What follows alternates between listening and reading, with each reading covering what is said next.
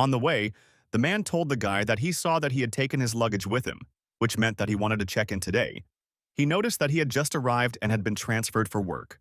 In the morning, he would have to report his arrival, and of all that he could find, this apartment was the best in terms of price-quality ratio.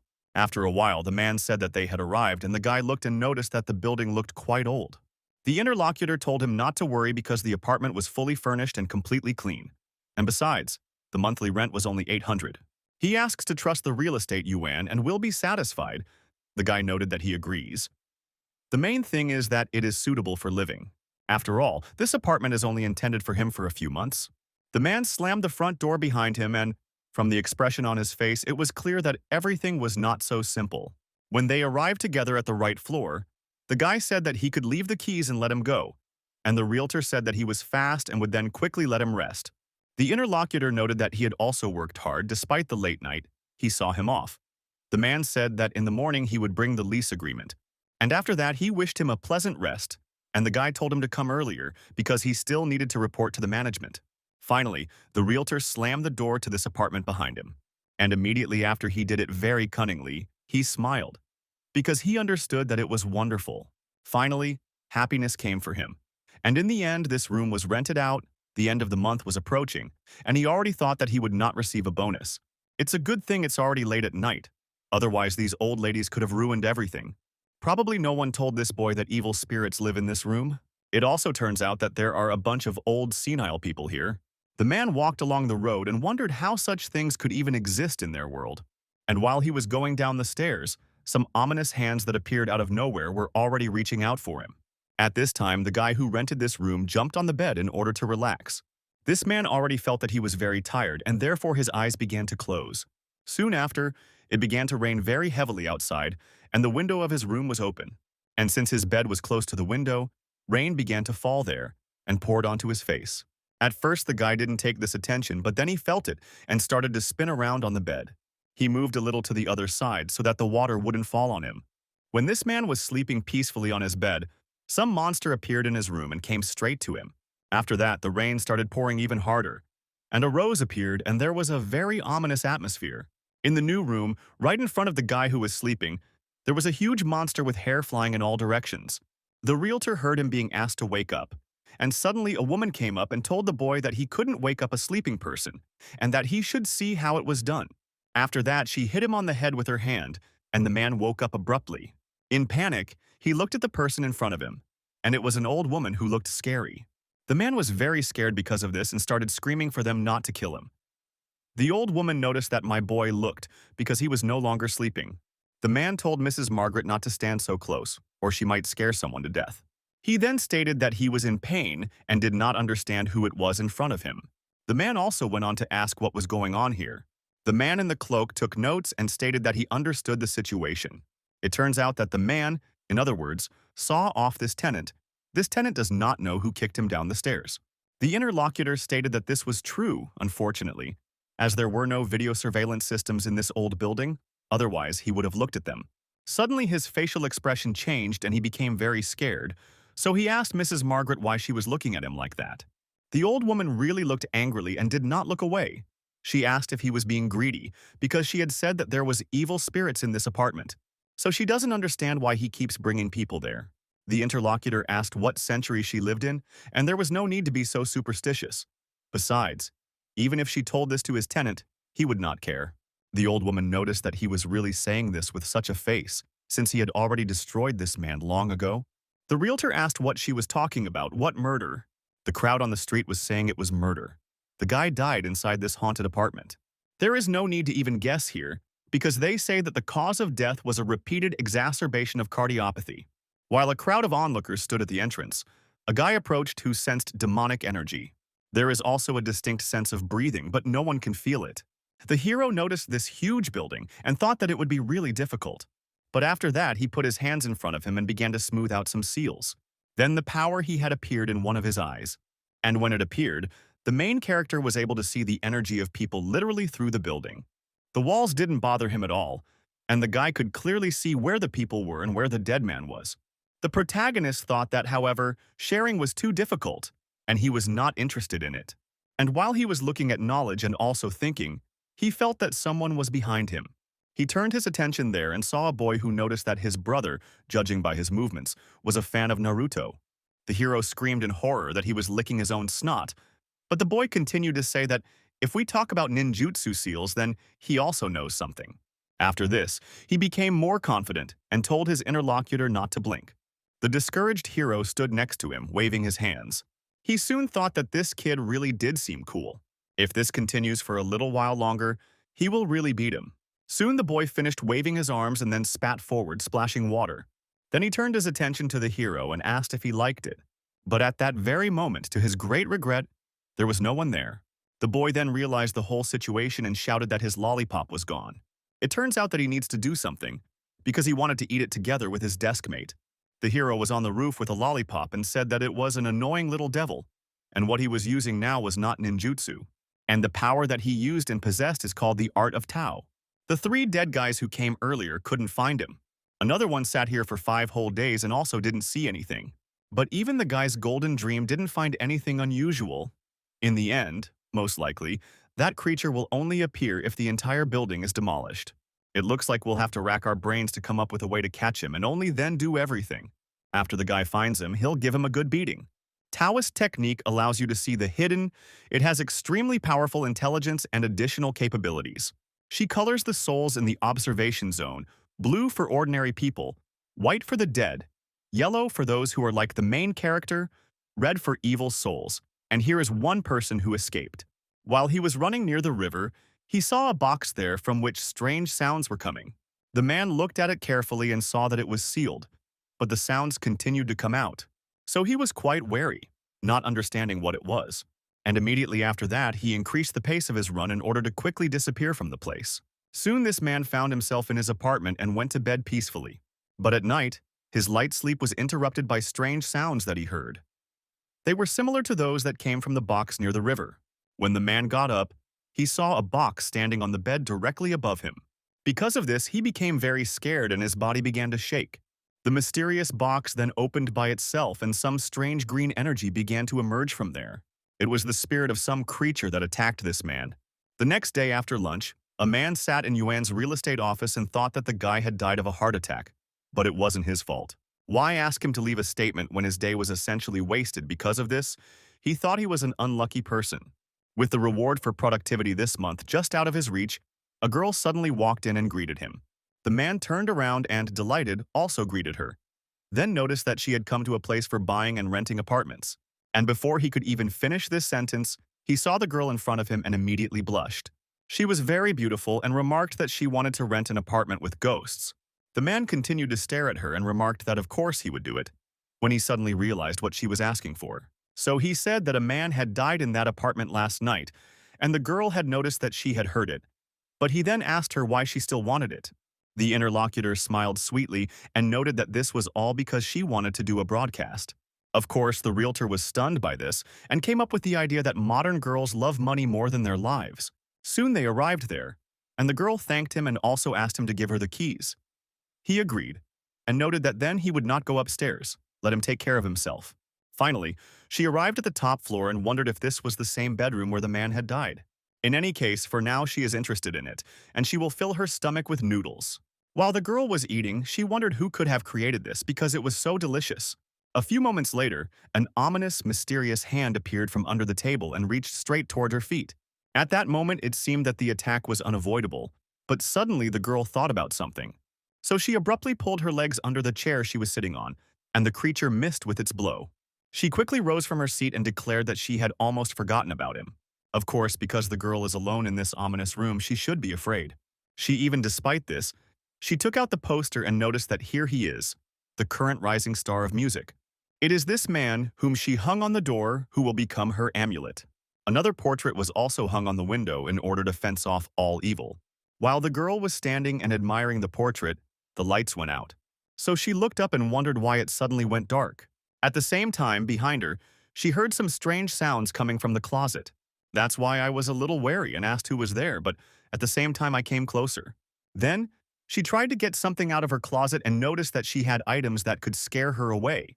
The new resident looked through the open crack in the closet and told the evil spirit to leave. A few moments later, a green light appeared there, and this alerted her. Eventually, the eyes of a huge monster, who was hiding in the closet in front of the girl, lit up. Then the girl quite calmly noticed where this creature was hiding. It was because of this that she suddenly threw open the door in front of her in order to get a better look at him. And when she did this, she noticed that now it was his turn to shine. Then she opened her backpack and pointed it straight towards the closet. And from there, two eyes lit up. After this, a huge raven appeared and flew out at high speed. The creature had a very sinister appearance, and it was clear that it was ready to attack the entity in the closet. When this happened, the girl immediately closed the closet door and held them. Soon he heard a voice that said to let him out and let him go out of here. He was ordered to open this damn door. The girl did not do this. And a few seconds later, there was an explosion that tore the door off and threw her a short distance, but fortunately she was able to stay on her feet and then opened her backpack. And then she shouted to one of the 8 trigrams, symbolizing the earth, to return it to the backpack. The raven flew in immediately after that, and the zipper closed by itself. And the girl said that it was her dear raven with black claws. She can make any demon show his true form, so why shouldn't he hurry up and get his ass out of that tight locker? That huge monster immediately after that opened the door and burst out. When he stopped in front of the person, he shouted that he would eat her alive. After this, the entity opened its huge mouth, which contained a huge number of teeth, ready to kill the victim. The girl hit him with one movement of her hand and closed his mouth, and then asked him if he still thought he was cool here.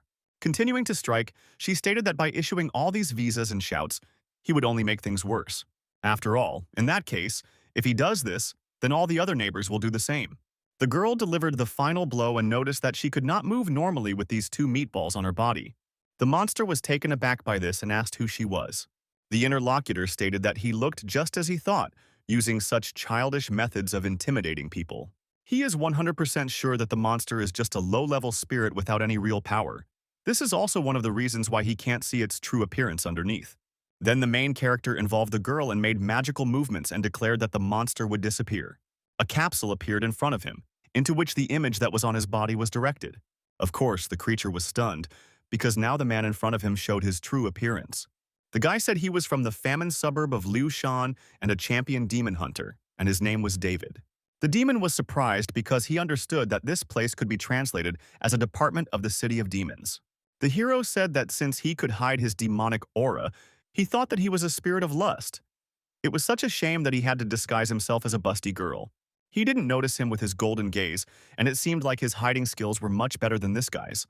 However, his actual strength is indeed weak, so he can finish off this creature with just one finger. The demon smiled and then said that then let him try to find him. After this, the entity tried to hide again, but when it began to do so, it felt hellish pain.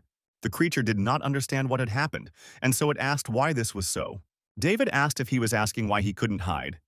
If so, he would say again that Crow could make any demon or spirit show their true form. That's why the demon can't do anything. Before the guy could finish speaking, this entity rushed towards the door with all its might. The creature thought that he must not be caught under any circumstances because he had to wait for her return.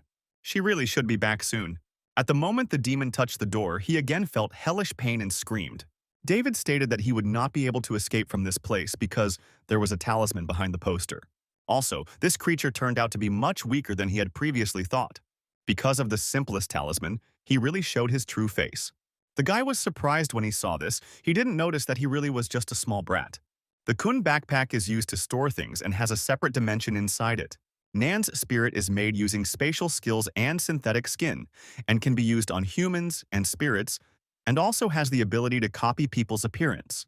And so it turns out that some huge monster turned into a small demon who was very scared. The hero crouched down behind him and, jabbing his finger, noted that this little brat was no longer so brave, and that there were no spirits in this world that he could not handle. The creature, with tears in its eyes, continued to say that he simply could not leave here. Because she had not returned yet, David asked what else she was like. Was he really intimidating them to wait for her return? The demon stated that it was true that they lived in antiquity, but many of them were weak and fearful by nature. The creature said that they were recruited by one organization, and because of their cooperation with people, their relatives began to mercilessly kill them. He himself was one of the survivors, and when he was seriously wounded, he hid in a closet. David said that he asked how she was waiting. The creature continued that after awakening, the world changed. People acquired new technologies and do not want to sleep at night, so they make a lot of noise. He hid in the closet until his grandmother found him.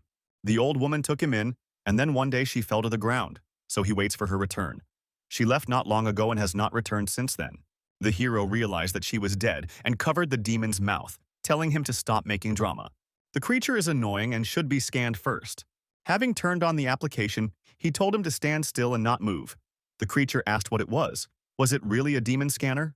The scan showed that this was Tang Wen, an endangered species. The creature was frightened by the voice, and the system reported that it had become extinct around the Beijiang era, and that the reason for this was being hunted by other demons. David noted that the reward for this mission is 200 bonus, but it will be interesting to collect it. It turns out he hit the jackpot, because the dying demonic spirit is worth much more on the black market. The creature was stunned, and thought that the black market was a terrible place. So the demon began to cry and, frightened, begged to let him go. And the hero lifted it up and noticed that, although it was expensive, he would not sell it. And besides, the grandmother would not return. And yet, from this day forward, from this moment forward, he will never be alone, afraid, or helpless. Because the hero will protect him, and his name will now be Richard. The demons were upset about this because they realized that they now had a name. And the main character asked him if he would accept the name he had given him, to which the interlocutor replied, yes. David then used the magic item and directed it straight towards the demon. Because of this, the creature began to be pulled inside, and it screamed loudly. Richard screamed to be let out, because he knew that you can't trust people, because they are all liars. And the hero, with a smile on his face, noticed that everything was ready and hid his magical thing in his pocket. And then he looked at the system, which informed him about the mission status. The guy noticed that it was time to leave and pressed that the mission had failed. He was a little hungry and decided to go with you and look for something tasty. The settings screamed that they should come up quickly because the old man dug up something similar. Treasures. Someone heard that it was an antique. But this thing weighs at least 500 kilograms, so it's not so easy to pull it out on your own. Someone asked what it was because it didn't look like anything valuable, but rather like an old barrel where he kept his cucumbers. The man next to him said that it was probably just an antique, and the interlocutor added that it was most likely a vessel filled with alcohol. But he knows. They only do this when they open it. The worker noted that he should be careful, because it gives off a layer of aura. The old man, of course, was a little wary, but he came closer, because he was interested in what was inside. Looking at the lid, he asked what was written on top. It looked like some kind of tracks left by dogs. He didn't bother to figure it out any further and slowly opened the lid, then dropped it on the ground. Instantly, the seal that was wound there was erased and flew away. The old man stopped near the barrel and did nothing, so the workers asked what was inside. The man did not answer them, and so they asked if he had gone deaf, and someone said that they should come closer and see what was there. At the same time, a huge amount of blood appeared near the barrel, flowing from the old man. Whatever was inside that barrel came out and killed that man. Tang Wen creatures live hidden in the swamps, deep in the forest, and use the spiritual energy of plants as food. They are difficult to detect due to their camouflage. The embroidered cage is a tool used to trap common demonic creatures, and one of two conditions must be met to trap a demon. The girl was riding a motorcycle in rainy weather and thought she was late. At the same time, she had absolutely no idea why it started raining right now. She tried too hard to get this job, just 5 more minutes, and she should be there already. So nothing was supposed to restore her at that moment, and she only added gas. Of course, it was quite good for her that the road was empty today. In the end, if she hurries, she might be able to do it. A few moments later, she felt something happen right in front of her. As a result, an accident occurred, as if the girl had crashed into something and was flying to the side. As a result, the motorcycle flew off in the other direction, and the girl rolled in another. Luckily for her, she remained conscious and wondered if she had just crashed into something. Although, as the girl could clearly see, there was definitely nothing there. With some difficulty, she stank her head and saw and also heard that a trace appeared on the water, and it was clear that some creature was heading in her direction. The water flowed down, and from it, you could see the silhouette of that demon.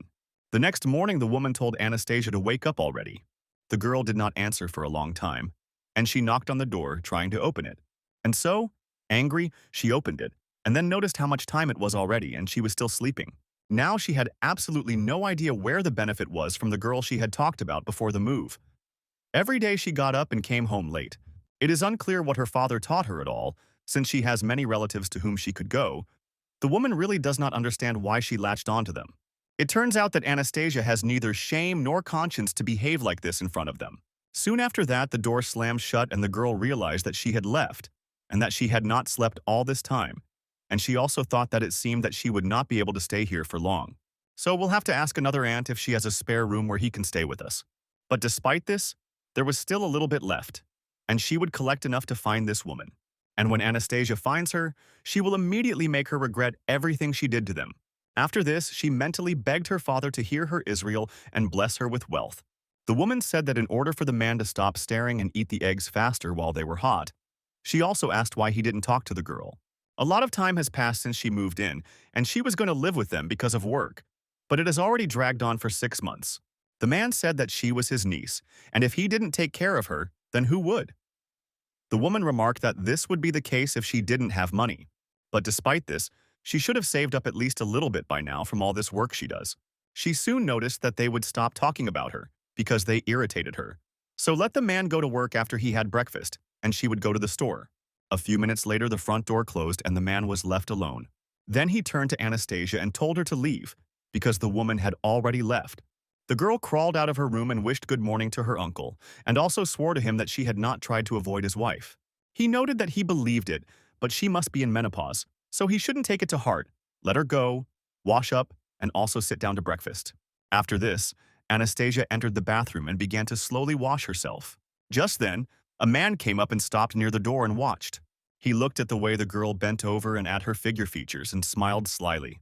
Soon after, Anastasia felt that someone was behind her. So she became wary and then asked if it was the second aunt.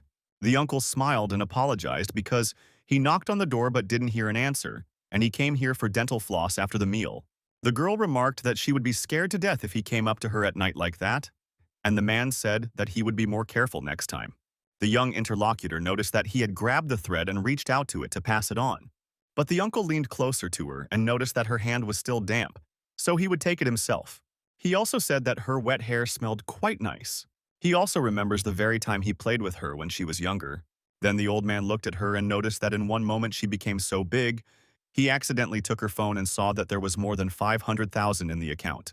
A young girl comes home late at night and is supposed to be doing all sorts of naughty things. In the end, if she needs money, he can give it to her only if she listens to him. Anastasia was stunned and noted that she thought he was the best of all her relatives. So at the same time, she couldn't think that Uncle Tu was a wolf in sheep's clothing, and when she got angry, she hit him with her knee. The old man fell to the ground as a result of this blow, and his interlocutor noticed that he was just trash. As a result, it turns out that she will have to look for new housing again. Soon, Anastasia was walking through the streets of the town and heard her stomach growling, so she thought it was worth having breakfast before leaving. There, the girl noticed a family sitting at the table and looking at her attentively. The woman told her daughter to eat a piece and be a good girl, but the little girl said that she didn't want it and that her daddy should just play with her like that. This made Anastasia sad and she thought to hell with it all. She still had to work hard today to earn money. The task she had to complete today was to earn 1,000 yuan. From 9 o'clock in the morning, and the girl was on the set and was photographed, she earned 300 yuan as a novice model. After lunch that same day, she was running along the road and having a snack on the go. She was rushing to the cafe where she worked as a waitress and told people to enjoy their food. In the end, she got 200 yuan and 3 hearts plus 150 extra. In the evening, she asked her uncle to look after her things for a bit. He said that she should put them here, and he would only change the oil and asked how long she would be delivering the parcels. The interlocutor said that this would be until she earned enough, and then she rode off on a motorcycle and said goodbye. The old man said that she should be careful, and his subordinates remarked to the master that the girl was so cute. But why was she doing the delivery? Uncle said that Anastasia does not only this, she also works in 3 places. Although he doesn't know what makes her work so hard, he can say with certainty that she definitely loves to ride. This is why this girl sees delivery as a way to relieve stress. At night, Anastasia went to a street called Lan Tien to make another order. At this time, the main character was there, asking himself what else he should try. Suddenly, he heard the sound of a motorcycle passing by him and saw that it was this girl. Just a few moments later, the thing he had on his belt started spinning. Of course, David realized that this was not good and opened it to see what had happened. When he saw that the compass needle began to spin as if it were crazy, he was simply stunned. The guy understood perfectly well that these were red threads coming from him. Then I paid attention to where they were going and realized that this was indeed a bad sign. And facing something like this is exactly what his teacher had in mind when the boy was younger. The target of this bad fate and all the threads that led to it turned out to be Anastasia. The hero looked at her and understood that the death of this girl was inevitable, and it was simply impossible to save her. The Black Compass is able to detect people, things, or demonic spirits, and can also read good or bad fortune. David saw that there were indeed a lot of people here, and therefore it would be difficult to find her. Everyone in this world really has their own destiny, and they won't be able to help even if they want to. Suddenly, the hero's phone started ringing and some kind of notification arrived. The guy picked it up and looked at what was there, so he was surprised why the reward for this mission was so high. It was an urgent mission of rank A. It was said that the guy had an exclusive opportunity to accept it first and was asked if he would agree to take on this mission. The hero was surprised that this mission was ranked A and thought that today was truly a wonderful day. After that, he smiled very slyly, anticipating what would happen next.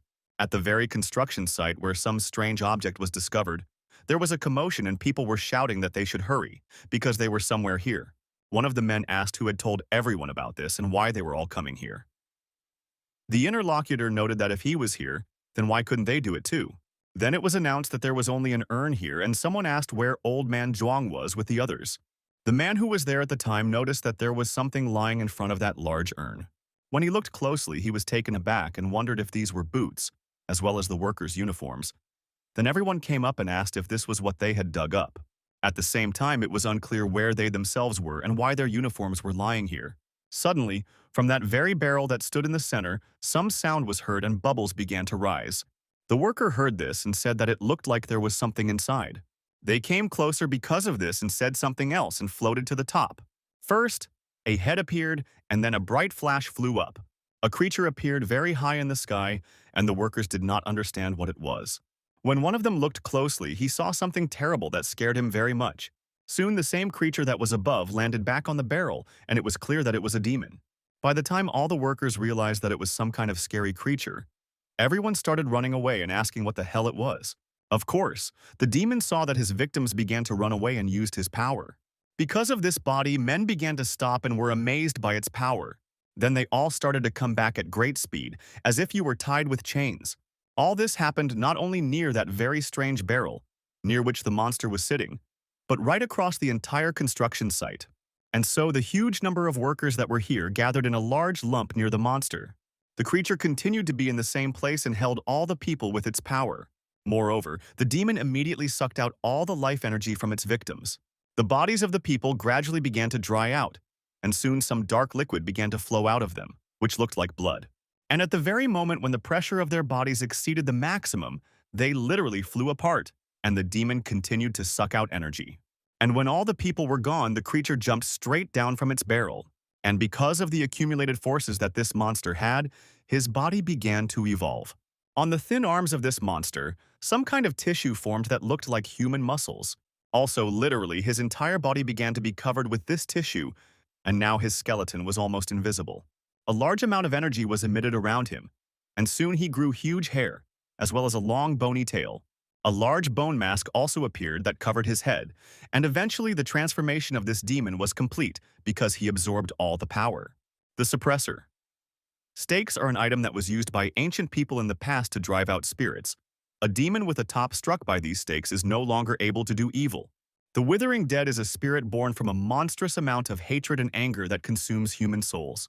Mummy, an evolved undead that has accumulated hatred for several thousand years, has an indestructible body and a ghost skill that can detect spiritual power. Soon the creature looked at his body and did not understand who he was and why he turned into this. Suddenly a drop fell right on his hand and the memories came flooding back to him. The last thing he saw in his life was the rain that was pouring down, as well as the two people who were above him. Soon they grabbed the man by the legs and began dragging him in an unknown direction. And then they used copper stakes and drove them straight into his hands. And then they left the man to die in the rain and he tried to somehow save himself. In the crowd of all these people, there was a little girl who was smiling evilly because of the situation. Remembering all this, the creature looked again at its body. It felt sad. Also, anger filled the body of this monster, and he screamed very loudly. Soon these same slow stakes began to glow and cause great pain. Due to their action, the demon's blood gushed out and he began to groan in pain. The stakes, however, severely limited his abilities and sucked out his life force. Therefore, soon the creature was almost without strength and fell to the ground. Then the monster tried to rise a little and thought that it seemed that these copper stakes were preventing him from absorbing energy. Suddenly he became wary, because he sensed danger and realized that something was approaching. So I decided to use my power and used the skill of foresight.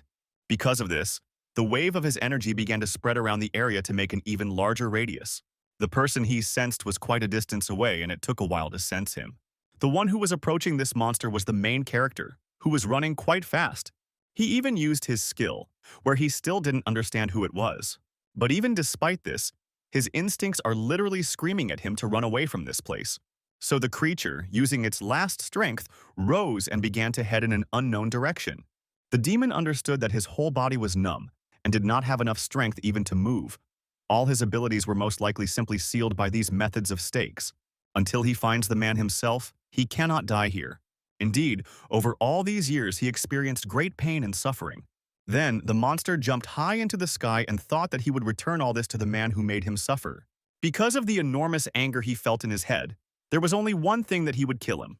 Even in spite of everything, if it takes 1,000 or tens of 1,000 years, he will still find it. At that moment, when the monster was near the road, he saw a bright light at the last moment. This was followed by a violent collision with a girl riding a motorcycle. The precognition skill is a special visual skill that the mummy possesses. It allows one to detect souls and recognize spiritual forces at great distances from the object. The motorcycle's engine was still running, and because of this the wheel was spinning, so the monster noticed it. The mummy thought that it was a bright light and something had attacked him from ambush. Could it really still be a hunter trying to catch him? There is a woman in front, and it appears she is one of the people who ambushed him, although it appears she too has sustained serious injuries. Suddenly the creature felt a strong energy that was above. So she looked up and thought that this man with powerful spiritual power must be close by now, and apparently he came specifically for him. Considering his current state, the demon thought that he was not his opponent, and therefore he had no other choice. The creature headed straight towards Anastasia, at which time she raised her head. At that very moment she saw a monster in front of her, although ordinary people cannot see demonic creatures. So she decided that she was imagining all this because of her injury. Soon the last of her strength left her, and she closed her eyes. But the demonic creature directed its tentacles. They gradually touched the victim's body and enveloped her body completely. After this, each tentacle, one after another, began to gradually penetrate into the girl's skin. This sinister force was directed through the skin straight to the heart and blood vessels, destroying them. Then the blood itself became completely contaminated with all this, and it got to the point where the DNA was affected. The girl's eyes soon opened. But it was no longer her, but a demonic creature inside her. Outside, it was still raining very heavily, and the main character came to the crime scene. He was very out of breath, because he had been running as fast as he could all this time. But the moment David looked at the vessel, he realized that he was probably too late, because there were no longer any traces of life at this construction site. He was shocked that so many people were killed in a short time, and he must hurry and then find him as quickly as possible. The magic compass that was on the boy's belt began to shake and make sounds again. At the same time, Anastasia's body began to move forward along the wet track. But at that moment, she was no longer herself because the demon used his power and entered her body. Well, the demonic creature was walking down the road and suddenly a cat appeared next to him. As they approached each other, it was eye-to-eye contact. The cat immediately stopped and used its eyes to carefully analyze the person in front of it. At the moment when the eyes of ordinary people should have seen a girl, the creature saw a demonic monster. And when they did not pass each other, the cat began to think that he had finally found himself a good treat after a whole century of wandering. Besides, the girl in front of him doesn't look strong, so he might take advantage of this chance. After that, a transformation happened, and there was thinking about rumors and how they could be true.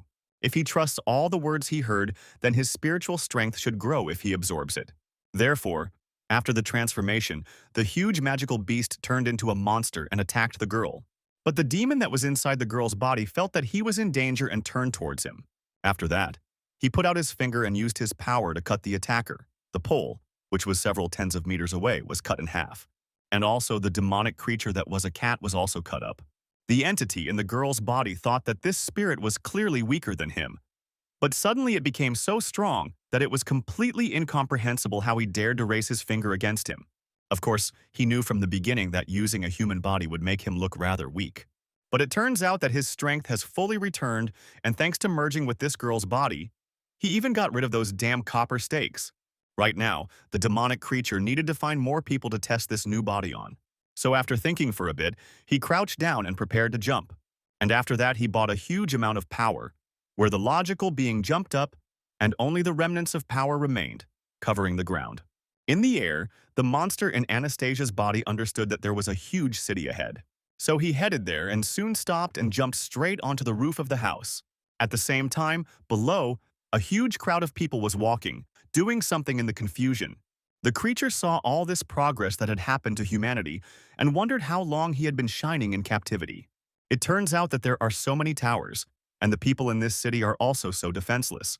There are probably quite a large number of descendants of the inhabitants of the village that destroyed him. So the demonic creature screamed very loudly that it would make them all die. And after that, he again began to use his power that came from his mouth. At first, the people below began to suffocate, not understanding what was happening. And then this green force sucked the life energy out of them. The radius of this attack was actually colossal, because people not only from neighboring houses but literally from the entire area were subject to this attack. Simply an enormous amount of power and vital energy was directed towards the demonic creature. And in that very city where all this was happening, a critical situation was declared. The girl stood near the huge screen and watched what was happening. This place was the Demon Hunter department and the control room. Soon she looked at the staff and asked if she really needed to sort this out and her promotion would be secured. This girl is the commander of the Demon Hunters department. Her name is Lucy. She soon wondered if this was a task David had accidentally taken on. But if so, it was unclear where the hell he was. It turns out that now he definitely won't have time to do anything. Only people from their world can do something about this situation. Suddenly, she noticed a subordinate who was running quite quickly and turning to the commander. The girl noticed that the data showed that there were less than 3 minutes left until all the inhabitants of the Lanchan district were destroyed. Of all the high-octane ones, only David is nearby and he was chosen for this mission. But with his current location, he won't make it in time. Lucy said to ask Jeremy from the control department for help, and given the location of the incident, 2 guards could be sent there. The subordinate was taken aback and asked if she should ask Jeremy. The demonic creature that was in Anastasia's body continued to saturate its body with entities. After some time, the monster sensed danger and therefore stopped doing this. On the roof of the house where he was, some kind of red mark appeared, which symbolized danger. A column of red energy rose up and some silhouette began to appear at the bottom of this mark. Soon, 2 creatures appeared there. One of them was huge, and the second was a little smaller. They noticed the demon on the roof and asked if he was the only one there. So it turns out that they were called here only for him alone. And isn't that too much? The smaller of them warned him to be careful, because according to intelligence, the object was not so simple. He still hasn't seen anything like this for over 100 years, but it's just a girl, so it looks and seems a little strange. The big hunter noticed that he would check her and asked the 3 brothers about it. Then he used a sharp jerk and was ready to strike with his hand. But the demonic creature easily foresaw this attack and was ready to repel it. So the monster in Anastasia's body jumped up and easily hit the attacker with its knee. Because of this, that big hunter was defeated very easily. The one who came with him remained motionless on the roof and analyzed the situation in front of him. The demonic creature then walked straight towards him and stopped next to him. Then he smiled and told his interlocutor that he looked much stronger than the previous one.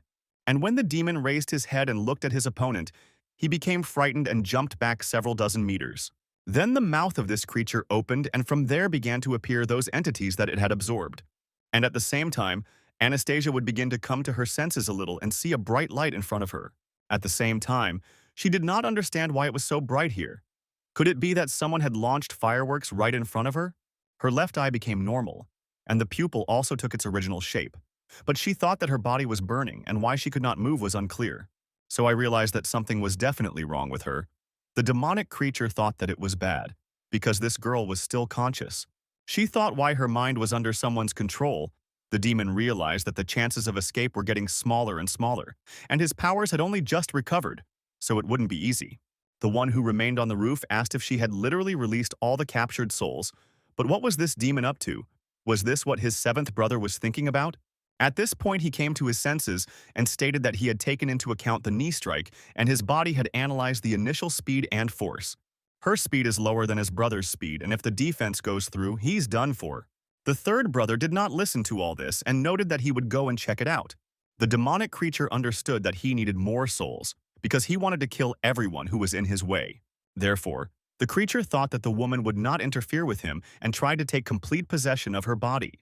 When the demon saw that an attack was being prepared for him, he immediately used the ancient attack called Frozen Hell. Because of this power, a huge block of ice appeared right in front of him, protecting him. But after the attack of the third brother, this ice began to crack and disintegrate. The demonic creature was irritated by this and, rising, began to scream. At the same time, she said that no one else in this life would catch him. And then the opponent who was in front of him jumped to the other side, preparing for defense. While he was doing this, the seventh brother came up from behind and was ready to strike. The demonic creature could not dodge this attack and was hit by it, and as a result, flew far away. The third brother prepared himself and then used his power, noticing that it was an attack from the ancients. In the sky directly above the demonic creature, some kind of green energy appeared, from which spikes were visible. The demon, of course, saw this attack and understood that it could hit him, so he prepared to use his defensive spell. And so the attack of the ancients, which was made by one of the brothers, struck the place where the demon was. The spikes that were created by the attacker hit the target and were there. But it wasn't that simple, because the demonic creature used its defensive technique and was alive, and also stated that all this was just ridiculous. The hunter in front of her noticed that her defense was at level 1, but this durable capsule skill was worthy of respect. Soon the demon that was in the girl's body appeared and began to smile. He asked if, with such abilities, his opponent still thought he could defeat him. One of the brothers turned to the other and, using his power, declared that it was time to catch her. As a result, the demonic creature began to feel that it could not move. After that, he saw that he was right in some kind of pentagram, which was called the Seal of the Ancients, and this is the heavenly branch. Even his consciousness began to distort at that moment, and he was losing his strength. That is why soon this demonic creature fell to the ground and lost the ability to move. Big Brother noticed that he could hold her for about 2 minutes. He had heard that only those who had committed terrible crimes or had great grievances could become like that. He meant mummies that could become like this in a couple of 100 years, but what happened to this demon during his life? The interlocutor stated that this demon must have cultivated for about a couple of 1,000 years if the heavenly branches could only restrain her for 2 minutes. But if they stop holding her, then they will all be in danger, of course, unconsciously. But she was able to enter self-defense mode. Taking action against them in such a short time is commendable, and now there is no chance of catching her.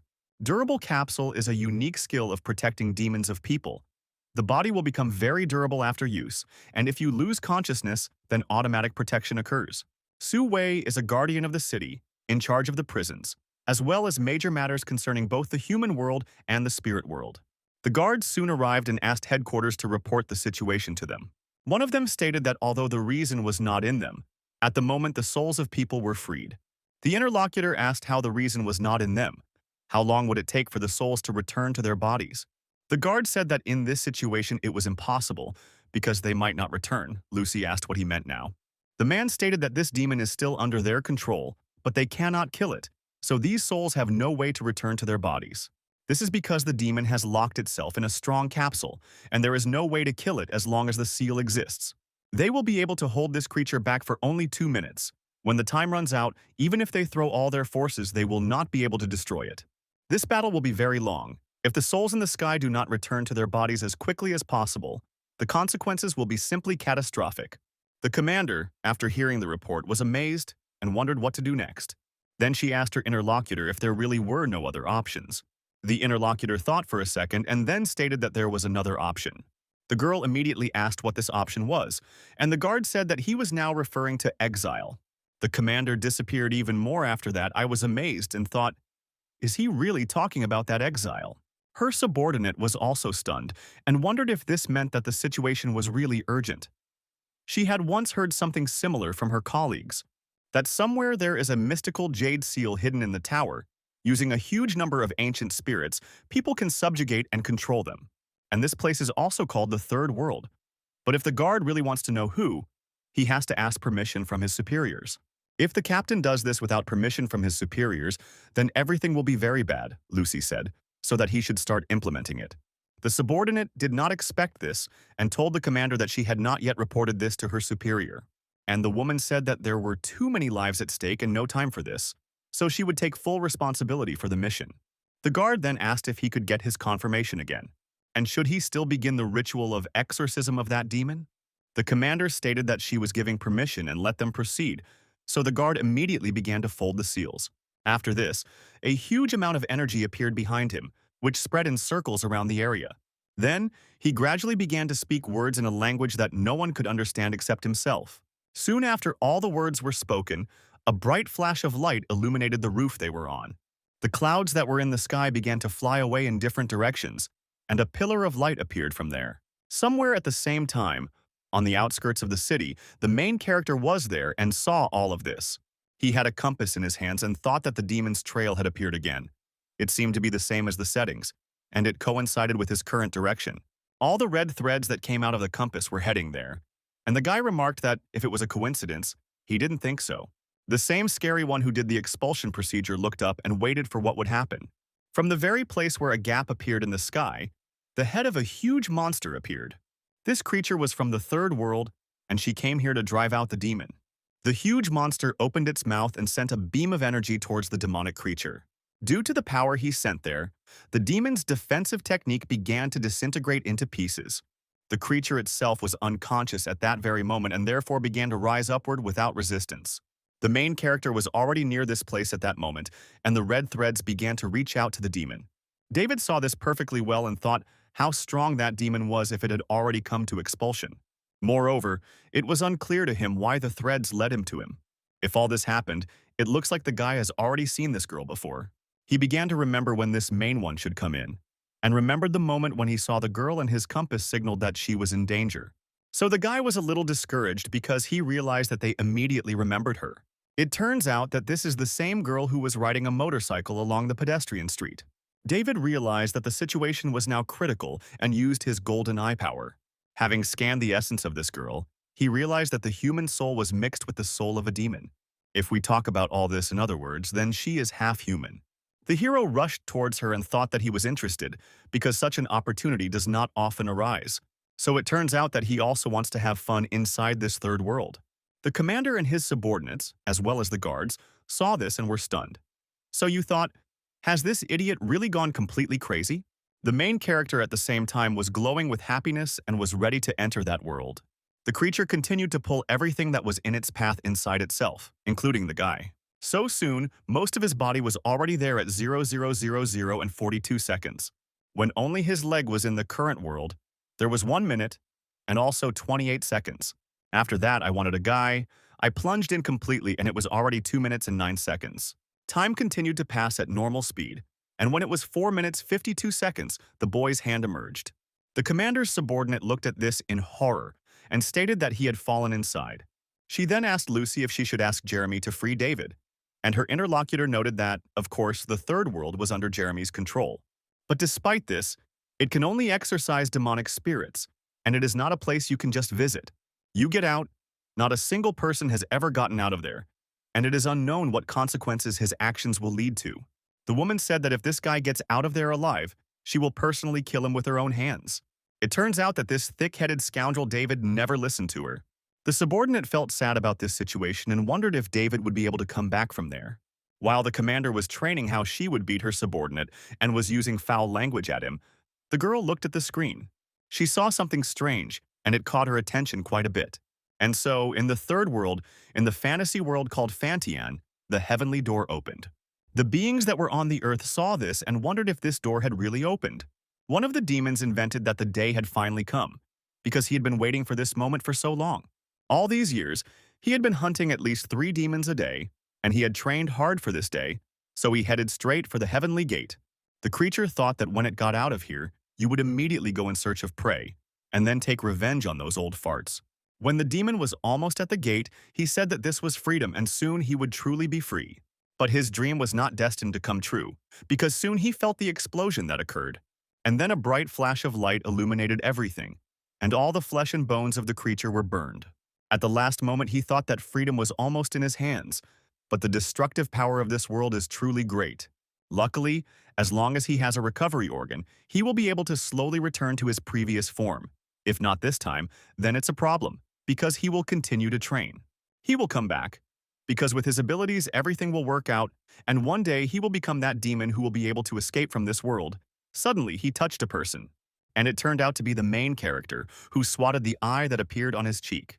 Soon he landed on some hill and wondered what the hell this was, maybe some kind of fly.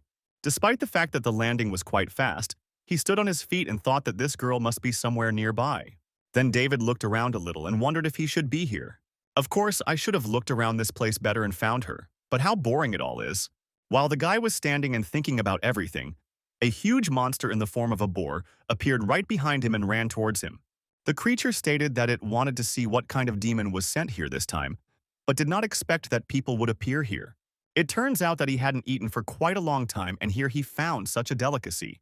Despite the whole situation, David was glad to see this creature and asked the girl who fell before him if he knew where she was. Anastasia landed in a completely different place than the hero expected. The demonic appearance of the creature that had possessed her began to disappear, and the girl came to her senses.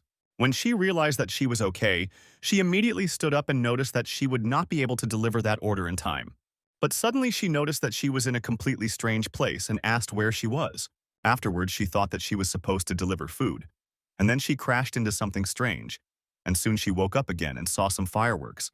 The thought of injuries came to the girl's mind, and she realized that because of that accident, her wounds should have appeared, although her body still aches, but there are no injuries at all.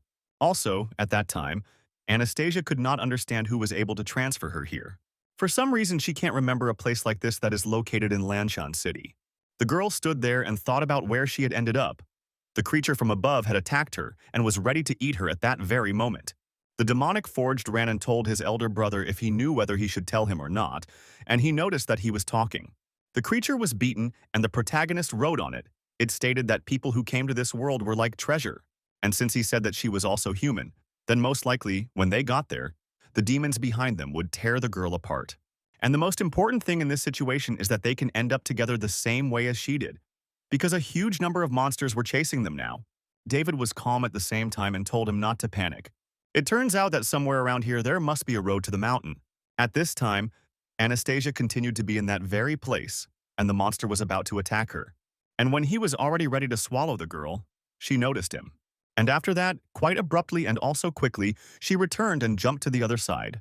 Because of this, the creature's attack was unsuccessful and it simply crashed into the ground. Anastasia jumped to the side and stopped there in order to sort out the whole situation. Although her consciousness was still clouded, and she did not understand how little it was to be here. By the way, it was completely unclear what that just was. In order to understand what had happened, the girl turned to the side and saw there a strange monster with a snake's head. Because of this, she was stunned and asked what the hell this was because it was simply disgusting.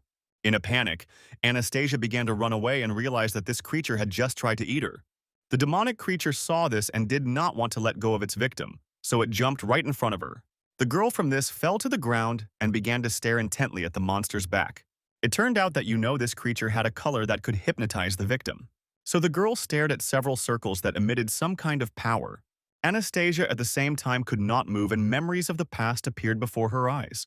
And she remembers the only time she cried was when she fell off her bike, the baby was crying, and her mother asked what happened and how much pain she was in. You should blame your father for not helping, and he asked her not to cry because let her get up. And this time she rode much longer. The girl screamed that he didn't love their daughter at all. And he replied that there were many ways to express love, and one day she would learn to protect herself. His favorite little one is a girl, and no one loves her more. The interlocutor asked if she was really in second place, although she loves the girl much more. The man replied that they were both his favorite little ones, and his beloved stated that in any case she loved Anastasia more. Watching them argue about who loved her more, the girl involuntarily laughed. But after some time it so happened that her father fell ill, and at that very same time the girl began to cry for the second time in her life.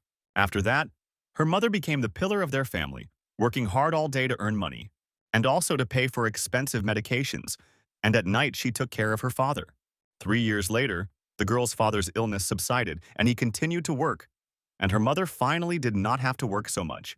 The baby didn't cry with her mother that time because she wanted to show that she had grown up and become strong enough to support them in the future. But all this joy did not last long, and the father fell ill again. After that, the strong and cheerful mother never laughed again. But at the very same time, when she smiled again, another man appeared. One day, the woman told Anastasia to go with her mother. After all, if they continued this for one day, they would be tortured to death by her father. The little girl cried and said, "Two." She doesn't want this, because Daddy needs them, and she wants to stay with him. The girl tried to persuade Daddy to stop Mommy. She begged him to convince her not to leave them, because she would work harder in the future and save money to cure his illness. It was on that very day that the third time the girl cried. And so, 2 years after her mother left, her father died. And it was then that Anastasia cried for the last time. She hates her mother, and she never even admired my father. Luckily, my dad had a lot of brothers and sisters, so she always had a place to live. After living with several relatives in turn for more than a year, with those aunts and uncles who treated her well, she realized that they did not like her. After several discussions, she finally went to her mother. And when they met again, she said words that the girl would never forget for the rest of her life.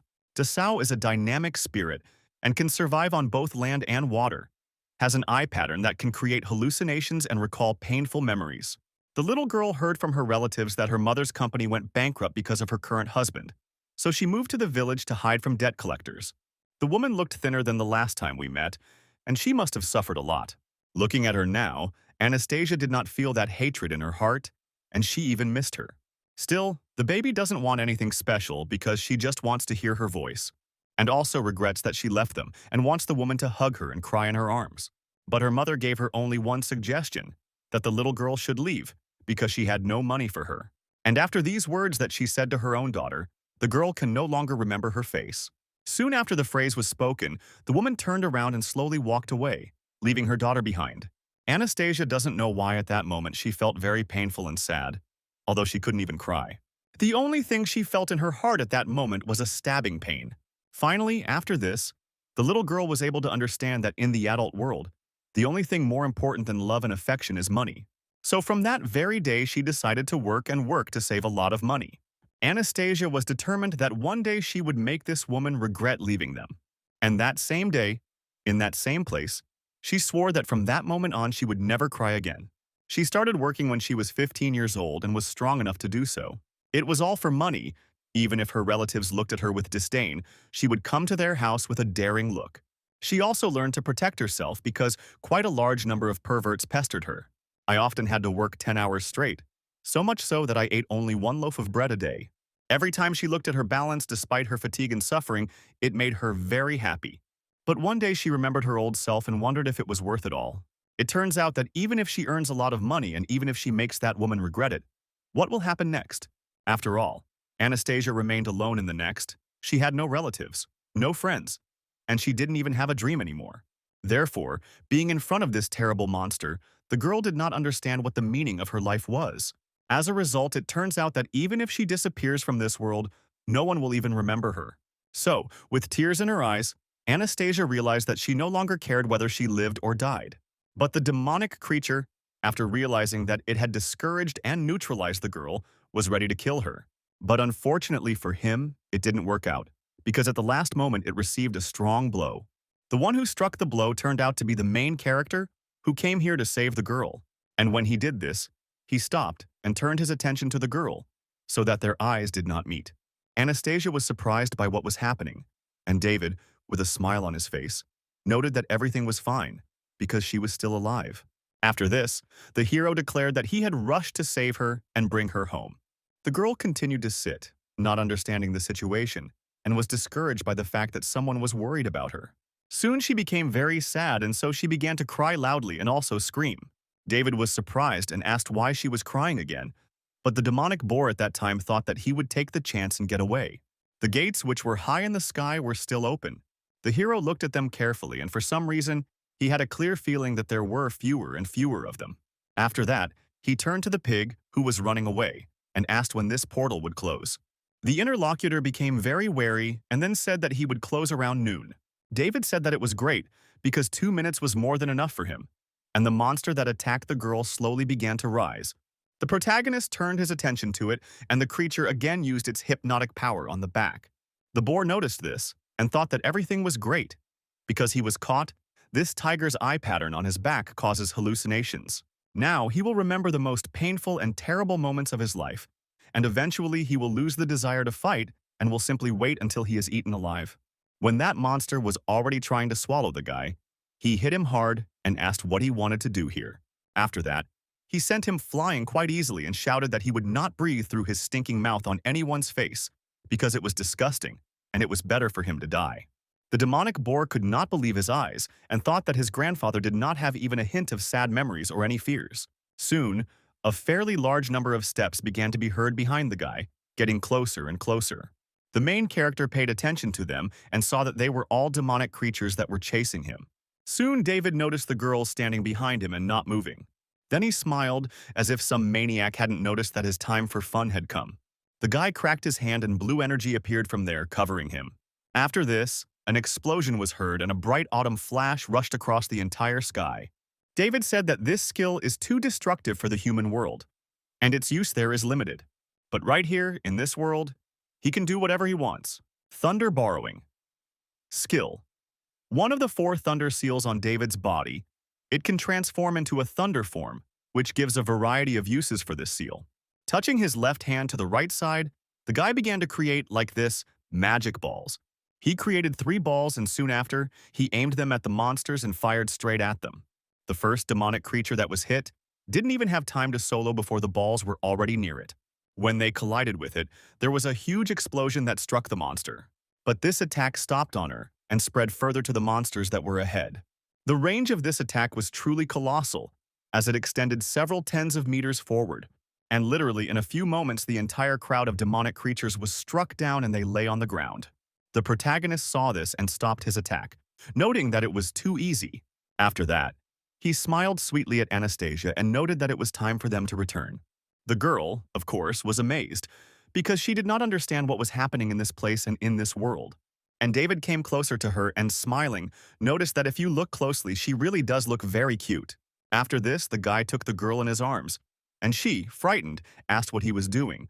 And the hero said that she held on to him tighter. After that, he started preparing to jump, and due to the force, the wind rose around him. Then the guy, with the girl in his arms, jumped up, and they began to rush into the sky at great speed. Anastasia got scared and screamed that it was too high, so she squeezed him harder, so David asked her to hold him less tightly. His presence, the boar continued to remain on the ground and was stunned, because he realized that the guy simply pushed off the ground and immediately used the soaring step technique. Basically, when people use these movements, they can receive spiritual energy through the runes in their bodies, so they can use these techniques. It's already great if a person can use such techniques, but he also used 2 different attributes, the thunder technique as well as the wind technique. Moreover, it turns out that he was able to use the technique without using runes, so the demonic creature does not understand who he is. At the same time, somewhere in the surrounding world, the creature continued to watch David. But there was not just one of them there. There were several individuals there. One of them, the one with the big horns, asked to be sent to watch him. But the main one of them stated that he will not allow this. No one can leave Darren, even if the process is almost complete. Nearby, several creatures guarded the entrance to one of the huge caves. There was something important inside, and a bright golden light was shining in the depths. This light came from a creature that was inside the protective capsule. The head of the huge monster that appeared from the 3rd world was still in the human world. Commander Lucy's subordinate girl turned her attention to the screen and saw something strange. From there, the main character appeared with the girl and said that she would strangle him. When Anastasia's body was back in the human world, she felt her consciousness clouded, and the demon began to try to take over her eye again. Everyone who was below, as well as the people from the headquarters, saw that the hero and the girl had escaped from the monster's mouth. Moreover, it turns out that when David left that place, the monster's huge mouth closed. The sky began to be covered with thick clouds again, and the huge creature disappeared from sight. The hero, with Anastasia in his arms, landed on the roof of a building on which several guards were standing. One of them, after seeing the demon, immediately grabbed his weapon, preparing for battle. And the one who created the seal said that David was an idiot, because not only did he banish this monster, so they don't understand why he brought it back here for her. And the guy got angry and shouted, "How dare they shout at him after what he did for them?" While I was distracted for a few seconds, I noticed the girl and saw that she had horns. The face had changed quite a lot, and it was clear that the eyes had also changed their previous appearance. Immediately after David saw this, he hit his hand right on the bony part of the face. Because of this action, he easily destroyed the mask and prevented the girl from transforming. Anastasia's body lost consciousness again and lay weakly on the ground. One of the guards saw this and was surprised, because they had put so much effort just to restrain this demon, and he simply knocked him out with one blow. The hero grabbed the girl and noticed that the guard looked. She was now a human. The interlocutor understood that she really looked like a human, and before that she was. The eldest brother told his brother that they should leave here, since this only concerns people, they have no right to interfere. The interlocutor approached him and noted that this was really not their problem. Now perhaps, he would ask the eighth brother to treat them to some wine. But still, at the last moment, he was curious about how this little guy knew that she was human. Brother 3 stated that there is one technique that allows one to study any souls. This is a mysterious and unique technique of the secret Tao. But it turns out that it is quite difficult to obtain at such a young age, which he has. And after these words, they left this world. The main character, in horror, turned his attention to Anastasia and said that she was drooling. At that very moment, a drone flew up to David, from which the commander's voice could be heard, and she was very angry. Lucy stated that she was giving him 3 minutes to return to the main office, otherwise he knew what would happen to him. The guy was embarrassed and noticed that he was listening and obeying, but asked his sister to cool down, because he would leave the reports a little later. People who were in the office noticed the girl's body, which was made normal. Shortly after the protagonist dragged her into the office, the girl was attached to sensors and given an oxygen mask. Scientists who examined the girl's body said that she had abnormal brainwaves, normal blood pressure, and normal heartbeat. The man looked at the girl and said that the system had determined that all the souls had already returned to their bodies. At the same time, they managed to clear the sea in time, and at the moment there have been no accidents in this region. However, they found out that more than 100 people had died at the construction site before. After hearing the report, the commander said that she understood everything and told her subordinate that he could leave, and he replied that he understood everything. Lucy stated that over 100 people died and, angry, began to shout that the guy accepted this request and so many people died. Enraged, she grabbed him, and David told his sister that he did everything he could, but his interlocutor said that, however, the situation could have been much worse. If he hadn't accepted the mission, the consequences would have been unthinkable. But one shouldn't think that she would forgive him just like that. The hero stated that this was already an A-rank mission. Although it could easily have been a C-rank mission given everything that had happened, he had rushed in immediately after accepting the request. But it seemed like the demon had sensed his approach. After all, that creature quickly ran away and must have met that girl when it tried to escape, and also merged with her for some reason. The main characters soon added that there was something else suspicious. It was unclear why those two defenders did not say that half of her soul was human.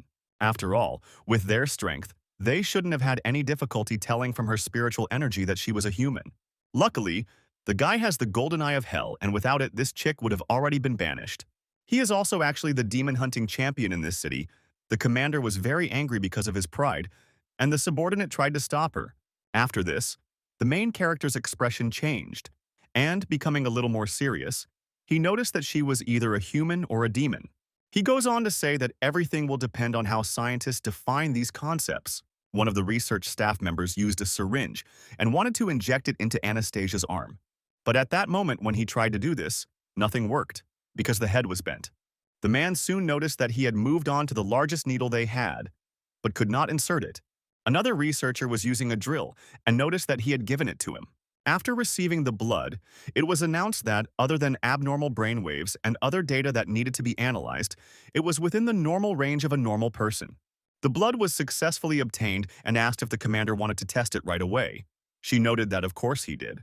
After that, all the information about the person appeared on the main screen near which they were standing.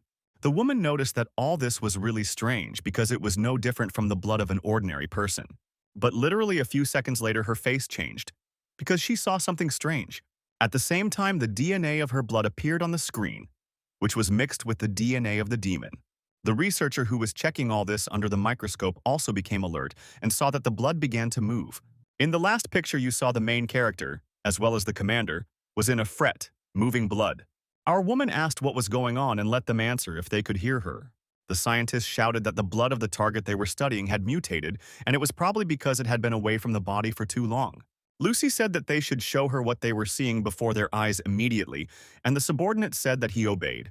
Then he switched the camera from his glasses, and the commander, when she saw this, was stunned, because there was a completely destroyed workplace. The woman said that just one drop of blood was so powerful, but as the brainwave analysis progressed, the employee asked to give him just a minute. Soon I noticed that the results were ready.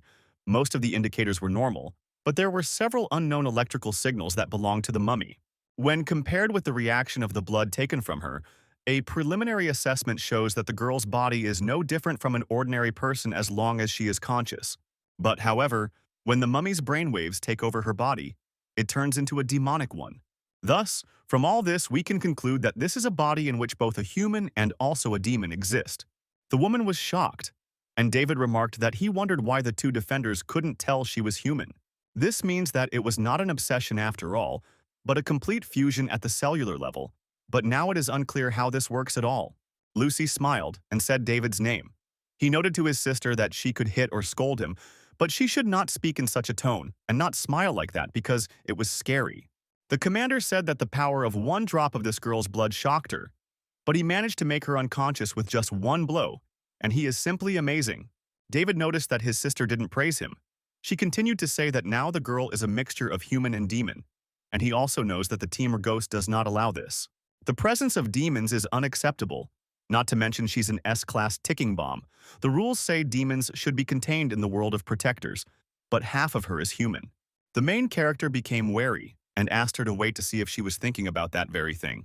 Luce noticed that he was smart before the top management made a decision. She believed that the girl would be in good hands under his supervision. David noticed that this was no longer funny. He had promised the master before he left the mountain that he would not have any relations with girls and that even living together was forbidden. The commander asked if he really wanted to say that she would have to take responsibility for her, not to forget that she decides whether he can stay here or not. The new hero was stunned and understood that his position was dire, but his interlocutor noted that he should not worry, because she would find a way to calm his master down. Well, or he wants to go back to that mountain and continue training. The guy said he thinks a man should be responsible for his actions. So, since he has accepted this request, he will take full responsibility for its implementation. Lucy remarked that this was good, and then turned to Katie and the subordinate, asking what was required of her. The interviewee stated that she would ask to take this girl outside and make sure that people from other departments do not see her. Katie was a little tense about this but said she understood. While the girl was talking on the phone, the woman noted that as for David, he should remember two things. The first thing is that no one should talk about the fact that he was in the third world. In the third, he must be next to this girl 24/7. The next time the woman called him here to headquarters to admit her, the guy noticed that he understood everything. Luce added that that was all for him to go and wait until Katie contacted him. The hero thanked the wallpaper and slowly began to walk.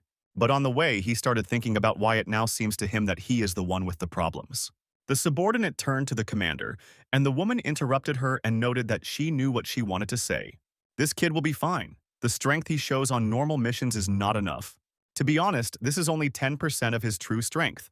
Katya stated that the commander was thinking too much about it, because she was simply worried that the next time we took possession of the girl's body, David might accidentally kill her. The interlocutor said that they should go, because the top management was still waiting for a report from them. It turns out that they still have to clean up all the mess that happened because of David. The guy was on his way home at the time and sneezed because he was being remembered. He also realized that he had some really tough days ahead of him. Indeed, it was all very sad. At times, red threads began to spread from the guy. These threads appeared in quite large numbers and spread further and further. As a result, their path passed through the entire city in which the hero was located. They also headed to the outskirts of the city and came out from beyond its borders. And very far from this place there was a high mountain, to which this entire stream was directed. Almost at the highest point of this mountain, there was a temple to which these threads were directed. At the same time, there was some kind of circle on the wall, on which various symbols were engraved, and almost each of these symbols had its own thread leading to it. After a few moments, one of the threads broke, and the ones following it also began to crack. In the room where this strange circle was located, there sat a man riding a turtle. When he saw what was happening, he was stunned and wondered if the threads had broken. After some time, Commander Lucy started calling on the phone. She called the very same man who was on the top of the mountain. He picked up the phone and called her Okrushka Lucy. He also asked why she suddenly decided to call him. After hearing this, the woman became very angry. She started screaming that if this old man was going to continue joking, she wouldn't care what happened to his student. The interlocutor asked if she really wanted to tell him that David had left and exited the third world. And now he would live with a girl possessed by a mummy. Wasn't that right? The commander was stunned and asked how he found out about this. The man said that if he could not even know about this, he would not have allowed him to leave the mountain.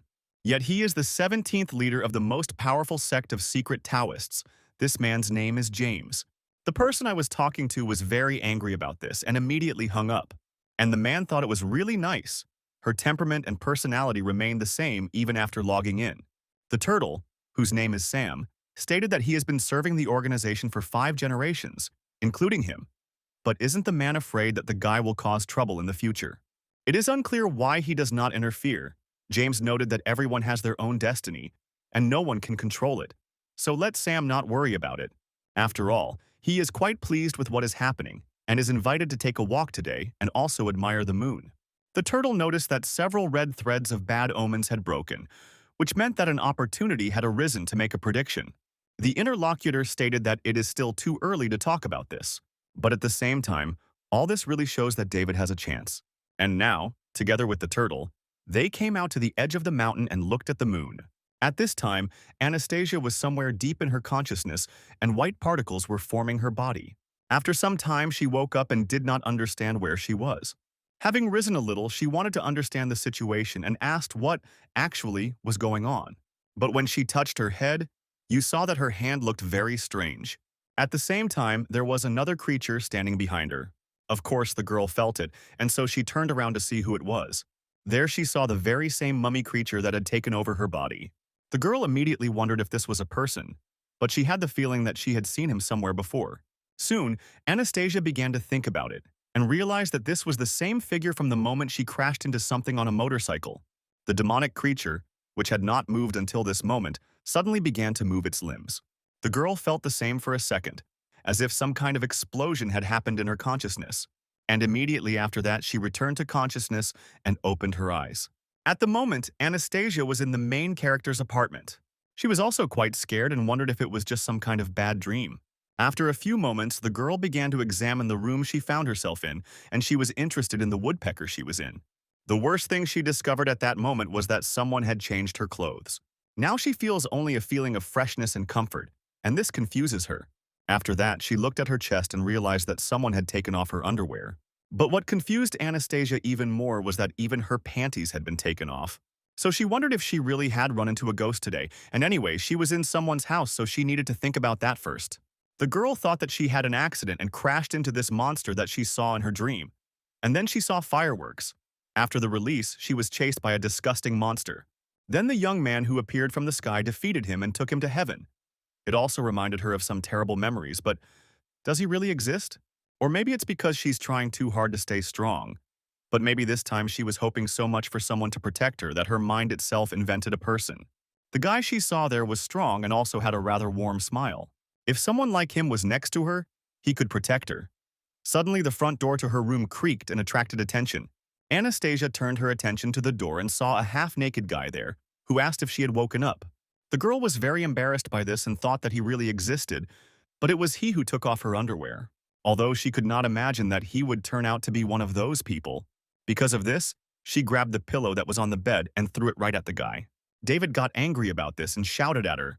What is she doing? Can't she see that he is brushing his teeth? Anastasia at this time did not miss the opportunity and blinded her opponent, hit him, declaring that he was a pervert. At the same time, the girl thought that she would cause him severe pain, but the guy did not even move from his place. She also hit her foot very hard, and the hero asked what she was doing. After all, up until this point, he had saved her out of the kindness of his heart, and she still dared to attack him. Anastasia screamed that he was a pervert and who allowed him to take off her clothes. At that moment, I thought, is the guy really made of steel because it hurt a lot? David said she was completely soaked and might have caught a cold, so she took a bath at the same time.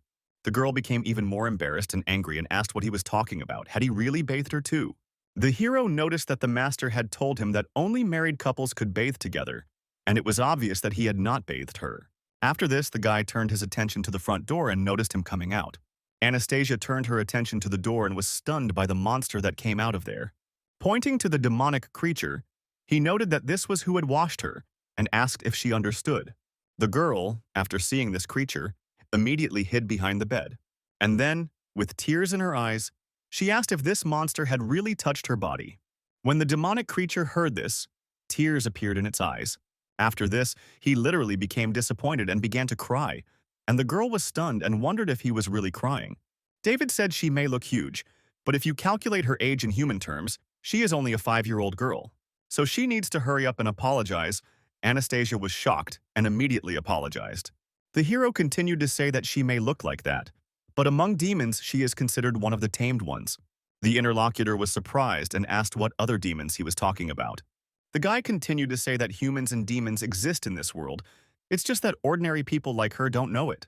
And besides, one of them is inside her body. Because of this information, the girl was even more shocked and did not understand what kind of demon was in her body. David noticed that this was a big hassle and asked the demon if she could explain it to her herself. The creature came closer, and Anastasia noticed that she was sorry that it happened this way. But her interlocutor said that everything was fine, because it was she who scared her. After that, she asked the girl what she wanted to know, and she would tell her everything she needed. And the interlocutor asked why she was in this guy's house. The demon noticed that the ghost company ordered David to take her away. The girl was curious about what kind of ghost company this was. The interlocutor said that the ghost's company had a very complicated relationship with demons, and she would tell everything from the very beginning, to which the girl agreed. The creature said that they, like demons, had lived in this world since ancient times, but most of the bad demons treated people like food. And at the very beginning, people did not have enough abilities to fight the bad demons, but they continued to be eaten all this time. Many years later, people with outstanding abilities appeared and they stood out and also fought bravely against the demons. Organizations were created, and they were called sects. Each sect took on the responsibility of protecting people, and from that moment on, they gained more and more abilities. However, this also meant that human rulers became fearful of the demonic forces, and for this reason, the Taoists were persecuted. After some time, the demons burst in without warning, and with their combined efforts, unleashed a huge war, at which point the Taoists lacked the strength to fight back. As a last resort, the founder of the secret Taoists sealed most of the demons inside a jade seal. The very artifact that he used was called the Supreme Seal. And after this incident, the rest of the demons signed a treaty called a truce. They agreed to coexist harmoniously with humans, and later the Ghost Company was created to manage the demons living in the human world. And also demons that can harm a person. That's the end of this story. Anastasia said something else about the demon that she said was inside her, but her interlocutor said that she would be better off asking David about it. So they both turned their attention to the hero who was next to them. The guy used the power of his eye and noticed that it was just in time, because it was time to do some real work. The girl looked at him in surprise, not understanding what he was talking about. But the main character smiled slyly and noticed that she was lying down on the bed. Anastasia was taken aback by this proposal and asked what he meant. David said he had no idea how many times the demon had taken over her mind. But there is much more demonic aura in her body than there was last time. So to put it simply, if left unattended, her consciousness will be consumed by the demon inside her. Anastasia thought that the demons he was talking about were probably the monster that appeared in her dreams, but she wondered what he would do to her. The girl saw the movement of his hands and asked what kind of gesture it was and whether he was going to cast some kind of spell on her. But the hero smiled and said that he had never had a chance to use this technique, so he would take advantage of this opportunity and practice a little. Immediately after that, with a sharp movement, he used his power and touched the girl's forehead. It sent her flying back onto the bed as if a gunshot had gone off, a mental journey called independence. The demonic creature that was on the bed was surprised by what was happening. So she turned to the owner and wanted to ask what happened to the girl. But at that very moment, she noticed that the guy's eyes were closed and he was literally falling forward. After that, he landed in a free fall on the bed and stunned his interlocutor with this. The demon thought she had never seen this move before, and the guy fainted but should be fine. Although with their current situation, maybe not. David was next to Anastasia and it seemed like he was hugging her. So the girl thought they looked like a couple. A few moments after the incident, Anastasia opened her eyes and realized that she was somewhere else. She wondered if she was back in that dream again, because she felt so weak and couldn't move at all. Suddenly, she heard a voice telling her that this was not a dream at all. The main character was there, and it was he who told her that this was her subconscious. Anastasia was surprised and asked why he was here and how he knew what the girl was thinking. The hero stated that this is all because his consciousness is higher than her consciousness. That is why he knows everything that she is thinking about now, receiving what she feels. By the way, there is a reason why she can't move, and it consists in the fact that the girl's consciousness gradually begins to dissipate. Anastasia looked around her and wondered if these white stripes of light were really her consciousness. After that, she wondered what would happen when her shining form completely disappeared. David said that what she was afraid of would happen, because her consciousness would disappear forever. If we talk about it in other words, then she will simply die. But still, the girl shouldn't worry because he will be there until she gets rid of this guy before she disappears. Then the main character turned his head in the other direction where the demon was. The guy said that even the thought of fighting with his consciousness already captivates him. The demonic creature remained unconscious the entire time. But the moment David began to come closer, he came to his senses and his eyes opened. Of course, the guy saw this and noticed that it seemed like he had finally regained his own consciousness. After that, he smiled and said that if that was the case, then he offered to fight. The creature noted that it might be that he really was just a normal awareness, but even if that was the case, he could still tell that the guy had grabbed him. It turns out that his interlocutor accurately revealed where the creature was, and at the same time did not want to let him go. David said he had had enough of talking and asked whether he would fight or not. The demonic creature became angry and stated that Sean must have sent him here. Let him just tell where he is now, or the creature will eat him. The hero was angry and said that if he continued to say strange things, he would simply hit him. The moment he said this, he saw a blow in front of him for an instant. The creature in front of him literally instantly kneed him in the head. The body of the opponents of reality turned out to be strong, and the demon felt it with his foot. After that, he decided to attack with his hand and delivered a pretty strong blow right to the head. Because of this form, the main character's consciousness fell apart a little.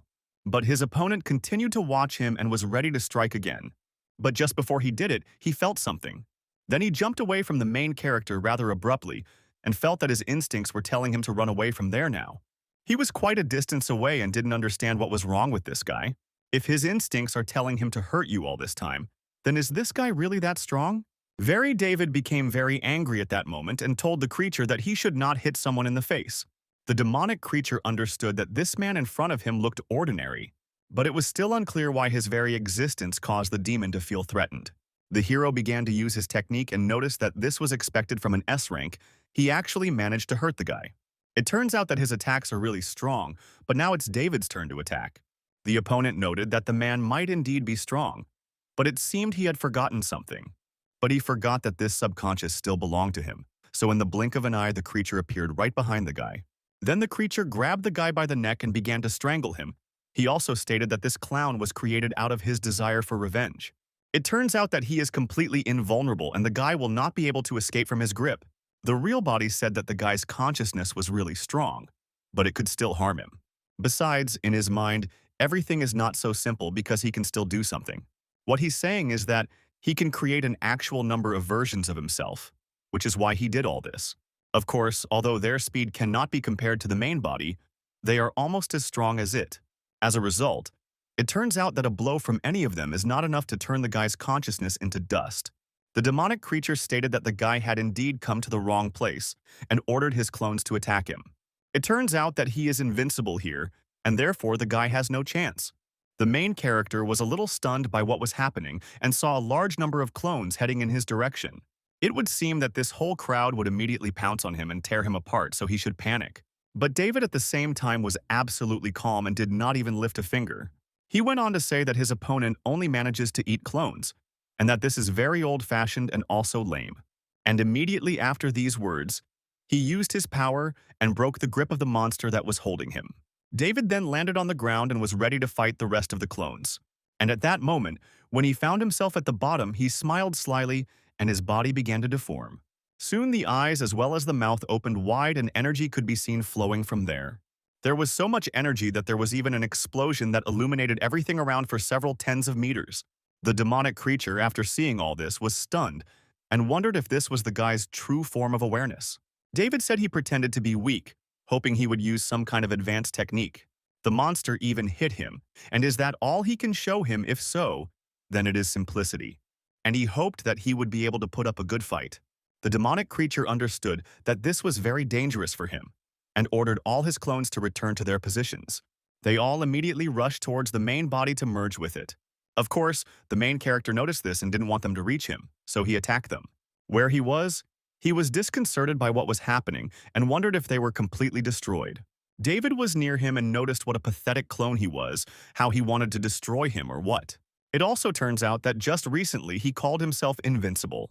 After that, he used her huge hand, not noticing that the creature allowed him to teach a lesson. The hero hit him with just one finger and remarked that he would teach him a lesson in what it really meant to be invincible. The opponent's helpless body fell down, and David began his transformation again. The guy made his body look like the monster's body in order to approach him. When the hero came closer, you saw that the opponent's consciousness was already being restored, and it was very strong. Sean, who the demon spoke of, must have been his enemy while he was alive, But it is not clear what this creature went through during its life for everything to turn out this way. Anastasia continued to be in the same place. She always felt cheerfulness in her body. Then she turned her attention to her limbs and noticed that her body was fine again. The hero approached her and said that the war had imagined some kind of vessel and now let it seal that guy inside. The girl was twisted and asked which vessel and which one to seal. She does not understand what he is talking about. David stated that this was her consciousness, and only she could create something to contain this creature. Anything would work, and the hero had little time left. Then Anastasia asked what she should do. Perhaps she would create a bag and seal it there, or in a necklace, or perhaps in rings. The hero shouted that he was not asking what she wanted to buy, and she didn't see that half of his body had already disappeared, so the girl understood everything. The thing she had used to lock the demon appeared behind David's back, and the guy looked at it. But when he saw it, he was taken aback and asked what it was. The main character was surprised because there was a huge lipstick standing there. The demonic creature was on top and only the head and hands were visible. Soon after, the girl wondered if this could really stop this creature. Then her consciousness disappeared from that place, and behind the huge lipstick there was a demon hiding.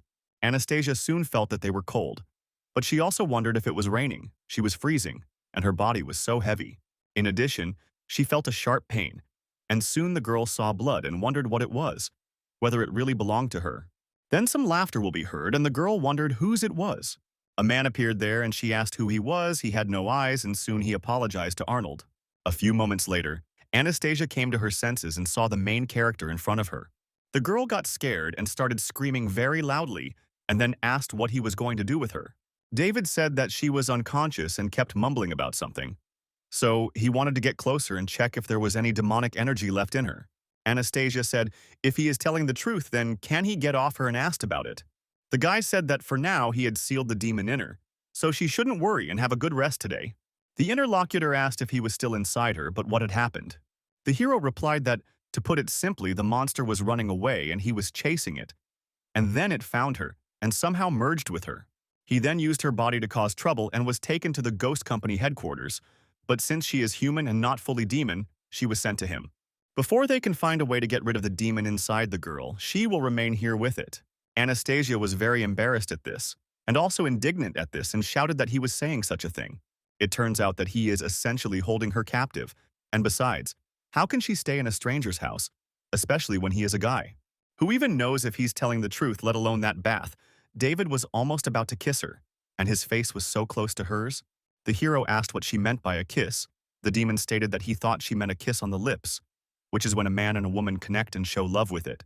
David asked how she knew this, and the interlocutor said that she found out by watching TV. The hero added that she was too young, so she shouldn't watch such strange things. Anastasia was very indignant about this and asked if he was really trying to pretend to be ignorant. The main character stated that he had no idea what she was talking about. By putting your lips to someone else's lips, a person will get saliva in their mouth, and this is simply disgusting. The girl looked at him and, judging by the expression on his face, she understood that he was not lying. But now could it be that this guy is what they call a complete loser? The hero turned in the other direction and noted that he was tired today, so they would talk tomorrow. And for now, she could sleep here. His master once said something wise. The girl interrupted him and asked what he would do if she left. David continued to speak the words of the master that a man should never raise his hand against a woman, so if she wants to leave, he will not stop her. But he did note the warning that if she was not with him, the guy in her body could appear at any moment. So it turns out that it is the main character who can guarantee her safety. David also added that she shouldn't wander around because there are many demons living here, but it's not his problem if she gets scared of them. Anastasia understood that she couldn't do anything because she had nowhere to go, and this guy saved her life. He doesn't seem like a serious person, but he is a good person. The girl thought that she didn't know if it was because she was very tired, but it was easier for her to sleep here than in all those relatives' houses in which she lived before. After this, Anastasia closed her eyes and was ready to fall asleep. Somewhere on her back, something began to move and made some strange sound. Soon after, a pointed tail emerged from under the blanket, pointing upward. After some time, Anastasia opened her eyes again and was conscious. At the very moment when she got up, she realized that it was already morning. Still, we were sad and understood that we still couldn't believe what happened last night. Does she really have to stay with this guy from now on? And that thing is in her body, so it's unclear what she should do. Suddenly, the girl's attention was attracted by something that was in her room. Because of this, Anastasia became very scared and began to scream loudly so that it could be heard from far away. Anastasia and the demon came into the room and he asked what happened, why she was screaming at such an hour. She was really too noisy and suddenly they noticed something strange. The girl stood by the window and said that she hadn't noticed it last night, but this view of the new city center is simply beautiful. Anastasia admired this view and thought that this place was simply wonderful. The building they were in was the king of the northern city district. The girl said that she was dreaming, because the house is located on a square and is very large in size, consisting of 4 luxurious residential buildings and the tallest building in the country. The top floor is 121 and it reaches a height of 600 meters. This place has created the record of the most luxurious residence in the country, so it is known as number 1. The hero asked if she was really their agent, since so much had happened yesterday, and she was only shocked by this. He had already thought that the girl was making noise so early because she had something behind her, but the demon added that she had something behind her. Anastasia looked back and saw that she had a tail. Because of this, she was very scared and did not understand how this could happen. She screamed what it was and why this thing was above her butt. The hero asked his interlocutor if it looked pretty cool, and she noted that it was true. Yes. Suddenly, the guy turned his attention to the side because he felt danger, so he saw a tail that was moving towards him. This was an attack from David, which he easily managed to dodge. That's why that same bone tail flew forward and it seemed that it no longer posed a threat. But suddenly, he changed his direction at one of the joints. So again, he rushed towards the main character and attacked him, and all this happened for some time in a row. David continued to twist and turn in various pirouettes, avoiding the attacks from the tail, but it wriggled in different ways and was ready to attack him. After that, the guy started running towards Anastasia, and the demon tried to stop him. It was indeed dangerous because that bone was heading straight for his back. At the last moment before the attack, the hero dodged and jumped down, and the tail headed towards the girl's head. Of course, he didn't hurt her, and stopped just a few centimeters from her head. The main character noticed this and said that it looked quite interesting. Sometime after this, David threw a can of soda up and the tail cut it into pieces. Anastasia did this and wondered if she could really control the tail. The guy was inspired and remarked that it was amazing because now he wanted something like that too. The girl asked why he was so happy. She didn't understand why she had a tail. Didn't he seal that monster? David ordered the demon nearby to attack her because he wants to test how much power this thing has. The interlocutor turned to him and asked if it wasn't dangerous, and the hero told her not to worry and just give it her all. The demonic creature began to use its power and noted that it would do as he said. Anastasia, of course, became wary because of this, because she understood that she was about to be attacked. The demon's hair was heading towards her and she apologized to her opponent. The girl saw that an attack was being prepared against her and did not understand what she should do. But somehow, involuntarily, her bone tail, which was in front of her, began to beat back all these attacks. No matter how the hair curled and how many there were, the attacks were repelled. The demon was surprised by this and thought that her opponent's tail had reflected the attack. Soon, the hero said that this was enough. There was even more power in him than he had previously imagined. He noticed Anastasia that the power of her tail can be compared to a B-rank demon. She keeps it under control, but it can protect her in case of danger at its own will. He thinks the tail attacked him because the girl was scared by surprise, so he thought she was in danger and attacked the strongest one nearby. Immediately after this, David clapped his hands near the girl's face. The tail began to move and the boy with a smile on his face noticed her looking. Then he attacked the guy and he grabbed him and then he said, "That's exactly how it is." Still, it's just incredible that even after being sealed from the demon's consciousness, she can still use its abilities. The girl was angry and noted that he was so ugly that those around her would take her for a monster in this form. David asked her if she seriously thought he was ugly, and she replied that he was. After that, the guy said that he didn't understand her at all because the tail was so cool. And besides, last time she seemed to have a fate that she could hide. Let him concentrate and try to make his tail smaller. And the girl asked if it would really work, but in any case, it didn't hurt to try. After this, Anastasia closed her eyes and began to concentrate, saying that the tail would become smaller. And soon she opened her eyes and felt that something had happened. She then turned her attention to the tail and declared that it had worked. David congratulated her and remarked that he had to get to work, so she should be a good girl and stay here. He had never seen such a case before. It was a man and a demon fused together. Now they could only watch this situation. The girl tried to stop him. The hero asked if he really didn't understand what he had said, since he had no idea how to extract this demon from her. Anastasia smiled and said that she was not talking about that, because she wanted to work for the ghost company. David was very surprised by what he had just heard and noted that it was clear to him that she just wanted to die. The girl got angry and shouted that she shouldn't be underestimated. But while she was shouting about this, the hero's phone started ringing. He picked it up and looked at it, then declared that he had enough chatter and needed to work.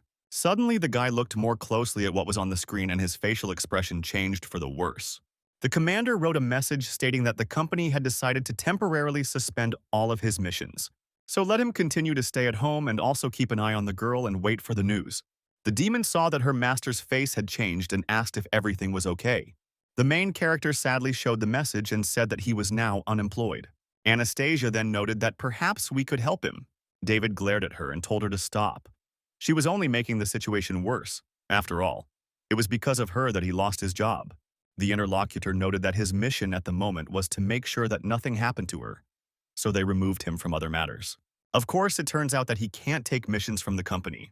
But despite this, it turns out that they can still perform personal tasks. The hero was at first stunned by this, and then with a crazy smile on his face, he noticed that she was right. Then his grin changed to a serious face, and he asked what they meant. Anastasia said that she would be responsible for finding jobs, but they would fight demons together, and they would also split the profits. 70% for him and 30% for her. The girl offered to cooperate and continued to look at him with a sweet smile. After that, she extended her hand and said that her name was Anastasia and that she was looking forward to their work together. The hero looked at her in surprise, but then shook her hand and said that his name was David, and he was also waiting impatiently. The guy expects that he will not create unnecessary problems for him. Of course, this was not what Anastasia expected, and she was a little surprised. David turned around and said that for many people, capturing demons means putting their lives on the line. So she shouldn't think that, being capable, she will be competent enough for the ghost company. It turns out, after all, that the world is 1,000 times more terrible than she can even imagine. But for him, it's just a game. It's not for nothing that he is the best person in the demons in the city. The girl was stunned and thought, did he really say this whole conversation just to brag to her? But he continued to say that she should know that for people like him and her, staying in one place waiting for an order is mortal boredom. If she had enough skills to handle this job, then so be it. He would cooperate with her, the girl said. Then it was a deal. At night, in one of the huge valleys, several young guys were walking. One of them said that this was a restricted area and on the outskirts of the city. So perhaps they shouldn't have come here. The interlocutor asked if he was really scared because this was their secret base. He brought him here only because they were friends, but if he was scared, he could go home. The boy said that he would go with them anyway. Soon they all got to some building, and that guy said that it was their secret base. The boys stopped near a huge building, and the front door was boarded up. The main one of them smiled and said that now he would tell all the rules. Let the boy close his eyes, and they would all hide. After that, he counts to 100 and looks for them.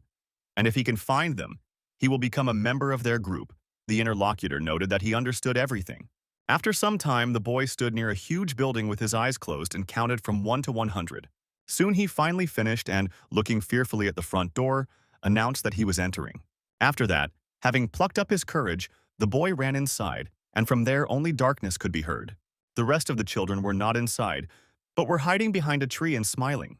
The eldest of them noticed that this boy was just some kind of fool, and if he found out that they had abandoned him, he would surely wet his pants. The boy in glasses asked if they were sure it was right to leave him there alone. The interlocutor said not to worry. There was only one road from here to the city, and he would get there himself. The boy said that his father is part of a consortium of 4 large firms, and if anything goes wrong, it will be bad.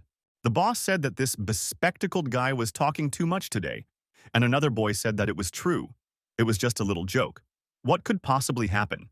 The first guy noticed the status because his father's company fired his father, the boy, and after that he still asks to be his friend.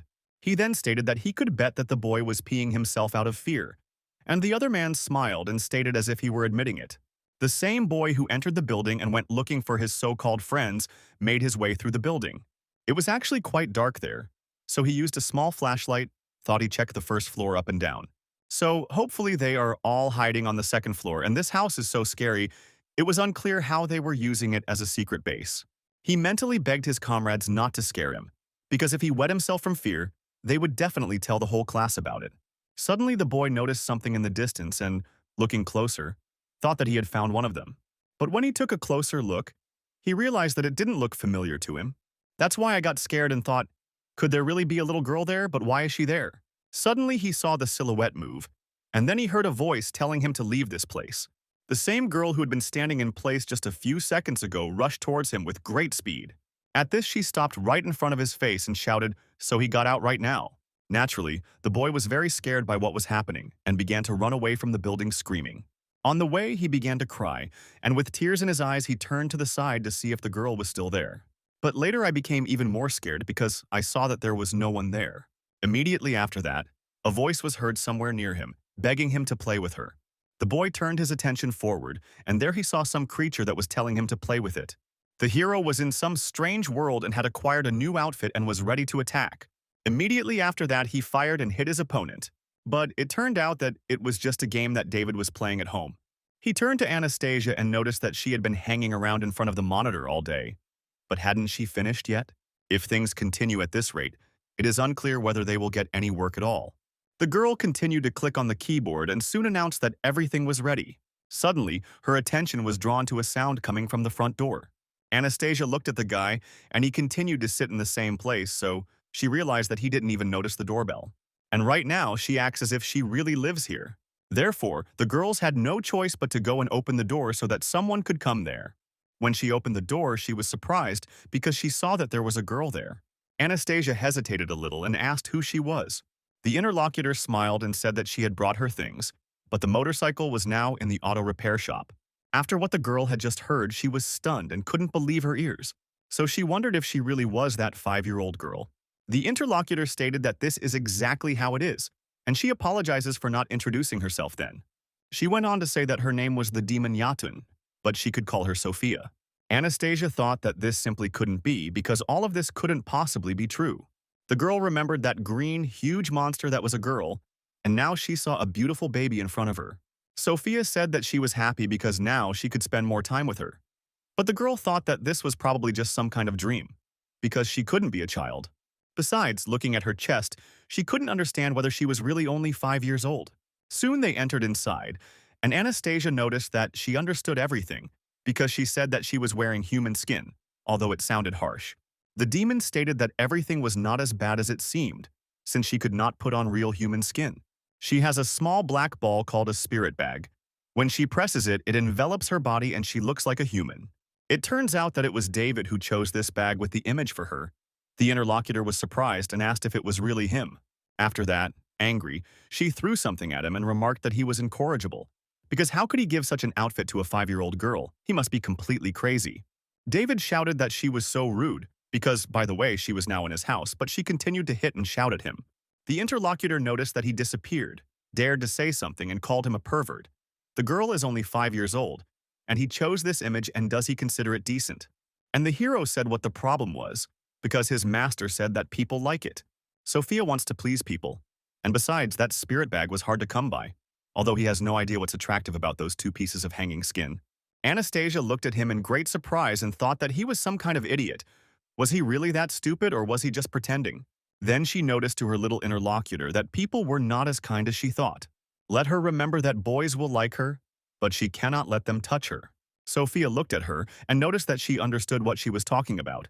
If she were human, her appearance would be her disadvantage. But she is a demon, and she doesn't care what people do to her as long as they like her.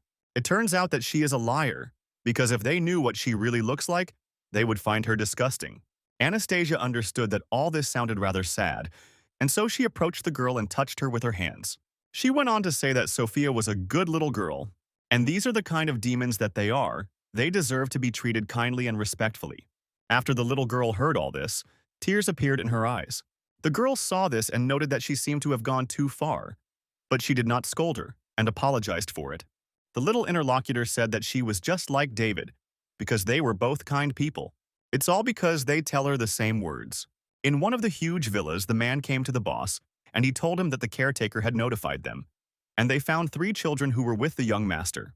However, there was something that the interlocutor noticed, so that he continued.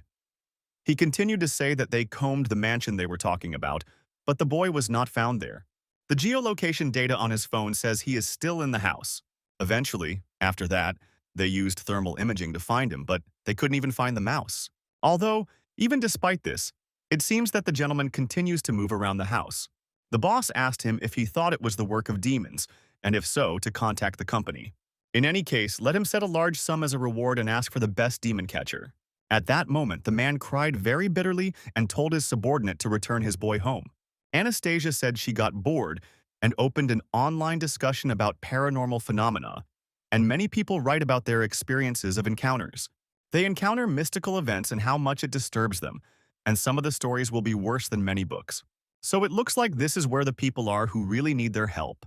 The protagonist asked if she wanted to say by all this that she had found them work. The girl said that she wrote down the ones that seemed the most plausible, and it was too late now, so she would check them tomorrow as soon as she woke up. David said that she would get by on her own if she continued to sit at home doing nothing, and he agreed to her proposal only because she promised to find a job. At the same time, the guy is not very patient, and if he doesn't work tomorrow, then he has no reason to deal with her. The hero did not understand why she wanted to catch demons with him and insisted on joining the ghost company.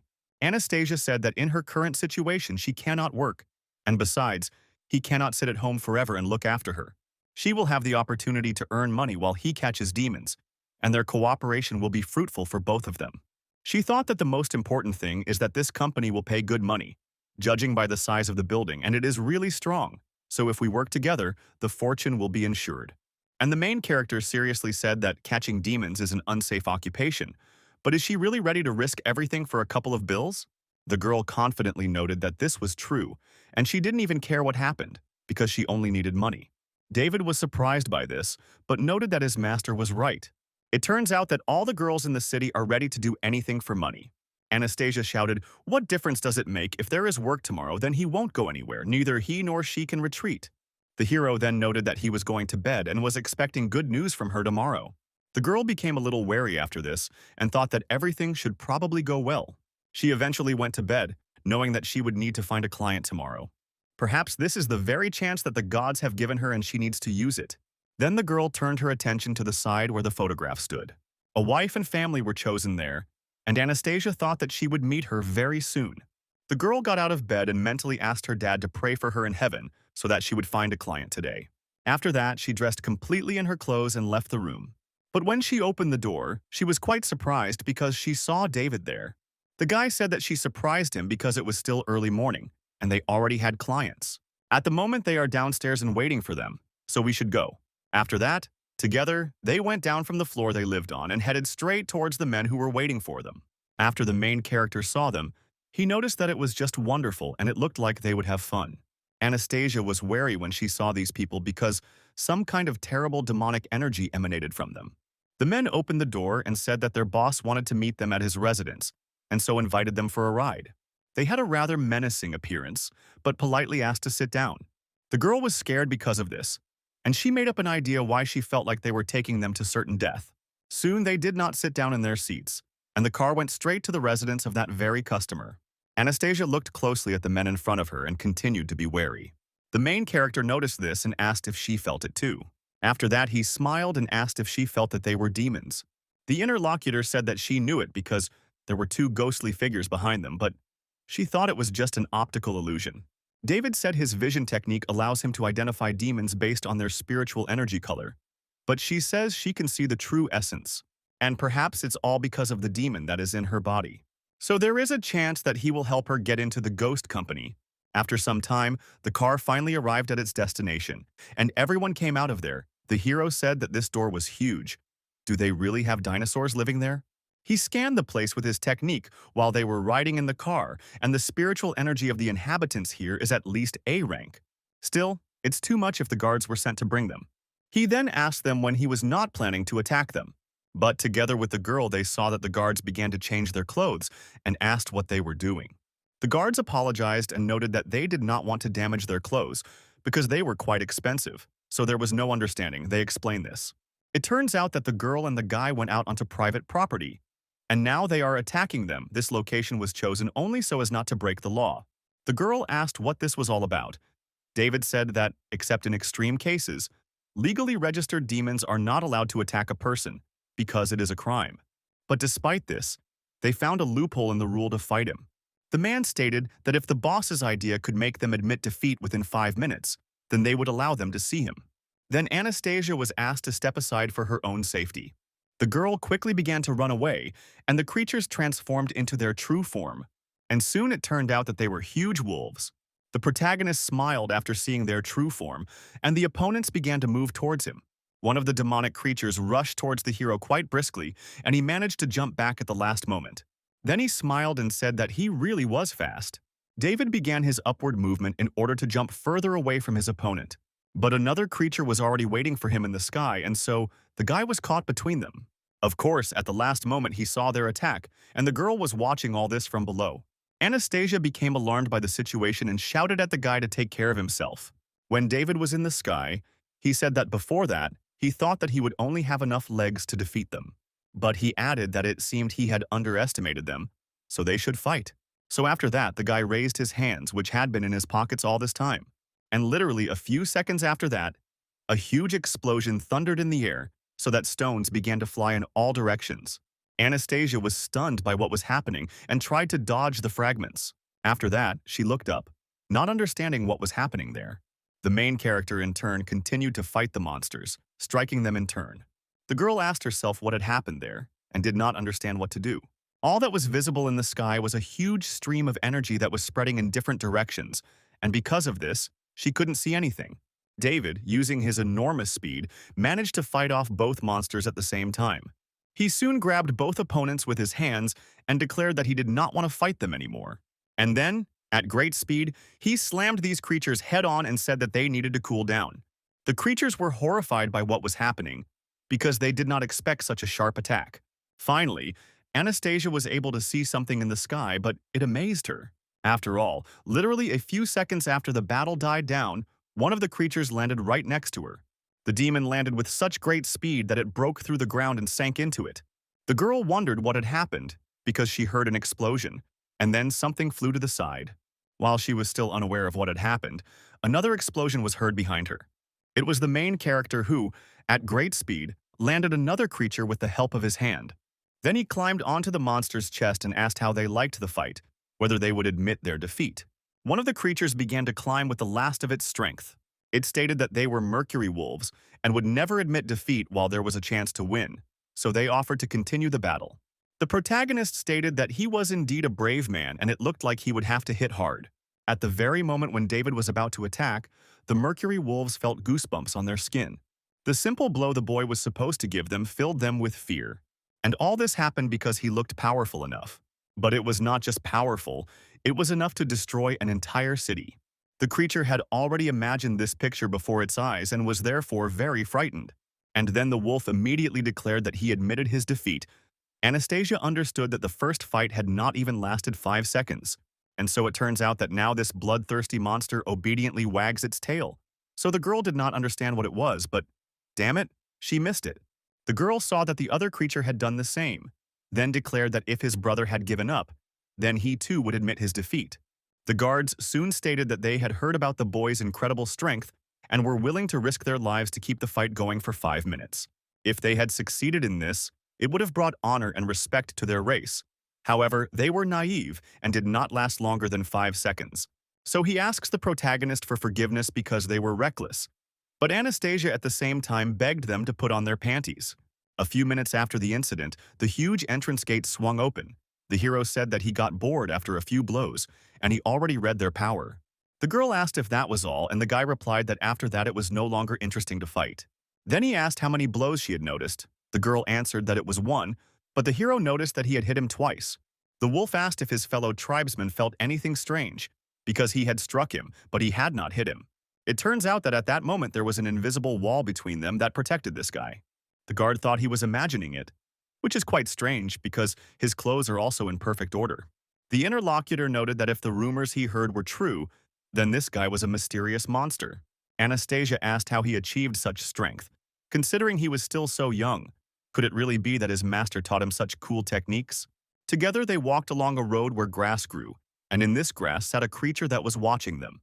Soon the girl said that she had something to confess, and the hero told her to speak. The interlocutor stated that she simply could not find this client. The hero was angry and asked what she was saying and where this employer came from.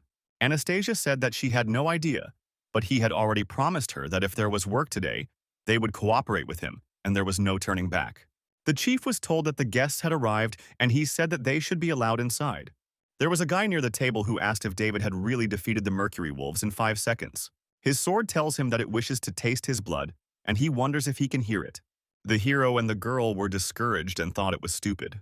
David wondered if he was serious. If his sword could really talk, then let him say something else. The girl thought he was an idiot because he wanted to fight him. The guy in the mask said that those 2 scars on the faces and the Mercury Wolves were his doing. On top of all this, it turns out that he defeated them in 2 seconds. A fly was flying over the man's head and he noticed it. After that, using his weapon, he made sudden movements and killed her. He did it so well that the insect was disassembled into pieces. After this, the interlocutor noted that he was interested, but what would be faster? His sword or the guy's fists? The main character continued to stand still and did not move, and his opponent struck him. After that, I used a skill called Flying Fish Dawn, and because of that, a lot of cuts appeared there. But literally a few moments later, this masked man with a weapon in his hands flew out of the window onto the street. He did it with such great speed that he did not have time to stop immediately. When the guy fell to the ground, he thought that the hero didn't even move when he rushed towards him, also came out unarmed, and then the blow happened. The man, who was still on the ground, noticed that someone had approached him. The hero stated that he hated rude people like that man because he attacked him without any reason. The boss clapped for this and remarked that the guy was indeed #1 in the ghost company. After all, it turns out that he was able to defeat their strongest bodyguard in an instant, and the job will definitely belong to him. The man said his son had gone missing in an old mansion, and the ghost company had sent people to investigate last night. Of course, it turns out that they didn't find anything there, but the man is sure that the boy is there if this is the work of a demon, and even the company couldn't cope. So he's probably incredibly strong, and the man asks the guy to help him find his son, because money is not a problem. The hero was inspired by the fact that he was incredibly strong, but the girl was inspired by the fact that money was not a problem. David said that it all sounded cool and he accepted the offer. Anastasia said that they would definitely find his son. Suddenly, the man who was supposed to give them a job suddenly changed his expression. The girl also turned her attention to the side and saw that there was some boy there. But she was stunned by this because she saw demonic power in him. The boy moved rather slowly, and his pupils showed that they were empty. After a while, the old man asked what was wrong with his precious son, since he was like a vegetable. David said he looked scared and wondered what he saw there, and his father begged his dear son to wake up. Anastasia then said that it was as if there was a soul above the boy, and it seemed to be in a lot of pain. The hero smiled because of this and said that the mummy's eyes were no worse than his. The old man stood up and asked if his boy was possessed, and if so, he was asking to save him. The main character said that the boy had lost his soul, and if they didn't find it by midnight, he would die. The man grabbed the boy by the leg and noted that his mother died early and that he had no one except the boy. He would give them anything, just so they could help. Anastasia soon noticed something and began to approach the boy. She also stated that he had something in his right ear, and it was some kind of red thing. The main character immediately ran up and asked the girl to move away. After that, he formed seals on his hands and performed a spirit dispersal technique called moments. Literally a few seconds later, some kind of creature began to appear from the ear. Then this creature jumped out so quickly that the hero barely had time to notice it. After that, he used his enormous speed but did not manage to catch this creature. David was taken aback by this because he thought he had hit him, but he was able to escape. Yet it was truly astonishing to him, and he caught a glimpse of that entity out of the corner of his eye. The hero then suddenly jumped out of the room in order to catch up. He soon declared that this creature was quite nimble, and that was why he already liked it. So it turns out that he tried to catch up with him for some time, but his attempts were futile. The guy with the sword in his hands saw this and declared that this was his chance to show his abilities. So he used his fishing pole skill called Moonlight. The main character felt the radius of this attack, which quickly spread throughout the area. Just as he was about to catch up with the creature, the swordsman appeared out of nowhere and delivered the final blow. All this was done so abruptly and quickly that the creature was cut into several pieces. The masked guy smiled after that and said that his sword was still faster. Then a girl and a man ran up and asked if they had caught him and what it was. The guy asked him if he thought he lost last time because he was too reckless, and he should fight again. And besides, wasn't that a cool move? David noticed that the green spiritual energy looked familiar. The interlocutor continued to say that it didn't matter what the target was. If it got into the radius of destruction, he would die. After that, he looked at the hero's hand and asked what the hell was going on. Why did he turn him into a black bean? The hero understood that this was a combat retreat technique, but wasn't this the technique that one of the branches of the secret Taoists used? But this simply cannot be, because this sect was exterminated long ago. On one of the roofs of the huge building, there was a greenhouse of plants, and there sat a man who noticed that one of his beans was damaged. If they were able to get his battle servant to show himself, it must be one of them from the Maoshan sect. So this person is afraid that they will meet soon. The guy in the mask said that a face like his should only be shown by a strong opponent. He is a freelancer, and they should be as dangerous as revealing their identity. But his sword says that the heroes are worthy of it, and he is an independent warrior saber whose name is Ricardo. The man said that he didn't have to find his son's soul, and Ricardo was angry and said that the guy should have turned around and looked at him before leaving. The girl said that this guy said that he himself was really a Taoist. The guy said that people like him awakened spiritual energy themselves. They have so-called superpowers like in video games. Each of them has a resource of spiritual energy, and perhaps he will tell the girl more someday. She said that she would behave well, and the hero thought that it would be bad if this was the work of the Fanxian sect. They are ready to jeopardize the honor of their master with their vile actions, so they should be taught a lesson. The girl asked why they needed to come here at night, since there were 4 hours until dawn. David said that those who were good at hiding, like the guy, were most visible at night. Therefore, he said that they should go in, because the sooner they finished, the sooner they could snore in their beds. Anastasia looked carefully at this huge building in front of her and became wary. Her eye started to change its shape at that moment, and a demonic force appeared. And at that moment, she heard a voice that told her not to go inside. She became wary and did not understand who said it, but control over her right eye no longer belonged to her. And so, for the rest of the time, the girl heard only words about not coming in. Anastasia grabbed her head and did not understand whether the demon that was in her body had already woken up. Suddenly, she realized that something had happened, and the picture before her eyes began to blur. Soon after, the right eye changed its shape back to a normal human one. But now she didn't understand where she was because it was a strange place. Soon the girl saw the urn and wondered if she was in her subconscious again. Literally a few moments later, a hand appeared with that same urn and also made creatures. Anastasia became very wary and saw that a dried-up corpse had crawled out from there. At that time, she was very scared and looked closely at the creature in front of her. The copper stakes that were thrust into the creature's body began to dissolve little by little. The girl saw something paranormal and scary in front of her, so she got scared. The body of the creature in front of her began to tighten with skin. And rather, it already looked like a boy who was begging not to go there because he did not want to be locked up again. He had no face, but he kept talking about how he didn't want to be locked up. Anastasia saw a picture in her subconscious when he was in a barrel and was immersed there. It was the long loneliness of this creature who sat alone and cried. Soon, the girl returned to the real world and did not understand why she was crying now. She was kneeling, and David approached her, asking why she was crying, and if she was afraid, then she should just not go in there. Anastasia stated that everything was not so, because it seemed to her that she was in her own subconscious, and just now, it was there that she saw a withered body that had turned into a faceless child. She felt like he had been kept in the urn for a long time, and she felt his fear, pain, and also loneliness. Of course, she doesn't know why, but she feels like crying even now. The main character didn't understand why he felt uneasy when he saw her in such a state. Then he turned around and said that most likely it was the mummy's memory. They merged together, so it was natural for memories to manifest themselves. Anastasia screamed at him to wait, because the creature had forbidden her to enter this house. David became wary and asked what she had seen then. The interlocutor said that she did not see anything and does not know whether it is because of the mummy, but just standing on the threshold of this house is incredibly creepy. The guy thought, he wondered how the monster knew to run away. Not only his eyesight, but also his sensitivity was better than the guy's. David told the girl not to be afraid because he was with her, and when she felt danger, she should stand behind him. Anastasia remembered him, and remembered the words that she should not be afraid because he was with her.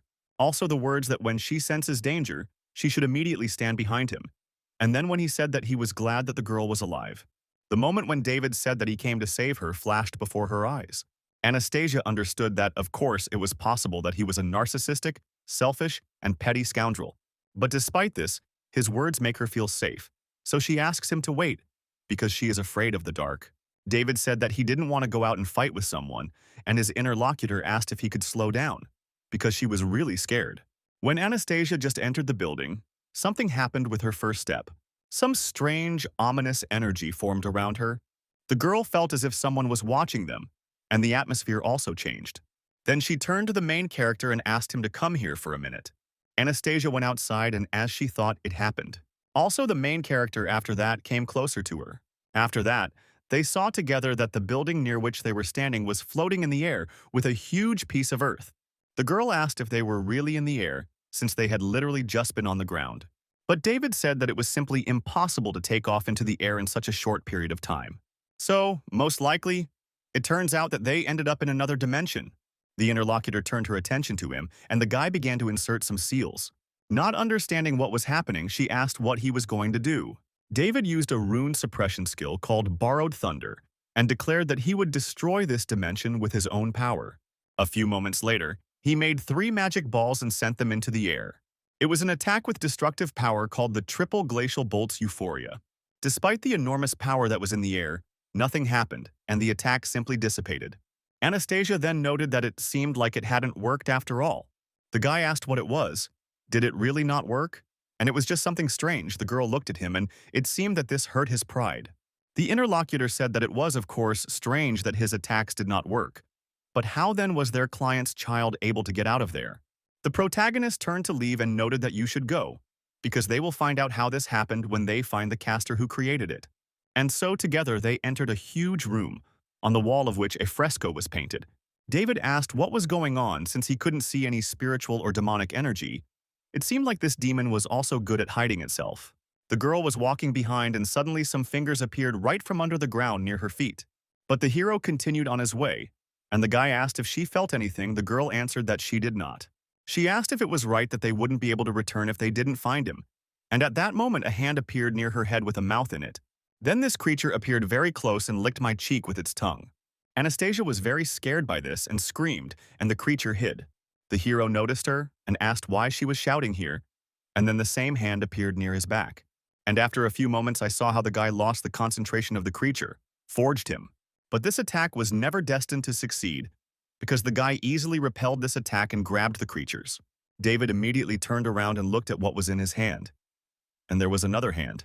Because of this, he threw out this demonic entity and shouted that this was simply disgusting. A few moments later, a voice was heard throughout the room saying that it seemed like these people were stronger than him. Then it existed, bent, and declared that it had been a long time since he touched the girl and they were all so delicious. The main character was irritated and therefore shouted that it was enough to talk and that he should drag his ass here. And then, from the wall on which the drawing was, hands began to appear, as well as something that looked like a head. The guy and the girl turned their attention there and expected that this creature would appear there. And when the head of this demonic creature appeared, it told the guy to leave the girl, and maybe he would spare him. David was already very angry at that moment and asked Anastasia to step back. After all, it turns out that the demonic energy of this thing in front of them is 5 times stronger than the mummy that is in her body. The demonic entity that had been in the wall the entire time began to attack, pulling its limbs out of the wall. The main character smiled and said that it seemed like this order was not a waste of time at all, and that he finally had a worthy opponent. Soon the head of the huge monster was right in front of the guy, and he stopped without attacking. The demon stated that his opponent looked calm. After that, he added that he assumed that it was the ghost company that sent him here. But the hero said that it was enough to waste time, because they were in a hurry, so they should fight faster. The creature asked why he was fussing like that, since the boss had finally let people in here, and it would be a shame if everything ended so quickly. Using his hands to negotiate, the demon asked, "How about a little game?" David became even more angry and noticed that this chatterbox was starting to irritate him even more. Soon after, a demonic creature's hand emerged from the girl's cheek. But there was not just one hand, there were several of them, and they immediately attacked the guy. Yes, so it was done to grab him and hold him. The creature told the hero not to try to get out using brute force, but if he touched something, his hands could grow from that very place. So if he destroys his limbs, this girl will also suffer because of it. But who knows? Maybe she will die from blood loss. David asked if Anastasia was okay, and if she felt any strange sensations in her body. She replied that she didn't feel any. But the guy was tied up. The main character thought that if she doesn't feel anything, then that's already good. The demonic creature moved closer to the guy and noted that it advised him to take care of himself first. Immediately after that, he, using his limbs that were around the hero, began to squeeze them tighter and tighter. Anastasia was stunned because she could do nothing about it, and the limbs continued to grow from her cheek. The main character started screaming loudly after this, and the girl was worried about him. The creature said that he lied about the girl getting hurt, because if he had such an ability, he would have attacked them long ago, and people really are emotional creatures. He then added that he forgot to tell the guy that the longer he was wrapped in his body, the stronger the pressure became. Right now, that same boy is most likely experiencing incredible pain, and maybe this will finally shut him up. Anastasia got quite angry about this and could no longer contain herself. The demonic creature then pointed its hand towards her and declared that it was time for them to have some fun with her. But she managed to dodge his attack to the side quite easily. After that, the limbs that came out of her cheek began to tear one after another. When the demon saw this, he was stunned, because he did not expect that she would be able to cut them off. Also, this is the place that was affected, and on the cheek began to tighten when using some force. The demonic creature didn't understand why her aura had changed so suddenly, so thoughts began to creep in about whether she was a monster. And at the same time, while he was thinking about all this, the girl did not stop and began to attack him. Using her immense demonic power, she struck straight at the creature's head. Of course, he didn't expect this attack, so he easily missed it. The monster hit the wall from which he climbed out, and remained there for some time. Anastasia approached David and noticed that she could not have imagined that he would lose consciousness from something like this, although there is nothing wrong with that as long as he is unconscious. Now she will use the demon power that is hidden within her and protect him. The demonic creature became very angry and, calling her a piece of trash, declared that her end would soon come. Immediately after these words, limbs began to appear from various points in this building. The demon stated that he was actually quite interested now. At this point, he wanted to know how long she could hold out against him. Anastasia thought that since she had decided to join the ghost company, there was no point in staying behind David's back. It turns out that the body is no longer what it was before, and now it can even fight. Although it turns out that the demonic energy of this monster is 5 times stronger than what is inside her, so she will not be able to win in a one-on-one battle. All the girl can do at the moment is circle around him. Of course, there is a chance that she can hold out until David wakes up. The demonic creature, after a very short pause, began its attack using its limbs. Anastasia saw that an attack was being prepared against her, and she thought that she could do anything. But after a few moments she was surprised, because she did not understand why her tail did not appear. The demonic creature had almost touched her and was ready to attack. But in the end, he failed, because when the limbs approached the girl, a stream of wind appeared that dispersed them. Anastasia was surprised and did not understand where these gusts of wind came from. As a result, the demonic creature's hands, which were supposed to attack her, simply flew in different directions. At that moment, the main character approached the girl and noticed that she was really doing well. But it turns out that it is not his style to be protected by a girl. She looked at the guy and happily announced that he had woken up. David asked her if she thought this weakling could knock him out since he was just pretending, but she screamed that he was a liar. The guy asked if she wanted to work for the ghost company, and you can consider it a little test from him. Besides, doesn't her tail appear on its own in case of danger? The girl hesitated, and the hero continued to talk. Does she know why he didn't appear? It turns out that when the hand grew out of her face from the genitive, he asked about his feelings, and she answered that she did not feel anything strange. And then it dawned on him. In the end, this thing is not that strong at all. Emitting false demonic energy to appear more impressive is what it can do. So it's most likely a D-rank demon, which is the lowest of them all. After that, the main character prepared for an attack and used the borrowed wind technique. Using it, he flew up from where he was ready to begin his attack. The demonic creature that was still in the wall became a little wary because of this, and then the hero smiled slyly and asked him if he wanted to see what spiritual energy looked like. After that, the demon was attacked and he thought that this guy was just a stupid kid, but just looking at him makes it hard to breathe. Although, is it really possible for a person to possess such strong spiritual energy? The demon can't take it anymore and is about to vomit. A few moments later, some air appeared from various parts of his body. David looked at what was happening in surprise, and the creature's head fell off and dried up beyond recognition. Anastasia came up to look at it, and the hero said that they tried so hard but it turned out to be just the gatekeeper. He wanted to ask him for useful information, but the creature was unconscious. The girl looked at the face that appeared from under that very mask and declared how disgusting he was. It turns out that he won't even be able to escape if he wakes up. David stated that they should move on. If he was guarding this door, then his master was most likely upstairs. Suddenly, the demonic creature woke up and asked if he was looking for the boss. But if so, then he was just a stupid child who didn't know his place. The main character got really angry when he heard all this and asked what he just said. Was he really pretending to be dead all this time? He went on to say that he suddenly felt a strong desire to kick his ass. The interlocutor smiled and thought that he was indeed easy to provoke, but his target was his companion. As Anastasia turned around to see what would happen between David and that creature, some kind of door appeared behind her and limbs crawled out of it. The monster tried to grab the girl and thought that it would be easy to take her if the guy was not with her. At the moment when the main character was distracted by the creature that was in front of him, he heard the screams of a girl behind him. After that, he turned around and asked what happened this time. Why was she screaming? But at the same time, when the guy turned there, he saw nothing. Because of this, the hero, of course, was stunned and asked where she had gone, and the monster had also disappeared. Anastasia found herself in some other place and asked where she was. The limbs of that creature were near her.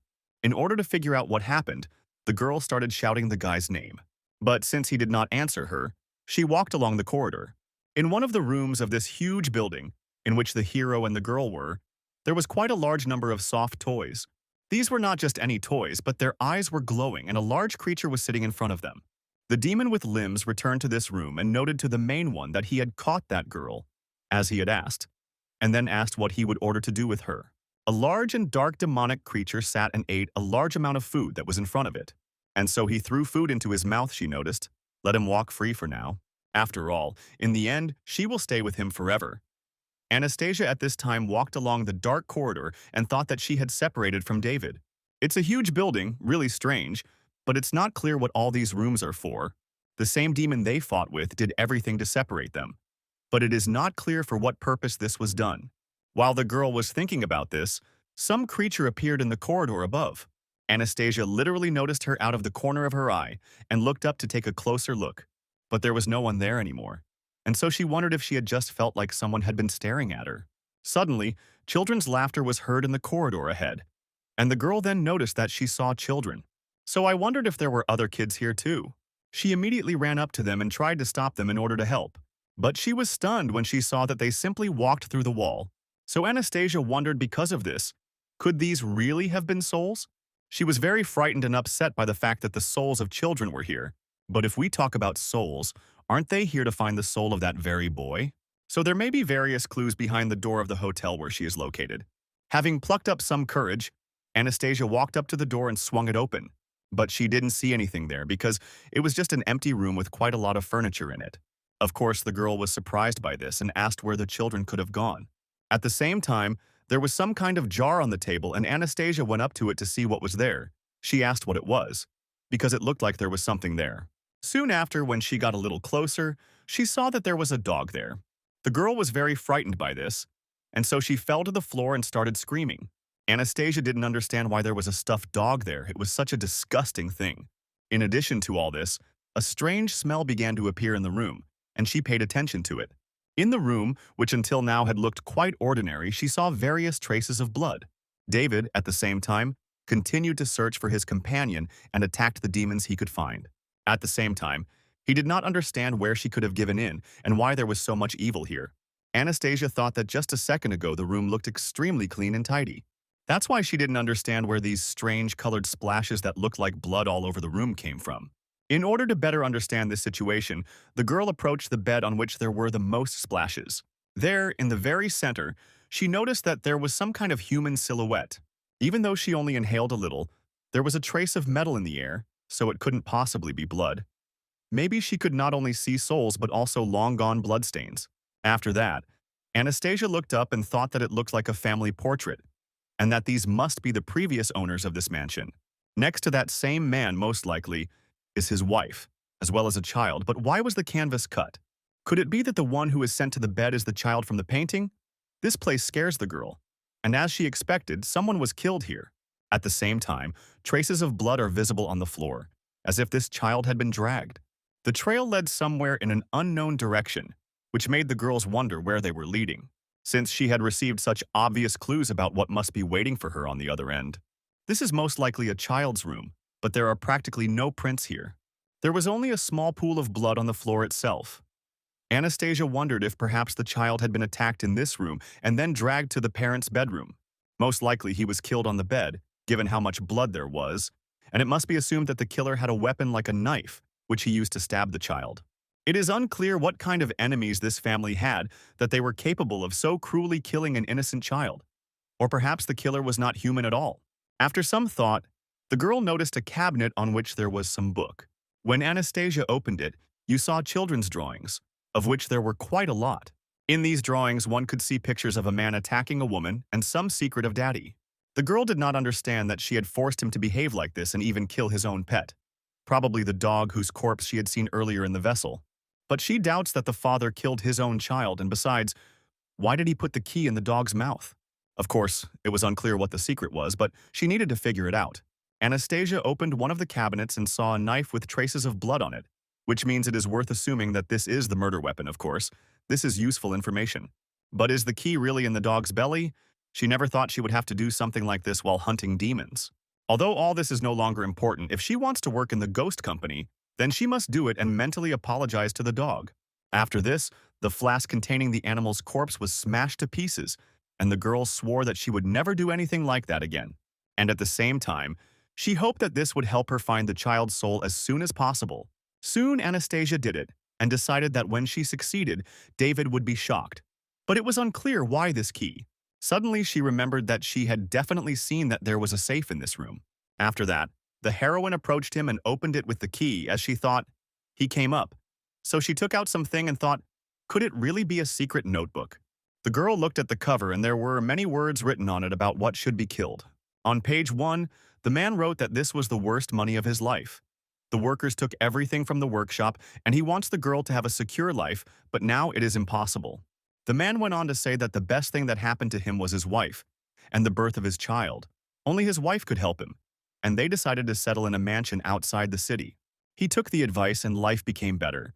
The mansion is close to nature and there are a lot of children there, so it would be nice to live his whole life like this. The next page said that his wife was not like that, because some letter had arrived that she and the servant were trying to kill him. But the man did not believe it and wanted to throw the servant out. A month has passed, and his relationship with his wife has become even worse. He is tormented by hallucinations, headaches, and nightmares, and he has also started to think that his daughter is not like him at all. It went on to say that some black thing kept smiling at him, so he killed the dog, and the child threw a tantrum that his head almost exploded. The next page said that he killed his wife and child, and made it so that now they can't even meet in spirit form. The villain's soul will be locked in this damn mansion forever, and he can finally die in peace. The girl was stunned when she read all this. A few moments later, she threw up right on the floor. Anastasia thought that when she cut up the bodies, the dogs had never felt such nausea. It turns out that the owner of the house was possessed. But how could he so brutally kill his own wife and child? The girl's thoughts were interrupted by the creaking of the closet, the door of which opened by itself. And after this happened, some rather scary and dark energy began to emanate from there. Anastasia, alert, turned to him because she understood that the closet had opened on its own. It was most likely the father or the vengeful spirit of the child, but whatever it was, she had a bad feeling. If the girl's tail doesn't appear, it means she can handle it herself, so there's a high probability that it's the demon who created this dimension. So at that very moment, it was already interesting what it was. Since the door stopped opening, this girl thought that she would probably have to find out everything herself.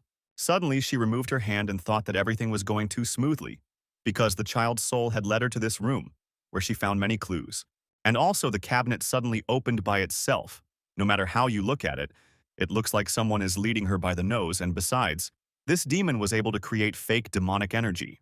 So it is possible that the demons here can hide their presence, and finally such scenes are often shown in movies. Anastasia is not as vulnerable as David. She is still alive only because she is careful, but she has begun to neglect this quality. So, most likely, it turns out that it's not worth opening the closet, because the most important thing now is to find David and complete their mission. If she falls for the demon's scheme, she will not only become useless, but will also be an extra burden. At the same time, something began to appear from under the ground behind her.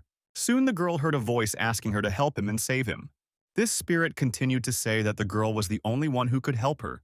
Anastasia turned her attention to her and saw that this little girl who was hovering in the air, she asked not to be afraid, because if she wanted to kill, she would have done it a long time ago. The heroine was stunned by this and asked if she really was that child. The interlocutor said that she brought her here so that she could learn her story, and perhaps she would believe her if she did her a favor. Gratitude, she can tell the girl the secret of this mansion, because if the girl is not mistaken, then they came for the boy in the cap. Anastasia was surprised and asked if she really knew where the soul of that child was. The little girl said that if she could tear that old piece of paper off her body, she would tell her everything she knew. The interlocutor asked about her body, and the little girl said that it was just that way. It was in the closet. Of course, the heroine was very scared at that moment, but she went to the door to open it. When the girl opened it, she was stunned and did not understand how a man could do this to his own daughter because it is inhumane. Judging by the entries in the diary, her mother hardly seemed like the type of person who was capable of intrigue. In the closet, there was a withered corpse with an inscription nailed to its forehead. Anastasia couldn't change it. The same thing drove this girl's father crazy since he did such a thing. At that moment, the heroine saw before her eyes the memories of the creature that was inside her. And there it was, seeing how it was locked up. The man tried to get out of the barrel he was put into, but people didn't let him do it, and then they laughed very loudly. Soon after, Anastasia's eyes were captured by a male creature. At the same time, the girl was already holding the inscription in her hands and tore it off her head. The little girl who begged for help was freed from the curse at that moment. The dark silhouette that continued to be on her face changed to the normal face of a little girl. Then she began to cry and thanked them for freeing her. Now she would be able to meet her parents in heaven. The interlocutor did not answer her, so the little girl asked what happened. At the same time, the body may be possessed by a demon who claims that he is not amiss. After that, he hesitated for a few seconds and stated that his name was Arnold. And then the bone tail that appeared again attacked the girl's body that was behind her. The demonic creature then said that he was extremely curious as to who had the courage to lock him up again. David asked what these things are so afraid of. No one can tell him anything useful. There is a barrier on the second floor, and he can't get there, although in principle he finished on the first. If Lucy's sister found out that he let the girl out of the apartment and got a job, and also lost her, then everything would be bad. Now he was sitting on a huge mountain of demons. It was night outside and there was a very heavy rain. A man was running along the road with a small child in his arms, who was crying very loudly. He ran towards a huge temple, which was located right in front of him on the road. The man ran inside the building and then laid the boy right on the ground. He took one last look at him and then quickly left the room he was in. He slammed the front door behind him, leaving the child alone. But in that very room there was a huge hole from which a large number of red eyes were visible. They looked closely at the child who was lying on the ground, and it turned out that they were large rats. They were all very hungry, so they immediately rushed at the child who was below. At the moment, there were a large number of souls flying around in this huge mansion. Arnold cut the baby open in front of him and declared that she was finally free. The little girl wondered if this was the creature that the little rat wanted to hold. He is probably a demon that resides in this girl's body. Arnold looked closely at his interlocutor from the state and felt it. The little girl said in fear that they were similar because they were both lonely children. The demonic creature was surprised at this moment because it suddenly felt some kind of pressure. The interlocutor stated that the little rat was angry because he had scattered her soul, so before it disappeared, she asked him to listen to her carefully. It turns out that he can control the space inside the mansion, and all attacks against him are useless, so it is simply impossible to destroy him in this place. In other words, at the moment he is simply invulnerable. But even despite this, there is a way to defeat him. Suddenly something strange appeared behind the baby at that moment. The little interlocutor continued to say that one day she saw something and suddenly hands appeared from that space and grabbed her. They covered their mouths so that the girl would not have time to say anything. After that, her body was pulled right into the circle that appeared behind her. Arnold watched the situation closely, what was happening, and realized that the portal was still open. So it looks like it was left right there for him, and that's why he jumped in there. And so the demon in the girl's body soon moved to the space where the boss was located. After this, he became angry and asked if this creature really wanted to lock him here. The interlocutor stated that it did not matter that the girl had destroyed her soul, and he would simply absorb her, and then they could be together. But before this little girl dies, the girl will have to play with him. Arnold told him to let the girl go or he would beat the crap out of him so he would spit her back out. The creature, which looked like a rat, stated that he hated it when people were rude to him. So if she is not obedient, he will have no choice but to eat her. The demon in Anastasia's body only smiled at this and told him to try it. Immediately after this, Arnold rushed towards the creature that was his opponent. The little rat asked if the girl had really said anything. After all, it turns out that he is God in this world. The creature, using its fingers, began to attack and because of this, twisted the girl's leg. Arnold noticed that something had happened to his body and turned his attention there. After that, the body collapsed to the ground and only a scream of unbearable pain could be heard. The boy immediately began to say that he was very sorry, but she left him no choice. and therefore he should be more obedient. Since she doesn't want to stay and keep him company, he has no choice but to break her legs, so he asks if she still wants to leave here. He didn't force all these demons to stay here so they could play with her. All this is done because they help the creature to enter the dwellings of people, to take what it wants. But that same boy in the cap who came to him yesterday is the same as they are. They feel lonely together, and everyone will find happiness only if they stick together. The creature continued to say that it had food and things to play with the boy, but he said that all he wanted was to go home and asked to be let go. The creature swallowed a bit of his soul and freed the boy. As soon as the girl entered the space created by him, he already knew about her no matter how well she hid. Speaking of the mummy, he heard that eating its flesh can increase your demonic power, so how about leaving your legs and he will let you go? Arnold gradually began to come to his senses and rise to his feet. He then stated that if this creature in the form of a rat wants his limbs, then let him take them. At the same time, he used the 4 eyes skill, saying that he was really worried that the creature would be too dead to take them. The demon realized that the woman noticed the bloodstains in the room after she subconsciously used the 4 eyes. However, it did not work in the mansion. In the end, this demon's spatial abilities may hinder him, but he can still use them. Arnold is overconfident, and it is necessary to check if there are any hidden demons. The boy stated that there was no need for that, and there were no other demons here that could hide themselves. He wondered if he would still keep him company. This only made the mummy angry, and he declared that he would only need one hand to kill him.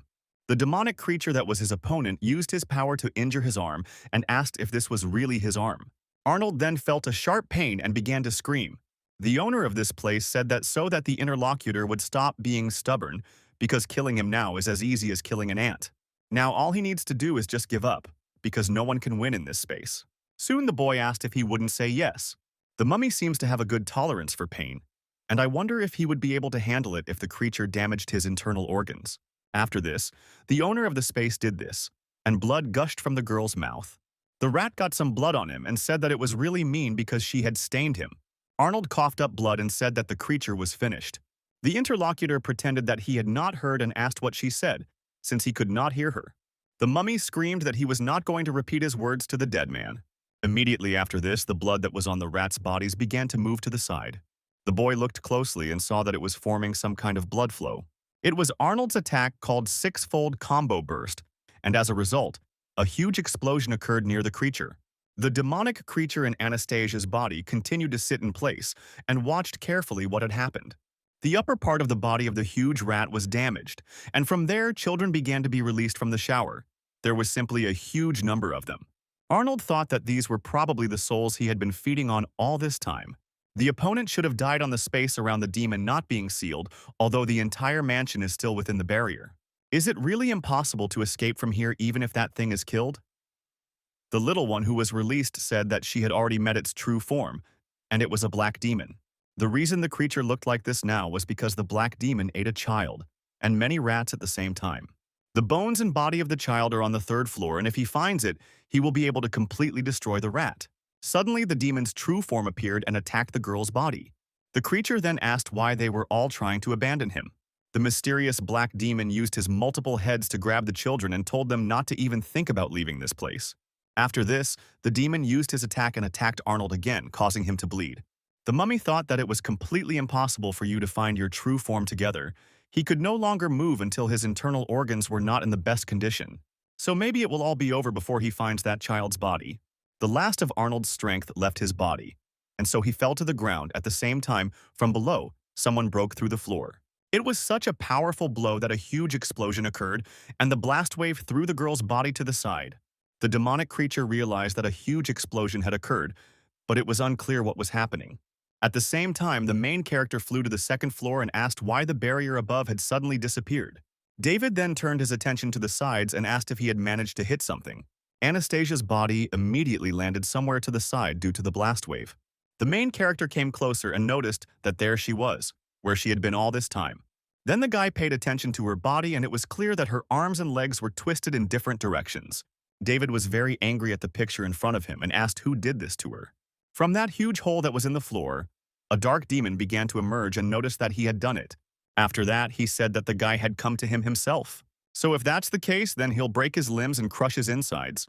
The demonic creature became very angry, and using its power, it tried to crush the guy completely. At that moment, The little rat squeezed his hand very hard so that it would be very painful. But when he looked ahead, he saw that the main character's body remained unharmed, and only some barriers appeared in the air.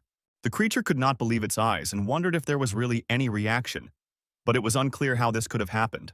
David was already using his power at that very moment, and it was visible how the streams of his energy were spreading throughout his body, so he asked, "So this being did all this?" After that, the guy slowly turned to his opponent, and it was clear that his eye was already using power. The hero pointed his hand straight at the demon, as if he were trying to shoot it from his finger. He then directed a huge stream of his power towards his opponent. When that energy bullet reached the demon's head, it was very small. But when confronted with it, a great deal of political energy was released and the radius of destruction of this attack increased several dozen times. David stated that the creature would be unable to move for 5 minutes and would be constantly struck by lightning.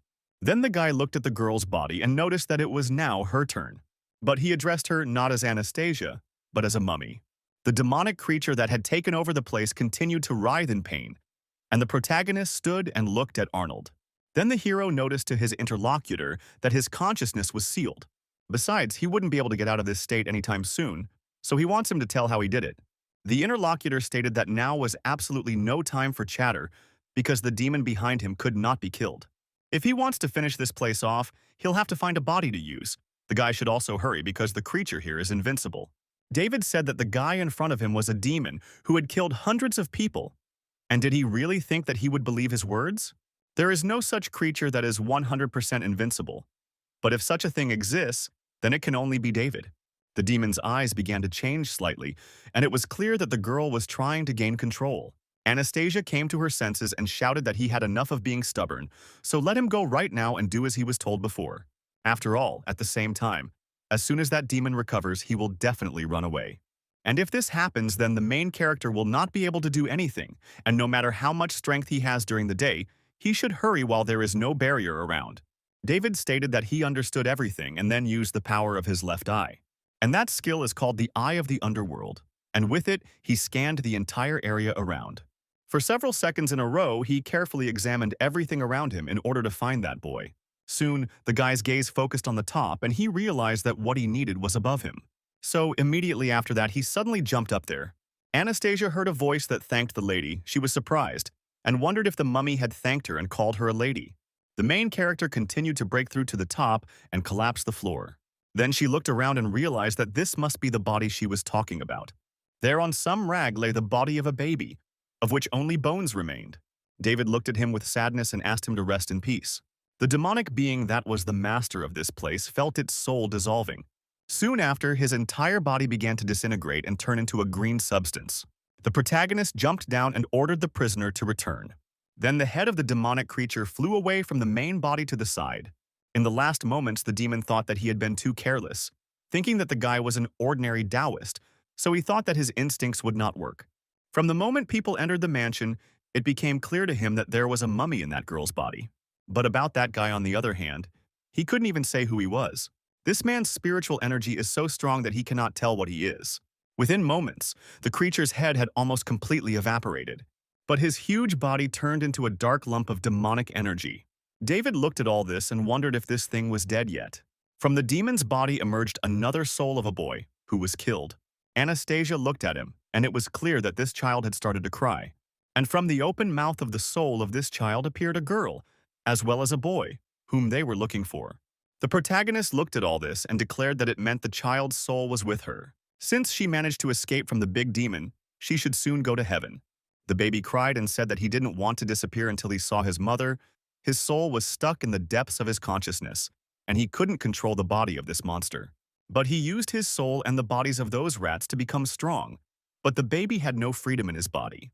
But now that he has truly become free, he wants to see his mother, after which he will return to the boy's soul that is next to him.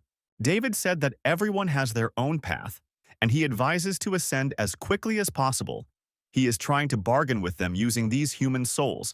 This means he does not trust them. Even if they agree to his terms, these souls will disappear in a few hours, but finding his mother in such a short time is simply impossible. Besides, at this point, no one can know for sure whether she chewed more. The child was sad and shouted that he didn't care because he wanted to see his mother. Otherwise, no one will be able to leave this place. The guy said he was really hard to handle and not good with kids. Anastasia asked if he hadn't destroyed his body, why the child's soul hadn't disappeared, and how he knew how to use spatial techniques. David said it was the child's evil soul, and he thought the boy had been taking on this big deal for so long that he had assimilated into it. Therefore, if the guy is not mistaken, then this larger company of demons is a parasite. The girl asked in what sense a parasite.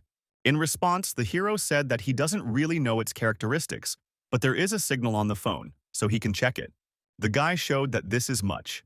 A demon that is capable of creating separate parallel spaces the size of a mousetrap, devouring souls.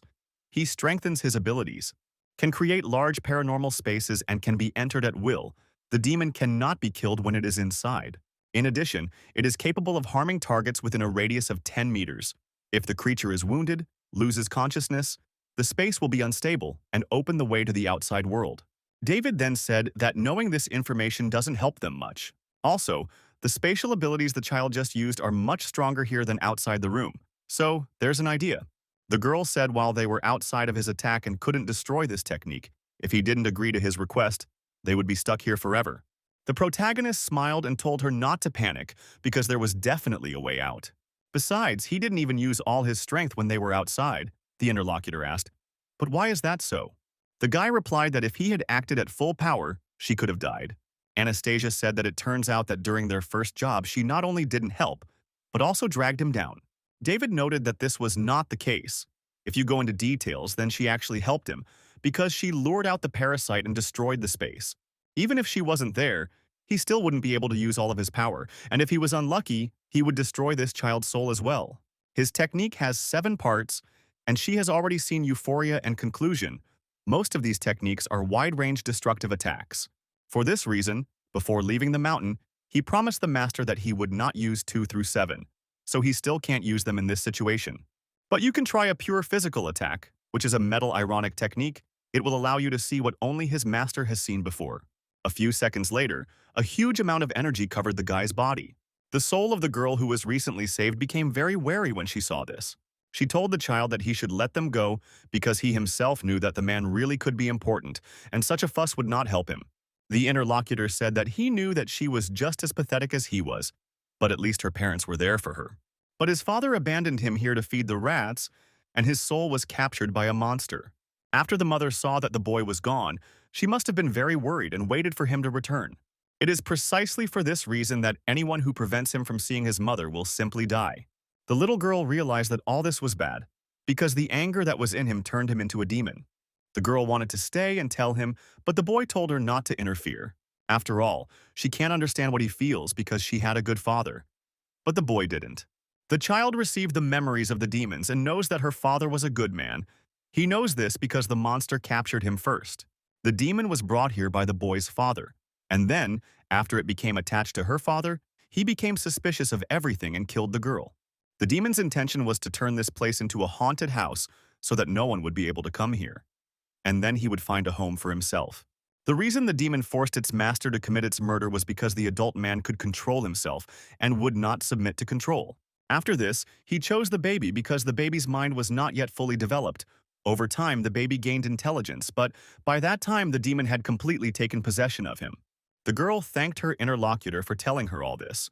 She hugged him and said that she knew there had to be a reason why her father had done what he had done, and the baby had helped her clarify the situation.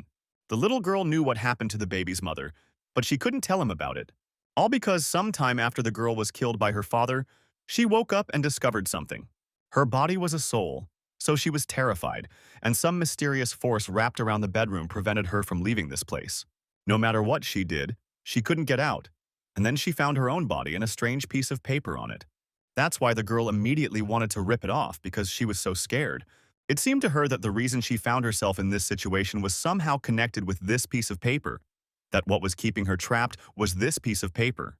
Over time, the baby realized that in addition to her own consciousness, she had lost all her emotions. She no longer felt fear, did not cry, and almost forgot who she was. At the same time, a feeling other than loneliness became increasingly evident, and this terrible feeling that filled the whole body was anger. When the girl's entire mind was filled with bloodlust, her thoughts were interrupted by the cry of a child. She thought she was hallucinating, but then there was a loud noise in the street. The girl could not hear what was happening, but she saw something terrible before her eyes. The woman asked why the man was hiding their son. Was he trying to blackmail her? In order to prevent her from telling the officials that he should surrender, having done something vile, karma would still catch up with him. The man shouted, "Has she really gone crazy?" After all, he said that the incident that happened to the gentleman and his family had nothing to do with him. The girl said that she saw the fake letter that he wrote. She grew up with her, so she knows very well what kind of person she is, and it is unclear why he is trying to quarrel them. These people do not have many relatives. The woman knows he's been keeping an eye on their mansion, and now that they're both dead, does he really think he can get his hands on her? The man shouted that it was enough to anger him, because it was the gentleman who had gone crazy and killed his entire family. And what did this have to do with him? The interlocutor said that the secret was watching him. He went to your witch's house and took the incense burner from her. She didn't think much about it because she couldn't believe it. But after the master used it, he went crazy, and there must be some kind of shamanism there. The man shouted at her to stop making a fuss over nothing. Did he really think the police would believe her? The girl asked if he was still trying to justify himself, then let him tell why he buried the bodies under that tree after the gentleman killed himself. Hasn't he been trying to hide the fact that they both ended up dead all this time? And also copied the gentleman's handwriting and transferred the ownership of the mansion to himself? And he even deceived the students' parents, saying that they had run away because they were being chased. It's unclear how this man is going to explain himself when the police find all these bodies. These people have treated them so well all this time, so the man is simply inhuman. Her interlocutor angrily grabbed a stone and hit the woman, and saw that a terrible thirst for blood had enveloped the baby's body and consciousness. It was from that very moment that she decided to suppress it within herself. After the man buried the bodies, he left the mansion and never came out again. The man walked inside and was stunned to see a huge rat sitting on the floor. But he was even more surprised when this creature turned towards him. After all, he had the head of a child and the body of a huge monster. The demonic creature called the man Daddy and asked him to play with it. The man tried to escape from there, but soon his body was completely torn apart by this creature. Those two people must have been his parents, but now the boy would never be alone again. The child felt something strange, and the souls of these children began to crumble. The main character was near them at the same time and was heading there. Soon he felt that something was happening ahead, and so he dampened his energy a little. Anastasia noticed this and thought, could this really be that illusion technique? Because the children she saw before must have been from that technique that the girl used. The boy fell under this illusion, and now he saw that he was in his mother's arms, so he was very happy. The next image that appeared before his eyes was of him and his family sitting at the table. The girl who created this illusion watched from the side as the boy smiled. Because of this, she smiled, because she also understood that she was feeling pleasant emotions. After that, she turned her attention to the protagonist and thanked them for freeing her. Then she turned to Anastasia and asked her to help her thank this good gentleman who was inside her. He could feel all the pain and loneliness she had been experiencing for the past few years, which is why he wanted to destroy her soul. The boy who was next to her asked his mother to eat a little, but the girl said that in any case she was grateful to these guys, and she hopes that one day they will be able to meet the people they miss so much, somewhere in heaven. After this, the souls of the children disappeared, and this entire huge place began to emerge from under the spell. Then the estate they were in finally returned to its original location. The main character didn't understand what was going on at all, because the barrier had collapsed before he had done anything, and it was also unclear who the girl was. It turns out that in addition to all this, she also left behind the soul of a child. The hero used a sphere and placed the boy's soul inside it. He then stated that it seemed like he didn't know a lot of things. Anastasia said that everything was confusing, and even she couldn't fully understand what had happened. David said that then she should not forget about it, and asked if it hurt. The interlocutor answered that it did not hurt much, but she could not get up. The hero came up and picked her up. The girl became embarrassed and asked what he was doing, why he suddenly picked her up, and he asked if she was really going to crawl home. Anastasia stated that if there were real spirits in this world, then reincarnation must exist, and asked where the two children had gone, to the underworld. Will they be able to meet their relatives who have passed away? David said. As long as the demon does not exist in this world, there are no gods. As far as he knows, there is no underworld, no reincarnation. The interlocutor said that if this is so, then she has one more question. Pora became embarrassed and asked why he got angry when he saw that she was hurt. David looked at her in surprise and remarked, "Wasn't it obvious? He did promise that he would protect her. But she found herself in such a state that she would end up becoming a scapegoat if word got out that he couldn't even protect the girl." Anastasia thought that it was because he was worried about her and got angry. The hero noticed this and asked why she suddenly turned red. Was it really a fever? When they returned, the hero said that he had freed the child's soul and he should recover from sleep. The man thanked him for this and said that he would transfer the money soon. Anastasia's wounds were treated, so the guy picked her up and said that they should rot the car because they were returning. The old man asked them to wait, because he had one more task for them, if they were interested in it. David looked at him, and the other man told them to help figure out where it came from and held out the dark bean. Many years ago, all kinds of warriors with different abilities appeared among humans during their war with demons, and over time, humans formed their own sects. All Taoists had their own strong attacks. The most famous among the 5 pre-racist sects were the secret Taoists, secret magicians, secret creators, secret observers, and secret brokers. Among the secret Taoists, the most special and powerful sects were Maoshan and Fangxian. The first specialized in close combat and loved to use weapons. They were the most skilled in the techniques of wind, lightning, fire, metal, which they cultivated. Fangxian focused on divination and cultivating her essence. While thirsting for knowledge, they rarely participated in demon extermination operations.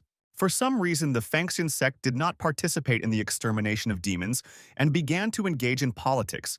They became strategists for generations of kings. The power and prestige they gained did not last long, as the success was the first large-scale battle between humans and demons, which was called the Battle of Zhuolu.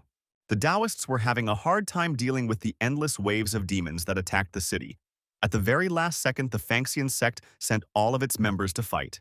Unfortunately, the sect was destroyed, and this is all the information about their warriors. That is, the man said that he understood everything, and now the subordinates can go. He then said that in the company database, the ghost said that the Fangxian sect had been destroyed a long time ago. In this case, he doesn't understand what this tiny black bean was doing in his son's ear.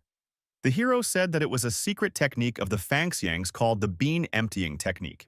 She turns plants into souls, which is something only very powerful warriors can do, and this technique has never been passed on to people outside the sect. All this means that the other party is definitely a Fangxiang warrior who managed to survive. The man said he knew it was quite rude of him, but he wanted to know something. It would be nice if they could tell him how this black bean is used. The hero thought for a few seconds and then declared that he was being used for espionage. In simple terms, someone is watching the old man, but as for the reasons, the guy thinks that it is somehow connected with his business. On the way here, the hero was told about what happened in the mansion. The owner of the black bean has nothing to do with the missing child. David doesn't care about his relationship, but they seem to be in the same group and use the bean retreat technique. So it's obvious that this man is an outstanding Fangxian warrior, and yet he did something so despicable, the guy is going to lure him out. After a while, he took Anastasia in his arms and left the estate.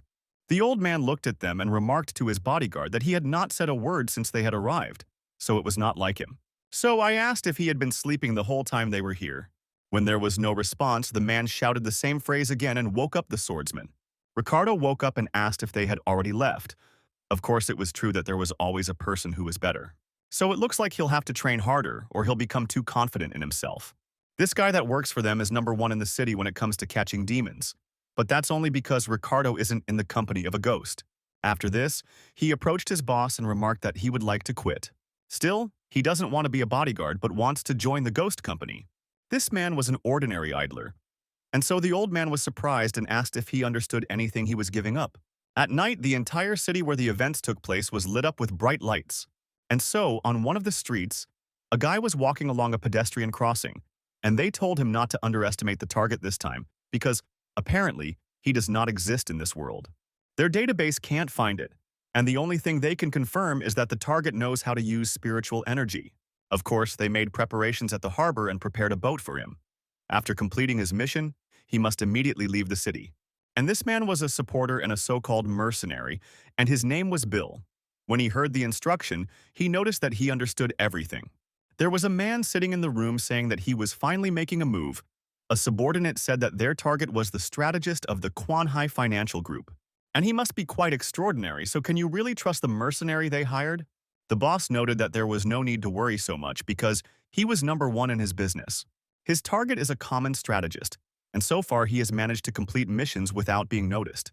He once destroyed an entire terrorist organization by himself, and the most frightening thing about him is that he used only one bullet to do it. On top of all this, he fled the scene of the crime and left no traces. After killing this strategist, the man is very curious about how the Kwanhee Financial Group will deal with him. Bill looked at the moon and thought that this was his 112th order. He had never failed a mission before. In order to successfully complete the mission, the most important thing for the killer is intelligence. So this job is a huge test for him. After all, at the moment the mercenary has almost no information about the other side. He, in turn, has been observing his target for a little over a month. It is quite difficult to understand his behavior. The current goal of reality is man, as if he were some kind of mystery. He only goes around the house, stays, and this is his own house, as well as the Kwanhee Financial Group, so he has no personal life at all. Apart from reading, this person has no interests or hobbies. He does not use electronic devices, and he does not even have a mobile phone. The most curious thing about this is that the man sleeps only an hour every day. It was just now that he looked up from his reading and looked at his watch. The mercenary knew his instincts were telling him that this man knew about him. The feeling of anxiety the boy was experiencing was against all his principles. Bill has some bad information, but he still decides to kill him tonight. His target continued to sit in his home, and as the boy prepared to attack, he smiled. Immediately after this, a bullet flew out of the rifle towards the house. She flew quite a long distance, and the person she was flying at saw her perfectly well. But he didn't even move, even when his window was broken through. The bullet was heading closer to the head, and it was clear that it was flying right on target. The moment she found herself in the cigarette smoke, it began to evaporate.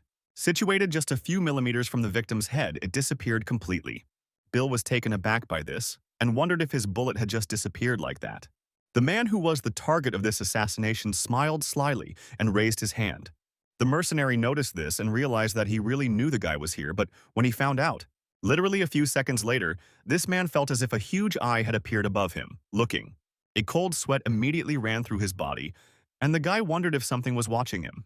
A little scared, Bill pulled a weapon out of his sleeve and pointed it there. But when he saw what was watching him, he was discouraged. The mercenary couldn't figure out what these things were, because he didn't notice them when he came up here. Was it possible that they had all been hiding in the shadows all this time? There are so many of these strange creatures, and the guy doubts that they are intended solely for observation. But if they all wanted to attack the guy, they would have done it a long time ago. And so, having little information, Bill decided to launch a preemptive strike and fired at the creatures while he knew that the targets were too small. Based on the frequency at which they flap their wings, they are capable of moving very quickly. So if you were to shoot at them, the chances of hitting them are actually very slim. First, we need to limit their movement area. Bill used the bullet technique path, and so the large net flew straight at the creatures. The creatures were so agile that they avoided the net and headed straight for the main body. Without stopping for a second, every creature attacked him. Therefore, after a few moments, the mercenary's body was pierced by what seemed to be bullets. Bill's body was falling down from a great height, and he thought they were faster than his bullet. All these things didn't hurt him enough to kill them, but they scratched him a little, so it's unclear whether they were kidding. The man, who remained in his tower, apologized for injuring him so. He asked the mercenary to return to his home and rest there for a few days. He also asks for help in conveying one of his messages to the chief. He spoke to the mercenary through one creature that was near his face. The message said in a rude tone that if the guy bothered him again, he would find his boss himself. Bill was stunned by this, and after a few seconds saw that the creature had turned into a red bean. After that, the guy used his gun to cling to the building. He knew that he had information that the target was capable of instantly erasing the bullet. The mercenary doesn't know what methods he used, but somehow he knew about the location as well as the time of the operation, which the guy chose randomly.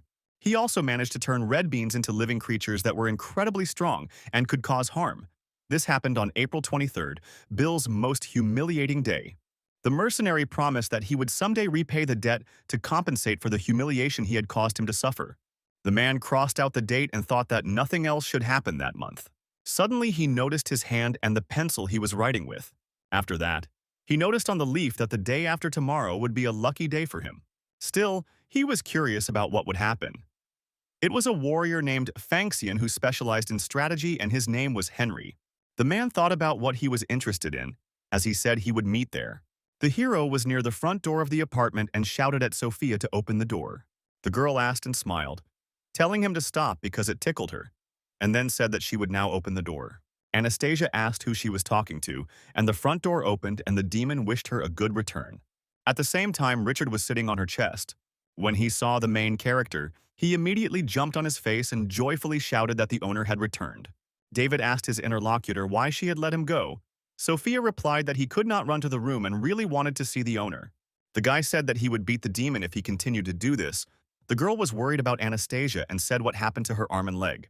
The interlocutor told her not to worry because she was no longer in pain, and then asked how many demons there were here.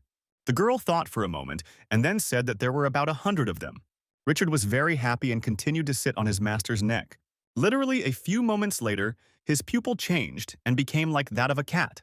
At the same moment, a red mark appeared in the room, from which something was supposed to crawl out. The heroine saw that portal and asked what it was. Sophia looked and said that this was a teleportation ion gate connected to another world by a yellow path. It seems that the lords of the Bloodhounds are already here again. The interlocutor was surprised and asked what other world it was and what kind of guests they had. The demon stated that for Mr. David they were indeed guests, but not for them demons. After all, for them they are kings. Richard was surprised and noticed that it felt like something terrible was approaching, so he did not understand what the lady was doing. Sophia said that he better not fuss, because they are demon kings and will not harm him. Anastasia said that she was already completely confused and asked if someone was approaching. The demon said that she had already told her the story of the ghost company. In the human world, only a part of the demons remained, however. She did not say where the majority went, and this place, which they call the second world, is the demon city of Lantern. But these creatures have the greatest power in that world, and they are called the Five Bloodhounds. They showered the demons with love and care and are kings to be kneeled before. It also turns out that seeing them is a huge honor. The demons then knelt down, and someone began to appear from the portal. Anastasia turned her attention there and saw 5 small creatures there. So I was stunned and asked if these little ones were really the kings of the demonic world. In reality, the kings of the demon city of Lanting came here, and there were 5 bloodhounds. The girl thought that she could see the true forms of demons before, or at least tell how strong their spiritual power was. Take those 2 Mercury wolves, for example. Before she could see ghostly figures that looked like wolves and sense how strong their spiritual energy was. But these creatures, like David, she doesn't feel at all how strong their spiritual energy is. Their energy exists like air. This only frightens the girl even more. The hero paid attention to them and asked if they were really here. He would play and go to bed. But they can do whatever they want, Anastasia thought. This is the Demon King. Can he really treat them so informally? The creature stated that she apologized for bothering them again, and the girl wondered if they were really demon kings, since they weren't that impressive. After the creatures turned to Sophia and noticed that they had met again, so she could get up, the girl thanked the gentleman 5 bloodhounds. Then the interlocutor told the girl to give them these things. At night, the sound of a truck was heard near some abandoned factory. The vehicle was heading into a huge hangar, where they were already waiting for it. There were several men there, and the chief asked if the cargo had already been checked. The interlocutor said that it was so, and everything was in order. The man then stated that in that case he wanted to take a look at it, and so they came closer. The subordinate stated that she seemed emotionally unstable, so he should check. Suddenly, some large steps were heard in the huge body of this truck. Then some creature was beating against the sides and trying to get out of there. And a few moments later, the door behind swung open. The boss and his subordinate stood behind and looked there. It was pitch dark in the back and only a few glowing red eyes were visible.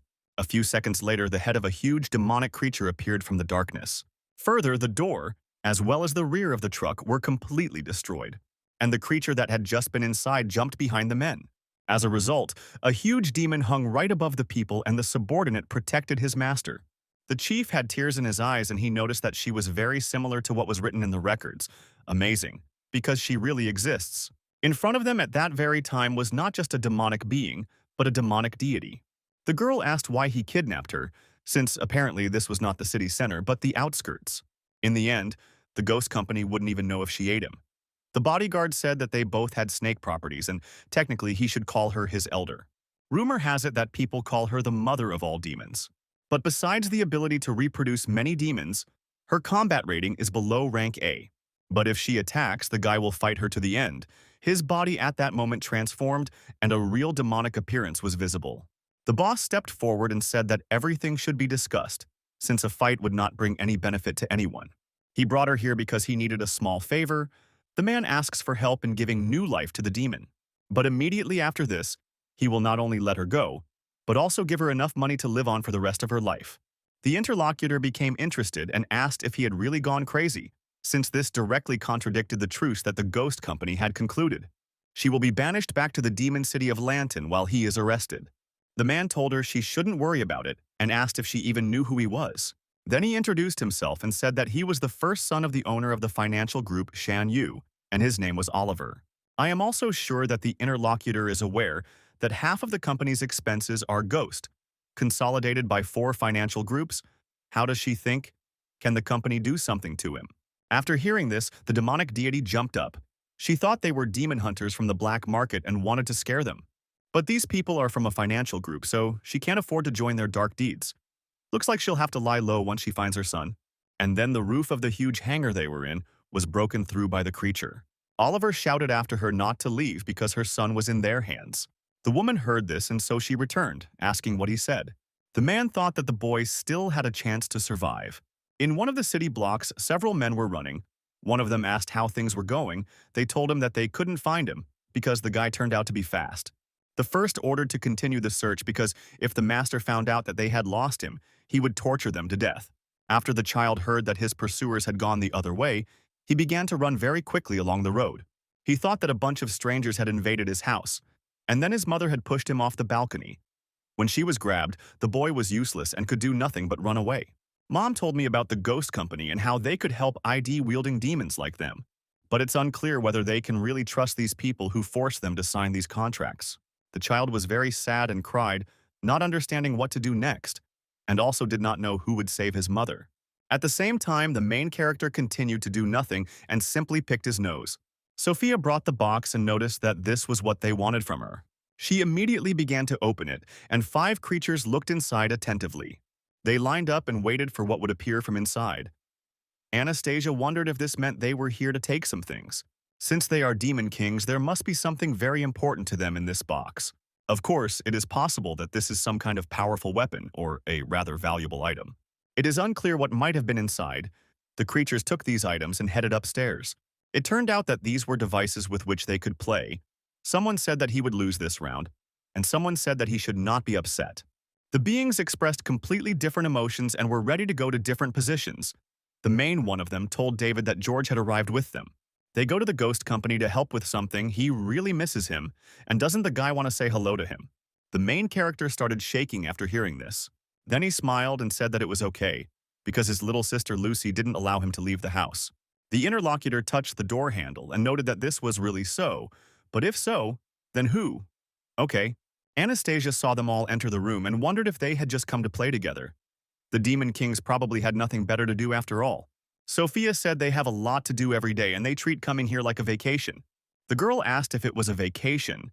Then why did they come to David's house? The little interlocutor stated that it was because they knew his master very well. Besides, the gentleman 5 bloodhounds also like him. Anastasia said that she had never been on the 2nd floor and asked if the other 100 demons were really upstairs, where he said there were 3 rooms upstairs.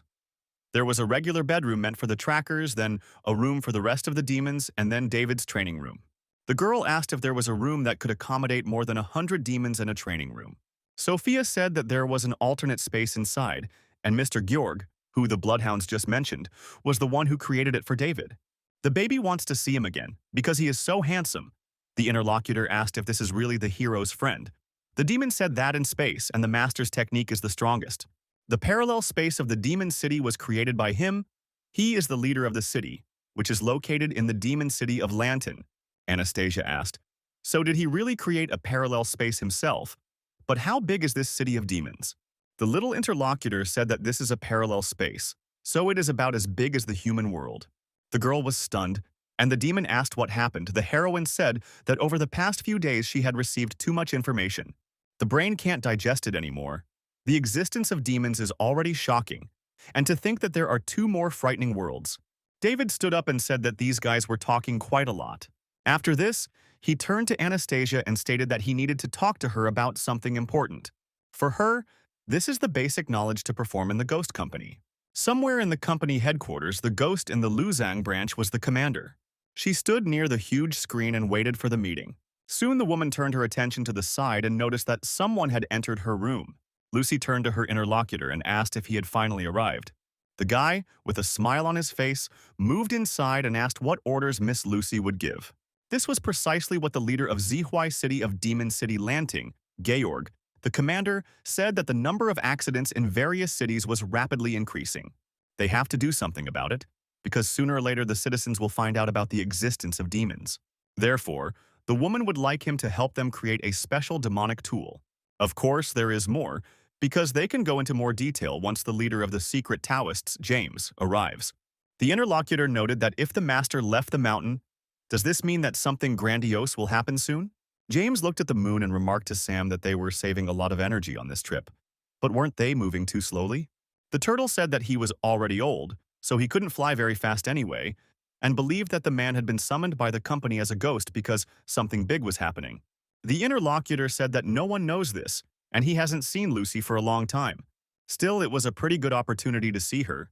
Sam asked if he didn't want to see David at all. Instead, they were on the roof of the plane, and the man said that if it was his student, he would soon return to the mountain himself to find him. The boy was in the same neighborhood where he was and thought that people couldn't be trusted. Because his mother trusted people too often, she was caught. Demons like them who live with ID cards cannot attack people even if their lives are at risk. Since the ghost company entered into such a contract, it is obvious that they are generally indifferent to them. And now the only one who can save his mother at the moment is himself. The boy became angry and thought that if even a hair on her body was damaged, he would kill them all. After that, he turned his attention forward and his facial expression changed. After all, there he saw a girl who was walking between the piers and eating ice cream. She also noticed the boy and immediately turned her attention to the side. There hung one of the many surveillance cameras that looked out over this outskirts. When the girl noticed that the camera had turned on them, she immediately threw her purchases on the ground. After that, she grabbed the boy, who looked like a demon, and said that he was running after her. At that moment, when the camera turned to the place where they had been before, there was only a bag left there. The stranger said that it would be bad if the surveillance cameras caught the boy. He was surprised and asked who she was. The interlocutor said, "Didn't his parents tell him, because more than 1 million cameras are installed throughout the city of the ghost company, he is a demon, and he can be discovered. The moment the system finds out that he has revealed himself as a demon, he will be sent back to the demon city of Lanton." The kid asked if she was also a demon. The girl did not respond to this and stated that he was lucky that she had bumped into him. After that, she declared that she was from the ghost company and stunned the boy with this. He instantly became wary because of this and jumped far to the side. Then he got angry and said that if she was from the ghost company, then she shouldn't pretend that she was here to help him, because the boy didn't care anymore. Katie said that he must have some misconception about the company and asked to be taken to his parents. The little interlocutor said that he only had his mother, but people had taken her away. The girl asked what he was saying. Had she really been captured by people? Let him tell her the time and place, and she will report it to headquarters right now. The boy shouted that it was enough to pretend to be a good person. She must have come here to catch him, and he is not as stupid as his mother to believe everything that some person says. Let the girl not think that she became afraid of him only because she is from the ghost company, but she is just a human and she should not underestimate the demon. She asked her interlocutor if he didn't trust the ghost company. If that was the case, then she wouldn't request reinforcements. Then she swears by Katie and her position as the second in command of the ghost company. He swears that he will definitely save this boy's mother. She then said that they should go, because first they would go to his house. The boy asked her to wait and ask why she was helping him. She noted that she did not understand why he had a delusion about the ghost company. But there is something the girl must tell him, because there is more to it than helping to maintain peace between humans and demons. The main goal of their company is to protect demons. The boy was surprised and thought that this look was telling him that she was not lying. After that, he lowered his gaze downwards and returned to his human form. Suddenly, I felt some strange energy ahead of me and asked the girl what she was doing. She materialized a vehicle and asked him to get in. The kid was stunned and asked where this motorcycle came from. Soon after, they were racing together at high speed straight down the road. The boy sat in the back and liked the way they moved. Katya asked why he hated the ghost company. The boy looked a little embarrassed and then stated that it was all because many of the terms of the truce were unfair to the demons. The girl believed that his mother did not resist when she was captured. She was a good mother, because if she had resisted, she would have been in trouble too. The boy may think it's unfair, but has he ever thought that there are not only a lot of bad people in this world, but also a lot of bad demons? Without this trait, many demons will try to find a loophole and take advantage of it. And it is these creatures that pose a huge threat to humans who are unable to fight back. It will be difficult to keep the secret about the demons when humanity starts to panic from this discovery, and the girl thinks that most will not want to coexist with them.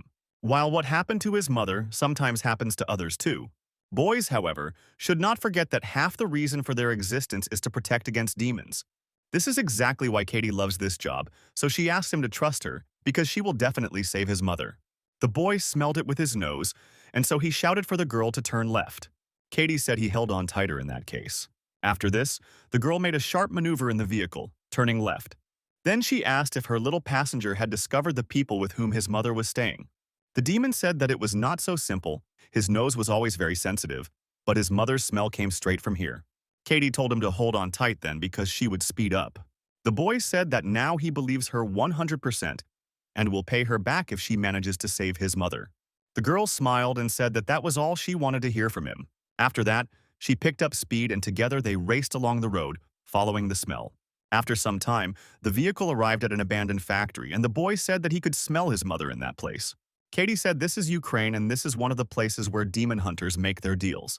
The boy walked forward and told her to stay behind because he would protect her and also not to harm the people because they would run away as soon as he saved his mother. The interlocutor approached him and stroked his head, noting that he should not use violence no matter where he was. She came forward and said that she had promised to save his mother, so she would do it no matter what. Besides, maybe she really is just a clerk now. But despite this, she used to be one of the employees of the department responsible for capturing demons. The deputy commander of the ghost company, Katie, took out her sword weapon and was ready to fight. She said that if something happens, she will always be there. The boy smiled and said that it was good. Together, they headed inside the factory, and Katie said that they should save their mother. The boy continued to say that he could clearly smell her inside the factory. The interlocutor asked if he was sure about this since it looked like there was no one here. She can only smell diesel fuel inside, and it's very strong, so she assumes there was a big truck here. There was also a huge hole in the ceiling, so she asked if it was possible that his mother had already escaped. The demon didn't answer, but she looked at him and saw that the boy was sniffing the floor. He crawled over quite a large area and noticed that his mother's smell was coming from underground. So, most likely there should be a secret door here. The girl came closer and told him to move back a little. I also asked him to stand as far away from that place as possible. He was a little surprised, but agreed to it. Katie touched the place where they had been all this time and some kind of green, acrid smoke emanated from her hands. It literally filled the entire space near which the supposed door was located. Soon the girl said that there really was a secret passage there, and it seemed to be for a freight elevator. So she suggested that we go down together and see what was below. After a while, they headed to the cabin and soon the elevator arrived, giving a corresponding signal. Katie said it was quite a long descent, so she asked if the boy was okay, but he looked ahead and said there was something there. There was a man ahead who noticed that he was already bored, but he no longer thought that anyone alive would get here so quickly. The girl said that she was from the ghost company and asked for assistance and to give the child's mother back. If after she refused that, she would arrest him on the grounds that he was an accomplice in the kidnapping of the demon. The man asked if she was going to arrest him with a sword alone. He answers only to the young master, and there is an order that he gave him. Katie noticed this creature in front of her, and he said that all outsiders should be killed. Then he created clones, similar to himself. And he said that if she managed to survive at least after he smoked this cigarette, then he might think about letting her go. A large number of clones of this creature rushed straight ahead down the corridor. The company's deputy director understood that she would have to fight them. So she used her weapons and applied tremendous force. Because of this, the girl easily repelled the first wave of opponents with one blow. Then, performing various pirouettes, she moved around the room and killed the creatures in front of her. Katie made this swift attack so fast that she was soon near the main body. At the same time, she did not want to stop and was ready to make the final blow. The creature that guarded this place was shocked when it saw the girl's leg. The deputy commander of the ghost company hit him with great force and drove him into the door that was behind him. The opponent then fell to the ground and the cigarette that was in his mouth also fell. He then remained in an unconscious state, and the openness that had been there a few seconds ago was no longer there. Katie then stated that smoking was indeed harmful and that the boy should not learn bad habits from this uncle. The boy was simply taken aback by what had just happened in front of him and noted that he understood everything. Soon they were walking down the corridor together and the girl asked his name. The demon said that she could call him Damien. At the same time, Oliver's bodyguard was near the screen and saw them walking. The girl and her little partner made their way inside this huge room, and there were various installations there. Damien tried to sharpen his sense of smell even more and smell his mother's scent. After that, he felt something and said that he smelled his mother. He is located in that very far room that is in front of them. Katie told him to stay close to her because there was security there, and the girl was sure that there would be even more inside her. The boy agreed to this. A few seconds after he said this, something rushed past them and grabbed him. The kidnapper turned out to be the master's very own bodyguard, who was in his true form. Of course, the company's deputy commander noticed this and used her strength to pull the hand out. So her limb traveled a great distance and touched the boy's hand. But after that, she easily took it away from the kidnapper and pulled it towards her. The demonic creature that kidnapped him stopped. He then stated that he had just been informed that they had lost the child. No one thought that he would come to them himself. Then the guy said that the girl is human and yet she can stretch her arm so far, but this is unexpected. Katie immediately said that on behalf of the ghost company, she was calling on him to surrender and give up the mother of this child. But the demon shouted that it didn't matter to him who she was. Until the young master finished his research, she would not be able to leave. The girl immediately prepared for defense, because she felt that an attack was being prepared against her. The creature jumped up its throat to make its attack more unpredictable. The opponents from the air began to deliver quite strong and accurate blows, but the girl easily repelled them with the help of her sword. These attacks were instantaneous, but Katie still managed to reflect them. And then, in a few moments, unpredictable, she was ready to attack him. The demonic creature looked at her with its eyes and sensed danger. That's why this guy flew to the side, and the girl used the hyacinth skill called Slash. The bodyguard couldn't believe that she attacked him the moment he landed. This girl's reaction was faster than that of an ordinary person. The sword energy that we had formed with our own spiritual energy could hit him while he was in the air. But despite this, she intended to miss this opportunity and instead hit the ground. The demon stated that he had to say that he was a little annoyed at being underestimated. Katie touched the weapon and noticed that this sword was known as the Black Iris. It was made of black meteorite iron. And it didn't matter what kind of armor the opponent had, it wouldn't help. The girl does not want to hurt him or take his life and suggests that he stop resisting. The demon said that he had heard something about black and white meteorite iron and did not expect to see it here. However, his armor is considered to be one of the strongest of all demons. He is even curious whether this girl's sword is sharper or his armor is stronger. Katie, after looking at him, became embarrassed and immediately turned her head to the side. After that, she said that it was still a battle and she didn't understand why he took off his clothes and asked him to put them back on. The demonic creature told her not to interfere and to show him her blade. The interlocutor noted that she believed he would not give up until she beat him. But in that case, she can only pray that it doesn't kill him. Katie had accumulated quite a lot of energy and began to spin very quickly. Then this attack was directed at the opponent at a rapid speed and he noticed it. He suddenly said that nothing had happened and did not understand whether she was simply putting on some kind of show here. After a few moments, the girl's attack ended and she stopped. She went on to say that she used a devil's trap technique called the flower cut. The demonic creature saw green slashes flying towards him. A few seconds after the incident, the attack reached its target and smoke began to rise from it. The deputy commander of the ghost company tied up her hair and remarked that she hoped he was not too badly hurt. After that, she turned to Damien and noted that they should go, because it should be safe inside. The boy was shocked by what was happening, but still agreed with her. While understanding that the girl was really good, the first thing she did was make a motorcycle appear out of nowhere. Then she discovered a hidden passage, and not only is she a good fighter, but she can also extend her arm and enlarge her weapon. The boy became curious about who she really was. Suddenly, the picture before his eyes began to blur and become distorted. Damien was surprised by this and wondered why his vision had deteriorated. He turned to his interlocutor and wanted to say something, but did not have time, because he fell unconscious. The girl noticed that something had happened to the boy and asked what was wrong. But the answer to this question was given to her by her opponent, who appeared from the smoke and noticed that the boy had been poisoned. He doesn't know how sharp the girl's blade is, but his energy, created by her spiritual energy, cannot harm him. Katie was taken aback by what was happening and wondered how this was possible. How could he have remained unharmed? Suddenly, she felt her pupil become much smaller. The picture before her eyes also began to blur, and the interlocutor said that she should not be surprised because she had also been poisoned. Now her vision is blurred, and soon it will weaken and she will feel a tightness in her chest. Then her body will go numb until she loses all combat effectiveness. The swordswoman didn't even feel anything when his poisonous sting pierced her. The moment he grabbed the child, he had enough time to introduce the toxin into their bodies. The girl understood that this situation looked very bad for her and noticed that it was mean. The demonic creature continued to say that the poison he used was the least lethal and slowest acting.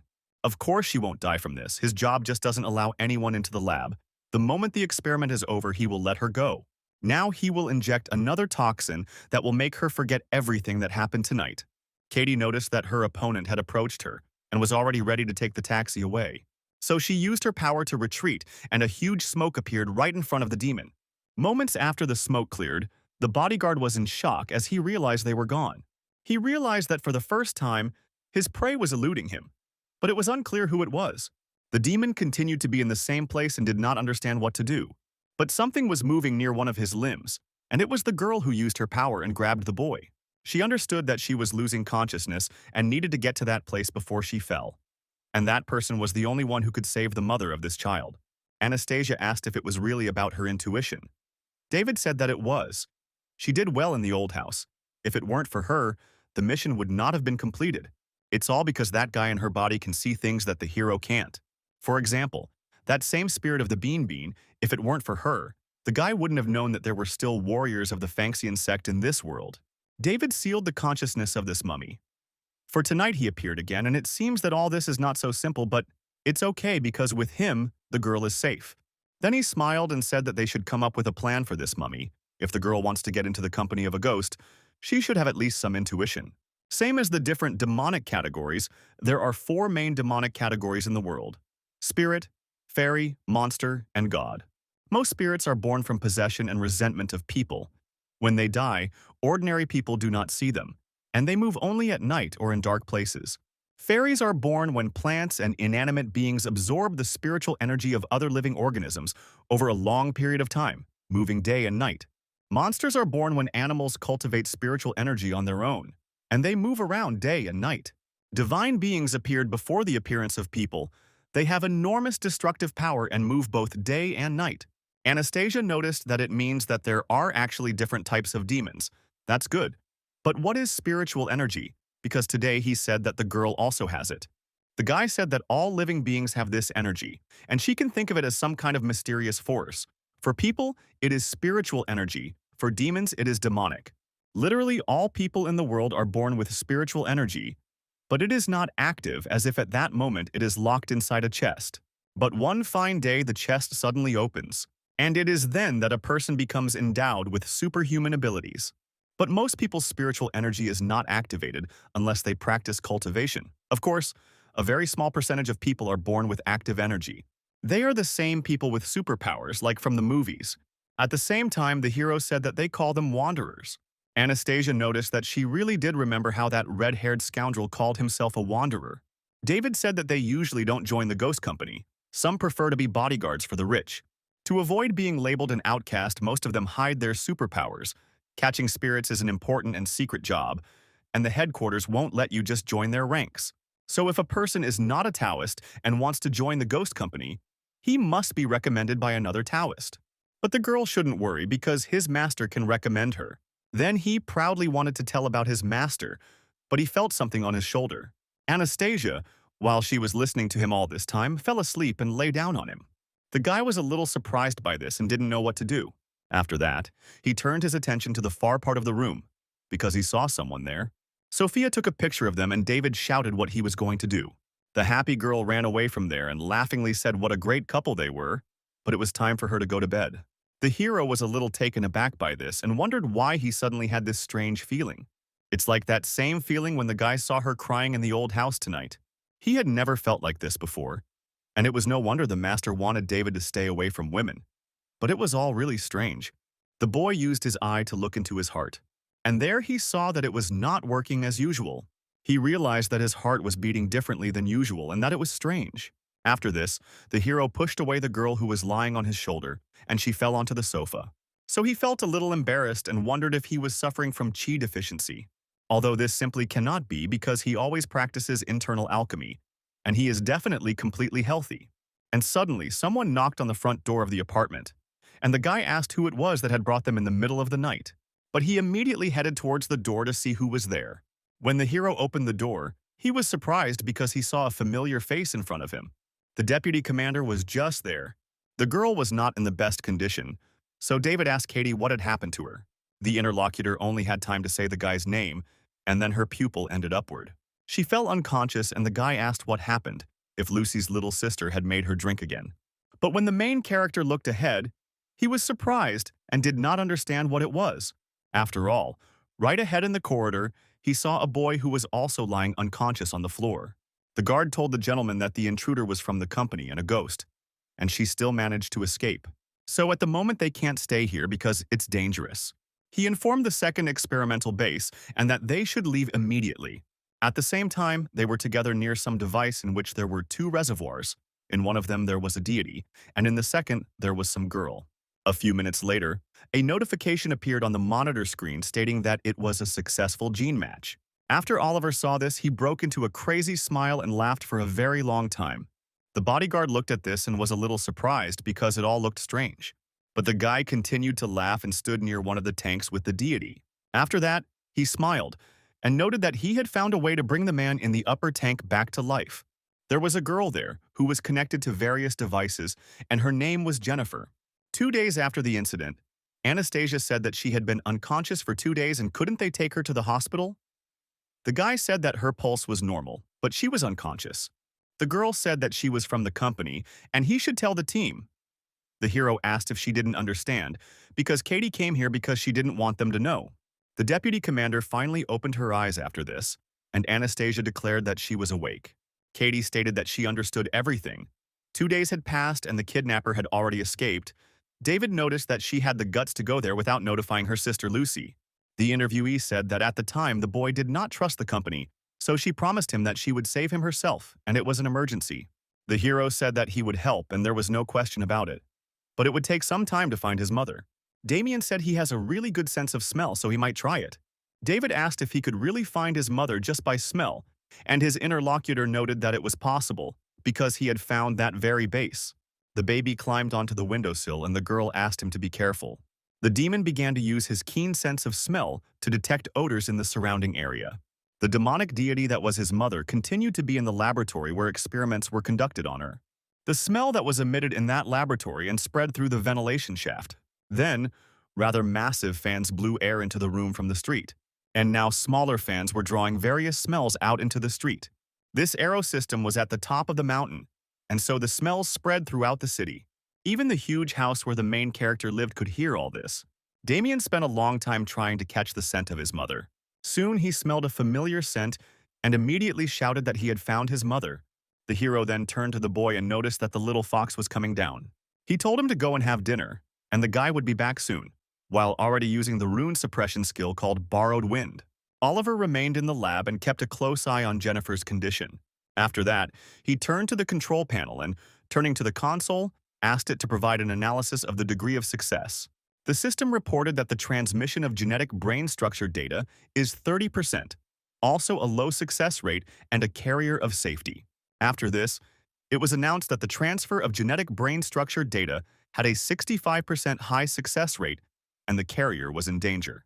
And soon it was said that the transfer of genetic brain structure data is 100%. The success rate is 99.9%, and the chance of survival of the carrier is extremely low.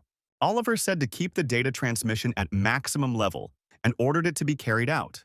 The bodyguard told the gentleman that the ghost company knew that they had kidnapped a demon with an ID card. And if the company finds out that they used her in an experiment, then this person's father could be dragged into it. The man stated that his subordinate was indeed talking too much today. After all, even if he is forced to go against the entire ghost company or find even more tens of 1,000 demons, he will bring Jennifer back. The guy really didn't understand love between a man and a woman. The demonic deity had tubes connected to it, through which a green liquid flowed. Soon, they began to define very strongly to fill up, and the woman's body began to move on its own.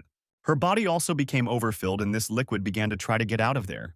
The girl who was in the upper tank continued to remain there. Just 2 years ago, she was sitting and beaten, and some man was holding her down. He said that if she didn't pay them back, he would have to sell her to a nightclub. Of course, it's a shame that she doesn't use her looks to make money.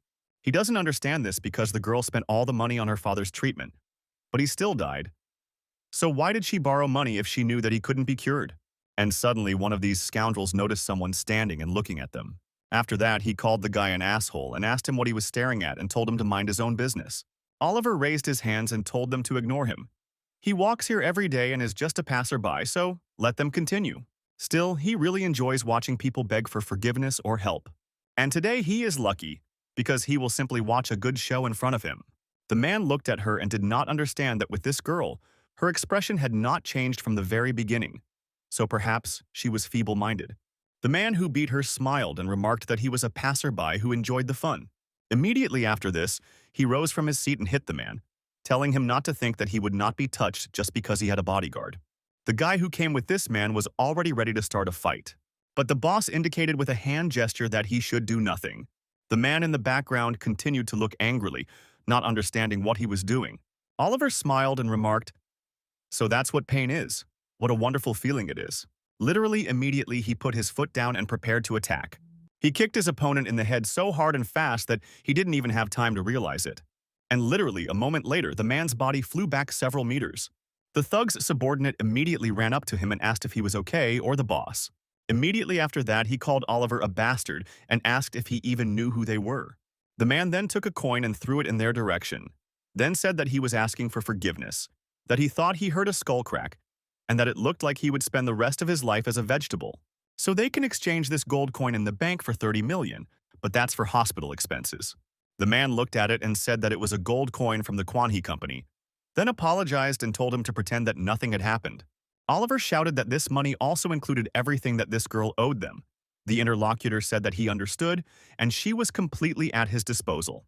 The man said that this sidekick he taught him was pretty tricky, so he would take him somewhere fun tonight. The girl stood up and asked to wait. She thanked them for returning her debt. She then said that she had nothing, but she could offer herself, and a man could ask her to do anything. Oliver thought she was an interesting girl and asked if she really wanted anything. And so, that very night they went to the Kwanhee Company Hotel. Jennifer went to the bathroom where she had to wash her body completely. And when she did this, she looked carefully at herself in the mirror. Then, having made sure that everything was okay, she gradually began to leave the bathroom. Oliver noticed her and told her to come to him if she had already washed her body completely. He then asked if he understood correctly that she said that she was ready to do anything. Then the man smiled rather slyly and noticed that she took off the towel. Without a second thought, Jennifer obeyed this order and the towel flew off. Oliver looked into her eyes and noticed no emotion when she took off the towel, so he was not amused. Immediately after this, he rose from his seat and came closer. For a few seconds, he simply watched her, and then grabbed her hand rather abruptly. Immediately after this, the man threw her head down on the bed. But at the same time, when he saw this back, he was simply discouraged. After all, there were a huge number of abrasions and marks from blows on the lower part of her body. It was that night that the man saw the marks on her back from borrowing money from loan sharks to save her alcoholic father. She grew up without a mother and with an abusive, alcoholic father. Oliver wondered at that moment if that was all that made her who she was now. At the same time, he didn't even know why. But since then, he had a special feeling for her. It was a great desire to protect her.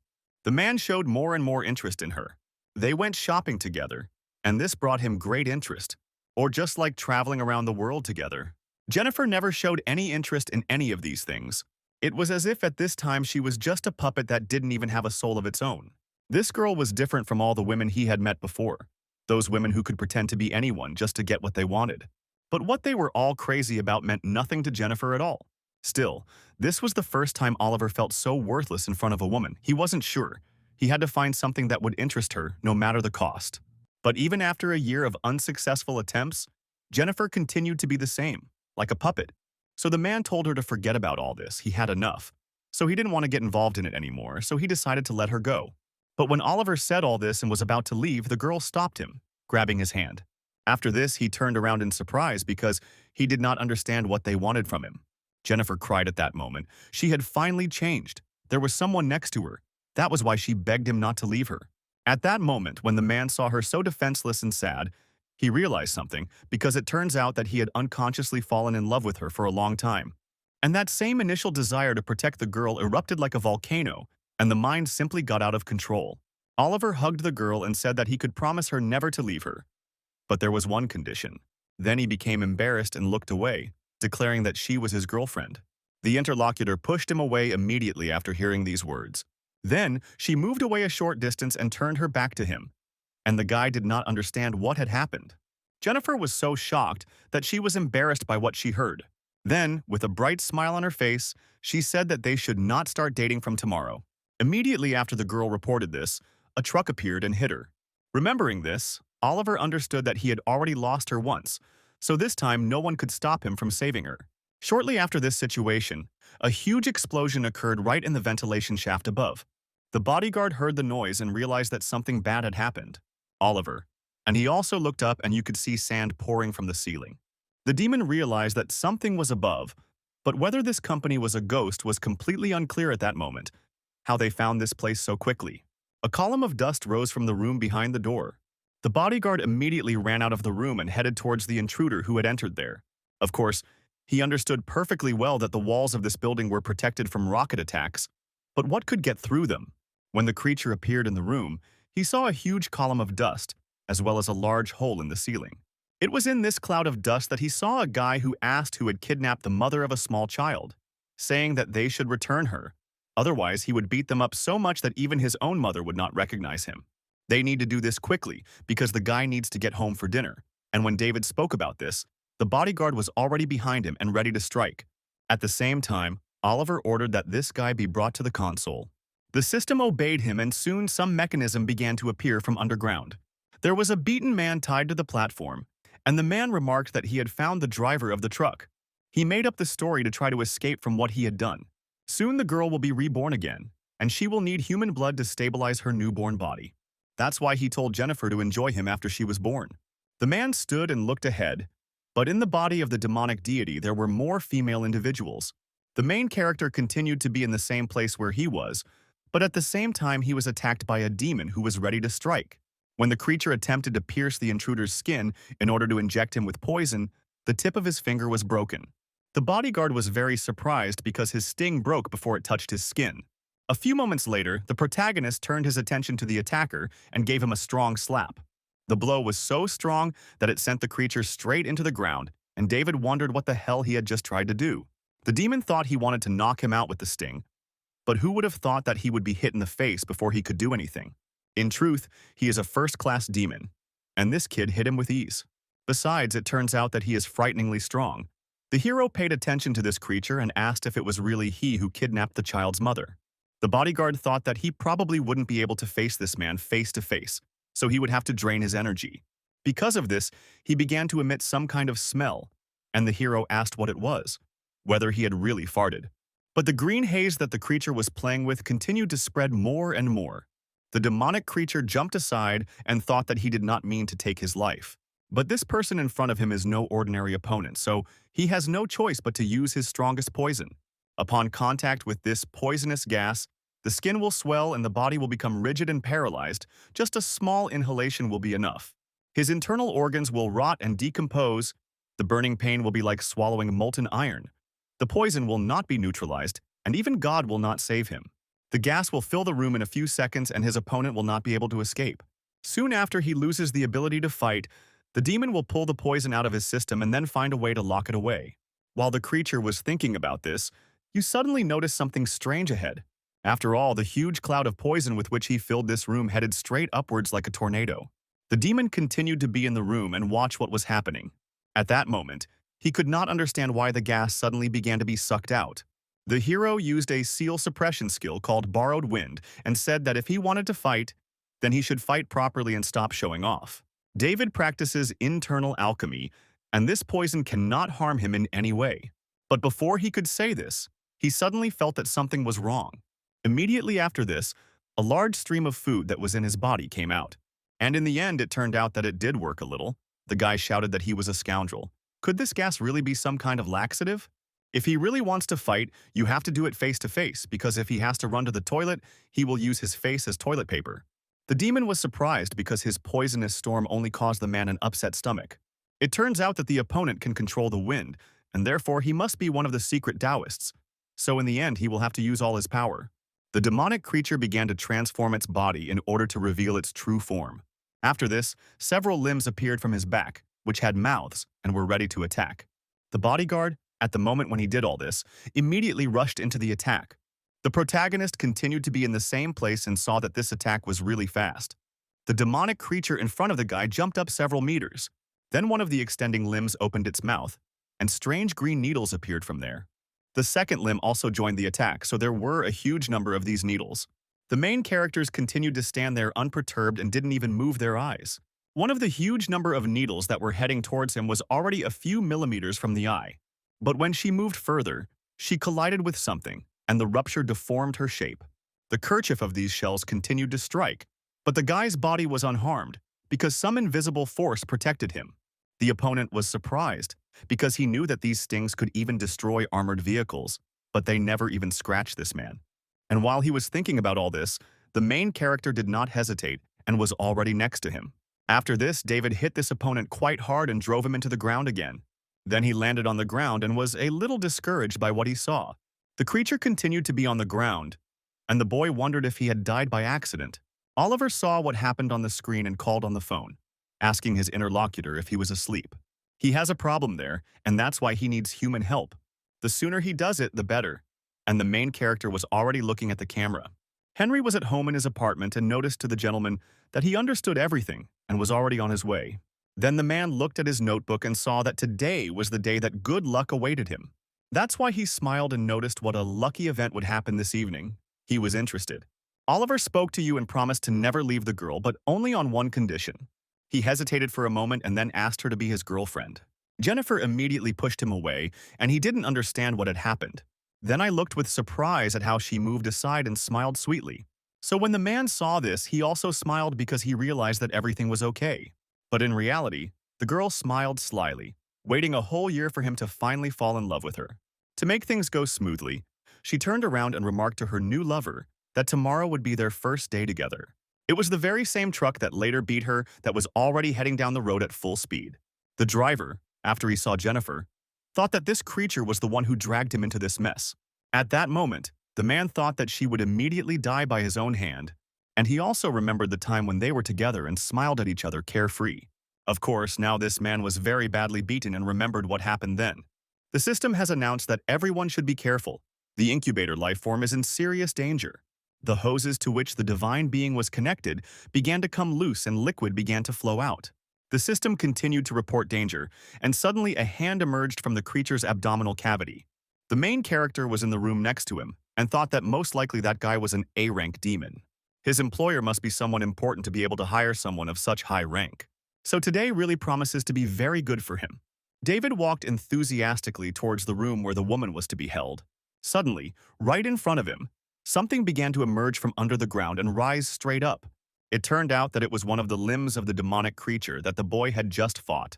This huge thing, which was controlled by the demon, with a sharp movement attacked David. After the smoke from the impact cleared a little, the silhouette of a guy was visible on the side. The protagonist smiled and stated that, of course, he was a little cautious, but it was, frankly speaking, not bad. Suddenly, the main body of the demon began to appear from under the ground. David turned his attention there and saw that there was a huge demonic snake in front of him. The opponent shouted that as long as he could move, the guy would not take a single step beyond that door. The hero immediately stood up and stated that he would like to continue the game, but despite this, his goal is to save someone, so it is better to end everything quickly. It also turns out that he was a little hungry, so he jumped up sharply. And then, without stopping for a second, he delivered a rather powerful blow with his hand right on the monster's head. And the head of the huge snake flew to the side, and then he looked closely at the guy. At the same time, seeing him, he wondered if he really didn't have a scratch after his strong blow. The guard also did not want to stop his attacks and, using his tail, struck straight into the hero's stomach. David's body immediately flew in the other direction after this blow. When he was flying towards the wall, he couldn't do anything about the direction of his fall, so his opponent decided to finish him off. So the demonic creature pointed its tail towards the guy and pinned him right to the wall. Soon the attacks continued, but there was one place where the main character was. His yellow power appeared. The creature said that he was a hook snake and a Class A demon, and his armor's defensive power was the best of the best, so the guy would never be able to harm him. The main character stated that his defense was quite interesting, but his vision, of course, was so-so. He encountered 2 Class A Mercury wolves a few days ago. If they were lower Class A, then he was at least middle Class A. David used a seal suppression skill called Borrowed Gold and said that it would be impolite if he didn't fight him seriously. Therefore, immediately after saying those words, he used the Borrowed Gold skill called Mystified Form. The hero raised his leg up and threw off the slipper that he was wearing. Mystified form and spirit is the alchemy of the secret Taoists. Gold created with the help of spiritual energy is glued to any living or non-living form. All this is done only to turn it into a destructive force. The hero applied this attack to the slipper and grabbed it. Immediately after that, he instantly pushed off the air and headed towards his opponent. The demonic creature was irritated and asked if he was really using the slipper as a weapon. After all, he had enough of looking down on him. David didn't answer him then and delivered his powerful blow to the same slippers. As soon as the slipper touched the hook kite, it felt as if a giant meteorite had hit him on the head. The attack was so swift that the huge snake-like creature was immediately pinned to the ground. Moments before the attack, the room they were in looked fairly normal. But when the demonic creature landed on the ground after the attack, the entire floor was destroyed. A huge snake was near the debris and the hero landed right on one of them. The guy then went on to say that he wasn't looking down on the creature using the slipper, but that he would have died if the hero had glued the gold to his fist. Soon after, David headed towards that wall and it flew out at a tremendous speed. When he entered the room, he asked who had kidnapped the mother of a small child and let him drag his ass there. The hero looked inside the room and noticed that he was in big trouble. Somewhere in the city, the system reported that the bike was blocked and asked to collect personal belongings. On this bicycle near the park sat Henry, who looked at the time and realized that he was late. At the same time, the man hoped that the person who called him was okay, also looking forward to that wonderful meeting that is to take place in the future. The girls looked at the table and asked if Anastasia had really prepared all this. She said that it was nothing special, because they could learn to cook if they did it often. She used to live with relatives, so she did everything herself. Katie said, "Stop with food is great." As it looks also asked the boy why he is not eating. Sophia said, "It is delicious she can eat 20 bowls of rice in the evening." The boy sat sadly and said, "Will this older brother really be able to save his mother because he thinks those kidnappers have quite a lot of people?" The girls told him not to worry. The ghost hunters in our company are divided into 4 ranks from the strongest to the weakest. The division is from rank A to rank D. The demon said that for each rank there are 3 more categories, for example, the highest rank A, the middle rank A, and the lowest rank A. It turns out that in the entire state of Lucian, there are only 10 A rank officers, and out of all these people, only 3 are of the highest rank. It would take at least 5 A-class officers to defeat a C-class demon, but a single high-ranking officer could handle it on his own. Of those 3 high-ranking officers, David is the strongest and has the largest number of captured demons behind him. He is actually the best, and at least the girl doesn't think that there are demons in this world that can defeat him. Damien got excited and said that it was cool, and it turns out that this older brother is so good. If this is so, then his mother will definitely come back soon. Anastasia understood that David was indeed very strong, but he was too easily provoked. And since he is strong, he probably does not like to work with his head on his tasks. The girl hopes that this time everything will go smoothly, and he will save the mother of this child. Although for some reason she has a bad feeling about this. The hero knew that Katie said that the mother of this child was captured for some kind of experiment. And now in front of him is the only demon, who is tied to a lab table. They tried to save him, but his demonic word energy, besides, is a human man with dried essence. And next to him on the floor there appears the corpse of some demon. David turned to Oliver, who was sitting on the ground with a gun in his hands, and asked what the hell had happened here. That thing on the lab table, is she the mother of the child he kidnapped? The hero noticed the man in front of him and was a little shocked. After all, he was smiling and crying at the same time, so the guy thought, could it be possible that he was crazy? Just 5 minutes ago, a demon's hand emerged from the belly of the demonic deity. The man who was in that place was thrown back by the blast wave. That's why he hit the glass flask that Jennifer was standing next to. The man looked ahead and saw a large number of demonic creatures falling to the ground. There were quite a large number of them, but it seemed that none of them were moving. As a result, the system reported that the incubation was successful. The subject's vital signs were 99%, but the brain was still in an unconscious state. 1% of the subject's vital signs and consciousness were terminated. The incubation subject is in danger, so the system asked if Oliver wanted to save her. He smiled and replied to save her. Therefore, the system immediately began to perform surgery on the demonic deity in order to save her. The man looked closely at the demons that appeared there, and one of them began to rise. He smiled and turned to Jennifer, but suddenly the happy expression on his face changed to a sad one. The demonic creature smiled back at him and remarked that she had no idea he was so attracted to her. The driver of the vehicle, who had been in the laboratory the entire time, looked at what was happening in horror.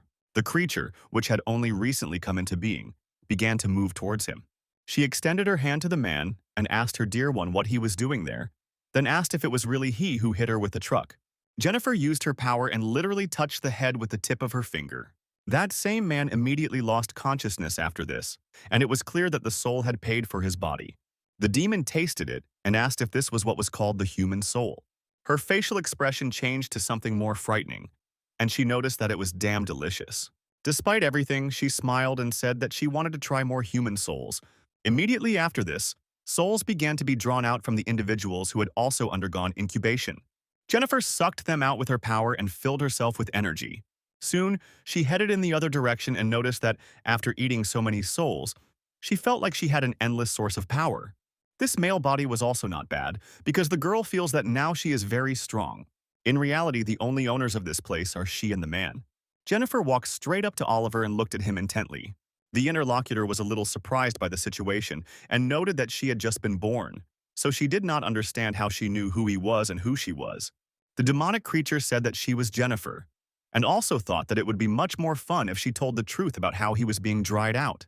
Actually, it was she who hired those two thugs during their first meeting and also watched him for a long time, because he is the son of a tycoon and he has everything. But there was probably everything except love, as she can understand.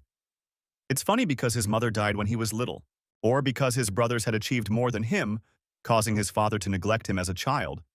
The girl studied everything about him, but from her research, she never learned anything.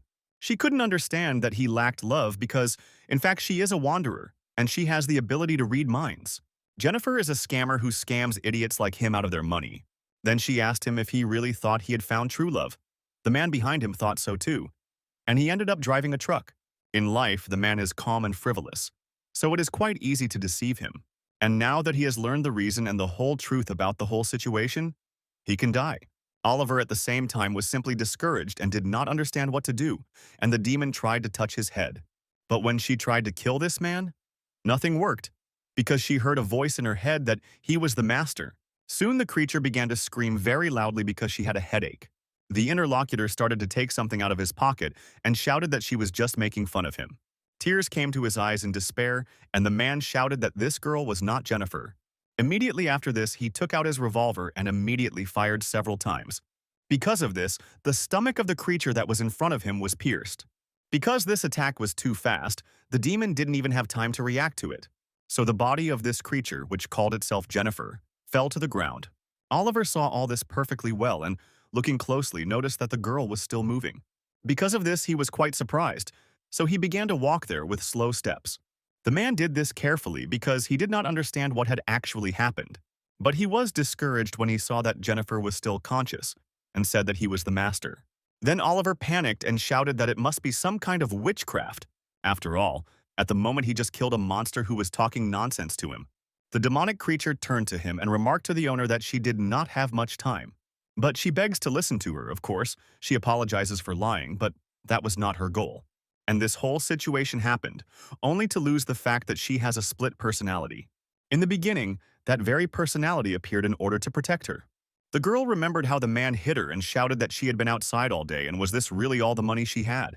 It turns out that this isn't even enough to buy him snacks, so he grabs his belt and yells at the baby to stay still. Jennifer rolled over onto her stomach and offered no resistance as she was beaten. As a result of these actions, she had huge abrasions on her back, as well as bloody marks from belt blows. After this, the father said that she would not have any food this evening, and if she did not find money tomorrow, he swears that he will beat her half to death. The little girl looked at her with sadness, and as she grew up, she did some research and learned that split personality occurs due to childhood trauma. This is a form of defense mechanism that occurs during the growing up process and is associated with an unhealthy environment, separation, and lack of support from others. There is also another belief that as a result of prolonged emotional suppression and the inability to confront reality, the brain activates a defense mechanism.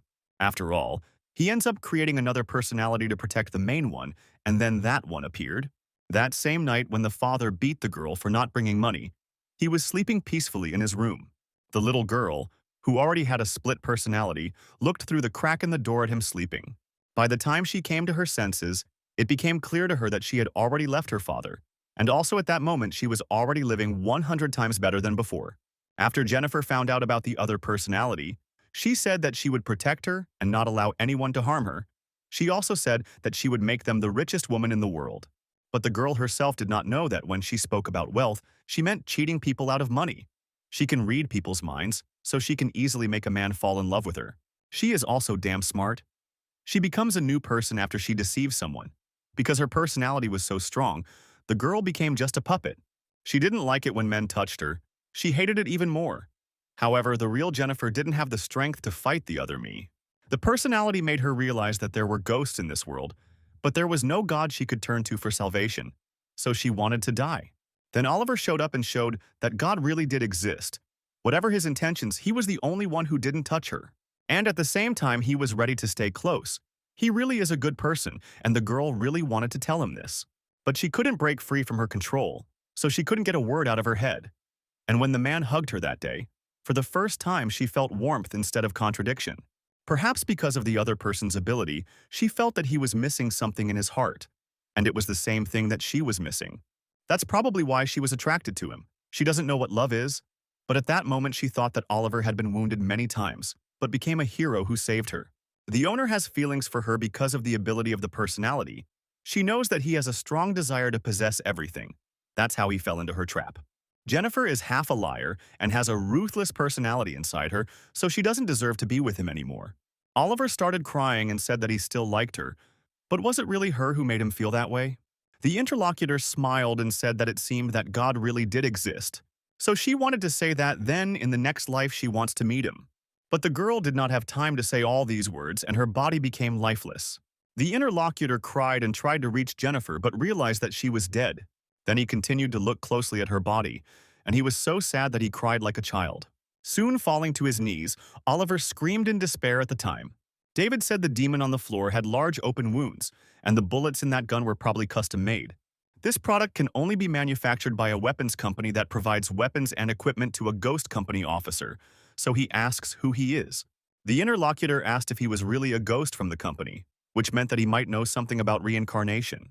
David stated that as far as he knew, reincarnation did not exist, and asked if perhaps he could answer his question first. Oliver was simply disheartened when he heard that reincarnation does not exist. In despair, he began to say that he had failed to protect Jennifer and that he had killed her. After this, it was as if the madman began to laugh because he no longer understood what was happening. The main character looked at him and was surprised, but what was happening? Then he turned around to run and said that this guy was crazy. He would be better off just asking the ghost company to sort out this mess. In theory, the demon that is in the operation environment is the mother of this child. It doesn't matter. And first he will take her back. Suddenly, the system reported that the rescue operation had failed and there was no sign of life for the victim. When the hero heard this, he looked at the woman and realized that he was in complete trouble. Then he thought for a second and realized that he could do something. Immediately after that, I made a few seals and used my superior eye skill. After that, he smiled, realizing that this action should help. Well, now he should report this to the ghost company. Oliver grabbed his weapon and held it to his chest. A few moments later, the main characters heard a loud shot. He was surprised and turned around to ask what the hell was going on. But there she saw that the guy, who had been sitting in despair all this time, shot himself in the heart and killed himself. Soon Oliver felt that the picture before his eyes began to blur, and he was dying. The next place he saw was the endless beach and the ocean next to which he was standing. He didn't understand what was happening then, and suddenly heard the girl addressing the owner. Looking forward, the man saw Jennifer, who was wearing a white beach dress, smiling and saying that God really does exist. So after a while they held hands and began to walk carefree along the beach into the sunset. The lovers smiled at each other, and the atmosphere was truly very peaceful. In the real world, Jennifer, as well as Oliver, were lying on the ground with no vital signs and smiling. Here their bodies were far apart, but in another world they walked carefree along the beach. At that very moment, the man had some kind of spiral on his arm that was flowing through his veins. It was she who was used by the bodyguard who appeared in this room, and he did not think that the gentleman would kill himself for the sake of a woman. The sting of this demonic creature is capable of creating illusions, and at least he will die in a beautiful sleep. The protagonist noticed him and said that his master was dead, but did he still want to fight? The demon offered his movement and did not respond, so David said that he was talking to you. The interlocutor took the owner in his arms and noticed that the owner was dead, so now he cannot find him guilty and asked to allow him to take the body home. Suddenly, the guy turned his attention to the side. because he noticed some person there. It was Henry who turned to Fred and remarked that he was apologizing for being late. Immediately after that, they passed each other, and the guard did not say a word to me. The guy thought that when the man came to the company, he thought that something was wrong with this man. The gentleman died, but he acts as if nothing happened. Henry then said that he had done a good job and asked to be allowed to take care of the rest. Fred thought that this man never did anything, but every time he saw him, he shuddered. The main character saw that someone else had appeared and asked who he was. The interlocutor said that his name was Henry and asked if he would keep what happened a secret. David asked what kind of parents would give their child such a name because it was strange. The strategist said that he works as an advisor to Kwan Hee's company. If there are just frequent rumors about what happened here, it could harm the company's reputation. The guy asked what would happen if he refused. The interlocutor said that he could name his price. They could say that they had the same teacher. So how about giving him some slack?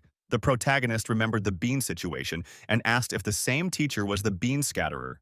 Henry looked at this and said that it was indeed so. After all, he was the successor of the Fangshan sect. David smiled and said that this was just wonderful because he had just received an order in his name. Then he asked to answer 3 questions and would not think about not telling the ghost company about today's incident. First, why did he put a war bean into the ear of the son of the CEO of the Wang Group? Second, the Fangshan sect was destroyed, but who was his teacher?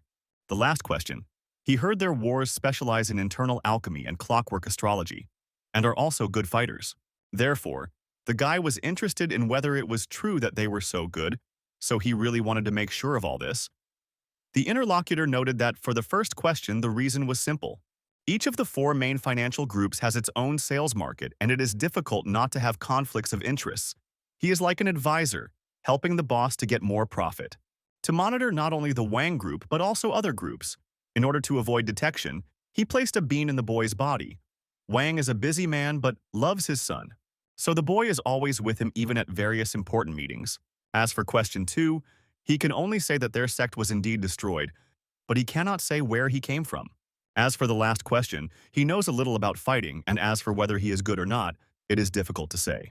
David noticed that their old master created magic, not to use it in such a devious way, so he is very eager to punish him instead. But he has other things to take care of at home. And if he deletes it within 2 minutes, a group of ghosts will arrive to take care of him. If the man lasts 2 minutes, he will not tell anyone what happened here, so he asks if he accepts the challenge he gave him. Henry said he almost forgot because you can't fight within the same sect. But if he doesn't accept the challenge, that guy will notify the ghost company and his job will be done. It also turns out that everything has a cause and effect, so fate itself brought them here today. The spirit of the mung beans that found him could be the cause, and the guy's meeting with him could be the consequence. The heroes did not understand what the hell he was trying to say. The interlocutor said that he received a prediction a few days ago, and today is a lucky day. If he wants the result to be achieved, he must let everything take its course. So he accepts the challenge, but let the guy not try to defeat him within 2 minutes. Because doesn't he think that he is underestimating the Fangshan sect? David said that there was too much talk. They would find out during the fight. If he had all disappeared, he could get up and talk to him after 2 minutes. Besides the fact that the guy won't notify the company about the ghost, he will be able to do whatever he asks, if it is within his capabilities. And he can also predict, so he asks to let her do it for him. The hero then made an obscene gesture to his opponent and noted that this night would be fatal for him. Then he turned on the stopwatch on his phone and the countdown began. The guy didn't waste any time after that and immediately rushed into the attack. A few moments later, he was in the air, hanging directly above his opponent. Henry was also ready for a fight and used seals. The next moment after he opened his eyes, symbols were visible there. The man began to mumble some words in order to use his technique. The hero was heading towards him with a smile on his face to attack, and the man used a skill called Star Orbit, so he easily blocked David's punch with his bare, open palm. The guy seemed to hit a wall which spread the force of the blow to the sides. Then he noticed that a large amount of energy, which was released, was directed behind his back. Also, the space that was around the opponents also changed. David realized that he had hit him in the palm of his hand and had not seen his movements, so it was unclear how he could have pulled it off like that. Moreover, it was unclear how his opponent could suddenly distance himself from him like that. When the hero looked up, he again did not understand what had happened and why it had suddenly become so dark. At the same time, the place where they were did not change. Just a huge dome of some kind of technology appeared above them. The boy realized that the man had used a hand seal and must have cast some kind of spell. As for capabilities, It seems he is able to teleport freely within this dome. If the guy looks closely, then he will definitely be able to find some kind of loophole in the technique. Henry continued to pass out and raised his hand, as if he was trying to hit. David noticed this and realized that it was a strange gesture, but it was unclear what this man was doing. The strategist continued to smile and struck from literally a great distance. He did this about 10 meters away from his opponent, but a moment later he literally found himself next to the guy. And immediately after his swift attack was successful, he retreated the same distance. David then realized that the man had not teleported, but could change his location literally at will. Henry wasn't going to stop any further, so he prepared to attack and raised his leg. After a few moments had passed, he was already in the air right above the main character. Then he hit him, but David was still able to use his hand to deflect the attack. The guy realized that he could do not only this, but could even teleport himself. Soon he was stunned because he saw that his opponent was now and for a second. And then the man appeared on the other side and used his leg to attack the unprotected part. David then flew off to the side to regroup a bit. The strategist said that after his blow as well as the foam, there was not a scratch on him. Therefore, if he understood correctly, the opponent is the Golden Light Mantra. Of course, he did not expect that such a young man like him would master this technique. It seems that the man underestimated him after all. The hero was standing to the side and had already begun to use his strength. Then, David smiled quite brightly and noted that it was he who had underestimated his opponent. After that, the boy used a seal suppression skill called Borrowed Thunder. The strategist, after seeing this, thought abruptly, could this guy really know 2 runic printing techniques? For a secret Taoist to master 1 rune sealing technique while still alive is already considered impressive. The guy summoned thunder at his own will. This was without even using the rune seal as a medium, so it was unclear how this guy was able to achieve such a form of cultivation. David smiled brightly and said that his body was surrounded by my thunder, precisely because of this. Now they would see how he could approach it. Henry smiled and noticed that the Maotian sect was indeed full of talents, so he was quite willing to predict his fate. The hero said that he had enough of this nonsense because his prediction was not at all accurate. All this was about it being a lucky day. If the guy had not been gentler with him, he would already be dead. The guy then asked him if he thought he could beat him just by jumping around. The opponent noted that he seemed to have forgotten about the agreement, since he would win if he lasted only 2 minutes. David realized that it was certainly true that he was unable to approach him, but the man could use his powers to prevent him from being caught. If the strategist does this, the guy will definitely lose. Then he thought that there was no other way, and hoped that he would not get into trouble because of this. The man noticed his opponent's techniques and was shocked when he saw them. After the main character started using the technique that created 3 balls, Henry wondered if this was really a triple glacial bolt. The strategist went on to say that the guy was full of surprises and even knew the destructive technique of runic bolts. However, I am confident that I will be able to hit him with this attack. Immediately after these words, the opponent began to move quite quickly across the entire area of this dome. The protagonist smiled and asked why his opponent thought he was going to use that technique on him. Immediately after speaking, he raised his hands and fired the weapon. And then the very dome they were in began to tear apart from the inside due to unbearable power. He held on for just a few moments and then a huge force tore him apart from the inside, and another force flew into pieces.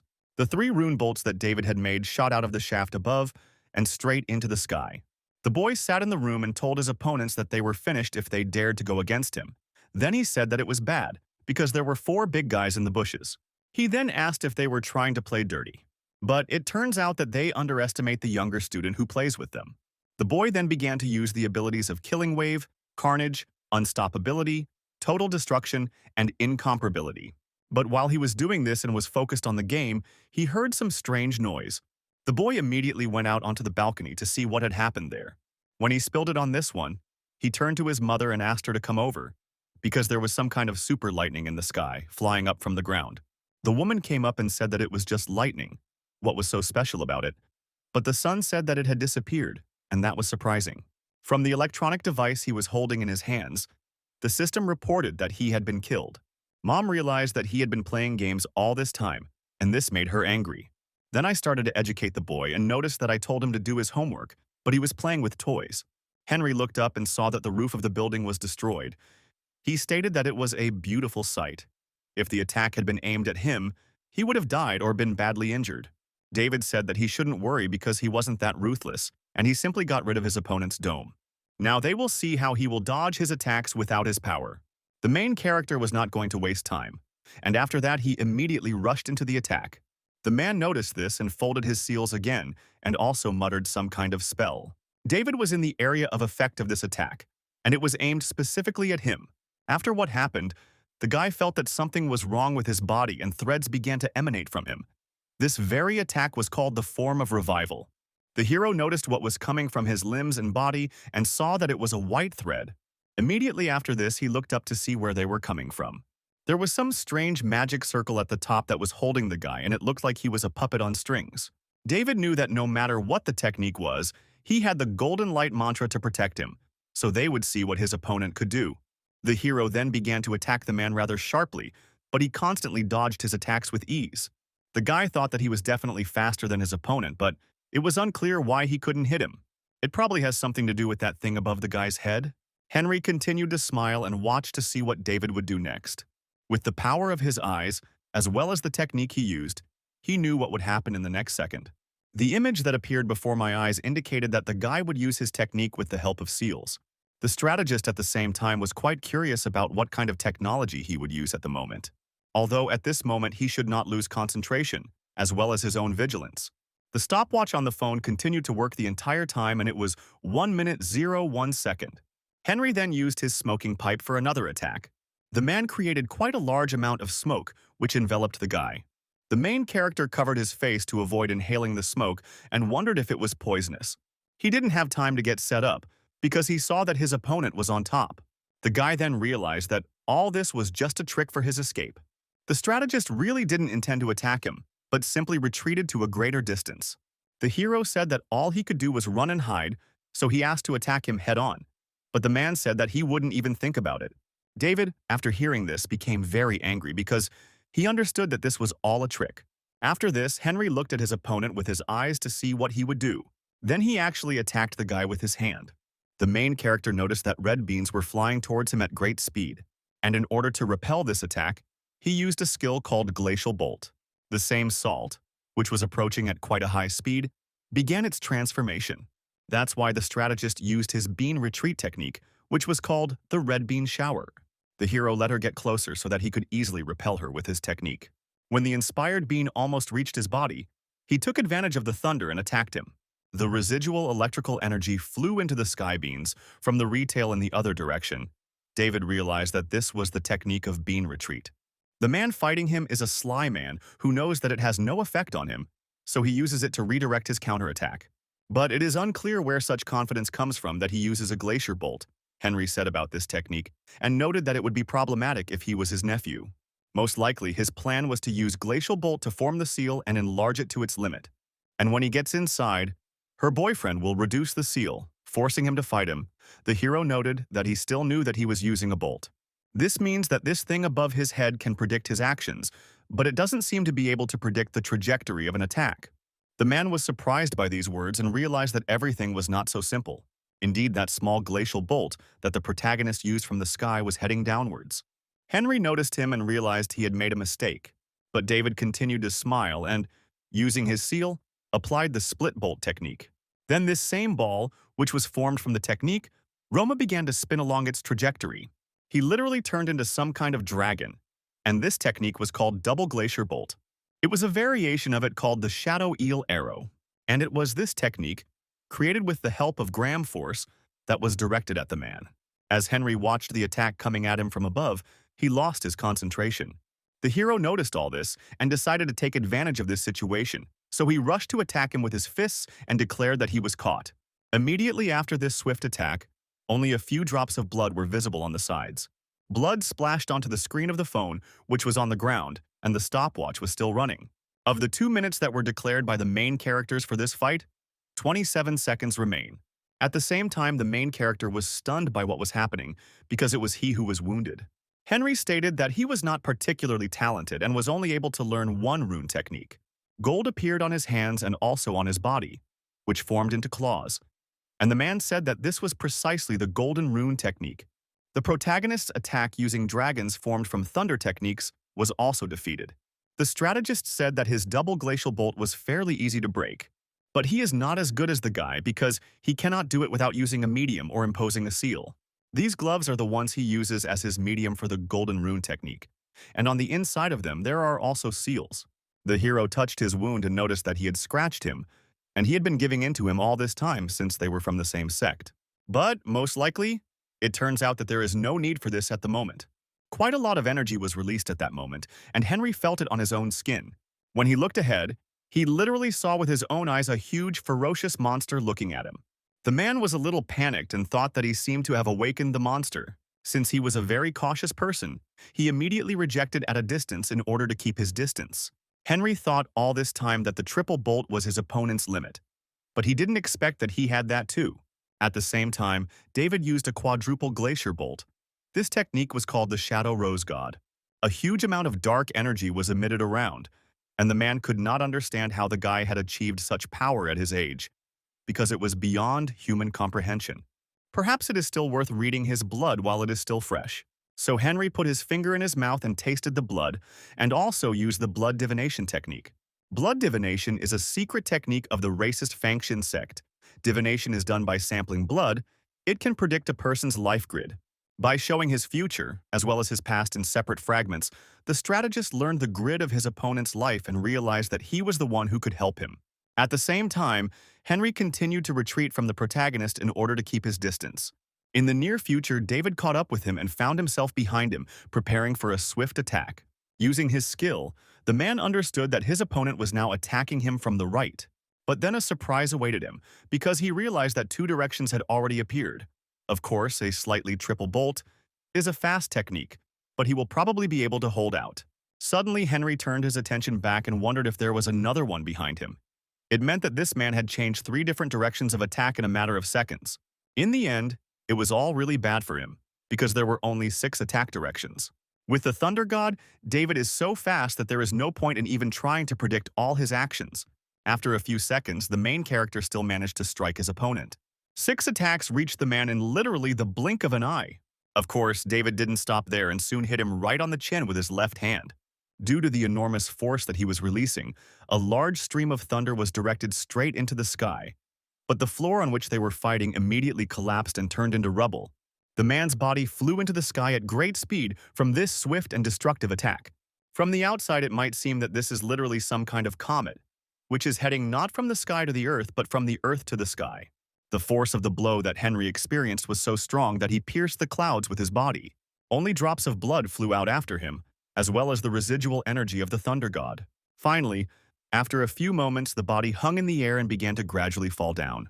The strategist smiled brightly and thought that his opponent's frightening strength and life grid were both wonderful, so his lifelong dream could finally come true. The main character did not recover from his attacks and also flew into the sky to continue. Henry thought that he was his benefactor. David spun around in the sky very strongly, and it was as if a thunderstorm tornado had appeared there. And after that, he again hit his opponent with his enormous force, and he flew down rapidly. Now it could have appeared from space that a comet or some meteorite was falling directly onto the Earth. Henry instantly landed down and destroyed a huge amount of soil beneath him. Also, a few seconds later, David landed on the wreckage. The guy said that the thing above his head had disappeared and, most likely, his opponent was unconscious. Thank God that in this place they are cut off from the world, and if the master finds out about this, he will be in trouble. The hero understood perfectly well that at the moment he had overdone it a little, but the man was under the protection of the golden light mantra, which meant he should be alive. When the dust, which had risen in quite a large quantity, cleared, the guy did not see something. There on the ground was a strategist who used his golden armor. The guy approached him and said that he was the first person to injure him, and he thought that there were only advisors in the Fangshin sect, but the opponent was a good opponent. Besides, the hero underestimated him and didn't think that he would have such a good command of the golden rune technique. After all, the golden mantra is difficult to penetrate, but not for the golden rune technique. He then asked if he understood correctly that the golden barrier on his back had depleted his spiritual energy. He would give it credit, since it had protected his back, as well as his neck. After all, the hero would have had trouble from this, that his opponent would have died, so he asked for forgiveness, because he was too rude to him. Then the guy noticed how the strategist's hand began to move, and he clenched it into a fist. Therefore, he shouted from "Your spiritual energy is depleted," and asked him not to move. His back and neck may be intact, but his internal organs certainly won't thank him after such a strong blow. Immediately after the words were spoken, Henry began to cough up blood very heavily. David was confused and didn't understand why it was only his pain that was bothering him. The interlocutor continued to cough and began to rise. The guy shouted that if his opponent died, he would be sent back to the mountains. So is he really trying to blackmail him? He should know that there are other jobs, so there is no point in killing yourself for the sake of your boss. But after the man got up, he said that what happened here no longer mattered. After all, the reason he fought so fiercely was because of David. The main character immediately became wary and realized that he had déjà vu, because this facial expression reminded him of someone. Then Henry smiled and said that the 2 minutes were up, so the guy lost. David heard a beep from his phone and shouted that it was his cell phone and he had almost forgotten about it. The opponent continued talking. Then this guy said that if he could stand on his feet after 2 minutes, then he would do anything for him. He can even tell the ghost company about what happened here. But Henry has one request, and he comes closer and asks to be allowed to become his partner. Heroine became wary of this and shouted at the man not to stand so close, then asked if he knew he was so damn weird. At first he told the guy not to say anything to the company about what happened. Now he says he does exactly the opposite, as his partners also want him to. Does he have a concussion? Henry said he was completely fine. The company seemed to have a team of demon hunters so he could help him. He can keep all the profits for himself, the hero was surprised. Because isn't it for the sake of a high salary that one becomes an advisor? And now he offers free help. Besides, the man is still not working for the company as he plans to cooperate. Henry smiled and said that it was no problem. After all, he was the last of the Phanxian sect, so becoming an officer of the ghost company would not be difficult for him. And he asked correctly, realizing that the entrance exam, which takes place once every 3 years, would begin very soon. The main character thought that this was all bad, because this man had completely gone crazy. The strategist then remarked that it seemed he had put the guy in an awkward position. But then, how about a deal? Before that, he used his blood for fortune-telling and will tell about what has been bothering him all these years, and the guy will allow him to join the team. David said that he had enough of this nonsense and should leave these tricks for naive losers. Even if he hid everything from the company, they would find out sooner or later. So the strategist should worry about how he will report to his boss. The guy will not waste his time because he has a child waiting at home. The other person smiled and asked if he really didn't believe in the power of the Phanxian sect's fortune-telling. Then he started telling me that the guys are turning 20 this year and he lived in Luzon for 2 years. Previously, he lived in Kunwei, which is about 200 kilometers away and is also the heir of the Maotian sect, and hopes that he has divided Kunwei, 200 kilometers away, correctly. Then he continued that the guy lived on Mount Fenruo until he was 18. And recently he let a girl into the house who was doomed to a hard fate, but was able to solve her problem. The hero was surprised and thought, could he really see this for himself? The Phanxian warriors really were as good as his master said. Henry asked if he hadn't had any doubts over the years about being able to master 2 rune techniques and have such a high cultivation. And most importantly, did he ever accidentally think about his birth? When the heroine heard these words, she immediately looked at him carefully because she understood that this was disturbing. The strategist continued to say that he was spreading some information about the boy's birth. And when he was about to do this, blood started pouring out of his mouth again, and he started coughing very hard. He then leaned down and laid his head on David's shoulder, also stating that he would be fine after a few days of rest. When the man leaned closer to the boy's ear, he began to tell him about his secret. Slowly, he spoke the words about the secret that he saw through the blood divination. With all these words, he simply stunned the guy. The strategist went on to say that they were indeed destined to meet. With the last of his strength, he said that he lived on the top floor of the building where the guy lived. The protagonist immediately used the borrowed wind technique and rushed into the sky. At the same time, his thoughts were blurry and he wondered if what this man said was true. David grabbed his recent opponent and they raced to his house. At the same time, some creatures were watching them, and one of them said that this man was really something. These were demonic creatures who saw the battle that had just literally happened. The demon with wings noticed that everything was clear. Why the master ordered to watch? It's not for nothing that he is the best officer of the ghost company. With his abilities, even all of them in the 11th Earth branch cannot defeat him. The interlocutor stated that he thought this man had shown only part of his own strength. The second demon started to squeal and asked why they were standing there. They needed to leave immediately because if the guy noticed them, they were dead. The first being told him to stay put, because at the moment his intuition tells him something different. From under the amount of debris of the laboratory, which was hidden deep underground, something began to emerge. It was a creature that broke through concrete walls with its tentacle. It turned out to be just a snake form of a demonic creature, and it turned out to be Jennifer. The demon was completely healthy at that moment and smiled because he could continue to exist. His strength was gradually restored, and it was also clear that there were no wounds left on his body. The creature began to speak now, speaking on behalf of the man, because this is the one Jennifer was talking about. He said that he did not even know that there was the ability to be reborn. Besides, it seems like his strength has increased significantly now. Getting shot right after coming back to life seems like it was a blessing in disguise. It also turns out that apparently the weak personality of Jennifer that existed is no longer in this case. We should thank that same guy because before he was just a sub-personality inside Jennifer, but now he is the only one who controls this body. So she will always seal the personality of this girl inside herself. The demon believed that she was also a woman, like her main personality, and eventually turned into a male monster. In fact, it is quite a pleasant feeling. Because I like being a man, suddenly the creature became alert, because it noticed something behind itself. It so happened that those two creatures appeared behind him, who had been watching the duel between the main character and Henry all this time. The demon that took over the body. Jennifer asked who they were. The interlocutor said that he was a demon created, and with the demon of the mother and the person it is something. Although he is currently only a B rank, he has quite a high potential for his own growth, and it also turns out that he has 9 lives, and the abilities increase with each rebirth. And looking at the possibilities of development in his final life, he can reach heights. So it turns out that he will eventually be able to reach S-rank demon. The creature was surprised by this and asked who they were.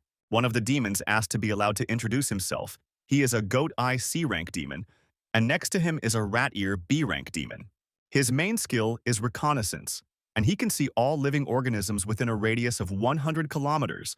And his comrade's skills are good at listening in and analyzing demonic energy.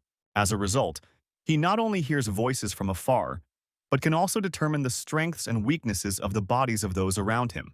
Their target was supposed to be a human, but they accidentally discovered this demon. It just so happened that their one-time this earthly branch is short of hands, so they want to recruit him. They told all this in order to gain trust. The creature had just been reborn as a demon and needed a place to stay. The snake asked if they really wanted to win his trust with just a few words. What a stupid joke that was. So, smiling slyly, he asked what if he refused their offer. Beautiful Ear said that the interlocutor knows about their abilities. Therefore, he will be considered their enemy. Jennifer's second personality started laughing and saying that it was just hilarious. If what these guys said is true, then with their B and C ranks, they are just small scouts in their organization.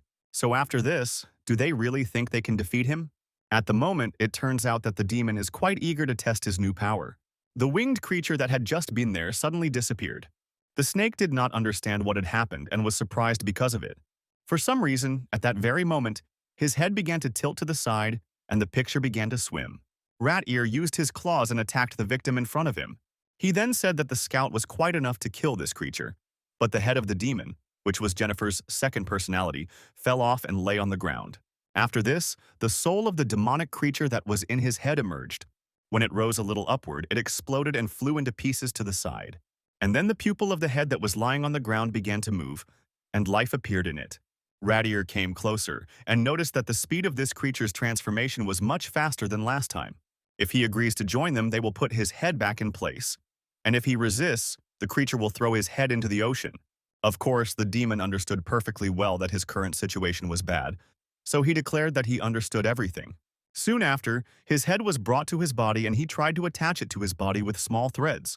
The evil spirits said with their wings that as soon as the snake recovered, they would take him to their king, so that he could join the 11th earthly branch after the test. Suddenly the demon, who had a huge eye, became alert and saw something strange. He began to move towards his comrade with great speed and told the rat ear that he had been careful. At this time, John, who had previously been the girl's personality, attacked the creature from behind. The demon bat said that there seemed to be no need to take this guy to their king, and soon a large number of thorns were stuck into the ground, and they belonged to the goat's eye.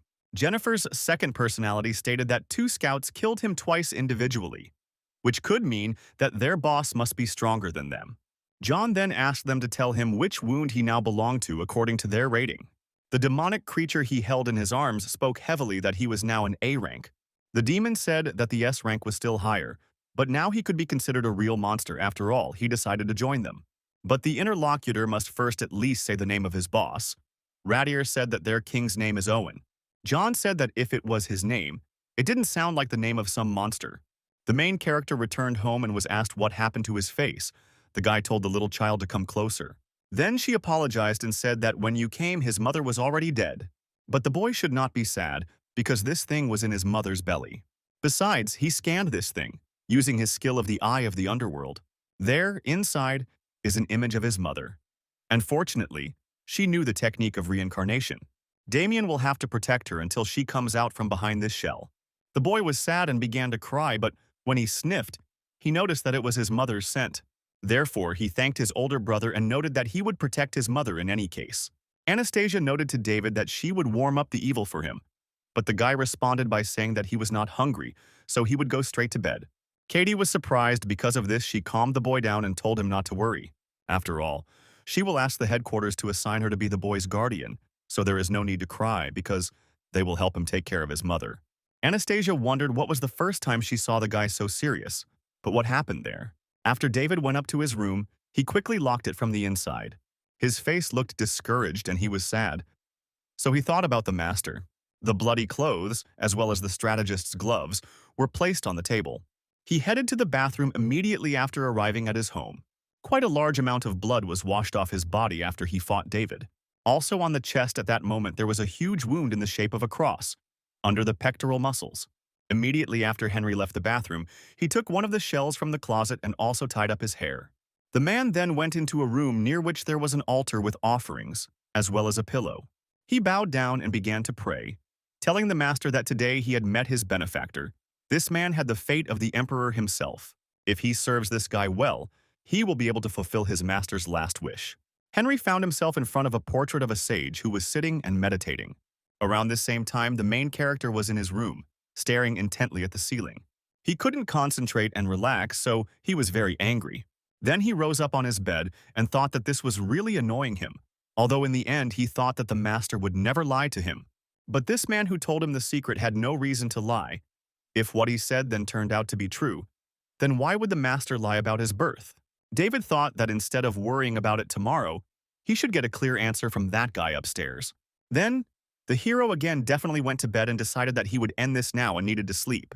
After a short period of time of these thoughts, the guy finally fell asleep. After this, he began to have a dream about how the master was sitting near a pond and fishing. A little boy came up to him and spoke, but the old man was sleeping at the time. The boy was quite persistent, so the man woke up and asked what had happened. Then he turned his attention to his student, and the hero asked if he could eat the huge boar he was holding in his hands. The old man shouted, "With you!" He returned him back to the mountain. The boy asked why this was so. Was it not tasty? James did not notice that if he ate it, then who would take care of the piglets? David sat down next to his teacher and spoke to him, but the old man was angry, so he told him to leave. But the hero was persistent and asked if all this meant that his parents also lived on the mountain. The master was in an awkward position and therefore stated that he found it near the Taoist temple when it was still very tiny. Maybe his parents had some difficulties, that's why they left him with him. Of course, the man tried to look for them, but all was in vain. The boy got angry and noted that he understood everything. James told him not to be upset, and life there is harder than he thinks, so maybe they were forced to give him away. Besides, isn't he happy with him? David then broke into a bright smile and remarked that since he was given to the master, he was his father. The old man looked at him in surprise at first, and then smiled, because he was pleased. So he called him a stupid boy, and noted that he raised him, and of course, he is the father. So the hero declared that from now on he would call him Dad. The man declared that all this was nonsense and let him call him a simple master. Georg said that the picture of the project has finally come together. He will do everything in his power to help, but is it allowed to participate in the research and development of demonic weapons? Lucy told him not to worry about the higher-ups. She would take care of them. Let him just do what he had to do. Now he is the best in space manipulation in the demon world. The interlocutor said that he understood everything and was flattered by this. The commander said that then a little later let him go to the weapons company. They are responsible for the research and development of demonic tools. The company specializes in developing weapons for hunting demons and maintains an online system for coordinating hunters. Georg said he always wanted to meet them. Lucy noted that they would be happy to accept his team and the name of the project, Spiritual Reality. Suddenly, a man's voice came from the entrance, and he noticed that Spiritual Reality was indeed a good name. Those present turned their attention there, and James was there. He noticed how many years, how many winters they had not seen his little busty dragon. And also the ninth master is also here. It turns out that this time the ghost company got into a big mess. George bowed before him and stated that he was paying his respects to the nobleman. The leader of the four Taoist sects stated that there was no one else here, so let him leave the formalities. But the interlocutor noticed that there was no caste and no order, although James didn't care. He walked up to the woman and called her little busty dragon again, so he asked her if she missed him. The commander was very angry about this and said that she told me not to call her that. Immediately after that, she used the pistols in her hands and declared that he had at least a little decency, and then it fired several dozen times, emptying the magazines. The bullets were flying quite fast, but they began to slow down and almost stopped completely. James used his power to stop them and told her to be quiet. Then he asked if the situation had really gotten out of control. Lucy said at this time that this incident was a threat not only to the company and the ghost. After all, he can threaten absolutely the entire human world. Georg became wary, because he understood that this would be the end of everything. The master threw the bullets he was holding in his hands onto the ground and they scattered. He then asked his interlocutor to tell him that there was something so dangerous that it threatened the world of people. And the woman said that the conversation would be about the third world, namely the seal of paradise. But as for the details, she wants to discuss all of this right now. Suddenly, Georg interrupted her and noticed that the commander had already said enough. Lucy, as well as James, looked at him in surprise, not understanding what had happened. The demon stated that he did not have the authority to be present at the conversation about the seal of paradise, so he asked to stop there. The arms company needs his help, so that's where he heads. Lucy told him not to worry about the rules, but who knows, maybe he could be the one to help them. The interlocutor said that this is absolutely not true, because the rules are extremely important for the life of demons in the human world. A nobleman has arrived here, so he is confident that this man is capable of resolving any crisis situation. James said that there were still so many worries here because in the Taoist temple it was much easier for him. But the commander interrupted him and told him to stop grumbling, because they needed to go. She wants to show something that the top management is already waiting for a report from her. The elevator was heading downwards at a tremendous speed, and the system reported that it was 9,800 meters underground. The scan was in progress, and the identity of the Ghost Company's branch commander in Luzang, Lucy, was confirmed, as was the identity of the secret Taoist leader James. The elevator opened immediately after this, and the system activated the lighting. Soon the huge room was completely illuminated, and the people who had arrived there began to head towards the center. There was a board with various hieroglyphs drawn on it. James noticed the interlocutor, so she told him what was going on here. Lucy noticed that, as he already knew, the energy core of the heavenly seal was created from the spiritual energy and the founder of the secret Taoists. Real-time monitoring shows that the energy level has always remained the same. But 3 days after David's invasion, something happened. After he visited the heavenly inverted world, the energy level dropped by 0.001, but quickly returned to its original value. The man is the only one who has the right to check the heavenly seal, so the higher-ups instructed her to bring him here. James noticed that something did seem strange. Their master founder's power was infinite, and the core energy should not change over time. But this case has nothing to do with baby David. The heavenly seal is used to seal demons, and the baby was able to come out because he was determined to be human. At that moment, this girl was also determined to be a human, so we had to go out with him. In any case, such a powerful tool as the heavenly seal will not change because of them. As a result, the master will not know what caused the changes until he looks at it himself. He walked towards the center and noticed Lucy to stay put. She was human after all, but the power of the seal still had some effect on her. Soon the old man stopped right next to a large number of hieroglyphs and looked at them. Then he began to put in various things so that he could use his power. And then a huge amount of energy began to emerge from his body and spread throughout the area. James began to use this power and moved his fingers in circles, using it. Finally, after he had done all the manipulations, he ordered to rebel. Some of the cells that had hieroglyphs on them began to move a little. After this, some of them began to rise one after another, one higher and one lower. Literally after a while, huge columns appeared, stretching almost to the ceiling. But one of them actually continued to grow until it hit the top. And then the square-shaped particle began to move downwards when force was applied. The cell then dropped a little lower, and a very bright light began to glow at its tip. Lucy continued to be at quite a distance, but she still felt the energy on herself. The woman thought about how monstrous this spiritual energy was, because it was difficult for her to even breathe. although he was very far away. And then right before her eyes she tore it out, she sees the legendary heavenly seal that appeared from the cell. James began to slowly walk along the columns, which advanced one after another straight to the seal of paradise. Soon he had already climbed up and stopped to get ready. Next, the master served several seals and used his eyes of the underworld. What the man saw there excited him a little. Immediately after that, he turned to Lucy and noted that it was time for her to notify the royal leader, that is, the commander-in-chief of all demon hunters. Of course, the girl became very wary and asked what had happened. James said that someone was trying to break through the seal in the heavenly inverted world. He had already created a small crack, and fortunately the seal had repaired itself. The commander was stunned and wondered if the demon could really make a crack in the protection created by the heavenly seal. The old man told the woman to tell the royal leader that the company in all 12 states needed to be notified to be on alert, and he would stay behind to strengthen the seal. Near one of the huge mountains in an unknown upside-down world, demons gathered.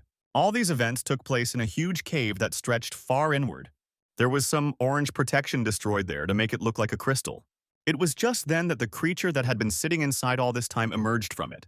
She had no head, but at the same time she approached the outskirts and stated that the target had swallowed the bait, so that his friends were already outside. Finally, the time for interesting events has come, and this creature will pull the rest of the demons out of here within 2 days. He promised that he would definitely do it, but there were quite a large number of creatures below that were very strong. It was quite sunny outside, and Henry continued to be in his top-floor room. He was sitting on a chair in his greenhouse as usual, but there was already a chair prepared for another person. With the help of his power, the man felt that someone had broken into his apartment and therefore declared that he was there. He didn't even turn around, but asked the guy to sit down, and the main character came to him and asked if he had really left the door open for him. David noted that he wanted to get to the point quickly and wanted to state why he was there, but he was interrupted. Henry asked to wait because his phone was ringing, and therefore he should be allowed to answer the call. The interlocutor called him Warrior Fanxian and said that he finally turned on the phone, so the director looked everywhere for him. The man interrupted him and said that he was asking for forgiveness, but from now on he would not work for Kwanhee's group, so they should not try to contact him anymore. Then he threw his phone up and ordered one of his subordinates to throw it away. The further the better. The red beans started to carry away his device. The strategist noted that he generally did not use devices other than mobile phones, and the boss only contacted him in emergency cases, and even only had 2 numbers written down. One belongs to the boss, and the other to his son, although he won't need it now anyway. And all this is because from this moment on, they are partners with David. The hero did not resort to pleasantries and asked why he needed him. The interlocutor noted that all this is because of the things that some people chase after their whole lives. There is a chance that the man will be able to get close to her with the help of his partner's tax. Of course, he knows perfectly well that he came because of what Henry said yesterday. His ability to foresee only allows him to get scraps of information. So he asks for forgiveness because he will not be able to give the guy a full description of his past, but perhaps he will learn more in the next prediction. The hero asked in what next vision he would give him a drop of blood and let him do it right now and right here. The interlocutor smiled and stated that he could not do this. He had been repeating the word partner since the previous night.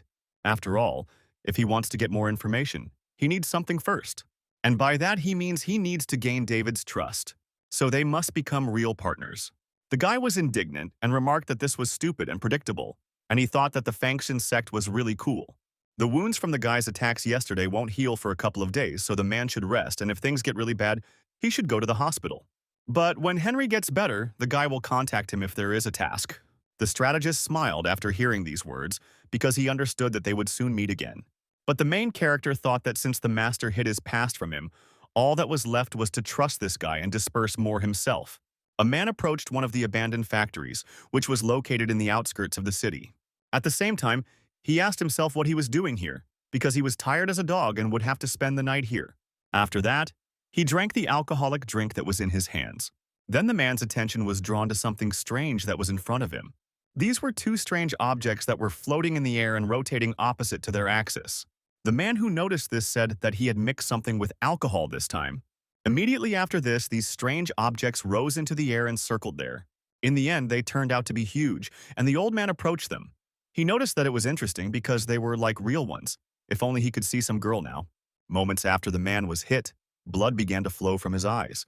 The bottle of alcohol fell to the ground and the man's head was crushed, as were his limbs. At the last moment, he screamed very loudly because he was experiencing terrible pain from how his limbs were twisted and also his bones were broken. It turned out that these were some objects that were similar to dynamics, and with the help of their power, they squeezed the victim inside themselves, and it became very thin. And so, at the final stage of this rapid attack, two things collided with each other. Controlling these strange objects, what kind of demonic creature was on the side? The demon was pleased with this situation and noted that even in such an isolated area there were people. It still looked like they would have to continue searching for a new place. Soon the creature turned its attention upward because it saw something strange. Then he heard a voice that said that this creature liked the way they solved problems here. The monster first looked carefully at who they were and then blushed because he was terrified. John hung on the bat's leg and told the creature not to be so upset, since he was just a new member of their team. The demon told the rat ear that he had really disgraced them because he couldn't believe that a newbie had beaten him up. It's just a cat spirit, and he actually informed His Majesty about it. John said the creature was a big talker for a shorty, and he was also curious about how strong its gongs were. Therefore, he asked if he would like to fight with him by chance, and his interlocutor was irritated by these words. And then he said that if His Majesty had not said that he wanted to see him, he would have killed him long ago. The cat spirit demonic creature thought that he was becoming more and more interested in this majesty they were talking about. Soon, all the members of the group that were heading entered one of the large rooms. The short demon stated that this was exactly the newcomer that his number had been enough to meet. In this huge room, there were 3 demonic creatures sitting on several containers, and so the first of them declared that His Majesty was expecting the arrival of this demon. The entity that looked like Anubis asked if it was a cat spirit that looked weak and if it was really an A rank. But the girl was delighted and noticed that finally there was at least one decent spirit present here. John continued to stay on guard and counted the monsters from 1 to 6. Immediately after that, he smiled and noticed that there were only 7 of them. He then turned to the creature above and noted that he could sense its murderous energy coming from all the way up here, so there was no reason to hide there. The creature that was the demonic grasshopper noticed that he was thinking too much. There was a reason why he was there. This is because there is a good overview of the situation. If this demon fails the test, then he will immediately finish him off. The cat food fell down and declared that he was really starting to like this place more and more. The monster in the pink suit told the rat ear not to make His Majesty wait, and the interlocutor responded by saying that he understood everything. The girl was delighted and said how lucky they were to have the rat's ear. Otherwise, they would rarely have had the chance to hear the enchanting voice of His Majesty.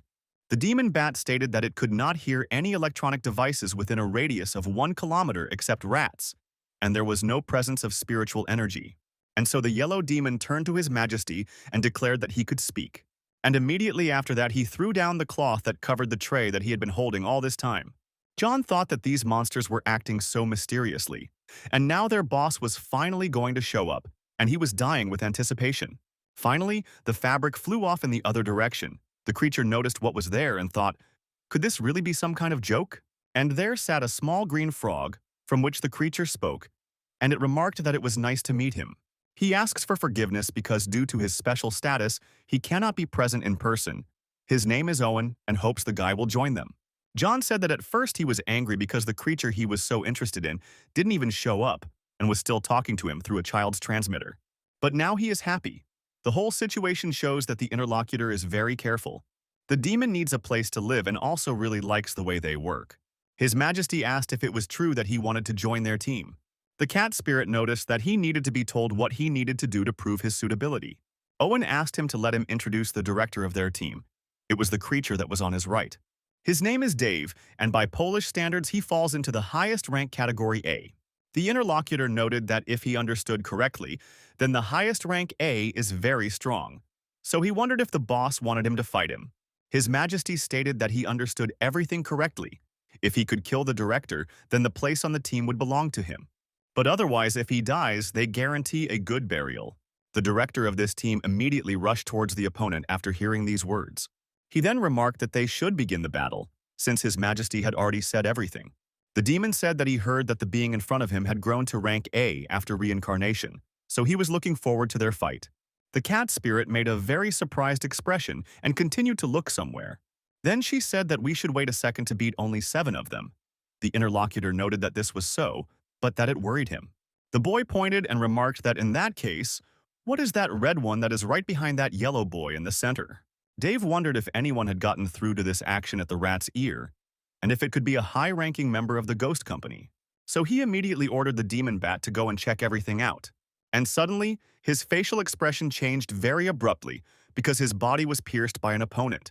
The company director did not expect the attack at that moment and therefore easily missed it. The girl said that the slightly naive guys are cute, but their director is too trusting. The creature, which looked very much like Anubis, shouted at the cat spirit that he was a scumbag. John said that in a fight you should use your brains, and he's just a dumb dog. The guy from the official aimed at the heart to play with it longer. Suddenly he became alert, because he felt that something had happened, so he wondered if his hand was stuck. Dave then stated that it seemed like calling it a fight was actually flattering. You see, it can only happen if both opponents are equal in effort, but his opponent is definitely not worthy of a fight with him. The creature then touched his limb with its right hand and began to use its power. The demon stated that this cat spirit was definitely found as food. At that moment, John's limb began to rot and the flesh began to peel off from it. The girl said that everything the director touches rots and gets sucked into him, and she thought that they would have a new member on the team. What a pity. A few moments after the incident, the guy's terminal came off and he flew off in the other direction. The director was a little surprised and asked if he had really cut off his own hand. After that, using his power, he began to heal his wound and also absorb the limb. Soon there were almost no tracks left, and the demon dog asked him if he really thought he could escape. Dave was very aggressive at that moment and immediately rushed to attack his opponent. The cat spirit was a little confused and so retreated so that the opponent could grab his leg. John understood that his situation was really bad, but his interlocutor was telling him to turn into a pile of bones and become his food. The guy thought that he could defeat his opponent because they were of the same rank. However, he did not know that there was also a higher rank, and it turns out that he is somewhere in the lower category. But the demon also cannot believe that the difference between them is so great. At that moment, John's consciousness was clouded in the fight against Dave. Only one word broke through the tangle of thoughts, and that word was run. The demon dog said that she heard he had 9 lives, but then it would just crush his body. And then it will just take and completely absorb him. The cat spirit only recently became a demon, and therefore lacks combat experience. But it was precisely on the brink of life and death that his instinct itself helped him remember something. The team director hit his opponent very hard with his left hand right in the head. The limb of the guy who was holding the monster at that time was torn off. He asked what it was. Did he really tear it off before he absorbed it? John then said that the monster's impressiveness frightened him and even made him forget some things. And forget the name, he himself has acquired a couple of new abilities for himself. So if he plays the situation correctly at this moment, then the opponent will not be able to touch him with a finger. And immediately after these words, the body of the cat spirit flew apart in different directions. The small particles of the body instantly began to move away from the demonic creature. The demon dog was surprised and asked if that was all he could do. If this is true, then you are very naive, because if they are trying to escape at this time, then the game is already over. The demon, who had been sitting on the top floor all this time, remarked to the minister that this job was just for him. And when this evil spirit was already ready to attack the opponent, he suddenly stopped and noticed something strange. John, using his new skills, turned his body as if into a tornado and asked who said that he was going to run away. Then the body began to gather into the correct shape, and the cat spirit declared that he had never had so much fun.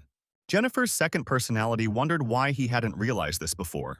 After all, it was at the same time that he was resurrected from a bullet wound and tried to get out from under the rubble that he received liquefaction. The second time, the rat ear cut off his head, and the guy wanted to attach it back, so he gained restoration, and after a fight with these creatures, he died again.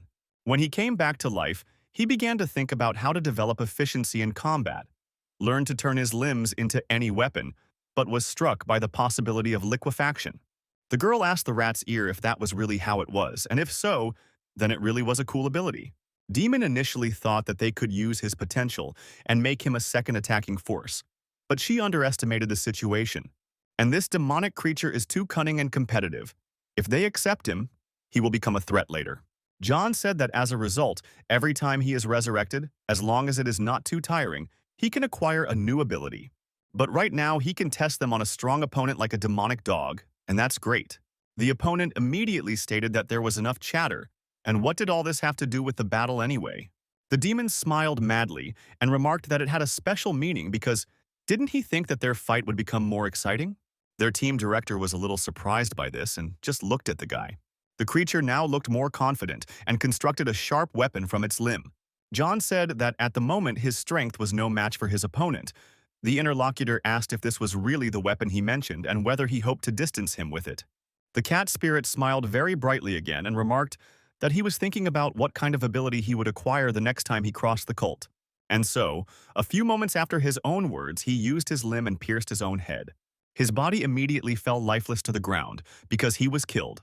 The demonic dog was stunned by what was happening and shouted that this guy was crazy. The shorty shouted how pompous he was. I just wanted to flatten him with a goat.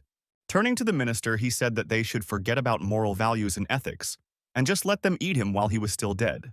The director stated that such a low and desperate act was not at all his style. A few seconds after the creature's death, its soul began to escape through its open mouth.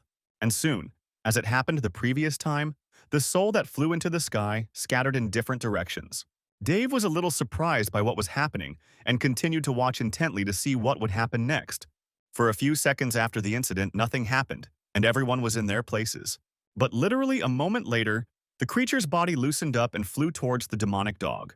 The director said that the boy knows that if he touches it, the demon will be embodied. So his new ability is simply obvious. And it definitely belongs to Dave, it was just slightly changed. The creature immediately began to accumulate its strength after this, and it was visible that its body had increased in size with the accumulation of muscles. Also, the horns grew, and the director said that the guy was still a Slovak, so he would show him how huge the gap was between their ranks. Soon after this, one apparently enormous force appeared on the spot where the battle had taken place. The director's body turned into a huge demonic dog, which exuded the strength of its body. After the transformation, Dave stated that he was still too much for his opponent. The liquefied body of the demonic creature continued to move in a huge wave towards the dog. Then there was a collision of two huge forces, and John seemed to spin his body into a tornado. Then, a rather large lump appeared in the place where the director was standing at that time. Dave's body was then completely covered in the liquefied flesh of the demon cat. Soon, a huge explosion occurred at the place where the battle had taken place, and a wall of dust rose up. The ball that formed there looked like fire, and pink cuts were flying around it. Due to the rather large amount of power that was released as a result of the battle, the wind currents hit the remaining demons, a toy in the form of a small frog, with the help of which he communicated with his subordinates. His Majesty almost turned over. Owen then turned to the rat's ear. The subordinate said that he had gained the ability to absorb, and was now trying to use it against the minister, and the minister was trying to absorb him. So the clash of spiritual energies created an energy dome. These same forces are too intertwined, and the demon cannot determine who wins. The short man watched carefully what was happening and was wary at that moment. So he turned to His Majesty and wanted to say that the minister could lose. The man remarked to Christopher that he was too worried. Dave was his confidant, his subordinate, and how he could sacrifice his life. We should give him a little time, because in the end, it was this creature that exterminated millions of people. After a few moments, the force that the opponents were releasing became even greater, and because of this, the room began to collapse. The demonic grasshopper remained on the roof, fighting off the fragments and watching what was happening. The demonic energy dome finally disappeared, and as a result, a hole was formed there. Then some force began to seep upward again, and it was clear that this force was the minister's. He was very angry at that moment and called the guy he was fighting a rat. So I asked him if he was even now convinced that the demonic dog was stronger than him. The monster at that moment was holding John's ball-shaped body in its hands. This creature was the son of the demon mother, and at the moment it was a middle rank A. Soon, a loud cough could be heard from one of the workshops of the abandoned factory. It came from John, who was in great pain and was literally crawling on the ground. The director said that the opponent had exhausted his spiritual energy and would not be able to fight for a while unless he used the reincarnation ability again. Then the monster turned to His Highness the King and remarked that he should only give the order and the creature would destroy this guy. Owen apologized for being cast as a guinea pig, but his subordinate said that His Majesty had nothing to apologize for. The king then said that he finally saw the boy's potential and ability to reincarnate. It would be useful to him in the future, so he was worthy of joining them. The man guarantees that he will be able to gain combat experience here and will also provide him with shelter. The demon dog told the cat to move and thanked His Majesty for allowing him to join. John immediately after this reluctantly told His Majesty that he understood everything. At the same time, he was actually very angry and thought that the day he gained enough power, he would kill every single one of them here. At the same time, it was clear that he had only 4 lives left, and he would become the strongest in this world. The main character continued to be at home and carefreely picking his nose. Then he turned to Anastasia, who was sitting in front, and noticed that he needed to say something. Therefore, he wonders if he understands correctly that her wounds are almost closed. The girl responded that this was true, and she was ready to go on any mission right now. But the hero noticed that she should forget about missions for a while, because they first needed to take care of one rather important matter. She still wants to join the ghost company and let her go to bed early because tomorrow he will teach the girl how to use spiritual energy. Sophia was delighted and said that she was lucky because David had never taught anyone before, and her interlocutor asked if this was true. But the hero was surprised and asked if he had ever lied to her. Then he turned to the side and said that he was going to bed and that they should also go to bed after this round. He thought that if the master or his sister found out about what he had done yesterday, there would be no trace of him left, so for now he would better lie low. If Anastasia could become a demon hunter, then he would have a little less to worry about, hoping that no strong demon would appear in these few days. Otherwise, in this case, there will be problems, but something like this probably shouldn't happen. Henry was also at home at the time, on the top floor, meditating. Soon after his practice, he exhaled and cleared his energy.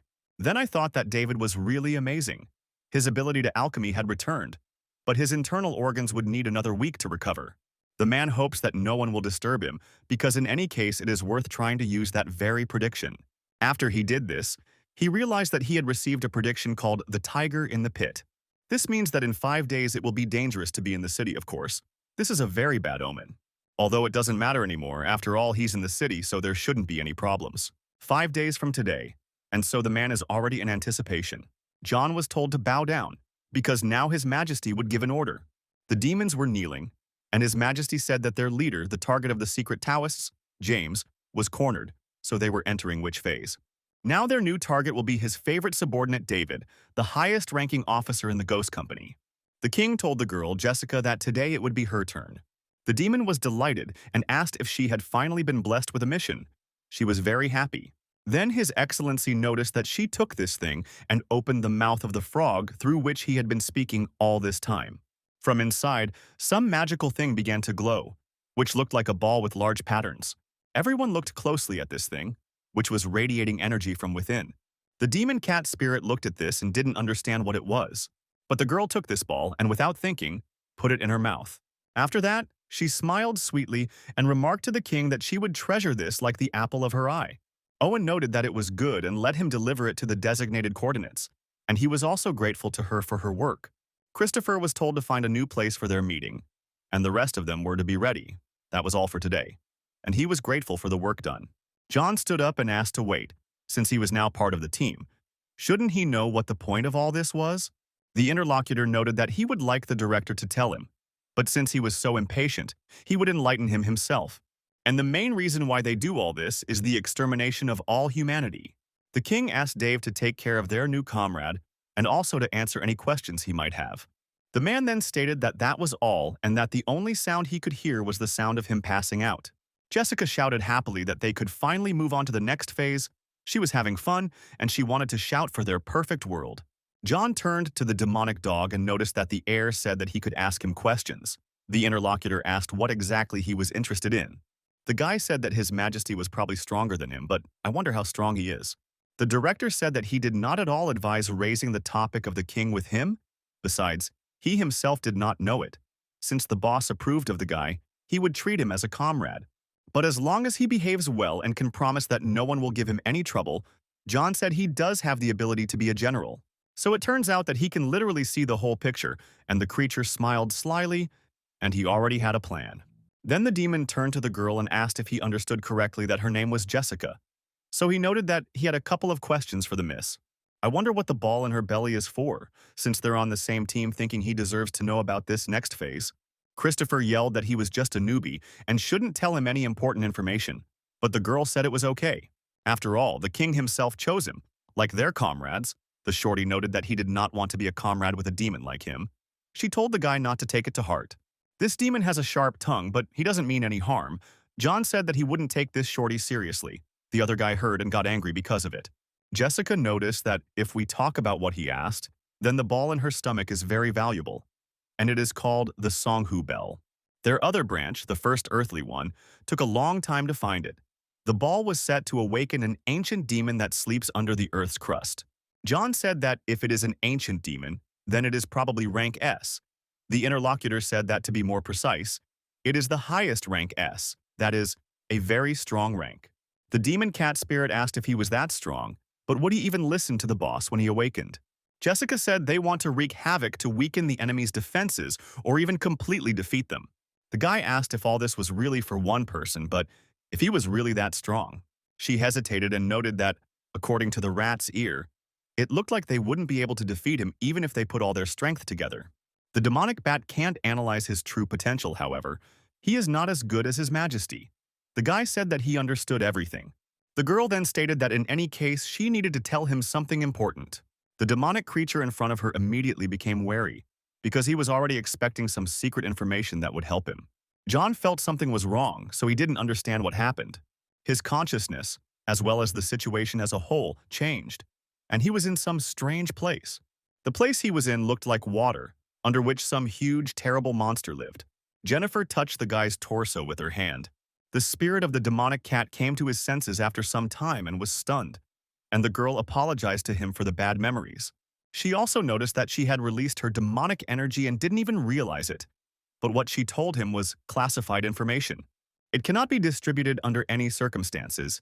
His Majesty's ambitions are much more important than their lives. If anyone dares to stand in his way, the girl will swallow this impudent fellow without a second thought.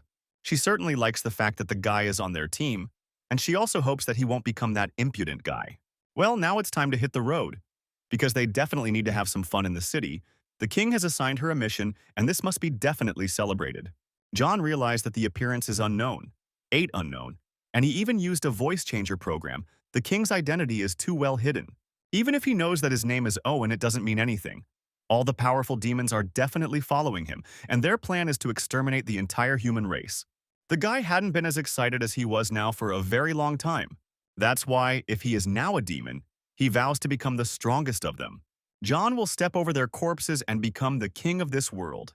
The man in front of him said that the guy's demonic energy was weak, but he could sense a little of it along with a strong thirst for blood.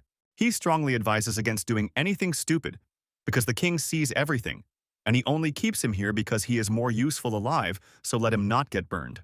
The creature was very frightened, and he asked where this man came from and who he was anyway. Jennifer said it was a rat ear. They are now disguised as humans, making it much easier to get around the city. The demon noticed that they were like real ones, and it turns out that the others had also already reincarnated. He looked at them, and people were telling the newcomer whether he was coming or not, because it was unclear why he was taking so long. The first creature to be introduced in human form was Minister Dave. Next was the guy from the roof, but they didn't know him formally, and his name was Luke. Next in line was Christopher, who transformed into the form of a boy. After that, there was some big man standing there, and it was that guy with the tank on his back, and his name is Voldemar. The girl said they kept another form just in case, so he could take it. The human weapons company did that. Demons need them to legally be in the human world. It took the king some effort to get them, and they are called spirit bags. If you put this thing on your chest, it will envelop your body, and subsequently any demon that does this will look like a human. Only here is a spiritual bag, female, but probably this is not a problem. The demonic cat transformed into the form of a woman, and he looked at himself carefully. He went on to say that it wasn't a problem at all, since it was easier to get things as a woman anyway. Jennifer said that was great, and now she should go and head into town.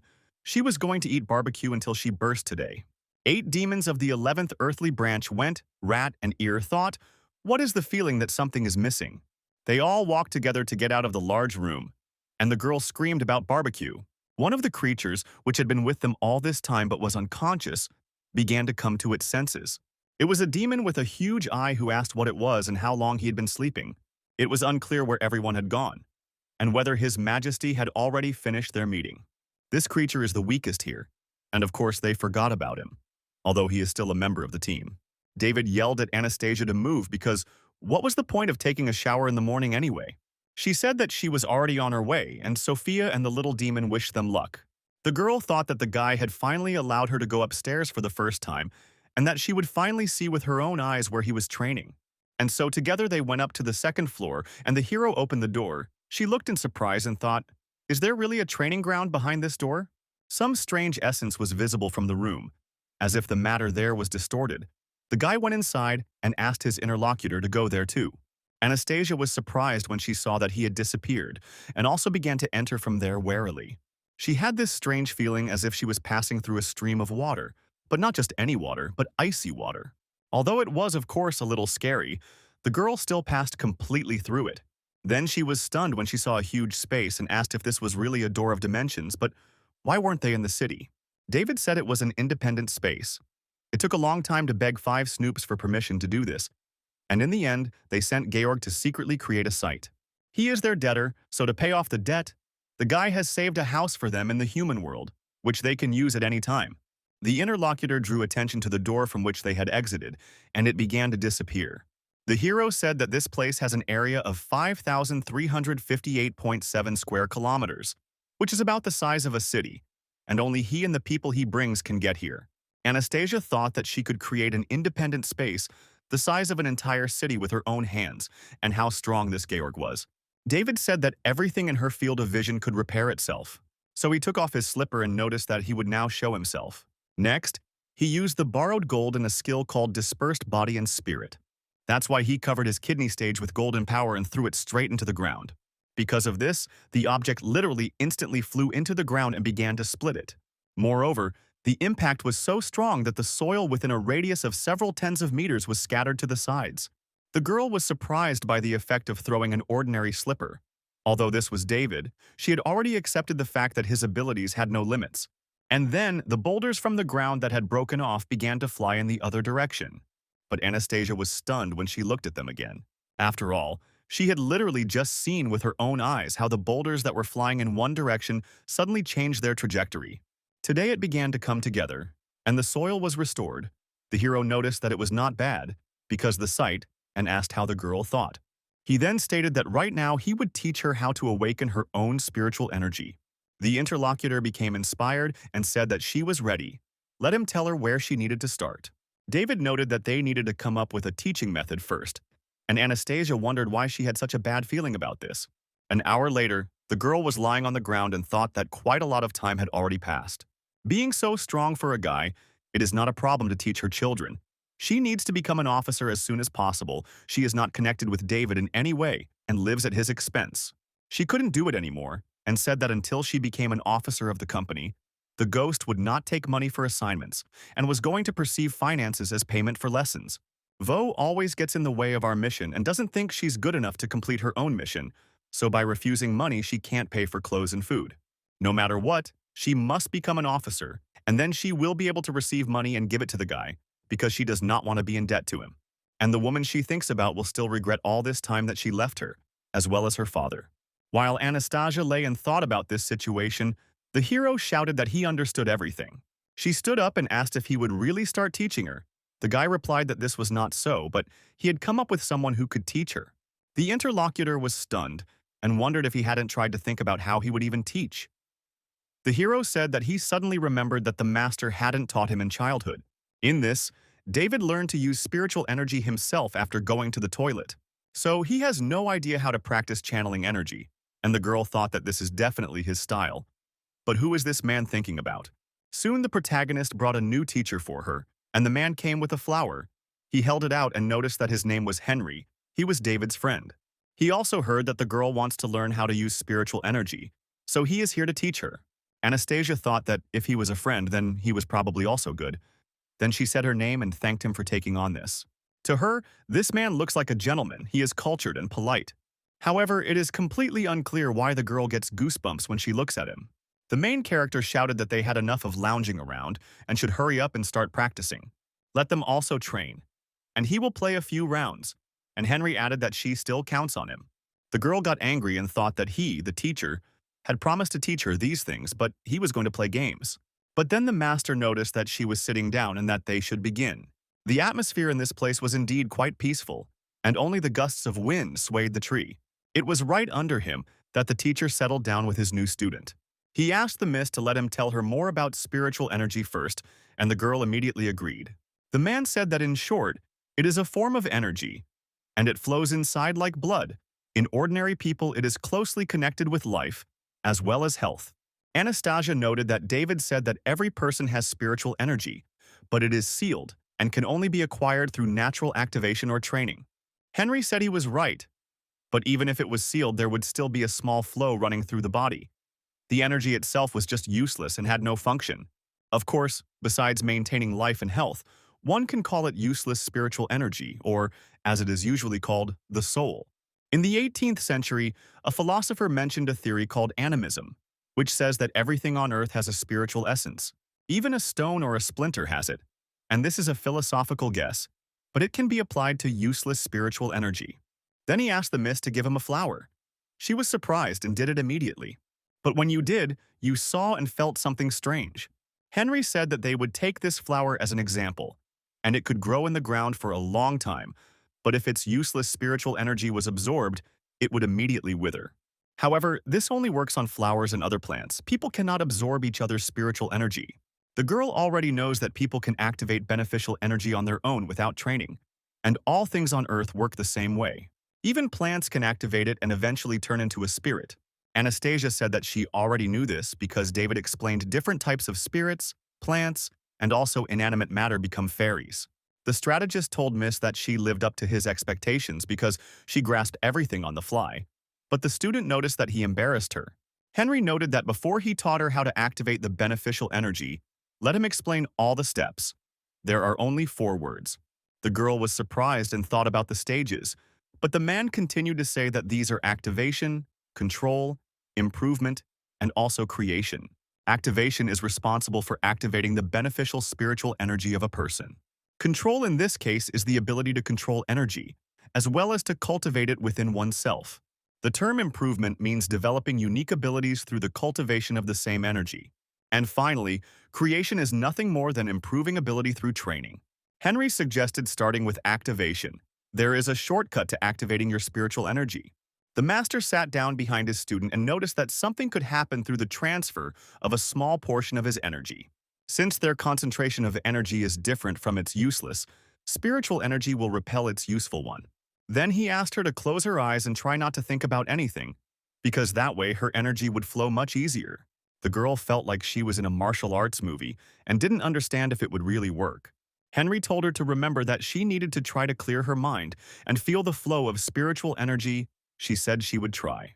The master continued to say that now he would pass his energy through her body and begin to do so. A few seconds later, he was surprised because he felt something strange in his hand. After all, your energy comes out, pushing away the internal energy that came from within. Soon the man's flow was completely interrupted and a large amount of alien, incomprehensible energy began to emerge. This stream was so strong and huge that it pushed Henry back several tens of meters. Anastasia felt that something had happened and therefore became wary. She looked back and was surprised, so she asked what he was doing there. The strategist thought that if he was not mistaken, then this was her demonic energy, but she was a simple person, so why was there such a strong demon inside her? His wounds hadn't completely healed yet, but her demonic energy had seriously affected him, so he still shouldn't be petty. The girl ran closer and asked why he was bleeding. Did she really do it? Henry noticed that Miss was not very worried. Still, these are old wounds that he received in the battle with David. She said that the guy is careless with his strength, and he should not hold a grudge against him. The interlocutor smiled and stated that he also had a question. Could she explain why there was demonic energy inside? Anastasia was embarrassed and thought, David, this fool, didn't even explain her situation to him. Sometime after this, she told everything that had happened and remarked that that was the whole story. Henry said that it was about a mummy, and he had heard of such a thing because it was an S-rank demon. She was destined to meet David after all. The interlocutor stated that in principle it was not very good, but that was also a good fate. The strategist thought that there was a mummy inside her. If she activated the spiritual energy, then perhaps she would have access to the demon's energy, and that would be great. With the power of the mummy, David will become the king of this world, he told Miss. It sounds like a blessing in disguise. She is both human and spirit, so it will be easier to activate spiritual energy. The girl noted that if this is true, then how long does it take her to activate the vegetable man? The man stated that ordinary people are not capable of this. She will need natural talent and a good teacher. And in this case, it will take 3 years. She asked how a person and a spirit in one can do it in 6 months. But the strategist said she could do it all in 3 days.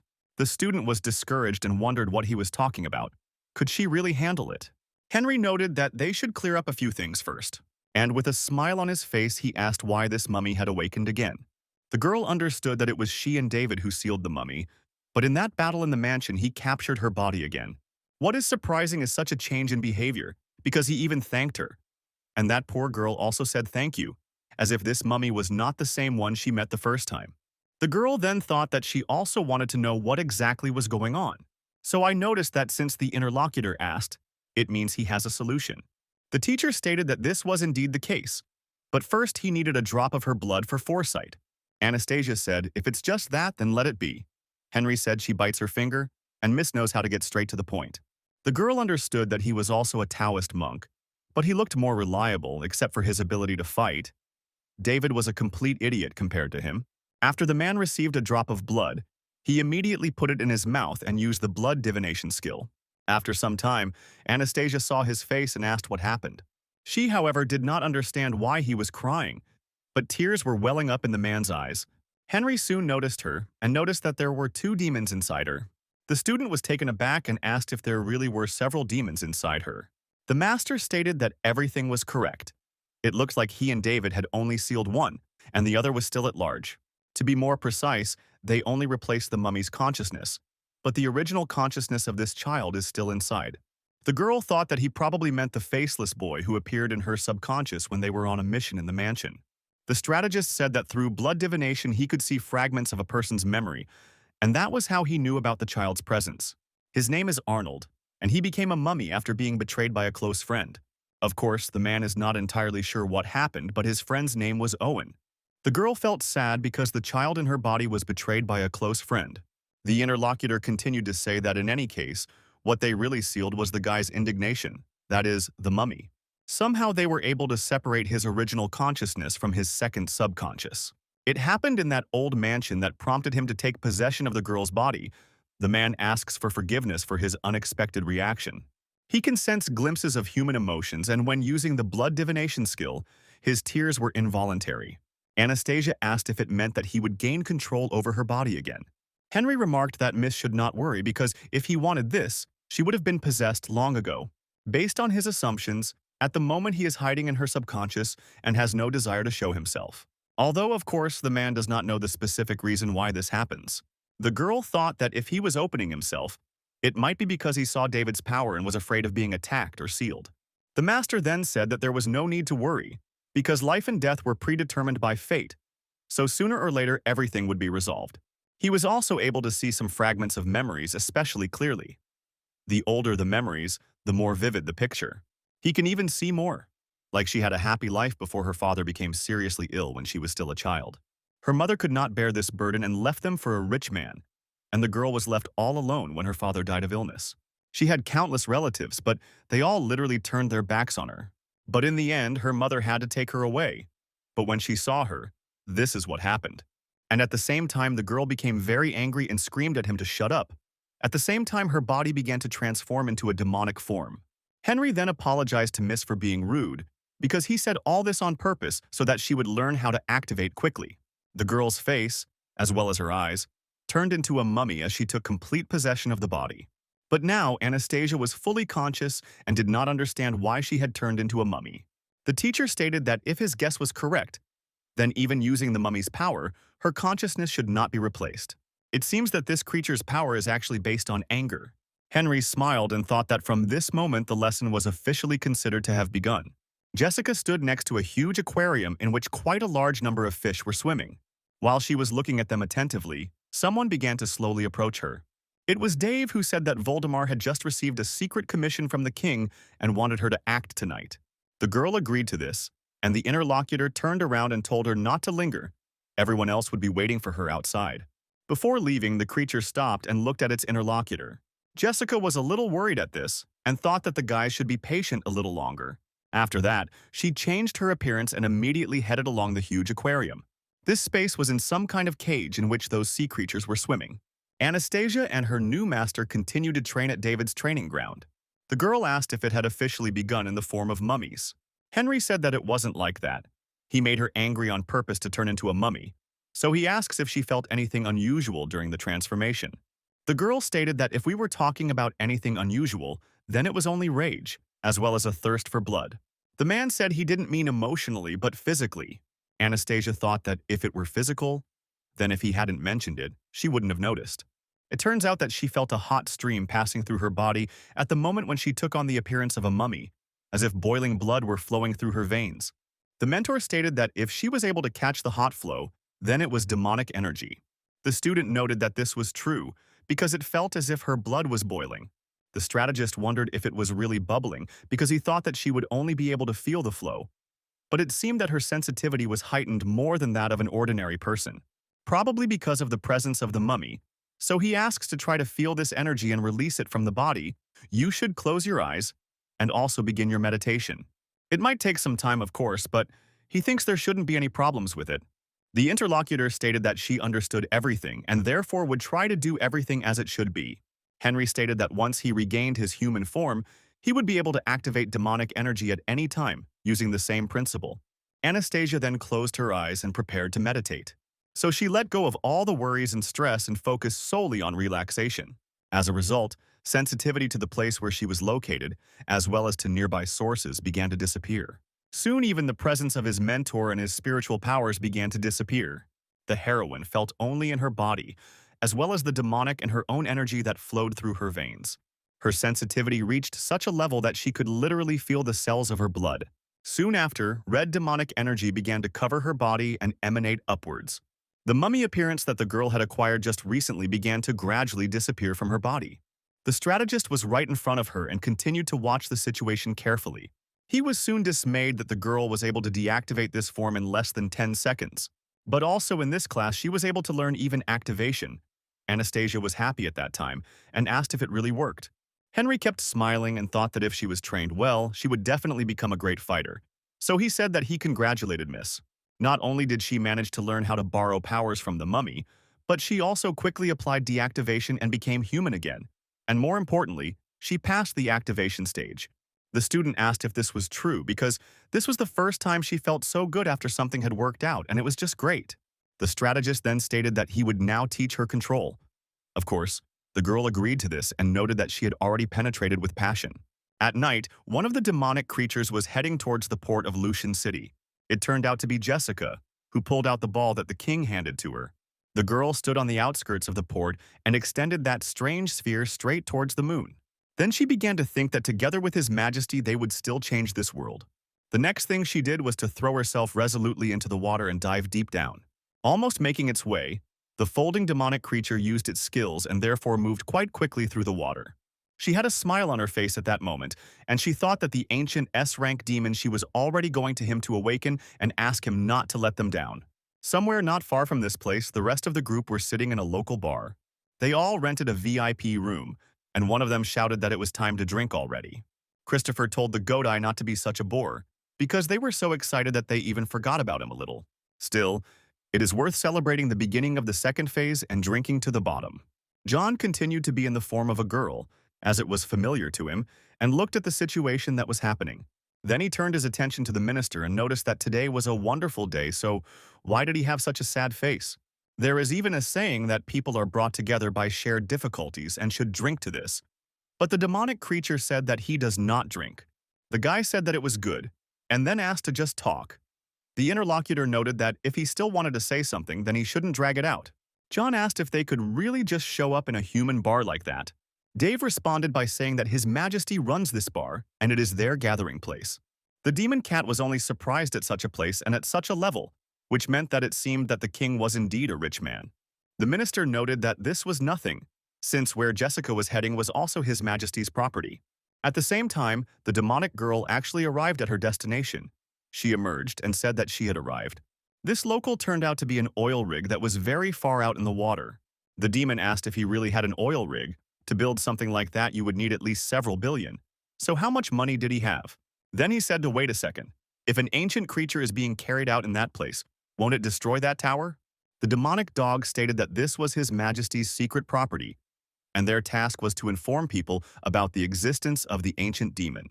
At the same time when this happens, the ghost company will begin an investigation and eventually blame the people who extract the oil.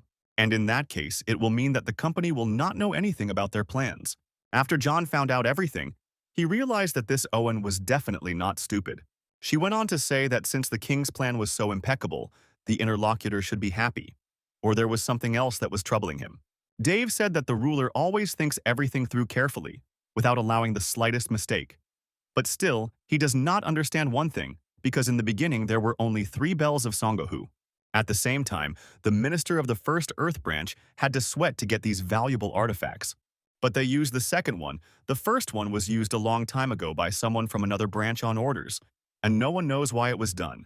All this alarmed the whole city, but the ghost company could not attribute it to them, however. The actions of His Majesty still disturbed this creature. Besides, it was completely unclear why he had awakened that demon mummy. Sophia turned to David and asked if he wasn't going to see how Anastasia's training was going. It turns out that she hasn't eaten anything since midday. The guy asked what she was saying. Was it really that late? Then he realized that it was his mistake, because without him the others would not be able to leave that secret room. The hero went there and apologized for being so carried away in his play that he completely forgot about them. But when he walked in, you were a little surprised after looking in front of you. They were sitting and meditating, and the guy asked if they were still practicing, how diligent they were. David was surprised and asked why this girl was so quiet. After some time, Henry opened his eyes and saw the guy, noticing that he had returned after all. The hero began to squeeze Anastasia and asked what happened to her, because she didn't even react to his deal. The strategist stated that she had mastered activation and was now in a meditative state, cultivating control. The hero noted that this was already in one day. He knew that calling this person was a really good idea. Then he used his eye and noticed that they were going to check her homework now. Her spiritual energy acquired a yellow color instead of the usual blue. She also learned to accumulate energy in the body so that it would not be wasted in vain.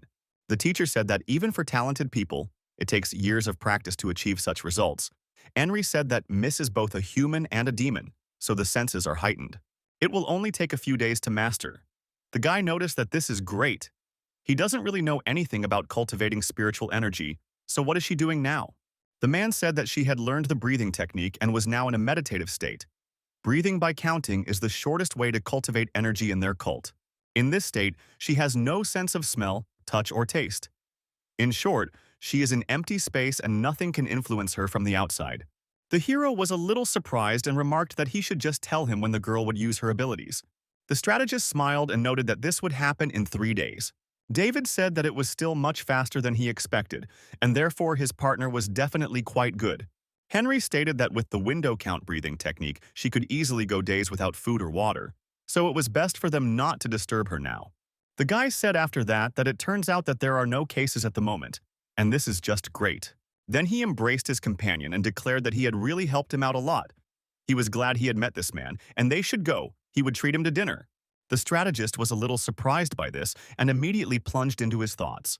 Then he asked whether, judging by the guy's mood, he could assume that they had become much closer. David didn't like these words a little, so he was embarrassed. Then he headed out of this space and noted that if he wanted to stay on good terms, then he should tone down his whining. 3 whole days have passed since that moment, and Anastasia still remained in a meditative state. The hero asked if this person's method worked, because why hadn't she woken up yet? He wondered if it was a Qigong shutdown. The interlocutor told him to hold back, and suddenly the girl opened her eyes. David immediately declared that she had woken up after all. Anastasia was surprised, let out a gasp. When this guy came, was it really time to have dinner already? The guy shouted. What dinner? Because she hadn't eaten for 3 days, the interlocutor asked. In what sense? Because she thought that she had meditated only a little. Then she stood up with enthusiasm and noticed that it turned out that she had probably already learned how to improve. The strategist noted that he was not sure, because it was worth testing her abilities. Next, the miss said, she should try to release all the spiritual energy accumulated in her body. That would be their answer. The girl agreed and noted that she would try, and then began to release her energy. Soon the heroine raised her head up and began to feel the energy flowing through her body. Soon, a large flow of this energy began to be released from her body, and it was more like some kind of flame was erupting from her eyes and mouth. David noticed this and, delighted, declared that he had done something vulgar after all. The guy was very interested in what kind of abilities she would have because he couldn't wait to find out. For quite a long period of time, Anastasia continued to release all the energy that had accumulated in her body. David said, just look at this. It must be a very powerful ability. Henry noted that Miss is not very talented, but the power of energy lies in the psyche and strength. To put it briefly, She really does have an iron psyche. The hero said that with these words, he only kindles his interest. Finally, the huge streams of energy that were erupting from the heroine's body stopped running. And now she had completely come to her senses and, not quite realizing the situation, asked what had happened. The protagonist noticed that she had already tried out her new ability. Anastasia asked if she really just learned the upgrade, but she doesn't feel any changes. The strategist noted that this was correct, since she had learned the enhancement and would now be able to use it instinctively. The girl noticed that she didn't feel anything, and she should be given something to try, and the hero told her to do all this as quickly as possible. The heroine closed her eyes and began to gradually try to do some technique. Soon after, she assumed the bird pose and noticed that she was flying, but nothing came of it. And then she changed to another position and said that it was getting bigger, but nothing happened either. The transformation that Anastasia tried to do next also didn't work. After this, in despair, she stated why she felt like she had been deceived. David said that he should be the one talking, because she should stop playing around and show them. The interlocutor noted that she really doesn't feel anything, and perhaps she's just not talented enough. Henry stated that once she learned the enhancement, she had the ability and her strength was completely unimportant. The girl has an incredibly heightened sense, so the fact that she failed is excluded. The only option is that she needs time to activate the ability. While the girl was sitting and listening to all this conversation, her tummy began to rumble. The master said that she seemed hungry and that they should discuss this after they ate, and the hero remarked how lame it was. Sometime after what happened, Henry stood near a huge window and looked at the city at night. Then he asked David how Miss Anastasia was doing. The guy said that she was still fine, but she continued to pester him about how she smelled, so she went to take a bath. But he is still grateful to the man for the work he has done. His interlocutor said that there is no problem with this, since they are partners, and this is his responsibility. The hero noticed that they had only known each other for a few days, but he thought that he was a good person, although being an advisor to Quan He's group was not like him. After all, he doesn't chase money like Anastasia, and is he really doing all this for the person he mentioned earlier? So he asked who he was and what goal he was pursuing. The interlocutor apologized, but for now he cannot tell him about this person, but will explain everything immediately after he completely wins the guy's trust. David said it didn't matter as long as the person didn't mean any harm, so he will help him because he hates being indebted to someone. Anastasia continued to sit in the bathroom at this time, and she felt sad. Also, there were Sophia and Richard in their demonic forms. The girl noted that her friend should not worry, because her ability would soon be revealed. The heroine stated that perhaps, but she needs to become stronger because she does not want to be a burden for David on their next mission. Richard walked towards the girl and noticed that he had a very good feeling and she was incredibly strong because he could feel it. The interlocutor lifted him up and noted that he was a silly boy, because what he felt was most likely a mummy inside her. The moment the girl said this, her awareness began to change and she felt something strange. Screams began to come from the bathroom they were in. The main character and his partner heard this and ran here, asking what happened, whether her ability had really opened up. Sophia ran out of the room and noticed that Anastasia had disappeared somewhere. The girl said that she was just playing with the blackie and suddenly disappeared. Could this really be her new ability? Although it is quite interesting what exactly this ability was, since she was also naked. The protagonist noticed that he couldn't catch a drop of her spiritual energy, even with the eye of the underworld. So could it be that she really disappeared? Soon David said that he understood everything. Anastasia must have the ability to instantly move. She probably won't impose it. She felt her ability while taking a bath. And without knowing it, I moved to another place, but this is just a wonderful and cool ability. Henry stated that he considered all this to be truly unlikely, because as soon as the ability awakens, its bearer subconsciously understands what it consists of. The girl was taking a bath and would certainly not want to be anywhere else, no matter the circumstances. Well, unless she's the same person as David and doesn't care about the details, the guy asked what all this meant. Did he really want to say that he can run around naked? If this is so, then let her simply tell him where she might be. The interlocutor stated that he was afraid that only Miss Anastasia knew the answer to this question. The heroes had already begun to panic and noticed that if Lucy's sister found out that he had lost the girl, then he would definitely be in trouble. A few seconds after the incident, the girl said that she was there. Everyone immediately became alert and turned their attention to the entrance door to the room. Indeed, the girl was there, but for some reason her body was translucent. They began to worry about the heroine, and then she felt her eyes closing and the malaise in the matter. Sometime after she lost consciousness, she opened her eyes. The hero noticed that she finally woke up, and it seems that her new ability is invisibility, like the black one. Sophia said that she is very glad that the girl is okay. The guy asked what the problem was after all. Why did she hide and not say a word? The demons were still worried about her. Anastasia joyfully shouted that she had superpowers and invisibility. It was so cool. The interlocutor noted that it was so, although he hated such abilities. Suddenly, Henry declared that he still thought it was definitely not her. After that, he asked if the heroine could explain in more detail what she felt during the process.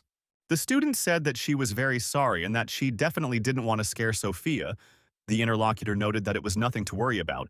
The main thing was that she was okay. The girl then said that when she was playing with the blackie, she suddenly felt dizzy and decided to go out to get some fresh air and lost consciousness on the way. And when I woke up, I was already invisible, so I wanted to change my form, but I couldn't do it. However, she felt spiritual energy leaving her body, so she tried to control it, was able to reverse the process a little and became half-transparent. But she still fainted when she saw her friends. The master listened attentively and then remarked that he thought he knew what her ability was. The girl became inspired, and her interlocutor stated that her ability was borrowed. Somewhere around this same time, there was a demon under the oil rig. She illuminated the area at the bottom with her sphere, and there lay the bones of a huge creature. Jessica took the ball that Her Majesty had given her and began to manipulate it. The enormous energy that was inside was released, and the particles of the ball disintegrated into pieces. The girl looked at the creature that was underneath her and noticed that it was waking up. At the same time, nothing happened to the huge skeleton of the creature, which looked like a dragon. But at the same time, the stones that were around were consecrated and cracked. Anastasia was a little surprised by the word she heard and asked what kind of borrowing it was. David said that's why he couldn't see her presence even with the Eye of Hell. Same as with the blackie, the man said the ability is transmitted through touch. The demons said it was cool and that it amazed them, and the girl asked if she could really borrow the abilities of other people. Henry asked David to give her his hand, and he asked if she could also inherit his ability. After that, he still touched the girl's hand, and she even became quite embarrassed. The guy asked her with a smile on his face if she felt anything. Anastasia was very embarrassed at that moment and noticed that she didn't feel anything. David was surprised and asked in what sense. Was her borrowing somehow selective, and he was too early to rejoice. The man turned to Sophia and asked her to give her hand. The young girl was surprised and asked if she really had to do this, and then she touched it and asked if it was so or not. Suddenly, something strange began to happen to the heroine, and that is why the demon looked at her in surprise. She said that the girl could control her hair, just like her. The protagonist later noticed that this ability only works on demons. Anastasia's hair began to spin at the same time, just like the ability of the little girl who stood in front of her. Suddenly, the girl's face changed dramatically, and she began to lose consciousness because her pupils were dilated. The demon screamed that she had fainted again, but the interlocutor said that there was no need to worry, because she simply had a deficiency of spiritual energy. Soon Anastasia woke up and asked what had happened, because her head was spinning. Henry said that he was right, because she can only take on a demon's ability, not just one, because she can borrow multiple abilities at once. It is transmitted through touch, and the duration of use most likely depends on how much spiritual energy the girl has in reserve. The hero said that she just needs to touch. The man stated that she had passed out due to energy depletion, but by practicing feudal breathing, she would be able to expand her reserve. To find out how many abilities she can use at once, and how long it would take to train non-stop. He realized that the ability was based on the fact that at first, when using the technique, she would not be able to fully master it. But over time, the ability would develop for attacks. Henry understood why he needed to cultivate the form. The hero shouted that he had had enough, and everyone misunderstood that there was no need for long speeches. Richard said that he was really smart. While the strategist continued his long speech about this ability and how he came to this conclusion, the girl felt something strange. At the same time, she did not understand what was happening and asked herself what this strange feeling was. Soon she got out of bed and began to run quickly to the window. The main characters noticed this and asked Anastasia what happened. The interlocutor stopped at the window and looked out attentively, and then said that she felt something frightening. David's partner also became wary at the same time, because he felt something. The heroine continued to say that from afar she felt a rather powerful demon that appeared there. The main character was simply stunned by what he had just heard, and then he shouted that all of this was really bad, and why now? It turns out that he really wants to fight a strong demon, but at the moment he can't do it. Because if the guy does this, then Lucy's sister will definitely find out. If he goes, the partner told the miss not to worry, because someone will definitely neutralize him. She literally just woke up, she should rest, the man will go home, and they will see each other tomorrow. The student agreed to this and thanked him, and also wished him a good rest. Henry remembered the prediction that the tiger had fallen right into the trap. There was a hexagram of great misfortune, so would it really happen today? Now he is eagerly awaiting what David will do in this situation. On the oil rig, they said that the watertight doors and windows should be closed, as well as the communication valves, and the crane should be lowered and everything on board should be secured. One of the workers was wondering where such waves were coming from, since this was not in the forecast for today. Suddenly, this man looked up and saw something terrible there that frightened him. That's why he suddenly stepped back, because he felt that it would be very dangerous. A large lump rose in the man's throat and he began to scream out of fear. Somewhere around the same time, right in front of the oil tanker rig, there was some huge boulder that appeared from under the water. It turned out that it was a huge creature that had consciousness and also had two glowing eyes visible in front. The monster was turned the other way towards the oil rig and was making some strange sounds. Soon, Jessica emerged with him and awakened this ferocious creature. The demon looked at what was happening and said that she didn't even have to provoke him to direct him towards Lucian City. Of course, all this looks rather strange, but is it possible that this is just a coincidence? At the company's main office, a ghost appeared on the screen, reporting a threatening danger in the city. The commander and his deputy immediately headed there. Lucy stated that there had been no air lately and asked to borrow the threat level situation. The system reported that a demon of enormous size was discovered approximately 90 kilometers from the coast of Lucian. According to preliminary estimates, drilling on the plume awakened the object on the ocean floor. It is impossible to assess its threat since it has surpassed the highest level of S rank, Katie said. Is it really higher? That is, it is at least a mid-rank S demon? The woman said to warn all commanders in the coastal and regional areas. Let them say that this is a warning of an approaching tsunami and to evacuate civilians immediately. Everyone on the shore must be evacuated within 2 hours. The deputy noticed that she understood everything and began to run. At the same time, I thought that Lucy's revenge had been awake for 3 days in a row, no matter what happened. That's why she mentally begged the woman that she had to hold out in this situation. The commander ordered to calculate the speed of the target and how long it would take to get to the city and which route it would take to get to the area. The system reported that the target speed was 45 kilometers per hour, where it would take him 7 hours and 45 minutes to reach that point. It was easier to know that even if they used A-rank officers, they were not capable of fighting on the water. He would reach the shore in 2 hours, but even 3 would not be enough to evacuate the residents. In short, it looks like they have no choice but to fight him or disarm him, so they need to ask for their help. The commander said to notify the Judicial Department of hellish punishment and have them contact the defense court. Also, the tracks should be conveyed to all of them, and they should move there immediately. The huge demonic creature continued its direction towards the city, and suddenly a portal appeared high in the sky. He was right above the huge creature, and the guards were ready to attack him. The Guardians belong to the Guardian Hall, one of the 4 halls of the demon city of Lantern, and are responsible for protecting the city prison and dealing with emergency situations with the demons in the human world. The main thing is that they have a secret method of moving the seal of paradise. Each state has 12 boxes, which are divided into pairs, in total 6 teams. The teams are selected and named personally by the ruler of the state, and those holding the title of Defender have a unique status that is maintained when moving around the city. The Defender is required to wear a bronze mask. This is a symbol of their identification. Besides their position in the state as advisors to the ruler, Defenders are known for something else, namely that they possess more power than anyone else in the city of Lantern. And then the teleportation mark that appeared high in the sky began to glow more dimly. Gradually, creatures began to emerge from it, which became the Protectors. There were a large number of them, and each had their own abilities, as well as personal weapons. The leader of this team looked down and assessed the situation. The giant demonic creature also noticed them at the same time. The guard said that he thought why they were gathered together, and it was all because of this big guy, with such and such a size, most likely this ancient demon, who had been in a dream for a long time. He asked if it was worth testing his strength. The interlocutor said that it was not worth angering him because it could complicate the task. Number 9 was ordered to test it, but to be gentle.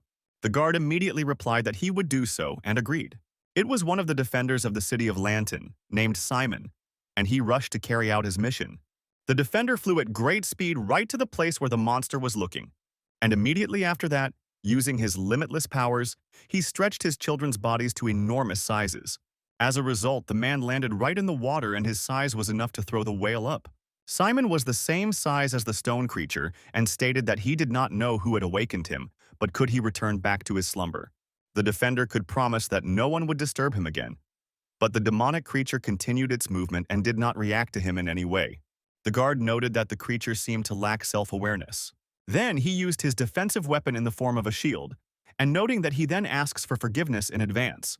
And so the huge stone demonic creature faced its new opponent. Because of what was happening, the water around began to fly in different directions, creating huge waves. After the guard used his weapon, he also began to use his power. It was because of this that the demonic creature slowed down its pace, and then, not understanding what was happening, made a strange sound. Simon noticed this, and literally a few seconds later he felt a huge stone block hit him. The body of this huge guy was flying straight into the sky at quite a high speed.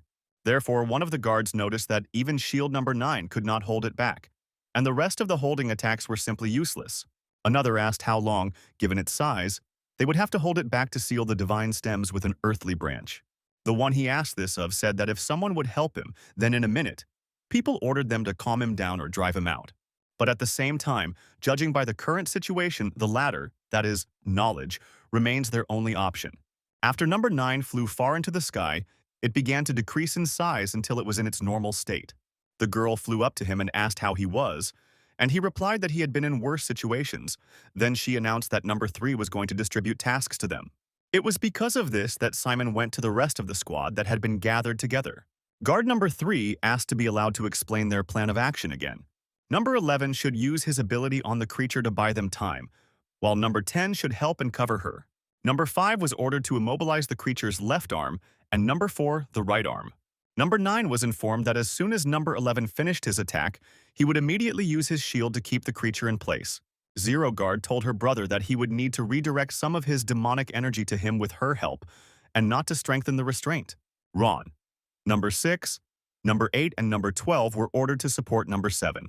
Also together, the seal of the 12 earthly branches should be completed, and it will be the last one in their attack.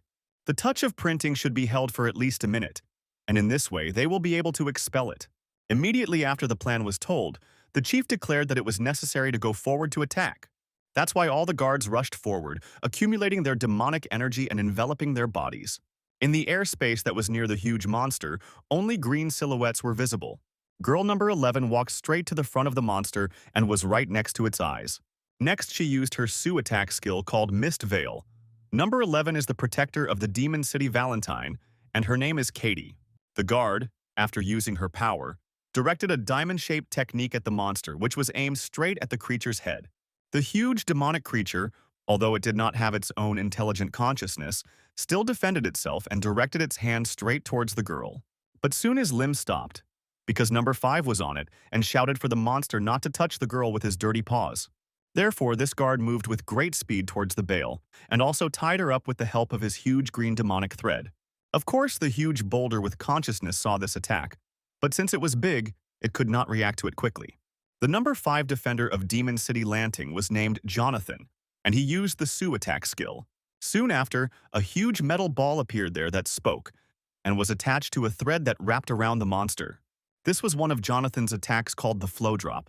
One of the defenders noted that this monster was surprisingly strong, and number 11 must be almost finished. The giant demonic monster used its right hand to get rid of the attacks of these creatures. One of the comrades told number 4 to start disarming the right hand.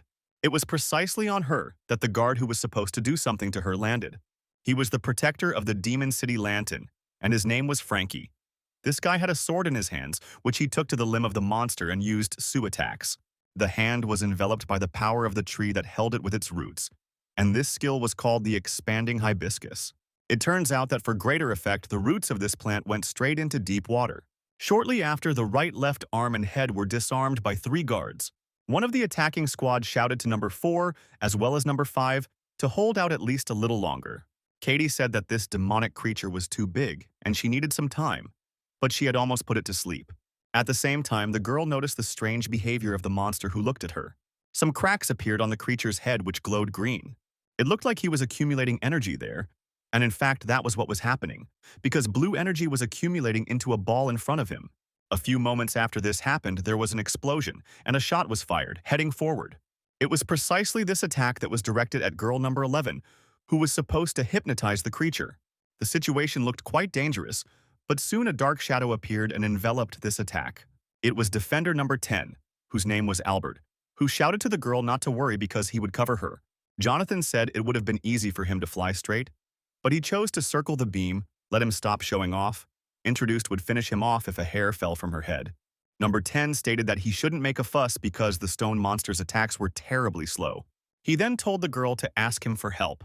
Katie was surprised and asked the man to help her. The interlocutor said that there would be no problem with this. This man was finally proud of himself, so he used his mace weapon and directed energy at him. It was precisely Sue's defensive attack called Misty Shadow Escape. The girl's body was enveloped in energy that was supposed to protect her. A few seconds after the incident, the monster's beam finally reached its target and pierced it through and through. Katie, however, continued to be under the protection of her partner. So she was not injured. And thank number 10 the seal was put on, and the demon would be unconscious for 10 seconds. He said it was nothing she did the dirty work for. The huge stone demonic creature continued to stare forward for some time.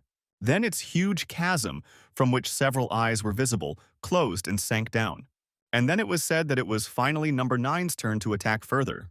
Simon at the same time was already right above the monster and was ready to take part in the duel.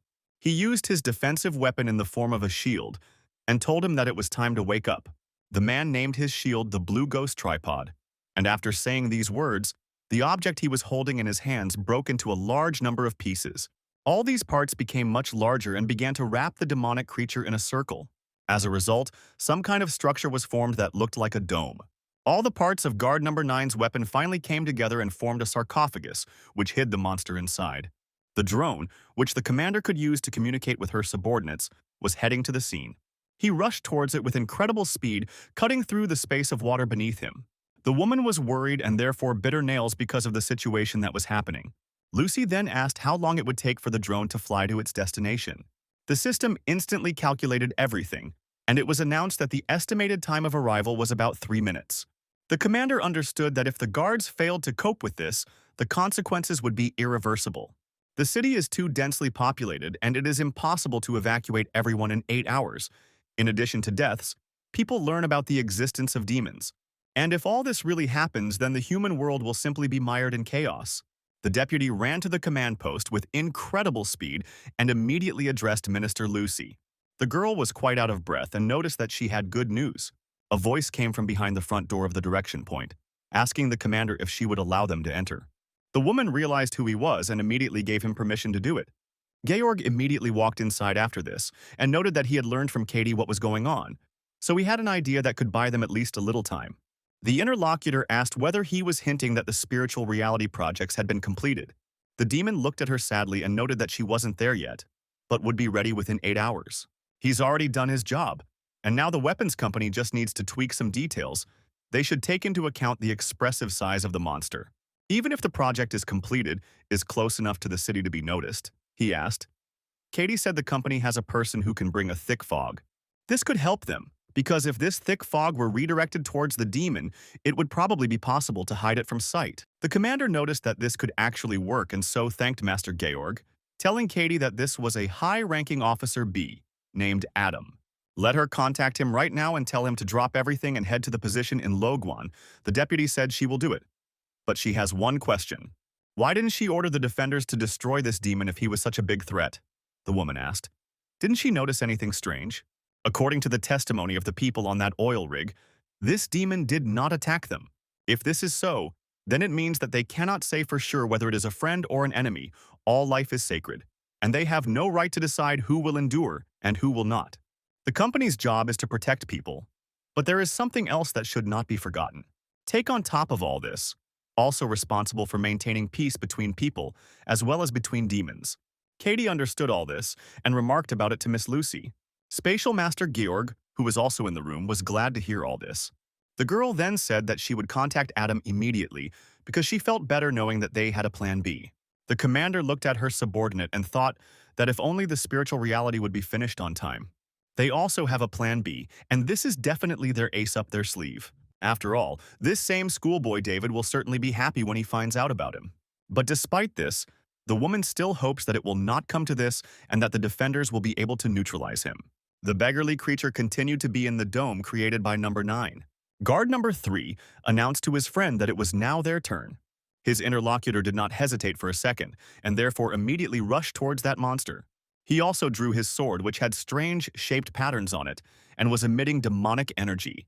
After releasing his weapon, the guard pointed it downwards and a huge amount of energy enveloped his body. He then ordered his creature, named Heluo, to appear here. A few moments after this, a creature actually appeared in the sky that had several tentacles. With one of several dozen of these tentacles, the monster touched the guard who stood in front. Number 3's body then began to fill with demonic energy that his brother was transmitting. Then the defender who used this technique put his sword back in its sheath and told Helu to come back.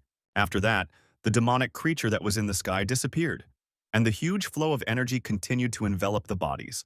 Guard number 3 thanked his brother Ben and noted that he could already feel his demonic energy increasing. It was not just a simple amplification, but an amplification of several dozen times. So the man immediately used Sue's attack skill after that. Katie noticed it and said that Benjamin was about to do that cool move. So he's actually really cool. Albert was jealous and said that if he were recharged, he would also perform all sorts of cool tricks. The two guards remained in the sky for a long time. Soon after, the sky began to light up with a green light and demonic energy began to emanate from it. Suddenly, something huge appeared, which looked like either an asteroid or even a meteorite. And this stone block was heading straight for the demonic creature that was hidden in the sarcophagus. The swift attack reached its target in a few moments, and therefore there was a huge impact, which raised the waves several tens of meters into the air. Number 11 said that number 3 was simply incredible, but her partner said that he was not joking, because he could do the same thing if he had the training. The skill that was used on the demonic creature Black All was called Jade Tower. The cheerleader and all the other members flew up there and announced that it was their turn. They set their hands to make a seal and made a skill called the Seal of Earthly Branches of Paradise Rods. Immediately after, a huge dark ball appeared in the sky, which consisted of demonic energy and was completely saturated with it. But this ball was not alone, and each member of this squad created a large ball. Near the Jade Tower that the demonic creature was holding, a circle with various patterns appeared, which was supposed to become the seal. The guard told number 3 to hurry up and drive this thing out already, because he couldn't wait to drink something stronger. He went on to say that he doubted that after triple defense was used on him, the demonic creature would be able to move for the next 10 minutes. The huge demon was already conscious and opened its mouth, and as a result, eyes also appeared. Benjamin felt it and was stunned by what was happening. Then he shouted terribly at number 7, asking him to be more attentive. The demonic creature, which was sealed with several seals, used its power and directed a beam at this guard. The man noticed this attack only at the last moment and still managed to react to it a little. So Bruce ended up losing his right leg, as well as part of his torso. After that, he began to fall like a stone, because he could no longer stay in the air. From the Jade Tower that was supposed to hold the giant demonic creature, these rays began to emerge. The guards realized that the situation was getting out of control, and therefore tried to avoid them. Benjamin then wondered if the monster had stopped attacking, then turned to number 9 and noticed that he was closest to number 7, so he asked to catch him. Simon heard this order and, agreeing with it, began to fly rapidly.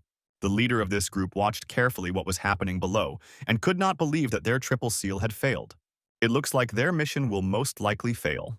The tower that held the monster continued to remain in place, but cracks began to form there, and they became larger and larger. Soon after, the building could not stand and began to fall apart. It was from this that the stone monster that was hidden inside emerged. He also easily destroyed Guardian number 9's shield skill. Benjamin, after seeing this, assumed that as long as they didn't attack him, he wouldn't touch them either. However, it was unclear what was motivating him to go in that direction. Soon, a general meeting was announced between all members of this team. Everyone immediately headed towards one point, but Simon was carrying Bruce, who was wounded, in his arms. The leader remarked to number 7 that he should hold on for a bit, since number 6 would patch him up too, but the other man said not to worry, since he had sealed the bleeding. So he definitely wasn't going to die. Wilson looked at him and immediately pointed his gun. Threads of demonic energy began to stretch out from him, and they were directed straight towards his wounded comrade. Immediately after that, the limbs, as well as the torso that were torn off, began to be generated using the technique. The guys noticed this and covered the girl's eyes. They noticed that he was a pervert, let him cover up, and said that, by the way, number 11 is still here. The man stood naked and said what they had not seen, because they had grown up together.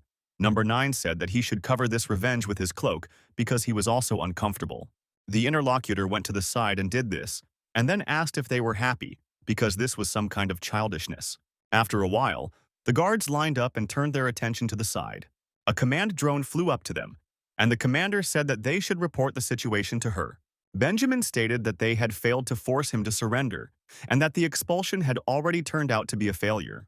The interlocutor noted that everything was clear, and the man continued to say that they were not sure that they would be able to neutralize him. But despite this, they may continue to attack him to buy some time for the people. Bruce told number 3 that he realized something after his attack. The monster's defense as well as the power of the blow clearly exceeded the highest rank A. If they fight there for a long time, it won't stop him, because he is much stronger than they imagined. So he is afraid that a master will be needed to compare their chances. The commander thanked them for the work they had done and said that they would come up with something so that the guards could return. They said their final goodbyes, and after that a teleport appeared, through which they went back. Immediately after Lucy noticed all this and talked to them, she turned to the deputy. The girl asked what was required of her. But the boss said that it looks like they'll have to use their ace after all. The main system's screen showed that there were 7 hours, 13 minutes, and 27 seconds left until the monsters arrived. Lucy saw this and told Katie that the defenders were able to hold him off for a while, so she asks how the evacuation is going. The deputy said she had just been told that everything was going smoothly and the operation would be completed in approximately 2 hours. Luckily, there are almost no people on the coast, mostly just docks and factories, so it wasn't hard to get them out, but it doesn't matter that they don't evacuate urban areas. The commander said that the incident with the mummy had put the masses on edge, and there were hundreds of missing builders on top of that, with half the population fainting for no apparent reason. The fake news media might still be able to control the situation, but if they evacuated the city and created panic, they would certainly undermine people's trust in them. So now we have to stop this ancient demon at any cost before he gets to the city. Katie said that she understood and would contact David right away. Lucy said to wait for him. The power is as destructive as that giant. We need to wait until all the coastal areas are cleared. The interlocutor smiled and noted that she was indeed right. Georg said that, unfortunately, according to the truce code, masters are not allowed to use their powers in the human world. But under different circumstances, he would have been able to help his manipulation of space with them. The commander noted that he had already helped them a lot, so let him leave the care of the world to them. Some points in the code were terribly unfair, but still, they ensure peace between people and demons. They do not try to protect themselves from demons because people also have no right to interfere in the affairs of Lanton. Georg said that it was true. She was too worried. Neither of them wanted to see the other party in a difficult situation, and he was glad that the world had David. The woman noted that if we were talking about him, then this guy would only cause more problems. An hour passed after the incident and a scream was heard in the house where the main character lived. Anastasia at the same time was discouraged and turned to David. She said that perhaps he would not change clothes right in front of her. The hero said that this was his home and his clothes were here, and his interlocutor said that then he should at least warn her why he was showing off his underwear here for no reason. The guy said how complicated women are and why it worries her so much. The girl asked if he was really all white and fluffy here, who would never be reprimanded for anything. Then Anastasia told him to wait. Where was he going in the middle of the night?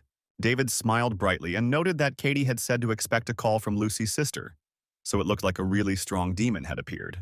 Right after he said all this, that phone actually started ringing for him. The guy picked it up and immediately paid attention, and his interlocutor ran up and asked what had happened, if something serious had happened. The hero picked up the phone and asked if his sister had any work for him. The commander said that he understood everything correctly, and also wanted to know if the mummy was still locked inside that girl. David said not to worry. After all, she is inside. The girl has learned to control spiritual energy and even knows how to use abilities. Lucy asked if she had really mastered spiritual energy in a short time. This is no longer a joke. The guy said that everything is complicated there and one should relax, but he still gives his word that the girl is completely safe. After all, he knows how risky it would be if the mummy escaped while he was on a mission. Last time, they had almost lost half of Lucian City's population, and he wouldn't joke about that. Anastasia thought she had done nothing wrong, but so many people were in danger because of her, and she was still a threat in the eyes of the company, a ghost. While the main character continued talking to his interlocutor, he noticed the girl. He saw that she was standing sad and understood that all this was because of the previous situation. That's why he asked his sister to wait, because he would do everything, but on one condition. And he asks to allow Anastasia to participate in the state championship this year. The girl was surprised because she didn't understand what he meant. The commander was also surprised and noted that she would ask the top management and that it should not be a problem. But she would have to wait until the end of this mission. Let him bring her to meet the committee at headquarters, and then they would decide everything. David agreed and said that he would do everything. Everything would be fine if she vouched for them. Then the guy said that he had done everything and now he would go and say hello to that creature. Anastasia stopped him and asked why he had done all this. The interlocutor said that his teacher liked to repeat that one must be responsible for one's words, and he promised her, if we had seized this chance now, then Lucy's sister would hardly have agreed to everything later. The girl was shocked and thought he was a fool, but by keeping his promise, he showed that he could be relied upon. The huge stone demonic creature continued to move along its route straight to the city and was already on the ocean shore. Several deer, who were peacefully grazing on the grass, noticed this creature. And when he stepped onto the ground, it shook, and the deer were thrown up several meters. The monster continued to move and did not stop at anything, not even looking at his feet. Suddenly, this creature became, because I saw in front of me how dangerous it was. So the monster stretched out his left hand and began to create a ball using demonic energy. And from this ball, a beam of energy flew out, which was rapidly directed into the period. Despite the fact that the distance to the main character was really far, the monster noticed him. David was surprised when he saw this attack and noticed that this creature does not stand on ceremony. But if this is how it happens, then in this case he will not hold back either. The guy used the borrowed gold and the skill he had based on the mystical form and soul, and he wrapped his hand with this technique, which was supposed to hit very hard. And without stopping in the face of danger, the main character rushed towards the beam that was supposed to hit him. As a result, the demonic creature's attack was interrupted and the beam was split into pieces. And also the hand of this stone boulder began to crumble into small pieces. The main character did not recover and continued to attack the substance with his hand. After all, he ended up flying through it and destroying most of the creature, so he was confused and wondered if this was really that super powerful ancient demon. If all this was so, then everything happened very simply. The parts of the demonic creature that broke away from it began to fall to the ground, like asteroids. Also, the rest of the body of the huge monster after this began to fall to the ground, because it could not hold on in any way. The hero was in the high sky and, looking at this creature, thought that he had been hasty. At the same time, a drone appeared behind David, from which Lucy spoke and shouted his name very loudly. The woman was very irritated and asked if she had not told him to wait for her orders. The guy said that the creature did attack first and he instinctively repelled its attack, so he didn't hit it first. Lucy wondered how they would explain this mess to people when they returned, and David suggested saying it was a meteorite. And the commander noticed that at that moment she even regretted calling him. And at that very moment, when the guy was distracted by the conversation, he felt something strange from the monster. But the creature that had literally just been destroyed and was lying on the ground rose up and began to recover. The guy said that he knew it. Because the ancient demon can't be such a weakling, the commander added that he should follow him and not attack him without a command. Suddenly, the system reported that the information had been updated. The target had accelerated, and the object was currently moving at a speed of 300 kilometers per hour. As a result, his estimated arrival time in the city is about 43 minutes. The woman told Katie to tell her to let out a thick fog. The girl immediately agreed to it. Lucy told her to contact the weapons company and let them know how the completion of the spiritual reality was progressing.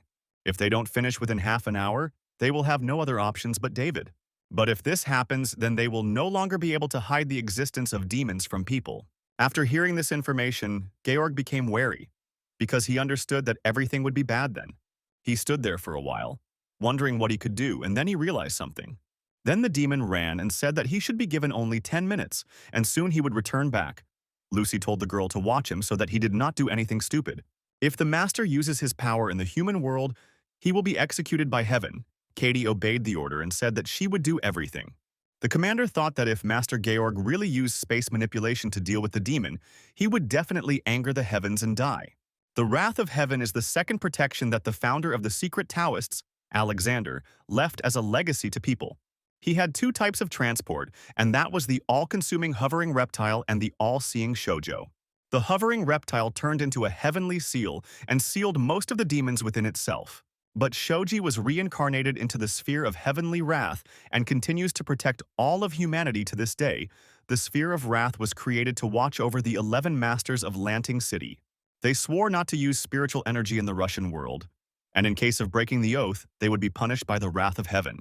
Regardless of the location, a master who breaks the oath will be immediately executed, and only the master, and only he, will suffer.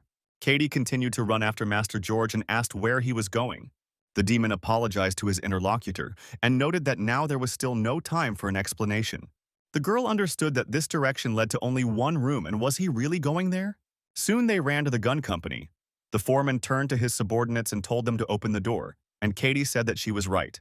And then the door swung open, and one of Georg's subordinates started running. She threw herself into his arms and noted that she and the teacher had been able to cut the time of spiritual reality in half, so they asked him to praise her. Then she noticed the deputy commander and greeted her too. Katie greeted Emma in return. The man said that the girl had really done a great job, but the plans had changed a little. After all, at this time they need to speed up tenfold. The little girl got excited and said that since he was here, you probably knew how to do it, so she was sure he would succeed. She, the manager of the supply department. After this, the girl turned to the teacher and he heard it. The demon told Quentin that they had an emergency and the time of reality needed to be reduced 10 times. But the commander's subordinate also greeted the master. Georg said that they originally planned for reality to last for an hour, but David was assigned to this mission. They can try to reduce the spiritual reality to 5 minutes, and then the guy will be able to cope with it without limitation. The old minister of weapons listened to all this attentively. And he said that, however, at the moment the spiritual reality is very unstable, and they are not sure that they will be able to manage it. If he will manage it, then there should be no problems. The interlocutor said not to worry. He would be able to control her without using demonic energy, although he was not familiar enough with human technology. So he needs help. He will watch the changes in the spiritual reality, and all they need is to calibrate the settings. If the energy is stable, then let them change them. And in case of instability, reduce the energy level. The old man said that it should work. Emma will adjust the feed, and he will take on stabilization. Then he started talking about energy. And after that, he suddenly fell asleep. The girl came up and said that this old man fell asleep again. Then she asked the master to wait a minute. Katie noted that he was over 150 years old, and his condition was clearly understandable. After some time, the girl went to the control panel and gave commands to the system. She soon stated that the energy flow was normal and all levels were fine. Quentin told Master Georg that the temporary settings were ready, and his interlocutor responded that this was good and that they should begin. Then they began to add energy to this system and the stream spread throughout the room. The deputy commander noted to the foreman that if they still couldn't complete the job in 20 minutes, it would be very bad. The demon smiled and said that the miss had nothing to worry about, because otherwise he would simply use space manipulation to get the job done, while he smiled sweetly and was relaxed. He went on to say that it would be his life in exchange for countless human lives, and even if he was executed by heaven, it would be worth it. The interlocutor shouted that his life was also very important, and they would definitely complete the spiritual reality on time. Georg smiled and declared that no matter what, they would overcome all this together. The girl smiled sweetly and said that it was so. The man said that the commander spoke about warning Adam and explaining the situation. The deputy came to her senses and noticed that she had indeed forgotten about it and was about to lose her life. Almost on the outskirts of the city, there was one of the hunters of the ghost company. He returned to the girl and asked if they should start already. She immediately explained everything to him, and he noticed that he understood everything, and that it was Adam, that is, the officer of the ghost company, rank B. After this man heard the instructions, he unbuttoned his jacket, and from underneath it appeared the drawings that were on his body. Then, he started using his powers and asked, yes, what was really going on here? And soon, due to its power, a large half of the city was already covered in thick fog, through which almost nothing could be seen. At the same time, the huge demonic creature continued on its way, not stopping at any obstacles. The main character didn't waste any time and sat on his head, and the monster didn't even pay attention to him. Of course, at that time David was very indignant and wondered what they were waiting for here, because he was very bored. Nashi asked if this monster had any brains at all. If we assume that it doesn't, then it can't defeat the guy. That's why it runs away from him. If this is so, then let him simply return to where he came from, and why he is heading to the city is unclear. If the hero does nothing, then he will not act either. But where is this giant heading anyway? While the main character was thinking about this, some time passed, and he turned his attention forward. At the same time, a city appeared on the horizon, which was almost completely hidden by fog. David said, Sister Lucy that the city is already on the horizon, so he is waiting for her command. The woman immediately responded that he should wait a little longer. She then turned to her deputy and asked how much longer they had left. The other person didn't answer, so she kept asking Katie to answer her. The girl was impressed by what she saw in front of her and could not take her eyes off it. So he told his boss that they had succeeded. The commander said that it was great, and then he sent the drone with the project to David. Katie turned to the master and asked why he hadn't done this before, but the man noted that it was all because it was incredibly dangerous. Ultimately, if something had gone wrong, the entire ghost company would most likely have collapsed. The girl noticed that he was always so careful, and he probably had a backup plan in case of some failure. He said he would use spatial technique to redirect the energy in a different direction, Katie shouted. Didn't she say that his life was also very important? David, after hearing the instructions, sat for some time waiting for that item. At the same time, the drone was carrying a cube with spiritual reality at great speed. Finally, he brought it to the main character and immediately dropped this thing into his hand. The guy caught it and asked what it was. He was told that it was a spiritual reality. Namely, the demonic device was literally just created by the weapons company.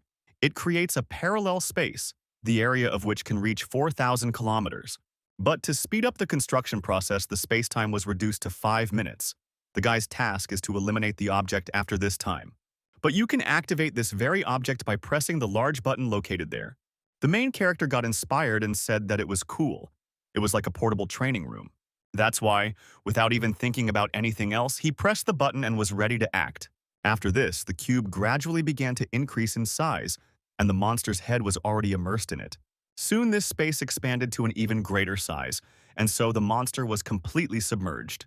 But that was not all, because the parallel space continued to expand, plunging deeper and deeper even into the city. So some people have already come under its influence, but did not feel it at all. After one of the guys slowly started walking around, his body became covered in cubes. Then, as if in a matrix, parts of his face from those very fragments began to disintegrate and be transferred to another space. All this, of course, concerned not only the people who fell under its influence, but also the animals and other creatures that were there. That is why people continued to be in their same places, but at the same time the parallel universe intersected with them. This space was even visible from space. That's how huge this cube was.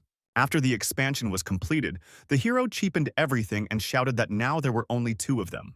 He immediately used his thunder technique and remarked that he wondered if he could remove it with one strike of the 5-fold glacier lightning. But soon after what happened, the giant demonic creature became. Then the monster raised his head and looked up carefully.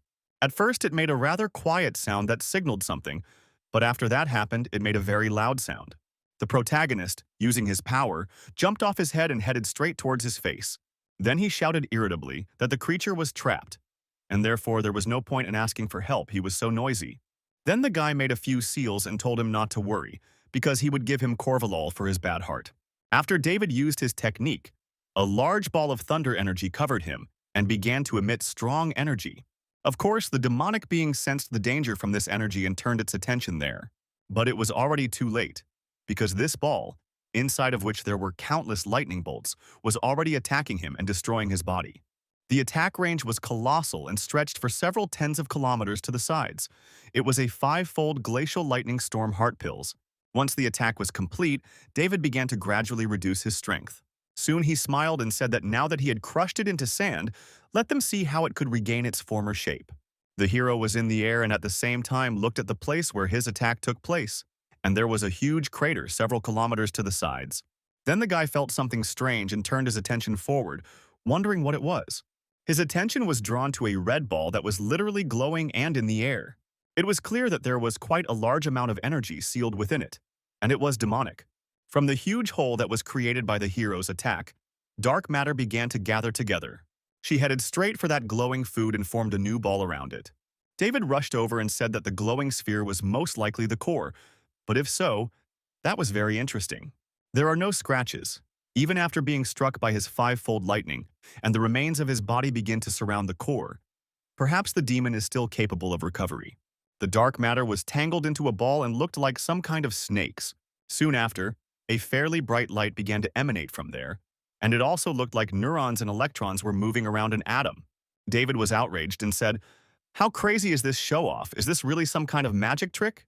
A dark figure appeared inside the ball, and it was a creature that sat in the form of an embryo. His body soon began to fill with energy, and blue stripes could be seen spreading across his body. Flesh, as well as particles of energy, were already inherent in this creature, and it also had large horns. After a few seconds, movement began inside the sphere, and the monster's eyes lit up. He stretched to the side and began to emit an even greater stream of light around him. Also, quite a large amount of energy was released, and therefore the wind blew around. Because of this, some trees were torn off by their roots, and all of this flew after the hero. David remained in place and noted that he was simply transforming, but didn't he think that was too much? Soon a being named Nicholas was born, surpassing the highest rank S. At the moment when the demon was first born, his eyes were completely empty and his consciousness was not yet in his body. Then a few fools appeared, running chaotically throughout the orbit. But soon after that, consciousness appeared and eventually the eyes became normal. The demonic creature that was in the air turned its attention to the protagonist. The guy also looked at him with a smile on his face and noticed that he liked to stall for time. But at least he didn't look like a complete weakling. The high-class demon didn't say anything and simply extended his hand, making some strange gesture. Immediately after his manipulations, the huge boulder that was in the ground began to move. And then, a rather large boulder headed straight up. David noticed this and realized that an attack was being prepared against him. Then he smiled and said that it was cool because he could control the earth, but the creature did not stop for a second and attacked the guy. Nicholas took advantage of his opponent's distraction and attacked him directly in the stomach with his hand. It was because David did not expect this swift attack that he missed it and crashed into the boulder that the creature had summoned earlier. And so it turned out to be so fast that the guy's body broke through a huge stone block and crashed back into the ground. Soon after, only rock debris began to land at the crash site. The hero continued to be in the huge funnel below in the pose of an angel. At this point, he was fully conscious and was already smiling madly, using the quadruple glacial bolt, a technique called Shadow Thunder God. Then David began to rise and said that he had waited so long and finally he had a worthy opponent. The guy was very inspired by this, and while preparing for the next attack, he noted that he should check his opponent. The demonic creature also did not waste any time and soon landed right next to him. The hero turned his attention to him and noticed that he seemed to be very upset about everything that had happened. The monster did not answer him, but only stared intently into his eyes. David, using his dark lightning, told him to be on his guard as they would see if he could keep up with him. Literally a few seconds later, the guy moved from his place and only a wall of dust rose from there. Nicholas, in turn, was unperturbed and continued to stand calmly in place and wait for the attack. A few meters before his opponent, the protagonist continued to fly in one direction. But a few moments later, he was already attacking his opponent from 6 positions, and therefore it was quite difficult to hide from this attack. Despite this, the monster's eyes also changed their shape, and there were already 8 pupils in its eyes. So the crazy demonic creature managed to fight off all the things the guy had just done. David was taken aback and asked if he had blocked all the blows, meaning that next time he would hit him harder. Using his next attack, the hero headed straight for the demon's face and was ready to hit him, although there were last moments and noticed his attack. But it was so fast that he no longer had time to dodge, and therefore the guy hit him. The blow was so powerful and swift that it seemed the head of the monster in front literally shattered into pieces. Of course, the hero became wary and asked if he had really overdone it. Although right behind him, some mass that looked like the body of a creature appeared from the ground. And then the entire body of the creature emerged from it and hung right behind her back. Then Nicholas, without stopping his attacks, aimed a blow at his opponent's back and struck him down. The attack was so strong that the main character flew very far away, but the blow raised a column of dust.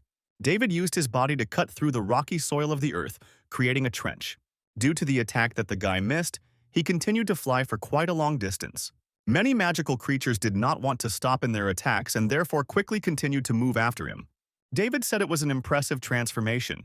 His speed could keep up with his quad bolt, and he could also transform underground. But his understanding of the fight is above all the knowledge already about this guy. He pushed himself off the tree and said that he was stronger than all his previous opponents. So the main character will still get to enjoy these minutes of struggle. The creature was a little surprised because the guy was conscious and using his technique. So after that, the stone fist that appeared from the ground moved to attack the guy from behind. David noticed this sneaky attack and said that he was trying to sneak up on him again. He then used his 4 glacial bolts technique and easily destroyed the arm. The demonic creature then used the same technique of attraction and then attacking with its main body. So he caught David again with this trick and attacked with his leg quite strongly. The demon then landed on the ground and began to use his power, releasing a large flow of energy. So huge tentacles emerged from the ground, and they were made of stone, like the tentacles of an octopus. David was in the sky and noticed this attack, so he asked when he would finally calm down because I hope not again. All the fingers moved upward and had already reached him, so the guy noticed them. He was a little surprised by what was happening and asked what now. This technique then gathered together into a rather large ball and enveloped the guy's body. The energy that had been emitted from the main character's body until then stopped doing so, and the creature flew away to the greatest distance and stared intently at the ball. Then Nicholas continued to manipulate the rock with his hand and clenched it into a fist, telling it to compress too. The very same ball that David was with then exploded, and a pointed polygonal star appeared. Soon, the heroes asked if this was all to make their battle more intense. Let him warn them. It turns out that he currently has a golden mantra on him, so his attacks are like tickling, which is why the main character asks him to show him more serious techniques. The demonic creature was a little surprised at first, and then began to prepare a blow with its hand. It was accumulating quite a large amount of energy there. Then Nicholas's body began to return to its axis, accelerating in radical energy. The main character used a triple glacial bolt to escape from the pointed star. Because of this, the rock that enveloped his body shattered into small particles. The guy smiled and said that it couldn't be that way, that this was all he was capable of, that he should stop holding back and attack him in earnest. After he said that, you turned your attention forward and were a little surprised. But then he smiled, because he saw a strong attack on himself and noticed that it was much cooler than that very cobblestone. The tornado, which is made up of fire and wind, is quite creative, and they will see what this attack can do. So without even dodging this attack, the hero literally hugged her when she reached him. The boy's body soon began to burn due to the fire that was there. But the worst thing about this situation was that his golden mantra began to crack. And soon after the onslaught of this unimaginable force, it completely collapsed. David realized that he was in a difficult situation, and it seemed that the golden mantra had broken. Also, due to this attack, he not only lost his defense but also his clothes, so he was completely naked. Soon the tornado changed its direction and hit the ground with great force. But when this attack hit the ground, it did not cease to exist and literally pierced the mountains, water, and all other soil.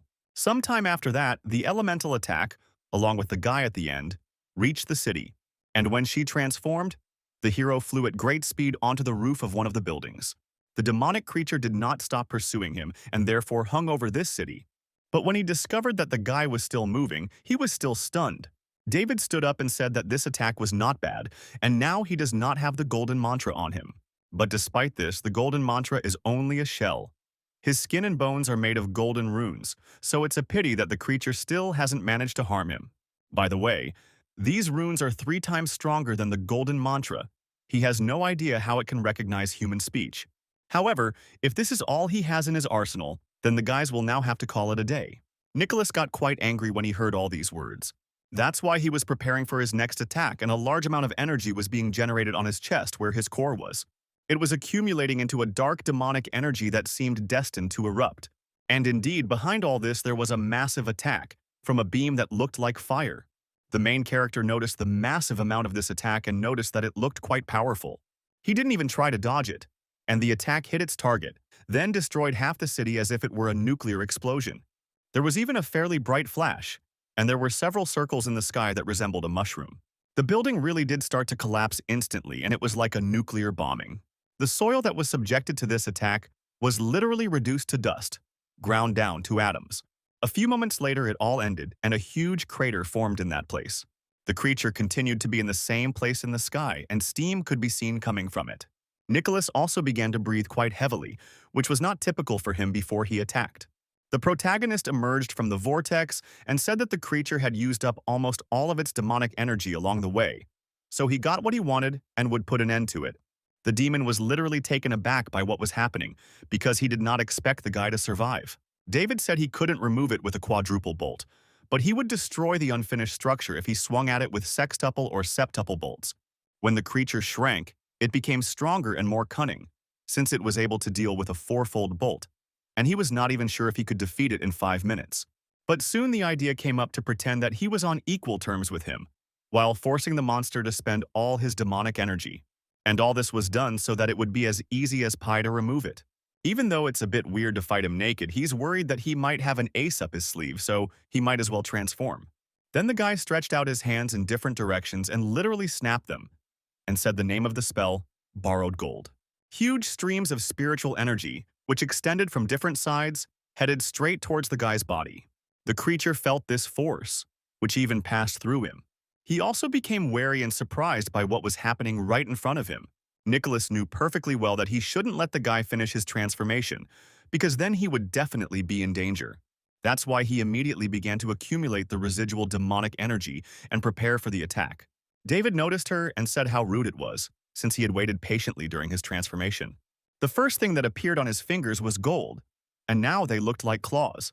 So the protagonist clenched his fist and pointed towards the demon's limb.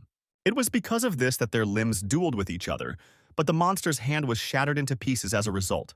The demonic creature was shocked by this, seeing his hand shatter into tiny pieces of flesh. Of course, David's body at the same time did not stop its transformation, and he became covered in golden armor. The transformation began to accelerate more and more over time, and so his body was already completely transformed from the neck down.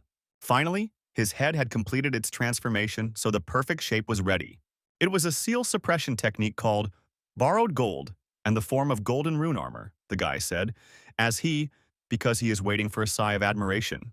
Nicholas remained in the same place and watched with surprise what was happening. At the same time, from his expression, it was clear that he was discouraged and also perhaps a little scared. So, realizing the danger that came from the main character, he rushed to run away from the battlefield. The hero noticed this with surprise and stated that it seems in human form his body parts do not regenerate as quickly as in stone form. The earth is his safe zone, so this is a very smart decision for this creature. Yes, but they only have a limited amount of time for these games, so it's time to end all this carnage. The demonic creature began to run away from him at great speed, and the hero also caught up with it. Nicholas tried to get to the ground as quickly as possible for Togo to replenish his strength. And soon after this, the creature flies over the ground and touches it literally with the tip of its fingers. David noticed this and asked what he had just drawn on the ground. The very same affected limb of the creature that was torn off began to heal. Soon after, regeneration actually occurred and the limb appeared on its own. The hero was surprised and thought that his hand was in place. But was it just from touching the ground? If so, then this is actually a huge problem. At the traffic light that was on the road, the sign lit up that pedestrians could cross the road, but the gross lawbreakers in the form of a demon and a guy were rushing there. Soon Nicholas pushed off the ground and turned his back in the other direction so that he could face the guy. David noticed him and asked why he stopped. The demonic creature's body began to glow differently than before, and he too began to transform. The pupils, as well as the rest of his flesh, were also transformed, and it was as if he had become stone. The moment the creature touched the ground, he had accumulated energy and was therefore ready to attack. The hero knew that he was using the accumulated energy of the core in his body. Everything is clear here. This is his final form. So the creature at this moment gives it its all and attacks its opponent with incredible force. The guy easily dodged the head-on attack that the demon proposed. Then he saw that his opponent had flown down and asked what the hell was going on. Was he running away after missing? Nicholas, however, headed straight in the direction of his attack and literally dove into the ground as if into water. David was surprised when he saw this and asked if he was burying himself in the ground. Although the creature simply emerged from the building that was on the right side, then the monster decided to take advantage of the element of surprise and therefore rushed to attack. The main character used his turn, but was able to dodge it at the last moment. The creature disappeared again, and the hero became angry and asked if it was not enough for him. Shortly after, the demon appeared from below and again tried to take advantage of the element of surprise in his attack. David missed this attack and received a rather strong blow to the head. Two rather enormous forces, which both opponents exuded, soon clashed in the sky above the city. The hero said that the demon had already used up most of his demonic energy and therefore was not so fast. Using his abilities to pass through the building's ground to make it difficult for him to determine his location is a very clever idea. But it seems he overestimated his final form and his attacks are useless and his actions are so easy to predict. Then David used the Eye of the Underworld. There he saw how the creature was being fed on a strange trajectory, moving along the walls. The next attack was definitely going to be from the right, and that's why the heroes recognized her. As the demon approached, the hero extended his hand towards him in order to attack. After this, there was a collision between them, and the creature felt quite a strong blow. Because of this, part of the monster flew off, and the body itself sharply moved upward. All this was done because the hero understood that the demon should not be allowed near the soil or it would recover. The creature flew in the sky for a long time and suddenly noticed that the guy suddenly appeared next to it. David wasted no time, as there was a limited amount of it, so he headed after the creature and attacked it. Nicholas blocked in hopes of defending himself from this swift attack. But his body could not withstand the pressure and flew down at quite a high speed. The main character said that he put all his strength into that blow, but only broke one rib, and he in turn took it very well. Apparently, the monster's final form is actually pretty good, but unfortunately, the guy doesn't have time to continue their fight. David immediately after that, he began to fold seals or use the borrowed gold skill that he wrapped around his body. This skill was called Fists of Initial Armor, and two huge fists appeared in the sky. David told the demon that he was good, because this was the first time he had had so much fun since leaving the mountains. But despite this, the clock is ticking, and whether the creature will live or not depends only on fate. Nicholas noticed one of the huge limbs moving towards him at great speed. Immediately after this attack, the creature's body was quickly pressed to the ground, and a huge explosion occurred. But despite everything, they stopped, and his fists simply began to continue to strike straight towards the ground. The attack was quite massive and also prolonged, and the creature's chances of survival were becoming less and less. The soil, which was located within a radius of several kilometers, began to collapse due to the constant impacts on it. Over time, however, things continued as usual, and the dome, which was created by spatial technology, began to gradually disappear. The commander noticed this on the screen and said that the time of the spiritual reality had come to an end, so David's coordinates should be determined. The company's drone immediately went to search for the man. The main characters approached their opponent and noticed that he was still breathing. Did he really use the remnants of demonic energy to stay alive? But even if he uses the earth, you will not be able to return to your original form. The demonic creature's hand continued to tremble and it crawled forward, but soon it sank down. The creature fell to the ground and lay there for a few seconds, but soon began to continue its movements. David noticed this strange behavior and asked if he was really crawling towards the city, despite his condition. But why was he so eager to go there? The company's drone reported after some time that a suspicious life form had been detected. The commander shouted for David to answer where he got this armor and why he had long hair, and also whether this was the same ancient demon.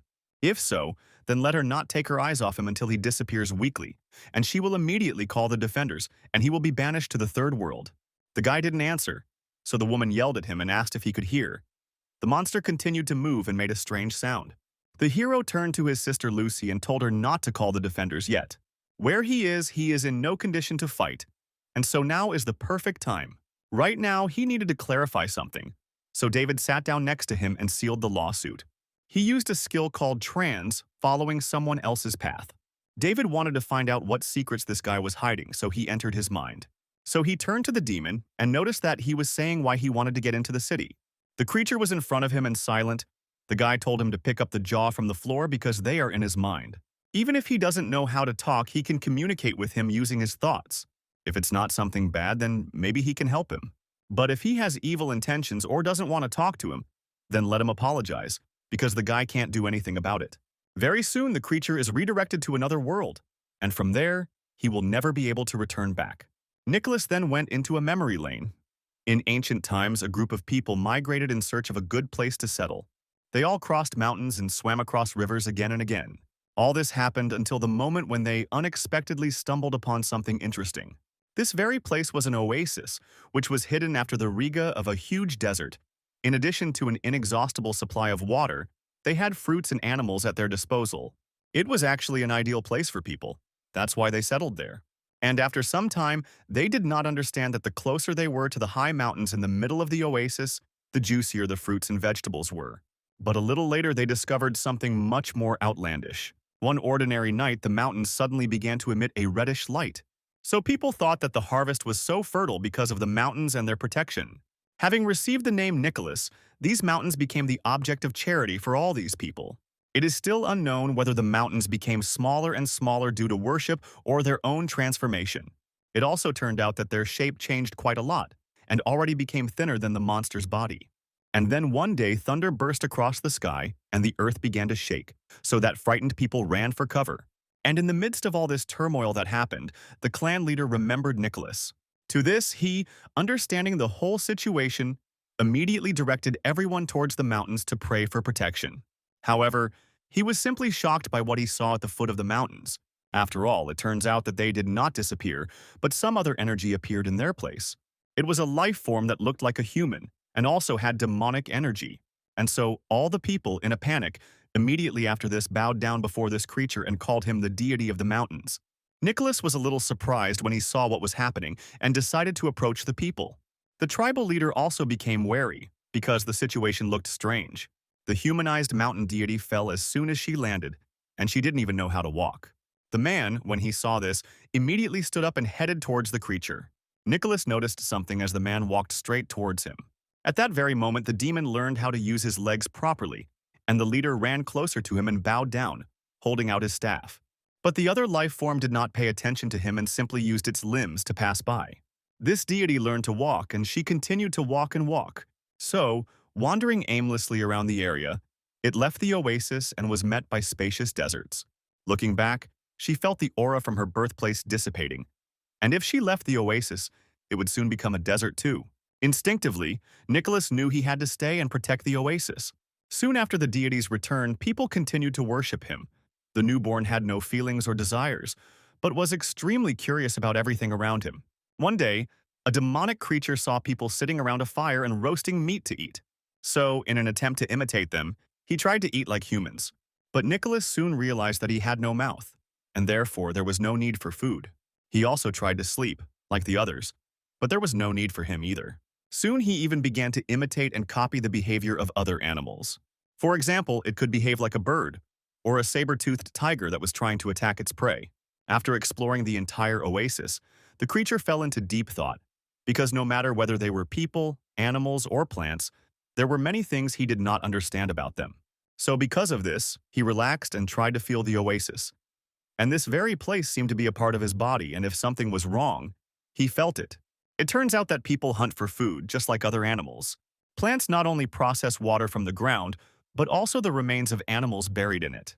In the end, everything goes through the stages of birth, growing up, and also death. But despite this, there is also reproduction, as in animals of various creatures or even those same plants.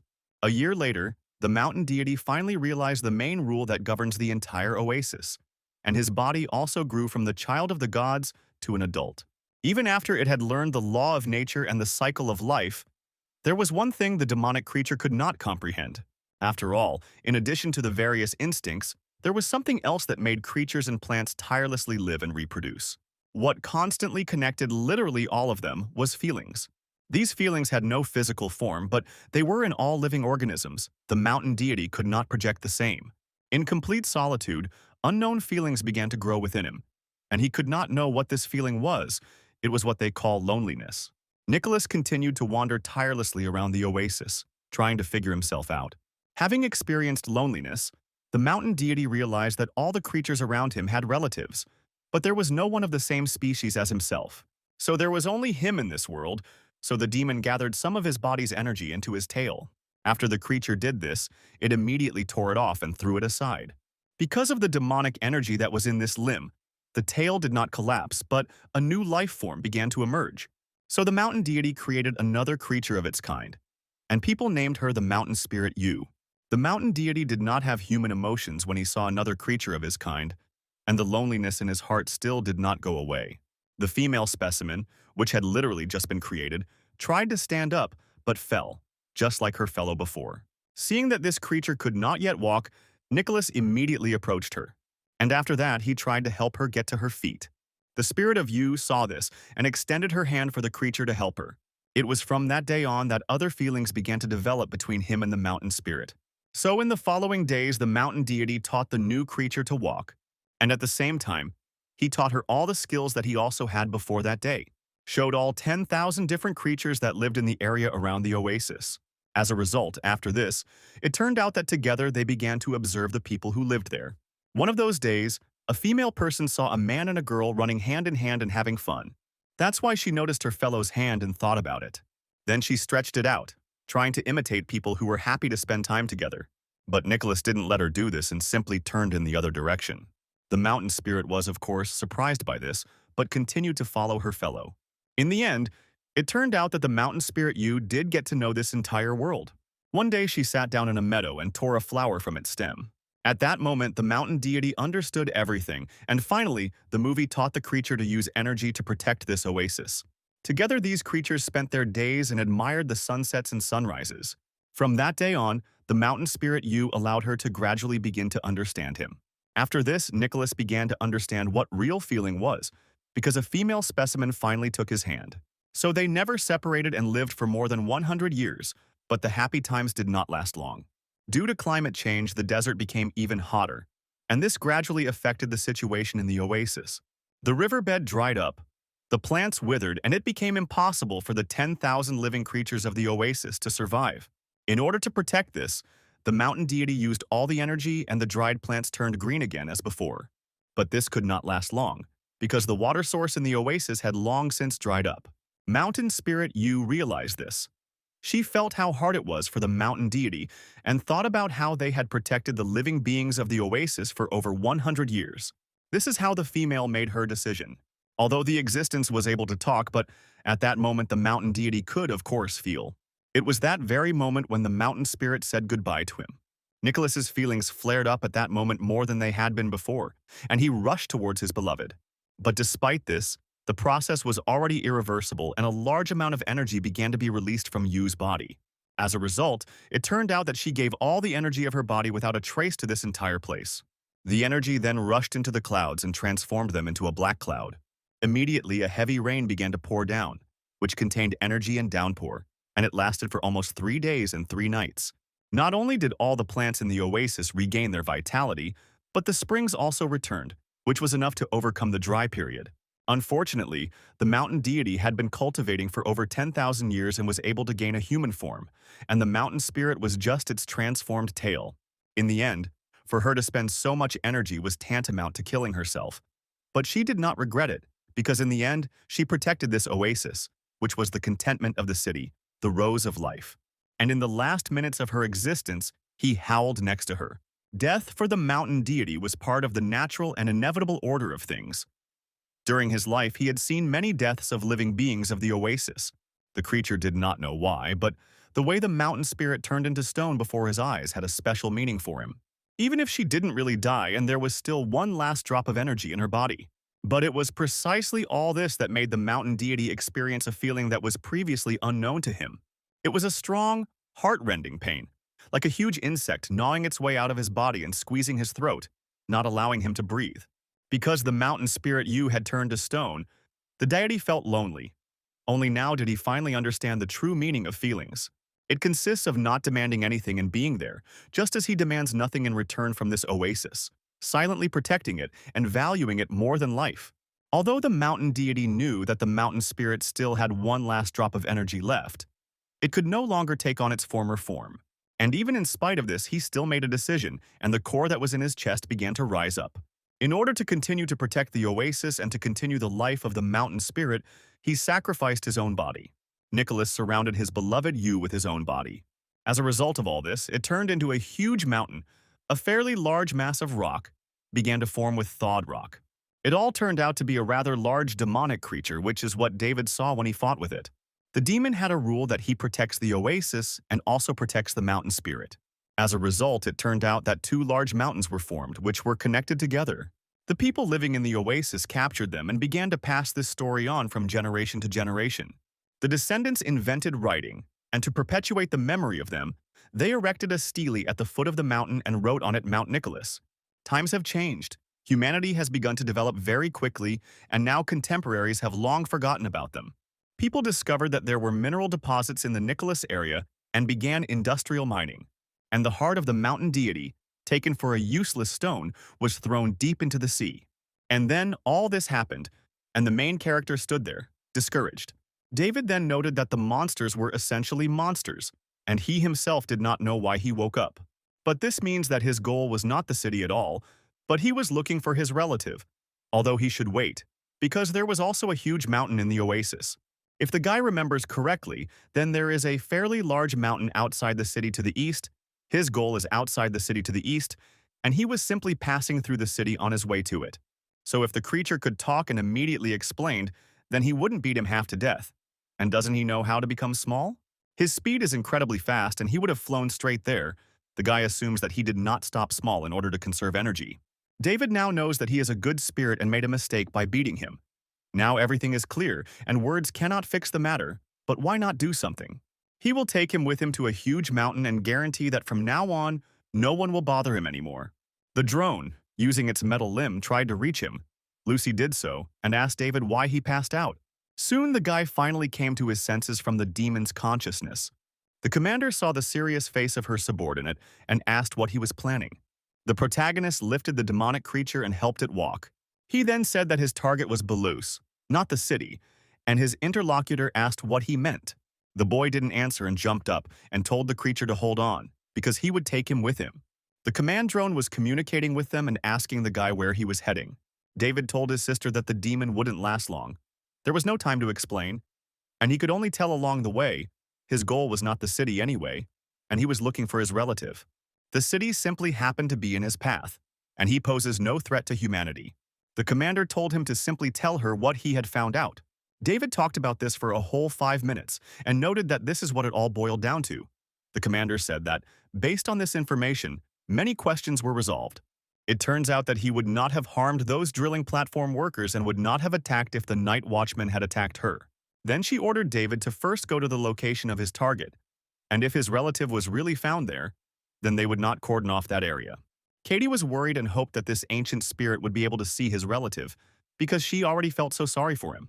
Then she turned her attention to the master and Georg, who was crying and saying that he had sacrificed his body to protect another. He slept for more than 10,000 years, and when he woke up, the first thing he did was go look for him. He has such pure feelings, and how much he had to go through. The girl asked the ninth master not to tell the veteran to pay too. They should pray so that he could meet his relative, and that's okay. The main character soon said that it should be, and not about profit. He moved straight above the clouds for a while, and then he dived down. Nicholas looked ahead carefully and was surprised at what he saw there. As a result, there was only half of the mountain there, and in the second there was a huge gorge that was made by people. David was Shirashkin and asked how it happened that the mountain became like this. Lucy only remembered that minerals were found in this mountain, and the right to extract them was bought by the Sea Corporation. They developed half of the mountain and there were very few minerals left, so the work was suspended. The girl hopes that when the ancient spirit sees what it looks like now, he will not get angry and decide to take revenge on people. Together with the demonic creature, the main character is found to have fallen down. Then he said what they wanted. They dug up half the mountain. He can probably feel whether his relative is still alive. Rather, the guy paid attention to the demon, and he looked down, and then, feeling something, he raised his hand and began to use force. It was because of this that a rather large rock formation began to rise directly from the ground. From the split that appeared there, the silhouette of a female was visible. After some time, her body was completely freed from the stone. But despite this, the structure was already destroyed, and therefore small stone pieces began to disintegrate. The commander noticed this and understood that everything was bad. She thought the spirit was already dead. The deputy was sad and wondered how it was possible that it was so difficult for them to be together again. David, as well as Nicholas, also noticed her and were amazed. The core that was inside the demon came out and the body fell apart. The main character was stunned when he saw what happened and did not understand what would happen next. David looked at the scene that unfolded before him and was perplexed. It turns out that there were such pure feelings between them. And in the end, what was it? Blood ties, friendship, or love? The commander asked the guy what kind of ball it was because he wasn't thinking of becoming a huge monster to take revenge on people. The hero said not to worry, because this is not true at all. Although the body of his relatives fell apart into pieces, but the energy already exists in the mountain. So the guy thinks she has long since merged with the mountain itself. David then used his eye of hell and looked at the ball and saw huge streams of energy. He thought that the creature had turned out to be a truly respectable opponent, and from then on no humans would bother them. Immediately after these thoughts, the guy felt that the rock that was under his feet began to move, so he jumped up in order to avoid the danger. As a result, it was clear that near the mountain that remained and near the core that was hovering in the sky, rock began to form. The core was initially quite a large amount of energy, which merged into one with the stone. The spirit of Mount Yu remained alone for a long time. She was sitting in the fetal position and suddenly plants began to appear near her feet and blossom. Soon, there were quite a large number of these flowers and the individual was sitting literally on the lawn. When she opened her eyes and looked ahead, she was stunned by what had happened. Also, Nicholas was already near her at that very moment. She stood up attentively, guessing in the eyes of her partner who was in front. Now the male individual reached out to the girl's hand in order to touch it. Sometime after the incident, they were together on a flower lawn and holding hands. But in the human world, it was like two mountains merged together and were together. Also, near these mountains, which were now filled with spiritual energy, plants began to grow. This whole landscape, as well as the beautiful picture, now looked like the oasis that existed in ancient times. The main character, along with the command drone, hovered in the sky and watched what was happening. David told his sister Lucy that he wanted to ask her for something because he wanted to buy this piece of land. Let him take out all the money he had. If this is not enough, then let him deduct it from the reward for orders. We need to fence this place and make it a reserve so that people cannot take a step there. The woman said not to worry, because she had the same plans. They still hadn't fully investigated the unauthorized experiments with energy conducted by Hayes Air. So they will not dare to object to handing over the land for the establishment of a reserve, and besides, people should maintain utmost respect for the mountain deities. David said that he hoped that it would be so, and remarked to his sister Lucy that he was leaving the rest to her, and he himself was returning back. The woman told the deputy to contact Kwanhee Corporation as soon as possible. The girl did not answer her because of this, and she tried to get through to her when suddenly Keat came to consciousness. The commander asked if she was okay. The interlocutor apologized and noted that she had just been thinking a little, because the place she was defending had been destroyed by people, and a relative was killed. And he, without complaint and without anger, would have sacrificed his freedom to continue to defend this place. After sleeping for 10,000 years, he was finally able to see his kinsman, but even his body had long since disappeared. For the girl, such an outcome would have been too cruel. The deity, as well as the mountain spirit, did not seek either glory or disadvantage, and people used that place for their own needs and did not know the measure. Because of this, Katie felt very ashamed that she was born human. George came up and addressed Miss Katie, saying that people distinguish between good and evil, and demons too. They also spend their powers to maintain balance between people, as well as demons.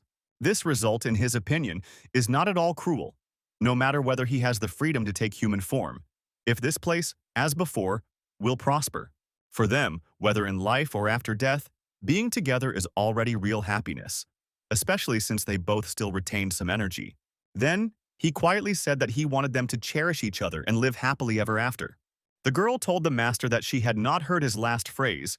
He apologized and noted that she was speaking to her, then turned to Commander Lucy. He said that the spiritual reality will soon end, and the weapons company was able to develop it on its own. Their humble servant has one request. Lucy said to speak without embarrassment. George said that he wanted to stay here another day and go outside for a little walk. The woman said that it was no problem, because she would only have to report it to management. The man smiled and said that he was very grateful. David set off from the mission at quite a huge speed, and also in his uniform. A goat's eye in human form looked at him and told the minister to forget about harming this man. Moreover, he was able to catch up and damage the ancient spirit twice. And if he can seal it, then how long will it be possible to hold it? This man named David is actually too abnormally strong. The minister said that first he should report the situation, and there was no need to stir up confusion in the hearts of the fighters. He said that, according to his information, this ancient spirit that was awakened was enormous. And his fighting power is also very great. All 12 defenders worked together, they could not catch him, but David used all his strength and was able to beat him. Then, for some unknown reason, they stopped fighting before they got close to the city. The ghost company sent a drone with a package. They flew a little and didn't disappear, but appeared again after 5 minutes. This man, as well as the ancient demon, have changed shape into human form, and they are both handsome. The creature was beaten half to death and left without an arm and a leg, and then they went to a huge mountain, where he, before dying, turned into the second half of the mountain. But the most important thing is that they disappeared for only 5 minutes, and then the ancient spirit was already defeated. But the worst thing about this whole situation is that this man named David was not harmed at all. All members of the organization listened attentively to what they were told. The minister also thought about the words he heard and declared that they were retreating. It looks like we need to report to His Majesty that they are proceeding with Plan B. Quite a large number of people lined up outside one of the hotels, as well as the cafeterias nearby. The guy remarked to another that the girl in the white coat was a cutie, and the other guy asked why he had the feeling that it was a guy. They were talking about Georg, who noticed how wonderful it was there, because the world of people, the further you go, the more diverse and vibrant it becomes. Although he was sad and pouted that he did not know if anyone could see this picture. As they thought, before now people do not like such ancient, simple places in the boondocks. Although, of course, it's even better this way, because it's much calmer and quieter there. The surrounding buildings have changed, but whenever he comes here, everything here seems familiar and close to him. After all, it was here that he met someone, and also got to know and recognize each other. But something happened after those happy days together. Georg then began to cry and said that they had to separate after all.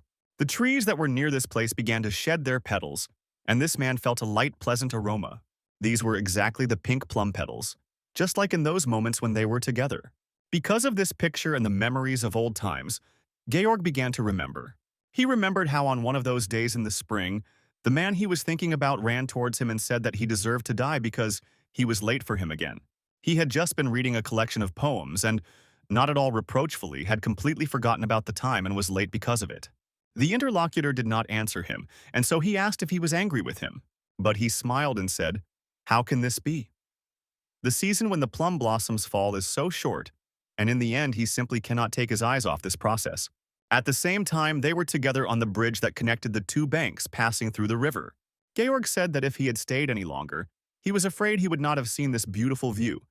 But his interlocutor said that it was not scary, because what could be more beautiful than this? The boy became embarrassed and said that he shouldn't say such embarrassing words in a public place. But the man said that he shouldn't care too much about other people's opinions. It turns out that flowers do not bloom to be picked and admired. By the way, today he read one poem, and really wants to tell it. Georg asked what kind of poem it was. He said that he wants them to know each other and value each other. They lived happily ever after, because only if the mountains became level with the sea, the rivers dried up, and a thunderstorm occurred in the winter, snow fell in the summer, and the sky fell to the ground, would they be separated. He then asked if his interlocutor really didn't understand anything at all. After all, these words definitely speak about them, because in this life they will always be together and will share each other's feelings. After some time, this man said that he was leaving now, and that in the evening he would be at his old place. Nine Master looked at him and smiled at that moment. Right now, he was on that same bridge in that place, and recalling the whole situation that had happened in the past. At the same time, he felt very sad because the old times could not return to them. So he gathered his will into a fist and began to look far into the sky. Almost the same on one of the slopes, but only in the inverted world stood a man in the form of a demon. One of the demonic creatures approached him and noticed that the leader of the squad was here. This creature's name is Ronald, and he is the head of the Woojin squad, which is the personal guard of His Majesty Owen. The man said that if there is a matter, then let them report it. Finally, the demon said that they had recently received a message. So it turns out that the plan to secretly block David's fighting power with pills has completely failed. And as a result, they will have to put the second plan into action after this. The chief listened carefully to this report and stated that he understood everything. The creature continued to say that he started working in the detachment rather late. And when something happens, he prefers to make sure once again, because it makes his soul calmer. He understood what the difference is in the flow of time in the third world and the world of people. Ronald said that for them as demons, time in the human world flows 120 times slower than here. Simply put, one day here is equal to about 120 days in the human world. The interlocutor noted that he understood everything, and the gentleman said to leave in 3 days, which means that in the world of people they will have time to pass a whole year. The shorty said that it would take a year to come out of the most powerful secret treasure of the secret workshop of the legendary Heavenly Seal.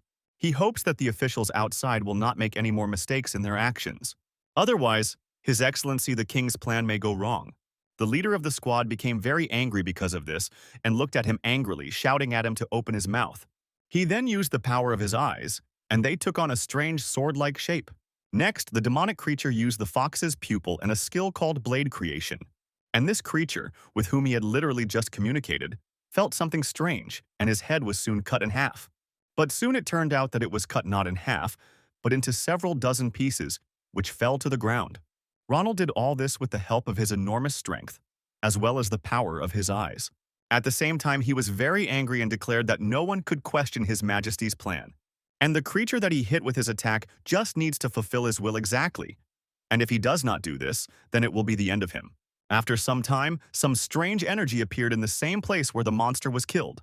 That demon Adrian was reborn and noticed that he was already old and did not understand what thought was rash, so he asked the leader of the squad to dye his anger. Ronald said that there is still something that can be used on him, but with His Majesty, it is impossible. The old man said that he understood and immediately announced that he was leaving. Anastasia saw that some strange man had gone into their apartment and asked who he was and what he was doing there. But suddenly she took a closer look at the man in front of her. He had white hair, just like David, and a mole near his eye. The guy said that he was innocent, a guilty star of misfortune who was drawn into evil. Treasures in the hands of the company Trismus Cancer to achieve in the field of business with spirits the very first David. The girl said that this is exactly the same impenetrable naivety. Although at that moment he was so handsome that the girl was embarrassed and thought that in this form he was just a macho. After that she told me that Sophia, as well as Richard, went to bed so early. The guy immediately after this dropped his appearance and found himself completely naked, and also stated that then he would also wash and go to bed. Anastasia was discouraged. She went on to say that, although this was his home, while she was here he couldn't at least not show off his bare bottom. The interlocutor asked what the problem was because he simply forgot that he was naked underneath and would be more careful next time. Although the girl was very embarrassed at that moment, she thought that it was still good that he was okay. The last time he saved the fox, he had scratches on his face. But this time he dealt with such a strong demon and was not harmed at all, so it seems like there was no reason to worry about him. Then she decided that now she could go and sleep peacefully. Suddenly, she received a notification on her phone from the deputy head of the ghost company.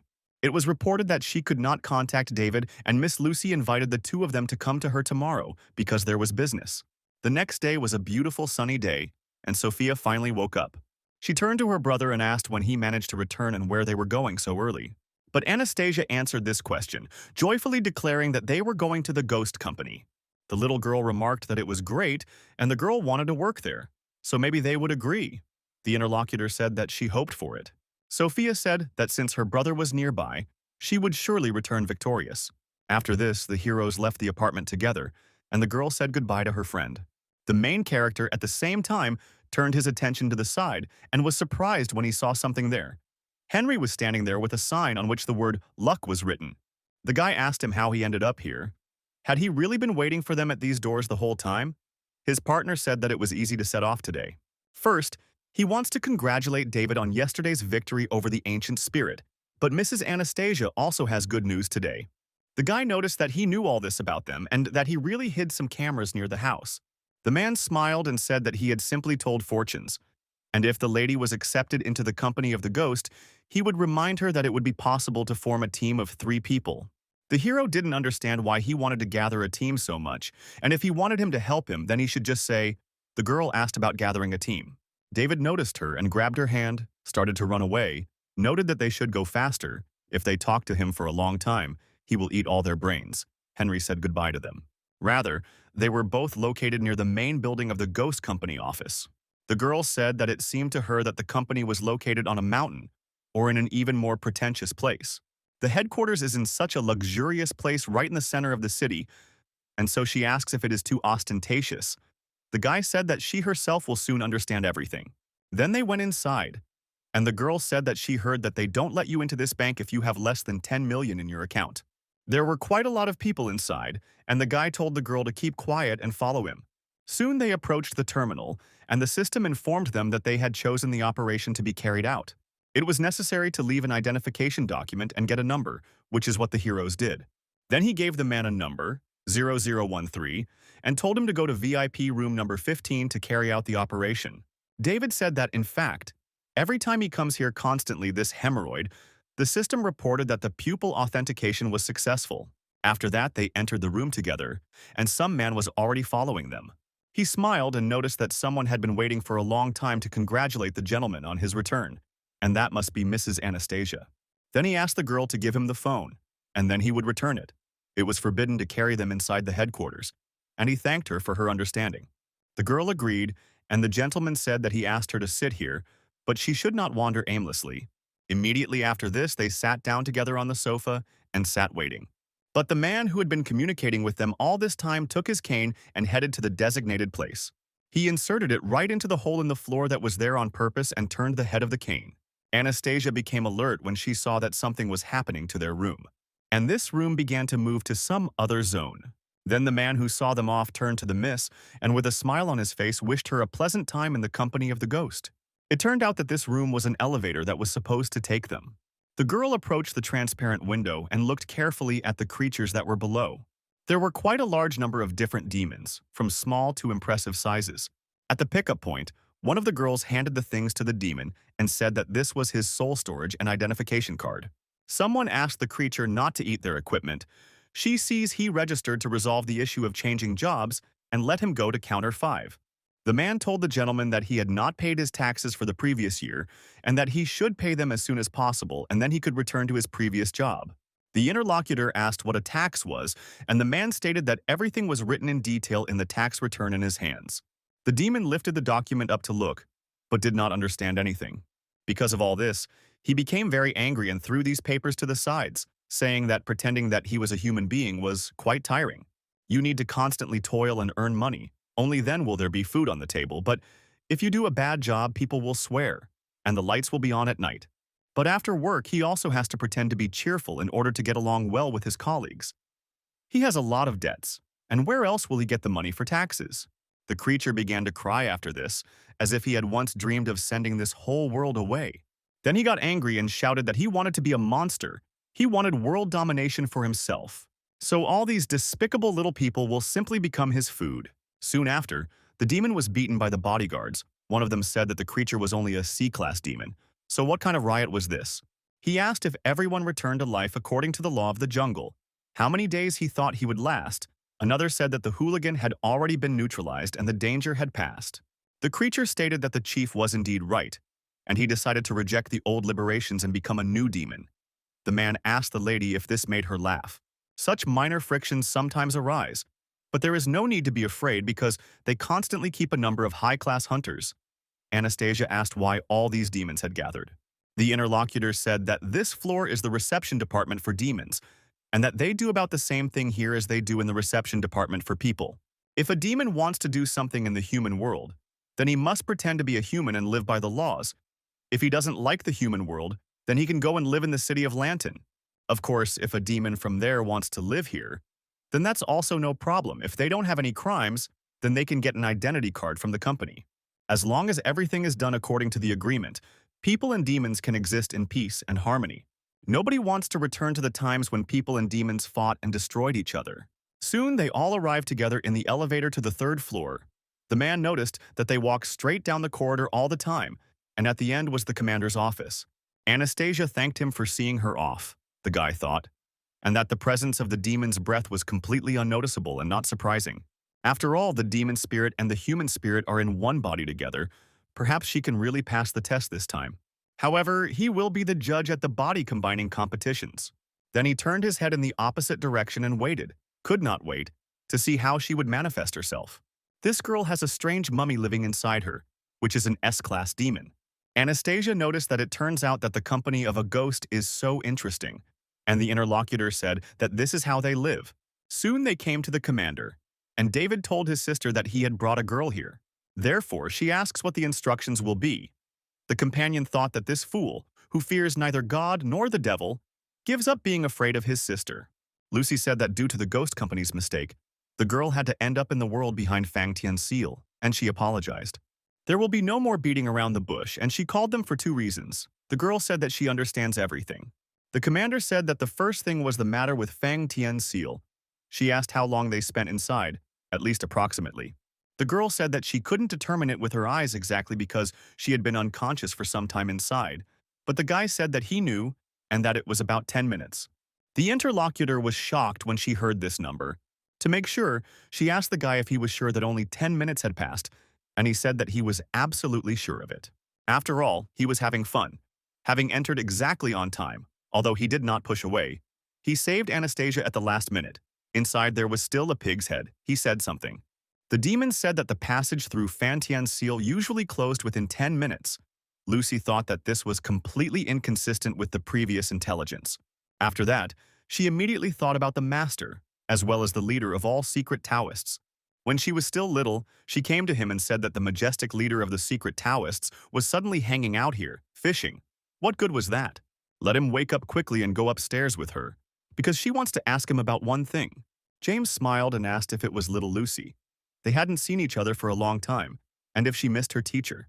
She got angry and shouted that she was repeating once again not to call him baby. The interlocutor said that she was still as lively, and the teacher was glad. He then seemingly casually dodged her attack, and she headed straight into the water. But despite everything, she didn't fall there, and was surprised because of this. The teacher held her back with his strength, and noted that it wouldn't hurt for her to curb her character, because it turns out that in the company of a ghost, she can create a bunch of enemies for herself. The interlocutor then felt how a stream of wind carried her back. The man caught her and noticed somehow imperceptibly that she had grown so tall. He remembers when she first climbed the mountain, she was only knee-high to him, and what she loved most was that he lifted her higher. The girl, angry, hit him in the head with her knee and noticed that she was no longer a child. But this only made the blow more painful for herself.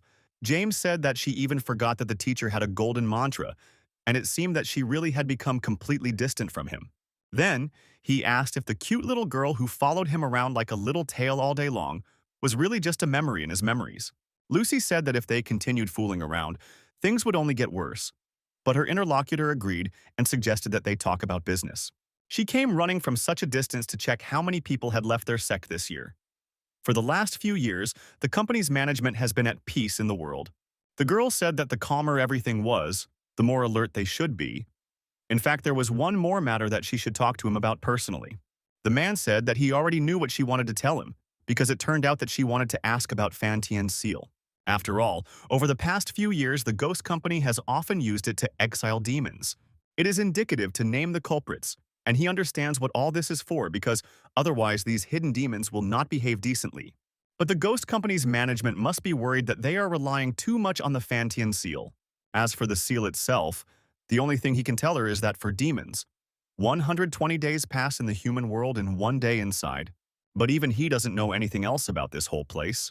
After that, the man stood up from his seat and remarked that if they were to take over Fan Tian's seal to investigate, it would be better for them to give up on the idea. After all, this is the most powerful secret treasure of the founder of their sect. James told her to come back and there will be time. The guest comes more often to the mountain to see the teacher. He hopes that next time they will see each other not for work. But the girl said that his student did not understand. After all, if the patriarch is so cool, then why didn't he simply destroy all the demons that were dangerous to people, but locked them behind the Fan Tian seal? The teacher turned to her and asked if she had ever thought that of all the living beings born in this world, why should only humans determine who is good and who is evil? The little girl was surprised when she heard this, and the interlocutor continued to say that the patriarch had his own reasons for doing this. Besides, no one can harm the one who knows the future. If there really were celestials at one time, then he was definitely one of them. And now, remembering this whole conversation, the commander was amazed. David saw her confused face and asked what happened. The interlocutor responded to this by saying that nothing. She just wanted to make sure of something. And then I thought that it turns out that it is true, that time in the world of people and inside the seal flows differently. Did the patriarch do it on purpose? But then for what purpose? The boy noticed that after all, Fan Tian's seal was used to lock demons inside, so when he got inside, he immediately knew that he would be able to get out. Although, of course, there was a risk, but a person got inside, and he couldn't just watch her die here inside and not save her. Anastasia was angry because of this. After all, she thought that this man went inside to play. The commander said to stop talking. After all, she called them, and she thinks they already guessed why. She can give the girl the right to participate in the state championship, especially since the guy guaranteed that the mummy is now safe, and she believes him. She also asked the teacher, and he agreed to recommend the girl to participate in the competition. If the head of the sect vouched, then the top management would not dare to object. David also took part in the beginner's exam and knows the rules of the competition. He noted that he understood that the participant must complete a certain task alone. Lucy said that she heard that the girl learned to use the demon's breath in a short time and can also control the mummy, and now an order has appeared. We need to find the man and bring him to headquarters safe and sound. The girl was delighted and said that she would try her best to complete the task. The boss noticed that the missing person was the best employee of the ghost company in the previous generation, Jim. Anastasia's enthusiasm dried up after she heard who this man was. After that, she asked Lucy if she had heard correctly, because she needed to find and bring here the best employee of the ghost company of the previous generation. He must be as strong as David, if this man ran away of his own free will. Then how could she possibly bring him to the headquarters apartment? Therefore, Can the woman tell her why he disappeared? The commander said that he disappeared from the nursing home, and the people on the spot came to the conclusion that he had escaped on his own. Everyone had already decided that he had died, but then the body disappeared. I need to panic, even though he was once the best ghost in the company, but now he is just an old man with Alzheimer's. In any case, Anastasia was not happy with this prospect because she understood that he would run away anyway. So it turns out that in films and anime, the older the stronger. The woman then remarked that she wanted to add something else to this. She is given 3 days for the task, and during this time she should not live at David's house, but rather she should solve the problem of accommodation herself. She also can't ask anyone for help, even demons, but she can ask Katie about materials regarding the search object. If the girl violates any of these conditions, the task will be considered a failure for her. She was prompt and confident in her words, stating that she understood everything. The commander said that then she could leave the same way they came. Kyle walked her, and she asked David to stay because there was something to talk about. The girl soon left the apartment and thought that, although her sister looked stern, she left the impression of a straightforward and responsible person. She can definitely be relied upon, and she certainly wouldn't deliberately make her life difficult. Then Anastasia became inspired and thought that everything was great, because this time she would definitely succeed. But right now, where should she start? Although, if she thinks about it, she will first ask Katie to bring her up to speed. 2 days before, a certain situation happened at the Jobu nursing home. At that time, the old people had just gathered in the dining room because it was time for lunch. And at one of the tables, sitting separately, was an old man who had the number 12 on his neck. He tried to eat the food that was on the plate, but his hand was shaking quite badly. So, unable to hold it, he dropped it, and the food fell on the table. This old man was once the best person in the ghost company. His name was Jim. One of the girls who looked after the old people remarked to the gentleman that it would be better if she fed him. The man asked who she was. The girl said that she was Monica, and he forgot her again. His favorite grapes were there, and when he ate, she would give them to him. The interlocutor then stated that he did not want food but wanted grapes. But despite this, the worker continued to say that when he ate everything, then he would get the grapes. Then, with a smile on her face, she tried to feed the patient and noted that they would eat quickly, and then there would be dessert. The old man got quite angry about this and shouted that he wanted his treat right now. And also, even though his strength was already quite bad, he hit quite hard. Monica turned to the gentleman in surprise, and he angrily shouted that he wanted his reward right now. Soon his plans changed, and the interlocutor asked where he was going. The old man said that he wanted to sleep, so he would go and sleep. The worker noted that she would then take him to his room. They walked down the corridor together, and Jim asked who she was and why he hadn't seen her before. But the girl replied that she was Monica. Then I thought that it looked like the gentleman's Alzheimer's disease was progressing.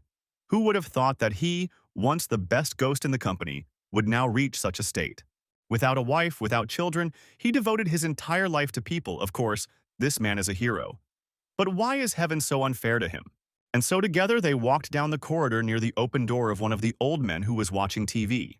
There was some war movie on the screen, and there were soldiers exchanging fire with other opponents. The footage was quite gruesome, and explosions and people's screams could be heard. When Jim heard all this, he was stunned, and memories came back to him subconsciously. After this, Monica asked the gentleman if he had stopped abruptly. Then she was stunned when she saw that the old man began to behave rather strangely and looked like a madman. Soon he broke away from the girl and pushed her aside. After this, the madness that he had been fighting for a few seconds ceased, and the body fell to the ground as if dead. The old man remained conscious, but a terrible picture appeared before his eyes. It was a dead man lying right in front of him, looking intently into his eyes. Next was a shot from the battlefield, when quite a large number of people were killed or wounded. Sometime after the incident, Jim was in one of the rooms and lying on the bed. At the same time, some kind of device appeared on his head that glowed blue. He finally came to his senses after this and began to move his own limbs. The next thing that happened was that he opened his eyes and did not understand where he was or what had happened to him. It was probably a hospital, judging by the medical equipment that was right in this room. The man was kicking himself for being an old fool, because he didn't remember anything at all. Not even who he was, where he was from, and how he ended up here. But after a while, he remembered that he was the commander of the Mountain Tiger Special Forces Squad of the 12th Lucian Military Region, Zhou State. He is also the best fighter in the company of ghosts, and his name is Jim. But at the same time, the old man was completely unclear why he was currently in the hospital. Then he remembered when he stood in front of his superiors and asked if they were really joking, because these are such turbulent times now. and they want to remove him and leave him out of work. He was told that medical tests showed he had early stages of Alzheimer's disease and that it would be safer for him and those around him. If he is suspended for a while and sent for treatment, it will be better. It is a pity, but now he has no right to return, and this is for his own good. He had worked hard in his life, and now it was time for him to retire. Jim remembered this with horror and realized that due to senile dementia, he had been sent into early retirement. If he understands correctly, then for others he is now simply a useless old man. And moreover, he even constantly needs other people's help. Suddenly he became alert because he felt some strange sensation in his body. So I immediately jumped out of bed and took off the sheet, looking carefully there. There was a puddle where he was sitting, so he realized that he had not held back his urination. The man did not understand what was happening to his body. Could it really be that he had really come true? Never in his life would he have thought that he would see himself wet his own bed. He began to laugh madly and say that even the dead would find it funny. After all, he is an outsider who has gone through hundreds of battles and was once the best employee of the ghost company and suddenly wet the bed. An old man like him, who really should have died a long time ago, apologizes to his comrades in arms because he no longer has the strength to protect anyone. Suddenly a voice said that Jim was not old yet. He could still fight. The man did not understand who it was and asked who was there and who was speaking. The interlocutor responded by saying that sooner or later he would find out who he was, and then asked him to answer whether he wanted to become a hero again. The old man looked down and noticed what a hero he already was. After all, he just wants to bring benefit to other people. And when he spoke about this large amount of spiritual energy emerged. The voice said that this was great. His spiritual energy had awakened again, and if he followed its plan, he would be able to return to the ghost company again.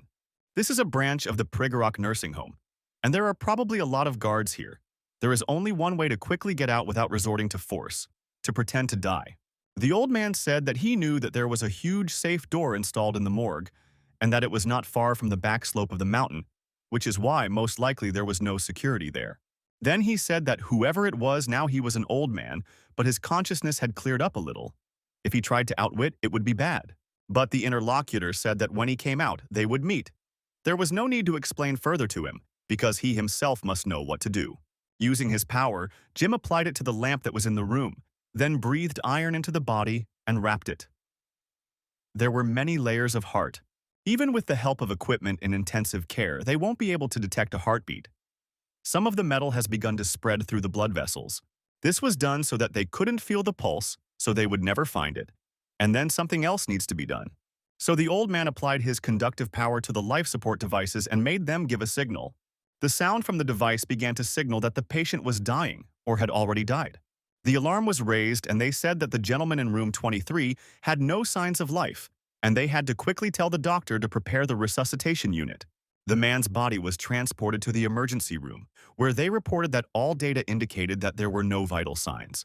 Mr. Jim can control any electrical appliance and let them use the old methods.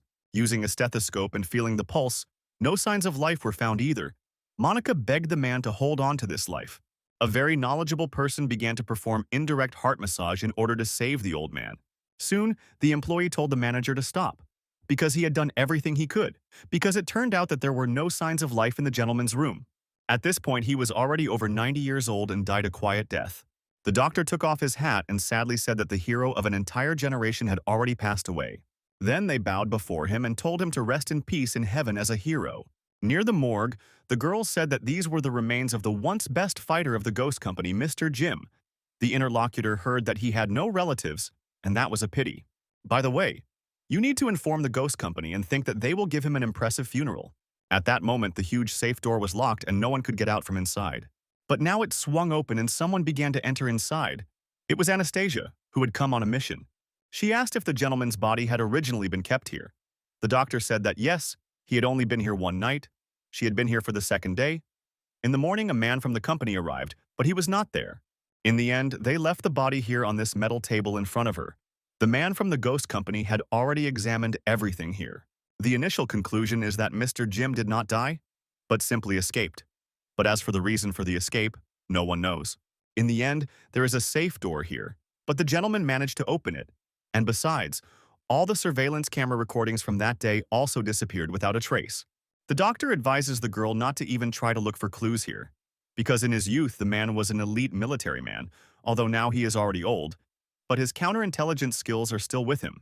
Moreover, everything indicates that he is no longer an old man who has forgotten how to use spiritual energy and does not pose a threat to others. Even if the girl finds him, she won't be able to catch him, because he was once the best fighter, and that's no joke. The girl said that she didn't come here to look for clues. She just wanted to get to know the gentleman a little better. She had never been to a nursing home before. On this mission, she first needs to find the motive for running, and she managed to figure this out a little. She reviewed her personal file and then examined the house so she understood something. The interlocutor asked if this was really so. Anastasia answered that from her personal file she found out that he was a very proud person. He used to be so strong. He defended the country, saved the lives of a huge number of people, and he has outstanding military merits. Now he has grown old and can no longer take care of himself. He also needs constant help. If he really has regained his mental clarity, she thinks the nursing home has become just unbearable pain for him. The girls at the same time remembered their past when their father also could not do anything with himself and needed help, and their mother left them. Then Dad didn't shed a tear and didn't beg his ex-wife to stay with them. So Anastasia said that sometimes a man's pride is stronger than even the desire to live. She then thanked him for his help and noted that she would go and look for clues in other places. The doctor called the commander and noticed that the candidate for the new recruit had already left. The woman asked if he liked her. The interlocutor said that she has talent, she has empathy and observation, and she has a head on her shoulders. There is excellent potential to become part of the ghost company. Off topic, isn't it too much to trust such a big mission to a cute newbie girl? After all, she'll have to deal with Jim. What will happen if there's a fight? Lucy said not to worry because there was someone to protect her. The interlocutor noted that then it was okay. Anastasia went outside and thought that before he disappeared, he took a shower and took all his personal belongings. His ability to control metal and electrical devices. Katie sent her new stuff again, and it's a detailed history of this man's life, and it's great. Somewhere around this same time, the main character was in the hall, carefully watching the girl. When David stayed with the commander, he noticed that the girl had received an assignment. She asked him to stay so that she could probably give him some work too. The commander said that she detained him in the same way in connection with the Anastasia case. And besides, at the moment there is no mission that could interest him. The guy said that if we were talking about a girl, then it was he who brought her. She was definitely reliable and there was no need to worry. The interlocutor said that she believes him, but she is responsible to the headquarters. That is why he also has a mission, so he must secretly follow Anastasia. This time the mission is not as easy as she said. According to the information received, the search object has already fully regained his sanity and also his former strength. Considering the old man's character, even if the girl finds him, he can only be brought to headquarters by force using military force. If they start fighting, Anastasia may not be able to control the mummy, so you need to make sure she doesn't end up in danger. Whatever method she used, if she could bring the old man into control, the mission would be accomplished there, and if she was in danger, he could intervene and save her. Of course, if he interferes, then Anastasia will forever lose the right to participate in the competition. The authorities were against her taking the exam. A woman can only give her assignments and then depend on her whether she can take advantage of this chance. The hero thought that she should not have any problems with this task, but at the same time he was worried about her and still watched closely. After the girl received new information about the deputy commander, she looked at it carefully. The old man himself was in the bathroom and washing his body. After the shower, the man went to the personal storage room, where there was a locker numbered A192 with the name Jim. He soon changed the old man into his usual old uniform, in which he had been hunting demons all this time. Now he no longer looked like some feeble old man, but was ready to fight. At the same time, he decided that he would just go and kill 100 demons, and then they would know that the precious blade did not age. Immediately after that, I headed to one of the abandoned factories located on the outskirts of the city. It was just there on the floor that a male friend was found, who had recently been killed by demons. Several of these demonic creatures were on the floor and were feeding on this man. They didn't hear the voice of a friend that they, blind to the light, miserable bugs, still prefer to hide in dark corners and drag out a miserable existence. The creatures became alert when they heard a human voice and turned their attention to the side. But after a few moments, one head flew off from them and immediately flew off to the side. The blade pierced the wall, and the partner looked at the creature's head in surprise. Then he got quite angry and asked the man why he came to see you like that. There was an old man there with a smile on his face, and he said that he was Jim from the ghost company. The creature, of course, knew who he was, and therefore became quite wary. But at that very moment, he was killed. The hunter then noticed that he was still old, since he had moved a little and was already quite short of breath. The demonic creature was behind him and was pierced by iron bars. The old man declared that he would not give up as long as there was still gunpowder in the powder flasks. Suddenly, he heard a voice from above, which said that his powers were no worse than before. Jim became alert and asked who was up there. Suddenly, a man came down from there, and it turned out that he was a boy, who was wearing clothes that were too big for him. The old man was surprised and wondered where the child came from, whether he was a demon in disguise. But the boy did not say anything, but the old man heard his voice, which said that he was not a demon. After all, it turns out that he is just a child who admires this man. The man asked if he could read his thoughts and talk telepathically, so it turns out that he was the one who suggested that he escape from the hospital. The boy smiled and shook his head, noting that this was so. The old man was a little taken aback and remarked, "Who would have thought that a child had incited him to run away?" The boy smiled after this and, gaining speed, jumped towards the old man, saying that he was a hero and an idol. But he was unable to get closer to this man because he used force and put up a barrier. Jim said that he was an incomprehensible rascal who came from somewhere. Who he was? What was his purpose in trying to get closer to him? And also, isn't he mine? Should he stop talking telepathically? The interlocutor mentally said that he himself said that he was just an ordinary child worshipping a hero. The man was angry and thought that this boy was really not mine or was deliberately pestering him. He then used his power of iron control and wrapped the boy in front of him in rods. And he said that he had placed a little spiritual energy into these strips of iron, and after some time it would release him on its own. Now he has no time to play with him, and let him quickly return home to his daddy and mommy. The baby said that he has no parents. The old man was shocked by this, and it touched his soul, but he decided not to take it so much to heart. Therefore, he said that then let him go wherever he wants, but he should not follow him. After he said this, you turned your attention to the side and saw that the boy had escaped from his trap and was following him. The old man was stunned and did not ask how he got out of there and what his general abilities were. The man asked why he was so keen to follow him. The boy noted that it was still a secret.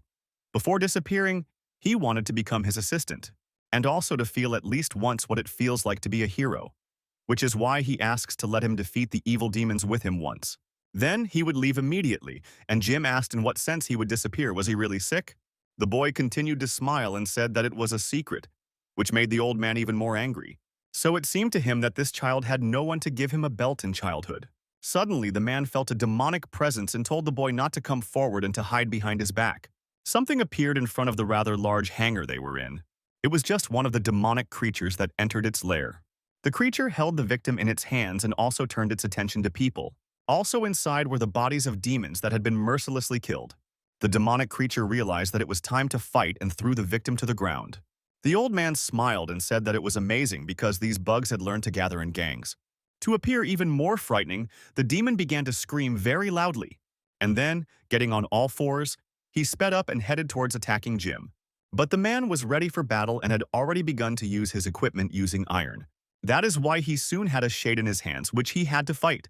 The creature continued its movement straight towards him, and he twisted his hand. He then said that it looked like the demon's demonic energy would be more powerful than the previous two Class Cs, so he would play with him a little longer. Boy, he told the best one to hide away if he didn't want to be hurt. But when he turned his attention to the side where he should have been standing, he was no longer there. The boy was almost on the roof and was telling the hero to go on the attack. The man was surprised and asked when this boy managed to climb up there. After that, he smiled and noticed that all this well-stretched could freely fight below.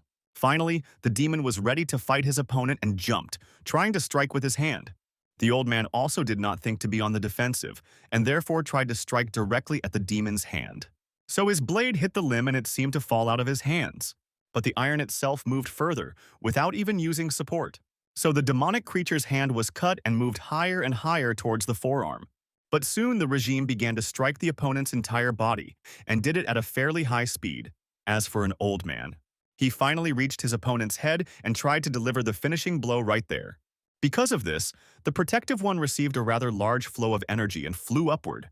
The demon didn't feel the minor wounds when he was attacked by his opponent, but when he landed straight up, he felt cuts on himself. The old man looked carefully at what was happening to the body of the demonic creature that was in front of him.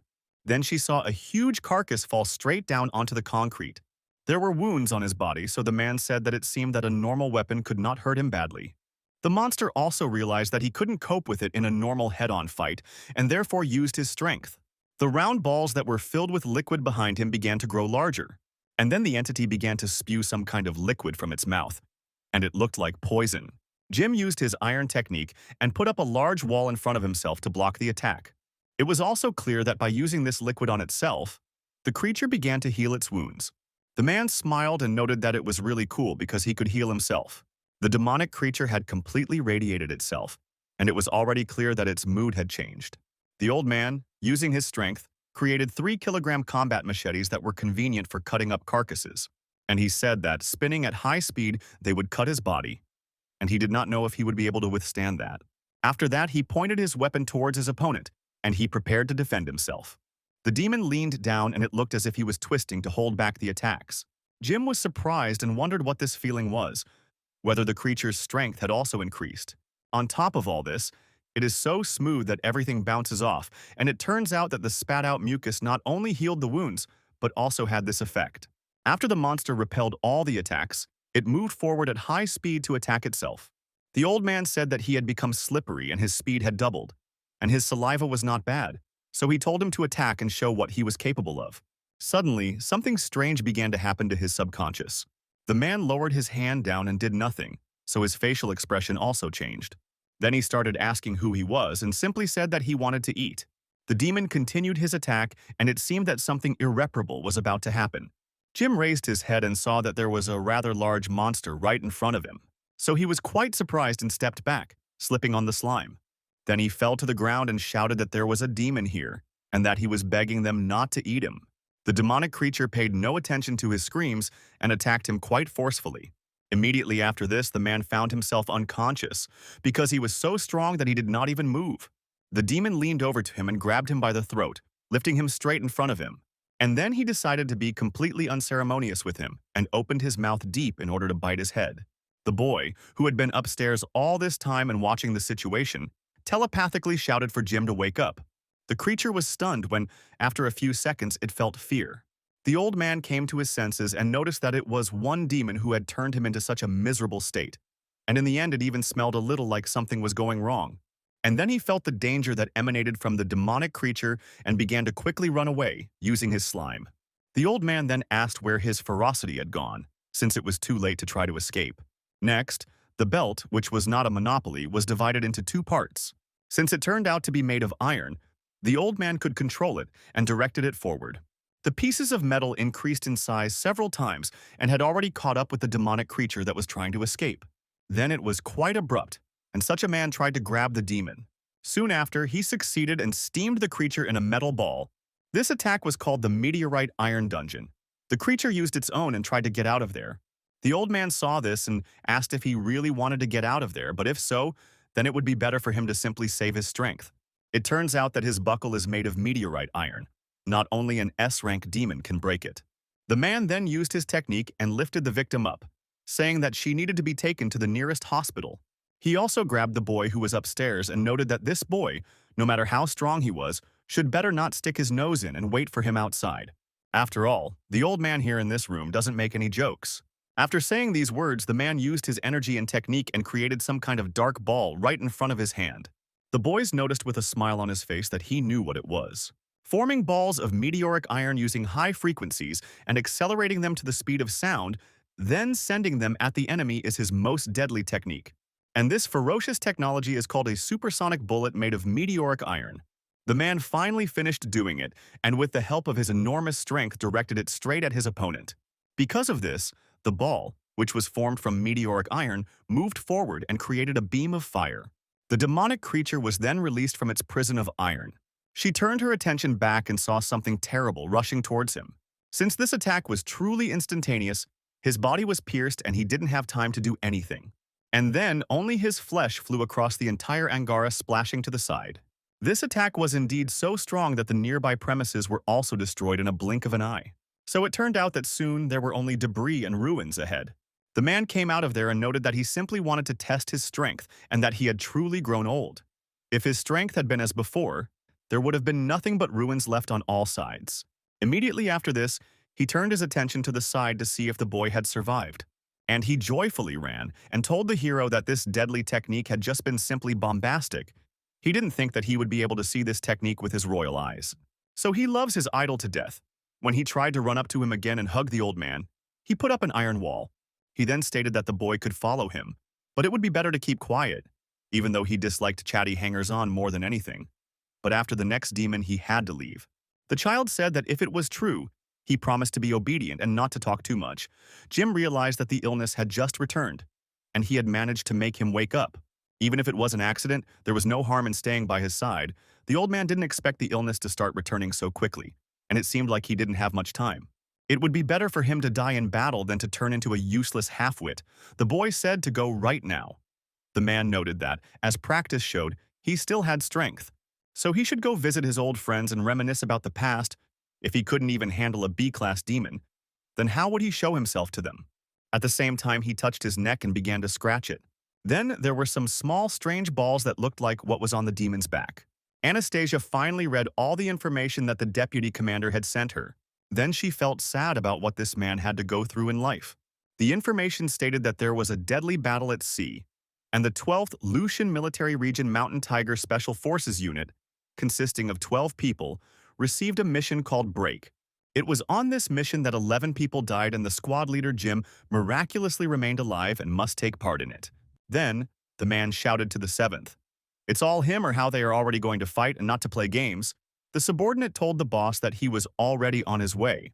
Then he sat down next to everyone and told the people that he did not see a grin, so he asked what their boss's name was. Everyone started saying his name, and at the last moment on the syllable, they smiled. Soon after all these people set out on the mission, they set up a tent city. The commander told the 7th that every time before a mission he takes a group photo, but isn't he tired of it? The guy replied that a photo is a must. You should think about it yourself, because they will grow old and will show their grandchildren not only words, but also memories of the detachment. James said that the battle is not a game. If something goes wrong, then this photo will be the last in life. This time, the task is extremely important for the whole country. It is necessary to reconnoiter, stop, take control of enemy high-tech products. To increase secrecy, no one will insure them in this building. They are also not allowed to use electronic devices. The 12 fighters will have to come face-to-face with a group of enemies. This time, the chance of returning alive is only 1 in 10. The entire squad of the Gap, if they heard the words, began to laugh very loudly. After some time, the commander ordered the Special Mountain Detachment to form the Tiger. Then, everyone lined up and he told them to stand still. The man noticed that they had to say their motto. Subordinates said that their motto is fearless, knowing no obstacles, forward to victory. Their lives do not belong to the country, their lives belong only to the commander. Jim smiled and felt proud of himself because of this, thinking what idiots they were.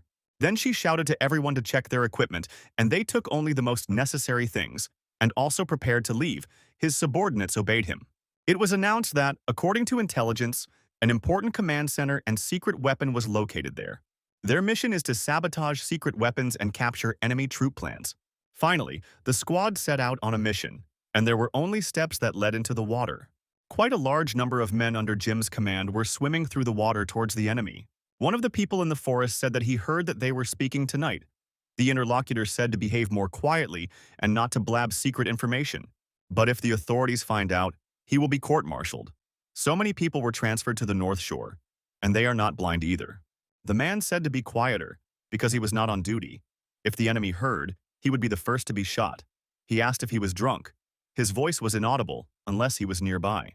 So he didn't believe that anyone could cross this area, and when he said that, he got a knife in the head. Most of this man's body fell down dead. The rest were shocked. The officer, who was sitting to the side, was also killed literally moments later. But the last person who remained in place noticed that they were under attack. But he didn't even have time to think or scream, because the man who killed his comrades had already killed him. After this, a member of the secret squad made the usual plaintive cries of a bird from the bushes. Commander Jim then gave his signal as well, and they thus connected. Soon after this, the entire opening was in the water and began to immediately come ashore. They moved rather slowly and cautiously through the bushes ahead. Then the commander told the 7th to report the situation. The subordinate said that he had already cleared all the bushes around. The boss just missed how he killed all 3 of them in 5 seconds. If he hadn't thrown the knife, he would have just finished them off right away. But maybe it would have been faster. The man was a little irritated by the situation that had happened. Then he hit the guy and said how many times he told him that you can't use tasks for knife training. The interlocutor said that he was guilty and joked, because he wanted to defuse the situation a little. Then she raised her head and noticed that he learned that the enemy was going to attack their camp today. When the man heard this, he was a little surprised because he didn't expect it to happen so quickly. One of the squad members turned his attention to the side and, sniffing, noticed something. After he knew some information, he came closer to the commander. He told him that he had no clue that there was a strong smell of gasoline 2 kilometers away from them, and it must be from the engines of the vehicles running. Jim, after that, he said that they should go and see. In reality, this was quite a large number of vehicles, and they were transported along the forest road below. The detachment, led by the commander, climbed up the hill and watched what was happening there. Jane said they were already lined up and ready to go. It looked like they were going to be attacked tonight. There must be a secret weapon on the heavy trucks. He himself understood perfectly well that this whole situation was a huge pain in the ass for them. There was a crane working at the enemy base that was lifting a load, and the crane operator was told to be careful because he should load a little slower. And while this was happening, the rope that held the huge container accidentally broke. Because of this, the large box fell to the ground and almost buried several guards under it.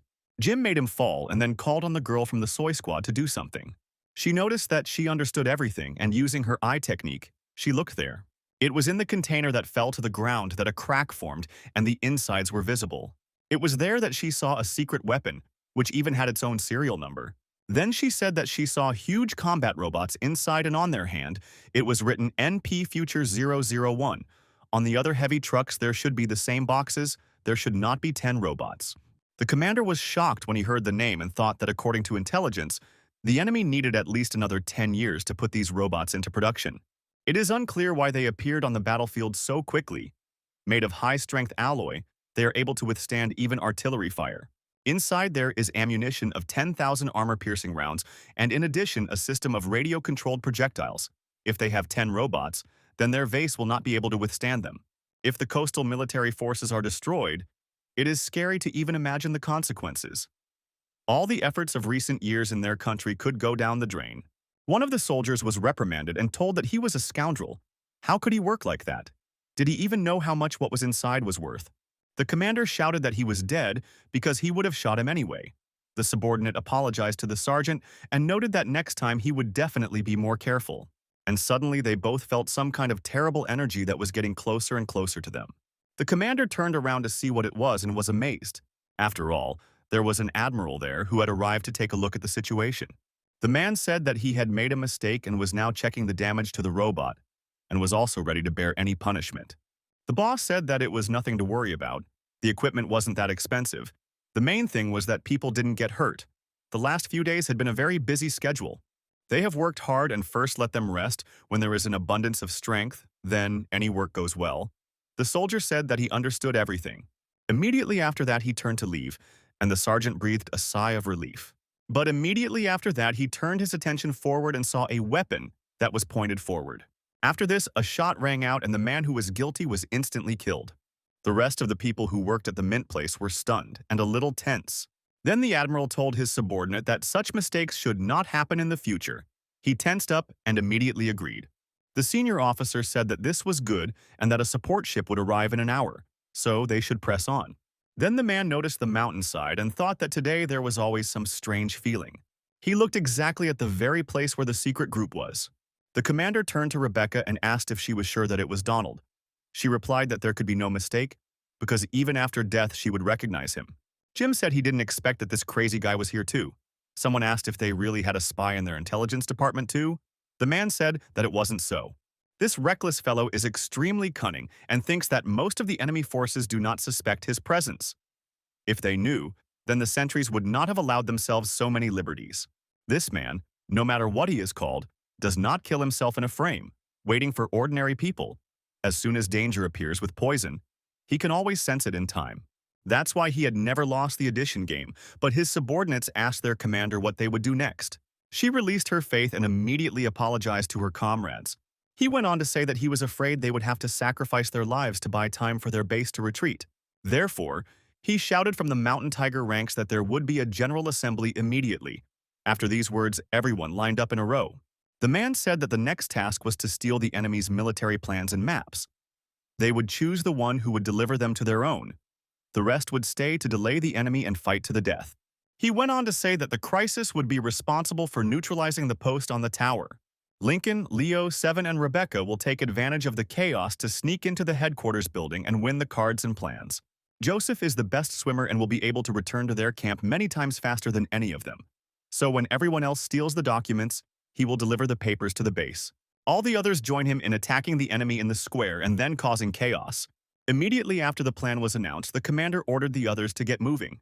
At the same time, the admiral was in his office near the window, busy with business. Suddenly, the glass that was right behind him broke and flew at his back. This happened because of the explosion and attack that had recently occurred. But the man managed to dodge. The subordinate ran to the senior office and shouted that they were in trouble because the enemies were attacking. The interlocutor continued to drink his drink absolutely calmly and asked how many people the enemy had. The guy noticed that they had just reported about 10-odd people.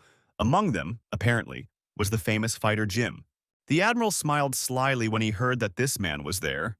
The soldier noted that, by the way, he wanted to talk about their military plans and maps, because he had come to report that everyone down there had just been destroyed. Donald ordered not to rush. If they want to steal their papers, then let them steal. He should stay here, and there is no need to transmit any orders. He smiled quite widely with his injured face and remarked that he had wanted to meet Jim for a very long time.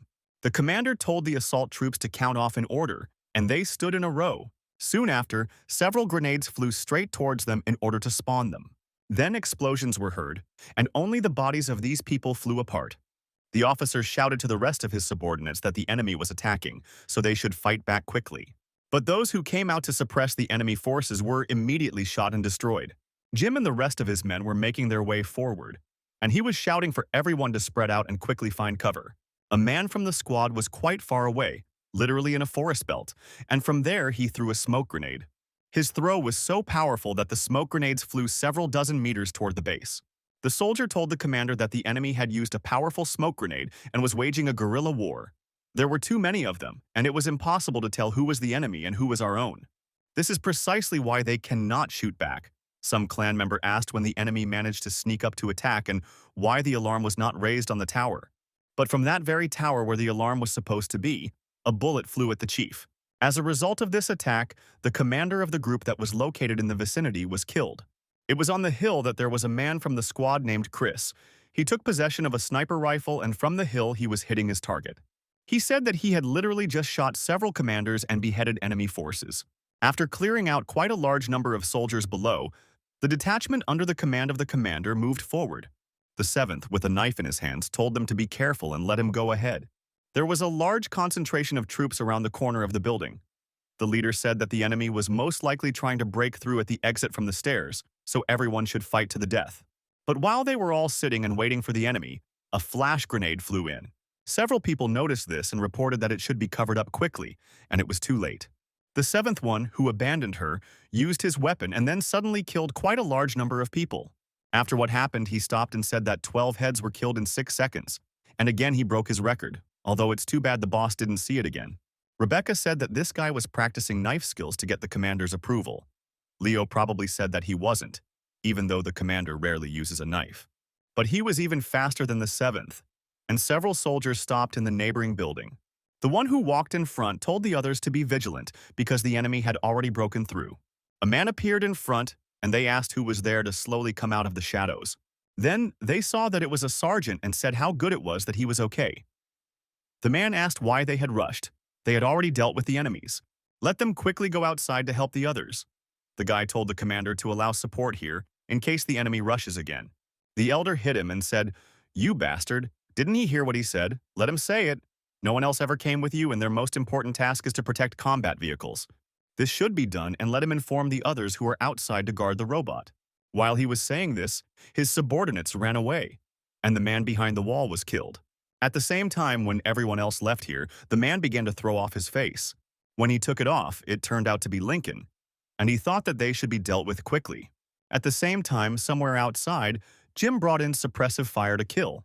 He was quite a good shot, and after he emptied his clip, several people were killed.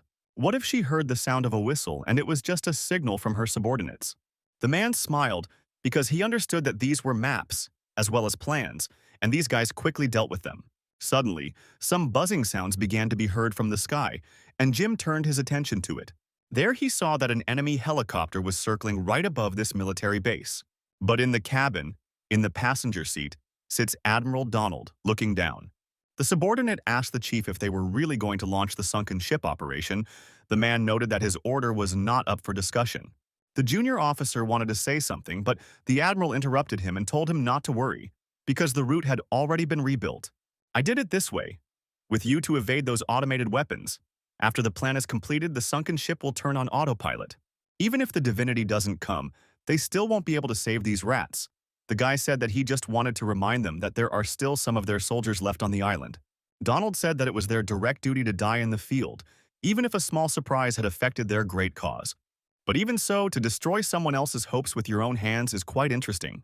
Jim thought the base was under attack, which meant whoever escaped in the helicopter was probably a big shot.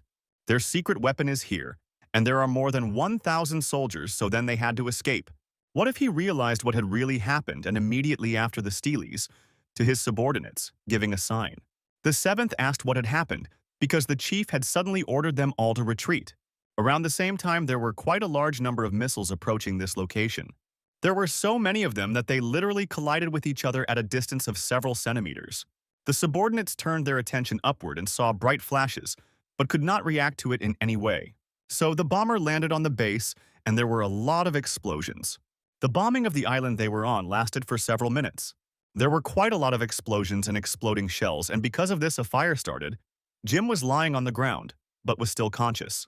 Then a subordinate ran up to him and noticed that the commander was not wounded, and that was excellent. The man stood up and asked how the others were, and his interlocutor noted that everyone was near the exit to the command post. But something happened, and after that he couldn't say anything and fell silent. The commander was shocked and asked what his business was and ordered him to go there immediately. A few seconds later they arrived there and Jim was shouting to the 7th. Then he saw that the guy was under rubble and with a huge pile of stones.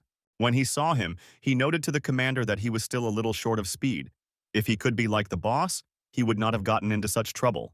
The man turned to his subordinate Rebecca, and she waved her hand saying that nothing would work. The 7th smiled and apologized to the chief. He would not be able to fight alongside him until the victorious end, of course. He would like to see the victory together with everyone. A few seconds after he said these words, his eyes dropped down and it was clear that he was dead. The girl said that the guy, while saving them all, ended up crushed by the rubble. Then she turned to the commander and wanted to ask what they should do next. But it was interrupted by oncoming fire, which was directed straight towards their squad. They turned their attention there and Jim shouted that these were enemy robots and everyone should spread out and take cover.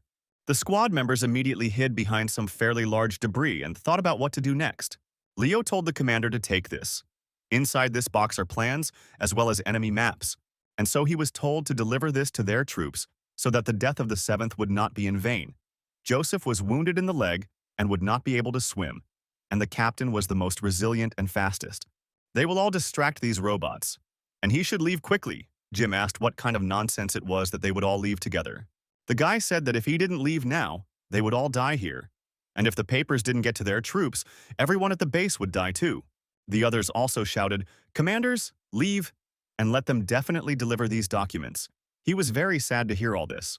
But soon, he started running away from here, and the members of the detachment shouted that they should cover their commander. The robots then began to shoot even harder towards their targets. The man continued to run away, and after that, several rocket salvos were dropped on the detachment. Immediately after this, several dozen explosions were heard, giving people no chance to survive. A man who was several hundred meters away saw Rebecca's head fly past him. Because of this, he realized that everyone else had already died, and tears welled up in his eyes. Of course, at that moment he wanted to turn around and try to save at least someone, but he understood that it was pointless and screamed in despair. After some time, Jim managed to escape from that island and was floating on the water. The man thought that there was still half the way to the shore, and he would definitely deliver these documents. Let his brothers wait at least a little bit, and they will definitely win this unequal battle. Suddenly he turned his attention forward because there he saw that from under the water the state began to rise. It turned out that it was an enemy submarine that appeared right in his path. In desperation, the squad leader realized who they were and began shouting at the man that he was just a son of a bitch. The admiral went out on deck and noticed that this man had encountered all sorts of storms and waves. But now it was completely unclear to him why he was losing his temper like this. He really has his heart in him, and even though he brought all his comrades in arms, some of their parts were too damaged, and he couldn't collect them. All 11 of his comrades who died on the battlefield were suspended from the deck by hooks. Donald asked if the man still thought it was so important to deliver intelligence. There would be no harm in telling him now that they had already managed to release over 100 combat robots and were currently attacking targets on the east and west coasts. There were several dozen people working on the boats ahead, and then this man asked if the man knew what all this meant. The admiral broke into a bright smile and noted that the self-sacrifice of the commander's precious fighters was completely pointless. The difference in combat power was too great, and the outcome of their battle was clearly predetermined. Let Jim look back and know what it means to lose all hope. The man immediately looked back to see what was already there behind him. And there were actually quite a lot of sea ships there, which had combat robots and weapons. Donald said he felt sorry for the man's comrades. Each of them had a unique ability, but in his hands it would be like a tiger being given wings. Although it will no longer be possible to use them, and he will send them to the headquarters so that they can be distributed for experiments, and perhaps then it will be possible to make several discoveries. Jim, after hearing all these words, immediately remembered his comrades in arms when they were just before the mission, and now they were all dead and hanging from the deck. The admiral fired his pistol and asked the man if he knew why they were losing. This was a battlefield, and the strong needed no sympathy. The winner became king. He shot the seventh in the head and said that the weak is just a tool for fighting, and a tool has value only as long as it can be used. He likes the man's expression. The proud, undefeated commander of the mountain tigers who only lost a few subordinates, but with such a funny face. Jim felt the energy flows in how they were addressing him. His comrades in arms still had a piece of life in their bodies. They sent it to the commander so that he would fight for them. They said that your boss didn't let this Hague freak get what he wanted. You shouldn't be too sad, and they will probably win. Let him hold on and not give up. He must take care of his health and eat on time, and in the next life they will become brothers again. In the future, let him properly protect the peace of their country and most importantly, so that they can sacrifice themselves for the country because this is an honor for them. Who said that in this life his most correct choice was to go to the battlefield with him to defend the homeland? And they asked to continue to fight for them. In fact, they know that although he is still alive, he is in more pain than when he is dead. And even though they have already died, their faith will always accompany him. Jim felt all these words and the energy they conveyed to him and, crying, said what idiots they were. After this, a rather large flow of energy, which was directed straight into the commander's body, began to erupt outward. The admiral, who had been on deck all this time and was proud of himself, looked carefully at what was happening. The commander was in the water and used his strength to pull the iron towards himself. Spiritual energy was indeed emitted from his body in large streams, and therefore the waves rose upward. It was also visible how the meteorite iron that was on his belt was his acute body. The man soon looked ahead and noticed that the mad dog was about to be beaten to death. The admiral realized that this guy actually knew how to limit, but was this some kind of secret weapon? Then he shouted to his subordinates that they weren't expecting this, let them fire, and under no circumstances should this man be allowed to leave. The soldiers immediately began to fire with the machine guns they were holding. The bullets were heading towards Jim, but he reached out and stopped them with his action. But after that, with his own strength, he turned them in the other direction and killed those who were shooting. Donald was shocked by what happened, and when he turned back, he saw that the man was already in front of him. The bodies of the squad members, whose commanders were male, were in metal boxes and hovered behind. Jim told the admiral to bow before his comrades in arms, and maybe in that case he will allow him to say a few more words. When he is not defeated, he will be buried with everyone else. Donald said what the hell this was and didn't understand how he could do it. He thought that if he allowed this man to survive, it would end in big trouble. They turned to the admiral and asked if everything was okay, since for some reason the submarine's hatches wouldn't open. He shouted that they should contact the ship's commanders. Let them direct fire in their direction, but the subordinate said that they just lost contact with all ships. They tried to reach the fleet command center, but they did not answer, so the captain was told that they could not contact the command. And he asked what was going on. Did someone really allow them to launch the missile system? It was said that the system suddenly went out of control. The captain asked what it was and where the fire target was. And the subordinate said that their guns were aimed at their own ships. A few moments after these words were spoken, guns from two allied ships attacked each other and explosions were heard. The same situation occurred on the other ships, so they were all soon disabled. Jim told his interlocutor that he had sunk his entire fleet with it a long time ago. Then he told the admiral to get on his knees before it was too late. Donald asked if there really were such miracles in this world. But even if so, one person certainly couldn't save the whole world. He called the man a bastard and noted that they would see each other in hell. And the glory of Vita's empire also shouted. Jim became angry at this and noted that this man had no shortage of firmness. Then, using his power, he directed metal rods, which enveloped his opponent's body. The consequence of this action was that he forced the admiral to his knees. Then he sent his body straight down with such speed that he hit his head very hard on the submarine. It turned out that this man bowed and hit his head until his head flew into pieces. After a while, the sun rose up, illuminating the water, and the man headed towards the shore. He took with him all his comrades in arms, who were in metal boxes and lying on the sand. Jim stood before them and thought that the dawn would surely come, but some people would remain in darkness forever. Thoughts crept into his head about whether this ray of hope would leave a deep mark on the memory of the people of this world. The man stood in front of his comrades, giving them the last part. Anastasia read the smallest details of this story, and because of this, tears rolled down the screen. The whole situation looked very tragic, and she promised her grandfather that she would definitely find him. But she begged him not to get into trouble under any circumstances. A message came to the phone saying that today, on the southern border of the city of Lushan, an explosion occurred in an abandoned factory, but no one was hurt. Experts studying the explosion site have ruled out human error as the cause of the explosion. Presumably, chemical reagents exploded, but it is unclear which ones. The girl thought that as soon as her grandfather disappeared at the abandoned chemical plant, an explosion occurred, and it might not be a coincidence. So she would go and see what happened there. There was still a fire, and several fire trucks were parked near the entrance. Anastasia arrived on a motorcycle and thought that there were a lot of firefighters there. There must have been a very big explosion. She needed to figure out how to get through the cordon. What if she felt something and realized that there was spiritual energy in this plant? Of course, although the traces are weak, but judging by the source, it was quite strong. So it's only possible that the person she's looking for is still inside. They probably won't let an ordinary person just go there. It's not clear what he did, so that none of the crowd of firefighters could find him. It seems the chemical plant is very large. And indeed, the mummy has an ability similar to David's golden eye of the underworld, which can help track spiritual energy. The creature is inside her, and her power is precisely to borrow other people's abilities, so all this should definitely work. And so, having concentrated, Anastasia began to use her power, accumulating spiritual energy in her body. Soon she managed to do everything. She didn't use the four eyes skill, so she was happy. She thought that she succeeded. Without wasting any time, she began to look around for traces of the spiritual energy that was here. She finally saw a trace and thought that this golden trace was perhaps from her grandfather's spiritual energy. But if this is so, then it is not clear whose the second one is because it is red. At the same time, the old man and the boy who accompanied him were in the cemetery. Jim apologized to his brothers for not coming to visit them for so many years. He didn't think that he would go crazy in his old age, but he had just been convinced that he could still fight. He will use the powers they have given him in the best possible way, in case of a threat to their country, either demons or courage. But he won't be able to use them for long, because soon he will be able to reunite with them.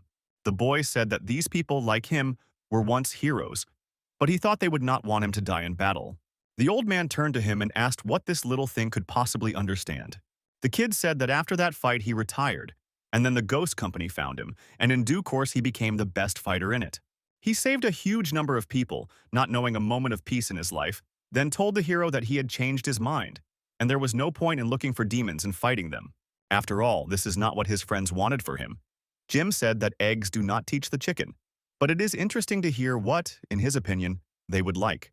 The boy said that he always knew the answer to this and he himself only constantly avoided it, that's all, because he is the only survivor, and also received the powers of the entire squad. So he only told him that he had to fight continuously without a break so as not to feel guilty. Then he asked if he was speaking correctly. But the members of his squad simply hoped that he could continue to live without feeling a heavy burden on his shoulders. Also, so that his eyes could see this world in their place and admire the mountains and rivers of his native country. Then the little interlocutor said that the hero should at least once live for himself. The old man remarked that he was alive because they had not paid for it with their blood, and how could he live for himself? It turns out that from the very day when all this happened, Jim no longer exists. Then he remarked to the little boy that whoever he was and wherever he knew so much, he should not follow him around anymore. So after the grandfather had moved forward a short distance, a man appeared in front of him. He saw a guy in a cloak and asked if he was a man from the ghost company. It would be better for him to leave because he was in a bad mood right now. The stranger did not answer him and immediately threw off the hood that was on his head. When the old man saw who was hiding there, he was amazed and asked if it was the seventh. He also said that this simply couldn't be, because this man had died a long time ago, and he had definitely gone crazy, so it was probably an illusion. The guy smiled and called the man in front the commander. The old man was quite shocked by this, and so he suddenly rushed towards his opponent. Then, using his power, he made himself a weapon in the form of a knife and cut open the man's head. So after this swift attack, the bodies simply collapsed to the ground. Jim called him a bastard and asked who he was, since the seventh always called him boss. The body of the stranger in front began to rise even after this deadly attack. When the old man saw this, he was amazed, because on him was the uniform of the enemy troops with whom he had once fought. Then a rather familiar voice appeared and asked if Jim had forgotten him so quickly. After that, some rather strange entity began to emerge from the neck of this body. It turned out to be a demonic creature that noticed that he had been waiting for his water for a long time. It was precisely the admiral whom the old man had once killed, and then he tore off the seventh's head and remarked that he should consider this a welcome gift. The head rolled to the ground and the man looked at it. Donald asked if he missed his precious comrades in arms. Grandfather remembered his subordinate. His memories came flooding back to him, so he became very angry. Immediately after, a massive amount of spiritual energy was released from his body and a wind arose. The old man had no intention of stopping for a second, and so he rushed into the attack and used his technique. From the metal parts he created, large fists emerged. The opponent noticed this and said that this blow was a little lacking. Immediately after that, using his new strength, he tried to fight off these blows. But threads of energy appeared, and he wondered if this was really going to happen now. The creature was unable to fight back any further since its arms and legs were completely tied. Jim was already there and asked if he was looking for a quick death, but he wouldn't let him get off that easy. And then he hit me quite hard and said that his filthy blood would defile the souls of all the dead here. So for some time he continued to deliver quite strong blows directly to the opponent's body. It was after these manipulations that the admiral's body continued to fly higher and higher. Then, using his fist, Jim delivered a fairly strong blow to the body and sent him flying. Father. He was not far from this place on the road. Anastasia was rushing in her language. At the same time, she continued to use the mummy skill 4 eyes, which could trace spiritual energy. Suddenly, in anger, she saw several opponents fighting and a thread of spiritual energy was just heading towards one of them. The old man continued to rush after the creature that appeared in front of him and hit it with great force, sending it to the ground, after which a strong explosion was heard there. A few moments after the dust settled a little, the man saw Donald's body lying in front of him. The opponent remained conscious and said that he had acquired all the power of his comrades and was only an old man. Jim was extremely angry at all these words, and he shouted that this creature had no right to mention them. Therefore, due to the anger and aggression that had accumulated in the body, spiritual energy was released in even greater quantities. After that, the old man used his new technique called Meteor Iron Armored Fist and coated his fists with it. Immediately after this, he began to strike quite ferociously in the late summer, where his opponent's body was located. With each blow as he did so, he asked why all this had happened. It was completely incomprehensible to him why people who should have survived died, and he, the scoundrel, was still alive. Due to the crushing attack that was concentrated almost in one point, the ground began to crack in different directions. The girl continued to rush towards that very place. It was still quite far from him. Suddenly she wondered if everything had gone quiet, but it was unclear what grandfather was doing there. Soon, she braked and stopped her motorcycle, looking away. And then she saw that there was no further from the road, and it looked like she would have to run on foot. The soil in what had once been a level surface was all cracked, and inside there was a huge hole. Sometime after what happened, the old man finally got out of there. This series of attacks also left him feeling quite short of breath, and he didn't expect that this guy was still alive. And besides, it turned out that he hadn't aged a bit, so one could definitely say that he had gotten involved with demons. Immediately after this, Jim felt quite ill and began coughing up blood.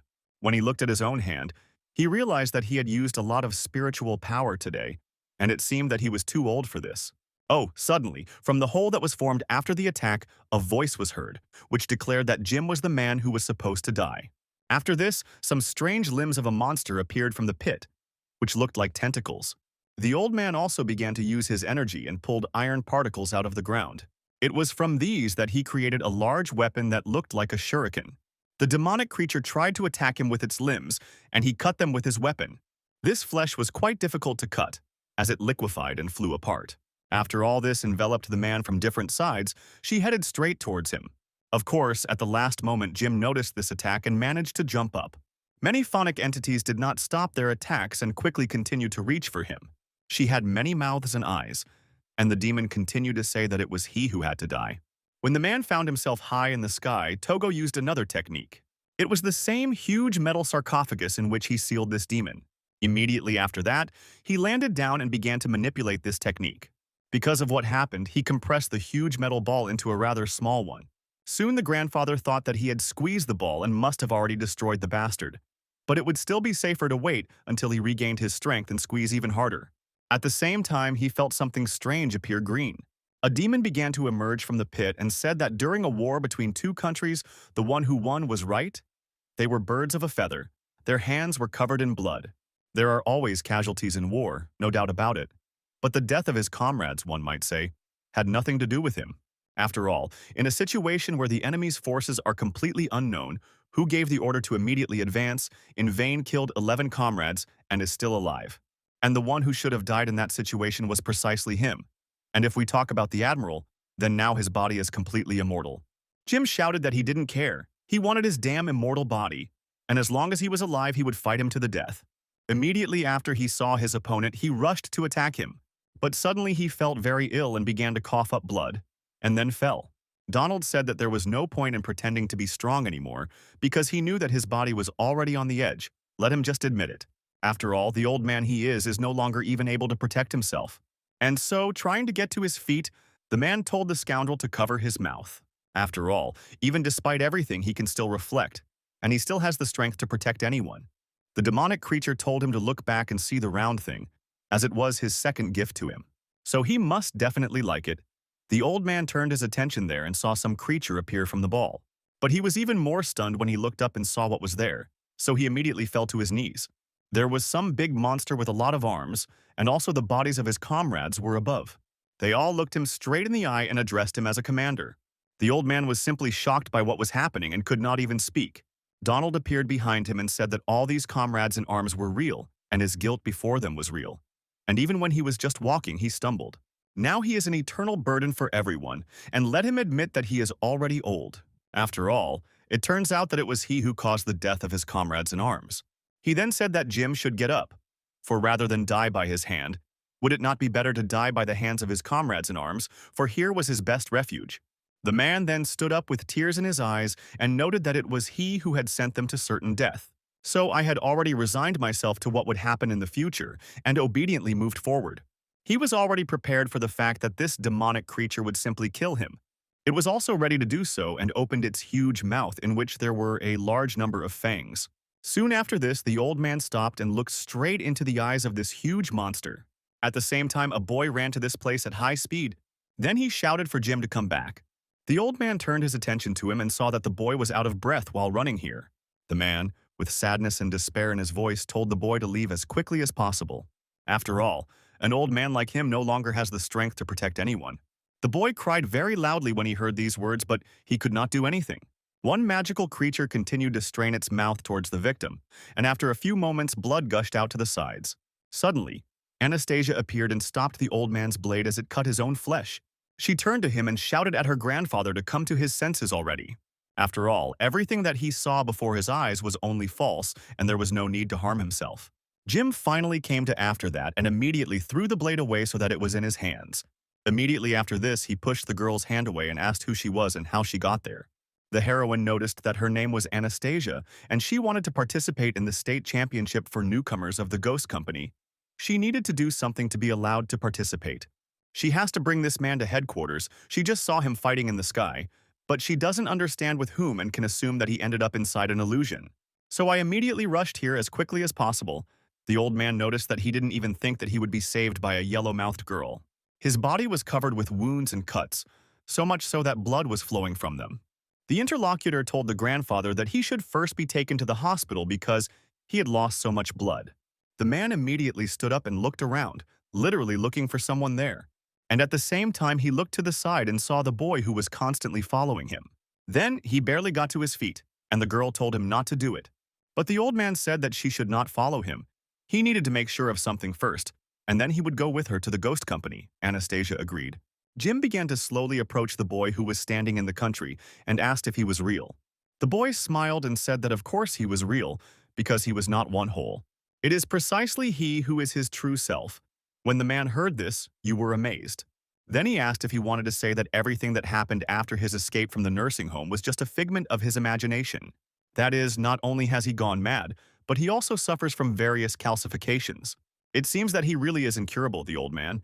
He wanted to be a hero one last time before his death, but where can I be? He doesn't cause trouble for those around him, and that's good. The kid said that all this was not so, but he appeared because he felt better only to think that in his soul there were such strong ghosts of the past.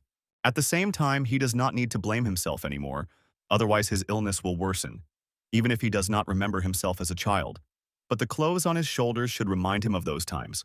He immediately noticed what the boy was wearing because the clothes really weren't the right size. So I remembered how in childhood the soldiers who found him on business and took him along with them. One of them told little Jim that if he decided to become a soldier in the future, he would have to stop being such a crybaby.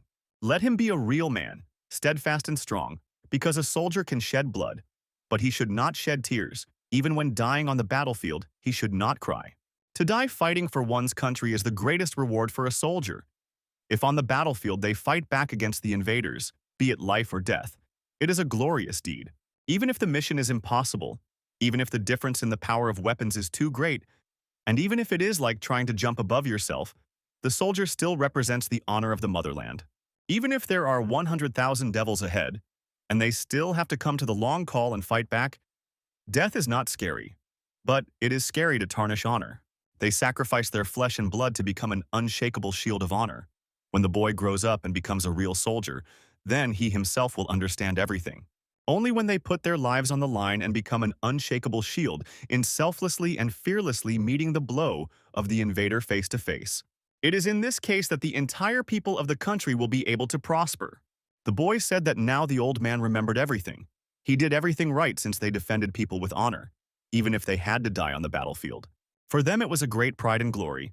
The kid noticed that it was time for him to leave too, and hoped that from now on they would not see her again, believing that from now on he would become a true Jim. The old man then felt how their energy began to merge together. And immediately after that, the boy who had been in front of him all this time simply disappeared. The man felt a strong pain, and so he immediately dropped to one knee, thinking that even though his illness had receded a little, what good did it do that he had found his true self? After all, he will soon be in the next world and his body is getting weaker every day, so he is no longer good for anything. Anastasia tried to run up to her grandfather, but he told her not to come closer because he could get to his feet himself. He doesn't know what she did before, but sending a new girl to look for him is strange. Is it true that the company thinks that he has become an ordinary old man? His personal file, the girl probably read, and when she agreed to the mission, she was probably worried that he was once the best fighter in the ghost company. But after she saw him, she is no longer afraid of him, but simply feels sorry for him. Now, even if he goes with her, he is only fit to be sent back to a nursing home. But she had just saved his life once, so consider that he would repay her for her kindness if he went with her, so that the task would be counted. Anastasia looked down and told her grandfather that he better not go with her, but just think that she didn't see him. After all, it turns out that no one has the right to decide whether he will live or not, and no one should determine his future. Now, however, he has a clear mind, and only he himself can decide how to live the rest of his time. The girl does not feel pity for him at all, but only deep respect. On the contrary, it even seems that she herself is simply ridiculous. Before, it seemed to her that life was unfair to her, and her only goal was to earn money so that the woman who left her with her dad would regret it. Now she thinks how ridiculous it is compared to what he experienced in life. Once upon a time, she constantly complained about life because everything was different for her than for others. Before she received this assignment, she seemed to be missing something very important and significant. She can eat whatever she wants at any time, even if she works alone. But in the evening, she can drive around the city and enjoy the views, and on the weekends, she can sleep and not be disturbed. There is no need to worry that she might die of hunger because she can work in peace. And this is not only because times of peace have long since passed. It was so long ago that important things were almost completely forgotten. As gratitude, if there had not been heroes like him, peaceful times might not have come. That's why she tells her grandfather that she simply has no right to take him with her to headquarters. In addition, in her eyes, he's a very strong person, and in addition, she can feel spiritual strength, and his powers are great. When Anastasia first came to the abandoned plant and saw the significant destruction there, she already understood how strong he was. Let him look around, because what's more, his whole body is wounded, and he can still stand on his feet, and an ordinary employee of the ghost company would not be able to do this. The girl asked for forgiveness for talking too much, but if he didn't want to return in the company of the ghost, at least let her take him to the hospital. She also asks to believe her because she definitely won't tell the company where he is. Anastasia was embarrassed and thought that she had accidentally blabbed all sorts of things about what she had done. After all, she was much younger. But she had given a whole lecture to an older hero, and now she had disgraced herself. Suddenly, she heard a strange sound and looked forward. There she saw the old man smiling brightly and saying that he never thought that he had lived his whole life and would suddenly hear encouragement from a girl. While he was doing this and laughing, the wound on his body opened again and blood gushed out. The heroine ran up and asked if everything was okay with him. She would take him to the hospital right away. The man told her that she shouldn't be scared because they were just minor injuries. Immediately after that, he wanted to say something else, but he lost his track and it seemed like he had demon spiritual energy. After Anastasia noticed all this, she instinctively jumped back a few meters. At the same time, we couldn't understand at all why she suddenly jumped back such a distance. Besides, it was unclear why her tail suddenly appeared, since it was supposed to protect her. What strange things started to happen to the man's body, and it seemed like he had a hump growing. It was then clear that his body had been taken over by a demonic parasite. It looked like the creature with balls on its back that he had fought with recently. The demon took possession of the body and consciousness of this man, and said that he had been waiting for this for a century, and finally he had come across such an ideal vessel. Anastasia thought that this was a familiar feeling. This was the one whose spiritual energy left a red mark. But why was he hiding in the grandfather's body? The demon said that although he was a bit old in the past, he destroyed his body easily, so he was quite strong. If the old man hadn't gone crazy, he wouldn't have been able to parasitize on this body. Immediately after that, he used his power and spat out a large amount of some kind of mucus from his mouth. The girl instinctively jumped away from me, because she sensed danger, and at the same time she realized that it turns out that this demon is a parasite. It is quite possible that the grandfather actually met a demon at the abandoned chemical plant, and during the battle he inadvertently became infected. The creature said that even though that carcass was howling and weak, its ability to self-heal was quite worthwhile. Just a little disgusting. All the bodies he had parasitized in before had dull abilities and were complete trash. It was not easy to hide in the corners in order to survive until today, and this body has the power to control everything iron and electronic. In the world of people with such an ability, one can live as if one were a deity. The one who knows his secret must disappear, and at the same time he trains on her, then used the power of iron and directed a large number of machetes. And soon all these weapons really attacked the girl. The bone tail from the mummy that had appeared behind her began to fight off all of this. Anastasia was delighted and thought that she had almost forgotten that this tail could defend itself, and it reflected all the daggers. It seems like she's not that bad in reality, but suddenly she loses concentration and a blade pierces her leg. She let out a small cry of pain and then realized that there were already daggers in the ground. So, realizing the danger of the situation she found herself in, she immediately jumped up, thinking how naive she was to suddenly think about fighting with such an opponent. After all, he is parasitizing on the body of the once best fighter of the ghost company. But it is not clear how she can win then. A layman with no combat experience like her would never be able to win. And besides, David is not around, and she has no confidence to enter the fight.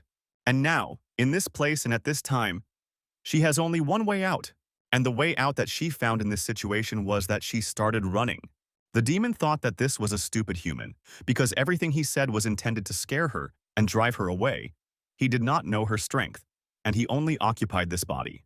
And until he learns how to control it properly, it is better for her to run. Otherwise, he will waste his energy fighting her, and maybe reinforcements from the ghost company will arrive. Then he is finished. The creature had such a hard time getting hold of such a successful body, and where did he even have time to play with her? Anastasia thought that first she needed to run away quickly, and then, once she was safe, immediately contact the people from the ghost company.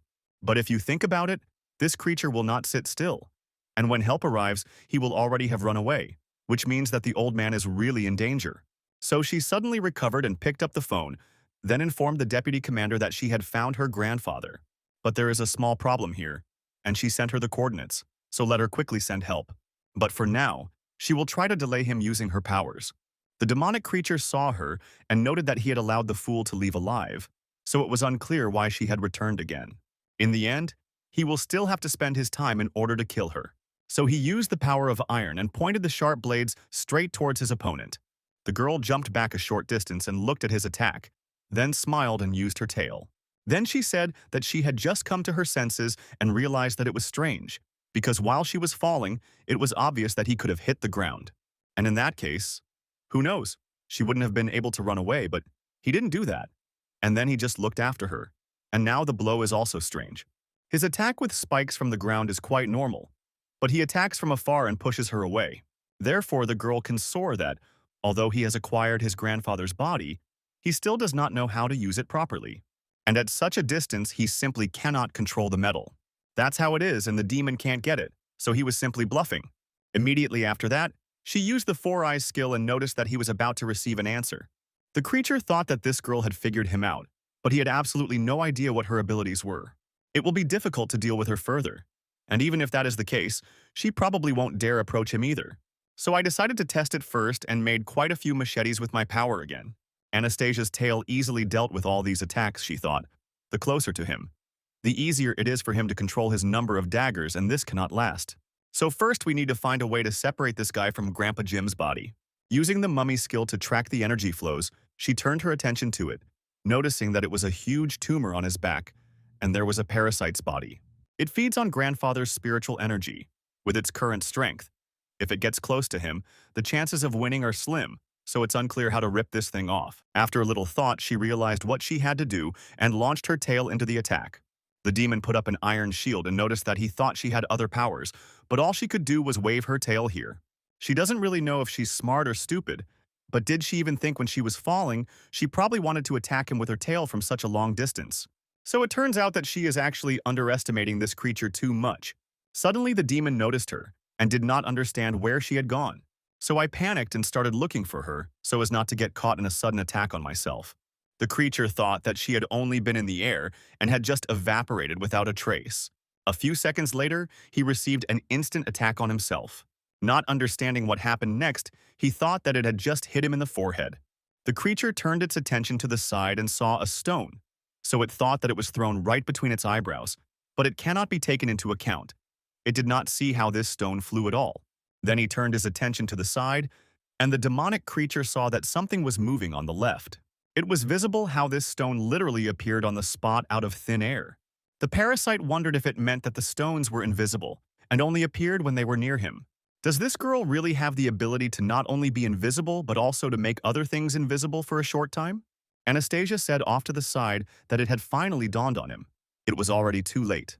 The opponent then noticed how invisible threads began to bind his body, preventing him from moving. After this, it was possible to see how these threads were being pulled tight, and the girl's tail appeared from under the ground. She sat right on his back and tried to tear off this hump. The girl screamed at him to get away from Grandpa Jim's body quickly. Little by little, the demonic entity that was the parasite began to recede, but it was quite difficult.